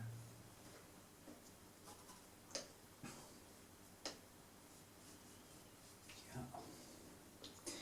I see there are a nice cloud up there too, so I want to add in that cloud actually, because it's quite nice. Just a third of kind of violet light in it, it's quite subtle. And it's here, goes all the way like this. There's a lump here, and there's one over here. A little bit too strong this, I have to tone it down a bit, but you know, we have to start somewhere. Here he is, and here's one. Oh, it's a nice cloud. Just tone it down a bit. I need to tone it down. Down. Also use some Prussian blue, because the cloud there is a little bit violet. So I need some Prussian blue close to it, so it is complementary. It's very important to think complementary colors. Just get some nice colors in there. If I also put some alzaline into the Prussian blue, kind of becomes the shadow color to both of them, depending on what.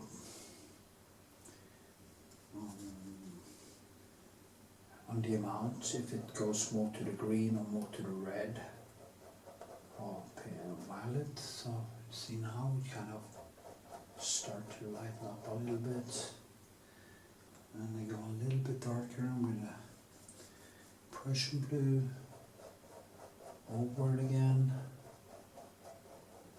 and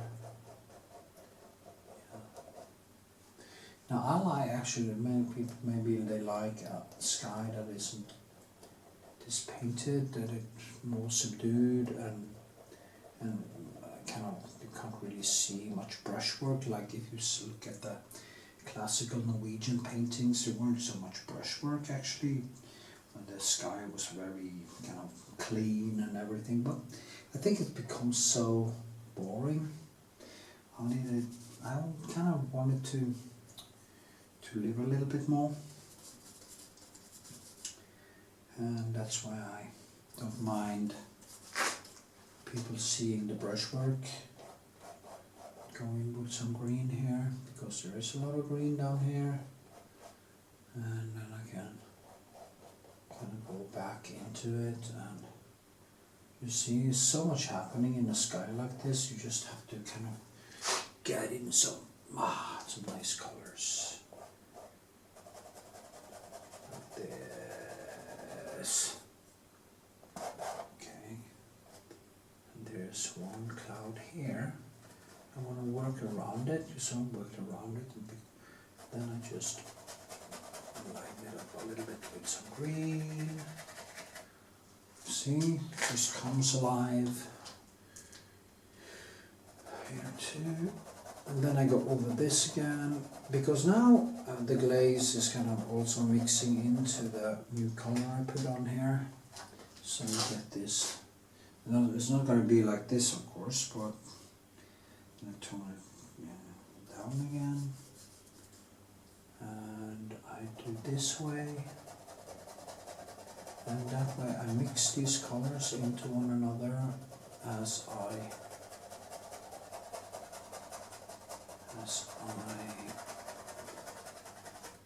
give it more, oomph. See here? Tone down these clouds also, because they were too much. But now we go away from it, and I have a sky that actually is way more alive.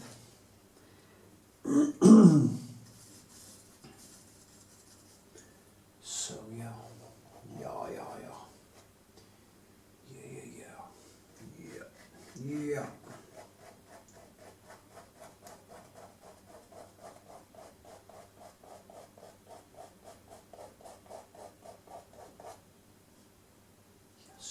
Yes.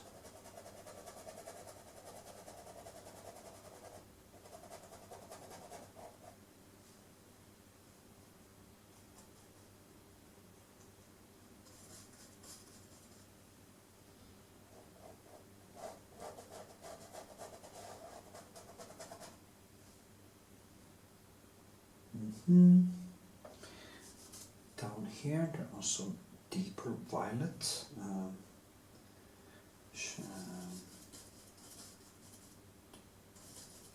clouds. Also going to try to, and I just go and I make them a little bit deeper, and voila, this one. There's a Norwegian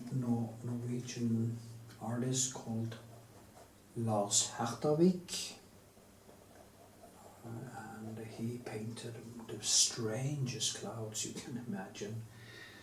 He reminded me of me in the beginning when I was painting. When I was painting, especially if I was painting outside, and the clouds were constantly changing, and I couldn't actually decide what clouds I should keep, so it was really weird. You see now, yeah, this comes alive. It's kind of messy still, but maybe have it a little cleaner. But yeah.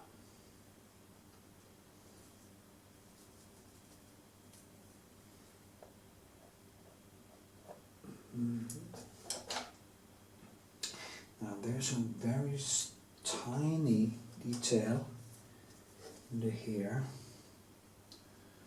That is a tiny piece of light, and I have to kind of subdue it. It is in the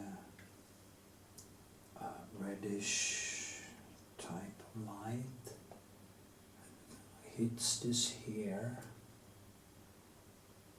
and it hits, goes here, and this one,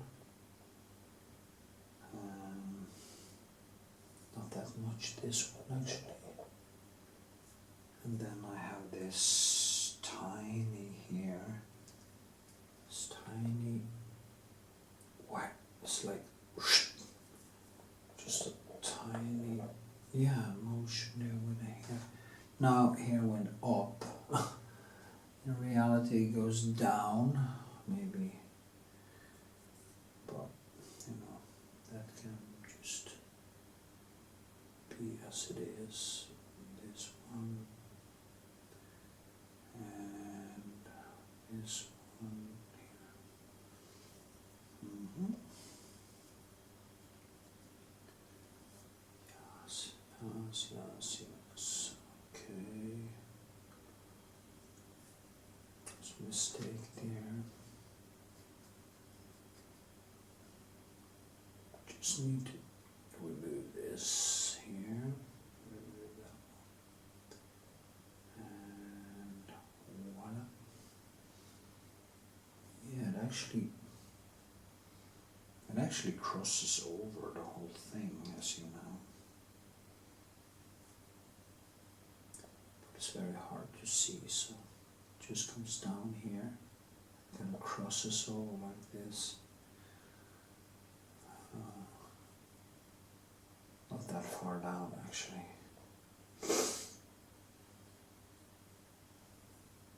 Give it a little bit more oomph. Yeah, there. That was a tiny bit more natural maybe. Why do I bother, you may ask? Well, I think it's things like this that gives a painting over time.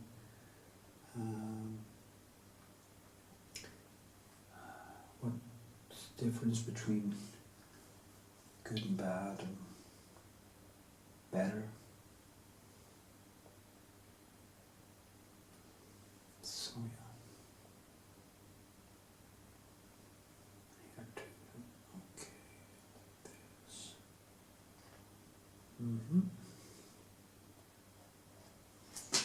Yeah.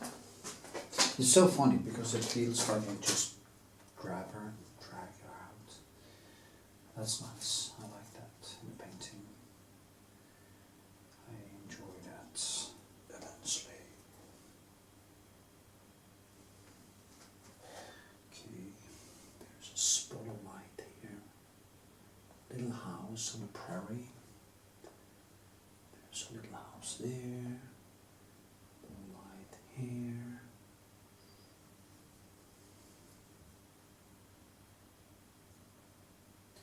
No wonder it takes time, huh? See now there's a veranda, as it's called, and there's windows and stuff. It's a tiny, almost invisible house over here somewhere. There's one there. One there. Actually, there's one here. There's one there. And there's a little bit bigger one here. And then there's a small one there. And then we have something happening on the beach. There, something's happening there. And something's happening here. And yeah, there's something in there too, in there. And voila, like this, and you have this beach. Wow. There. Yes, and some things happening there. Wasn't that nice? I think you should start telling me in comments if you think what I'm doing is nice. There's not enough comments on my channel. It's very hard to get out into the algorithm without people telling the algorithm that I like what I do, what I person do. So anyway,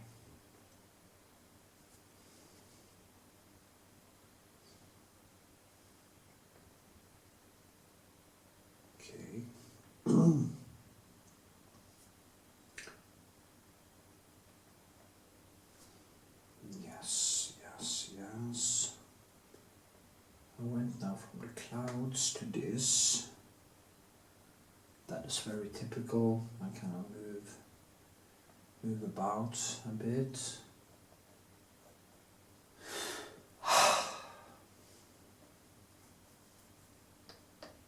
Just do a little bit more on that house over there. Like this.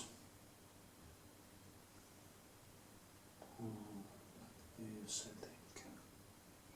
There's a roof there. Yeah. Yeah, there's stuff going on. And voila. Voila. And here.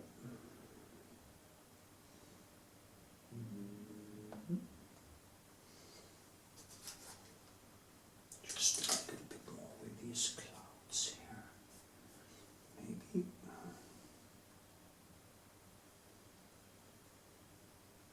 And then I think I'm done, to be honest.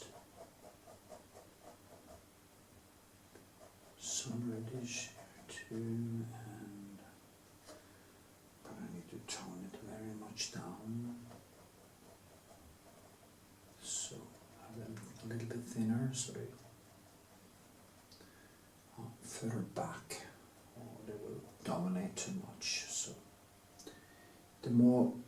the clearer things are, the more you dominate them, and that is never good. So it has to be in the back.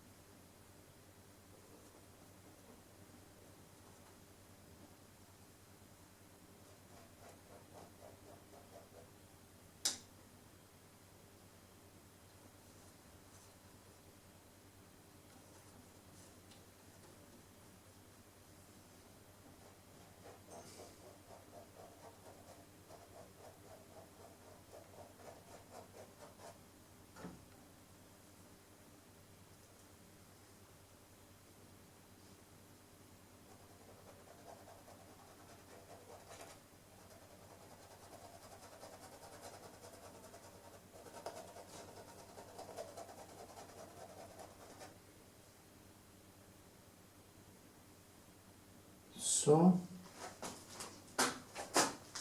is this good enough? I think it is. It's full of life, and there's a cloud up there actually. I think I want to have that little dot, let that be the prikk over i-en, as we say in Norway.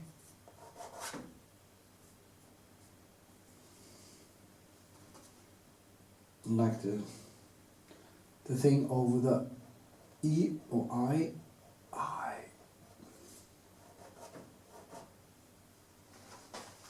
Yeah. But it's way too much. Has to be more more subdued. That is what I see when I go deeper into my paintings.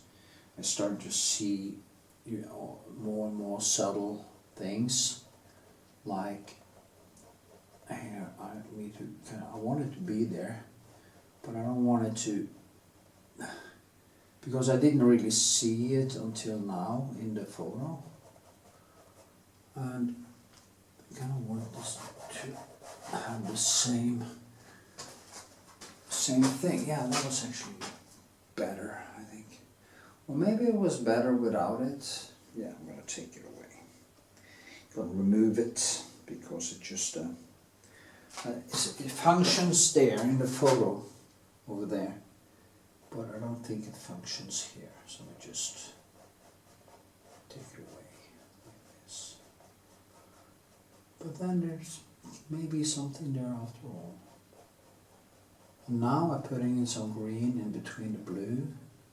And now this is why the glaze is so nice, because I put in the blue and the reds already in the glaze, and when I then put on color on top of this, they start to become almost like they make sound, you know. I'm going to put on some retouch varnish over there and just have a look how it is, and if it's fine. I'm going to close down this. I think this painting became actually nice. I have a bunch of these, I painted them before, but I like to paint a whole series and use way more time and almost go photographic with them. Not photographic, of course, because yeah, you know what I mean. Or maybe you know what I mean. Maybe I know what I mean. Do I know what I mean? Anyway, you see, I think this, yeah, I think it. What I would like to achieve if I did, as I said, go deeper is paintedness. I'm not gonna become a photorealist. That is not my goal. But I want to make them into high poetry. And poetry is, good poetry is always very focused. Almost kind of agree a little bit, you know, when he in the Mozart movie says, the emperor Salieri says, oh, there's too many notes, and the emperor tells Mozart, it's great music, but it's too many notes, and Mozart says, well, there is exactly as many notes that there has to be. And then he tells the emperor, which ones did you have in mind, sire? And of course he can't possibly explain that, because of course it's kind of nonsense. But what I feel definitely that there are too many notes in some of my paintings, and what I would like to do is kind of, I hate to say kind of all the time, I would like them to become more calm, more focused, and that every brushwork was a choice. Yeah, something like that. It's hard to explain, but despite I want to keep that paintedness. In the paintedness you do need some, you see now I'm just banging on and adding some. That was actually quite nice. I just want them to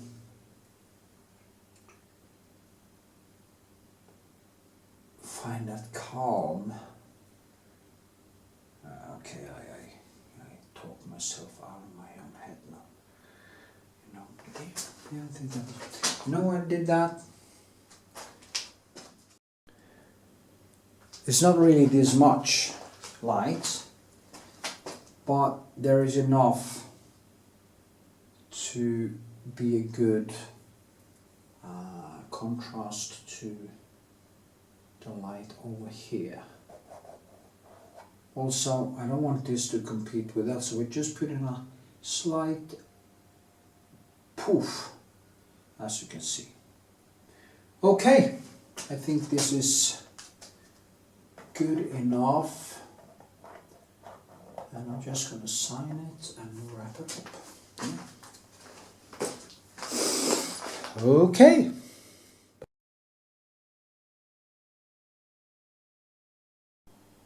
And voila, there we are at the end of the video. Here you can see all the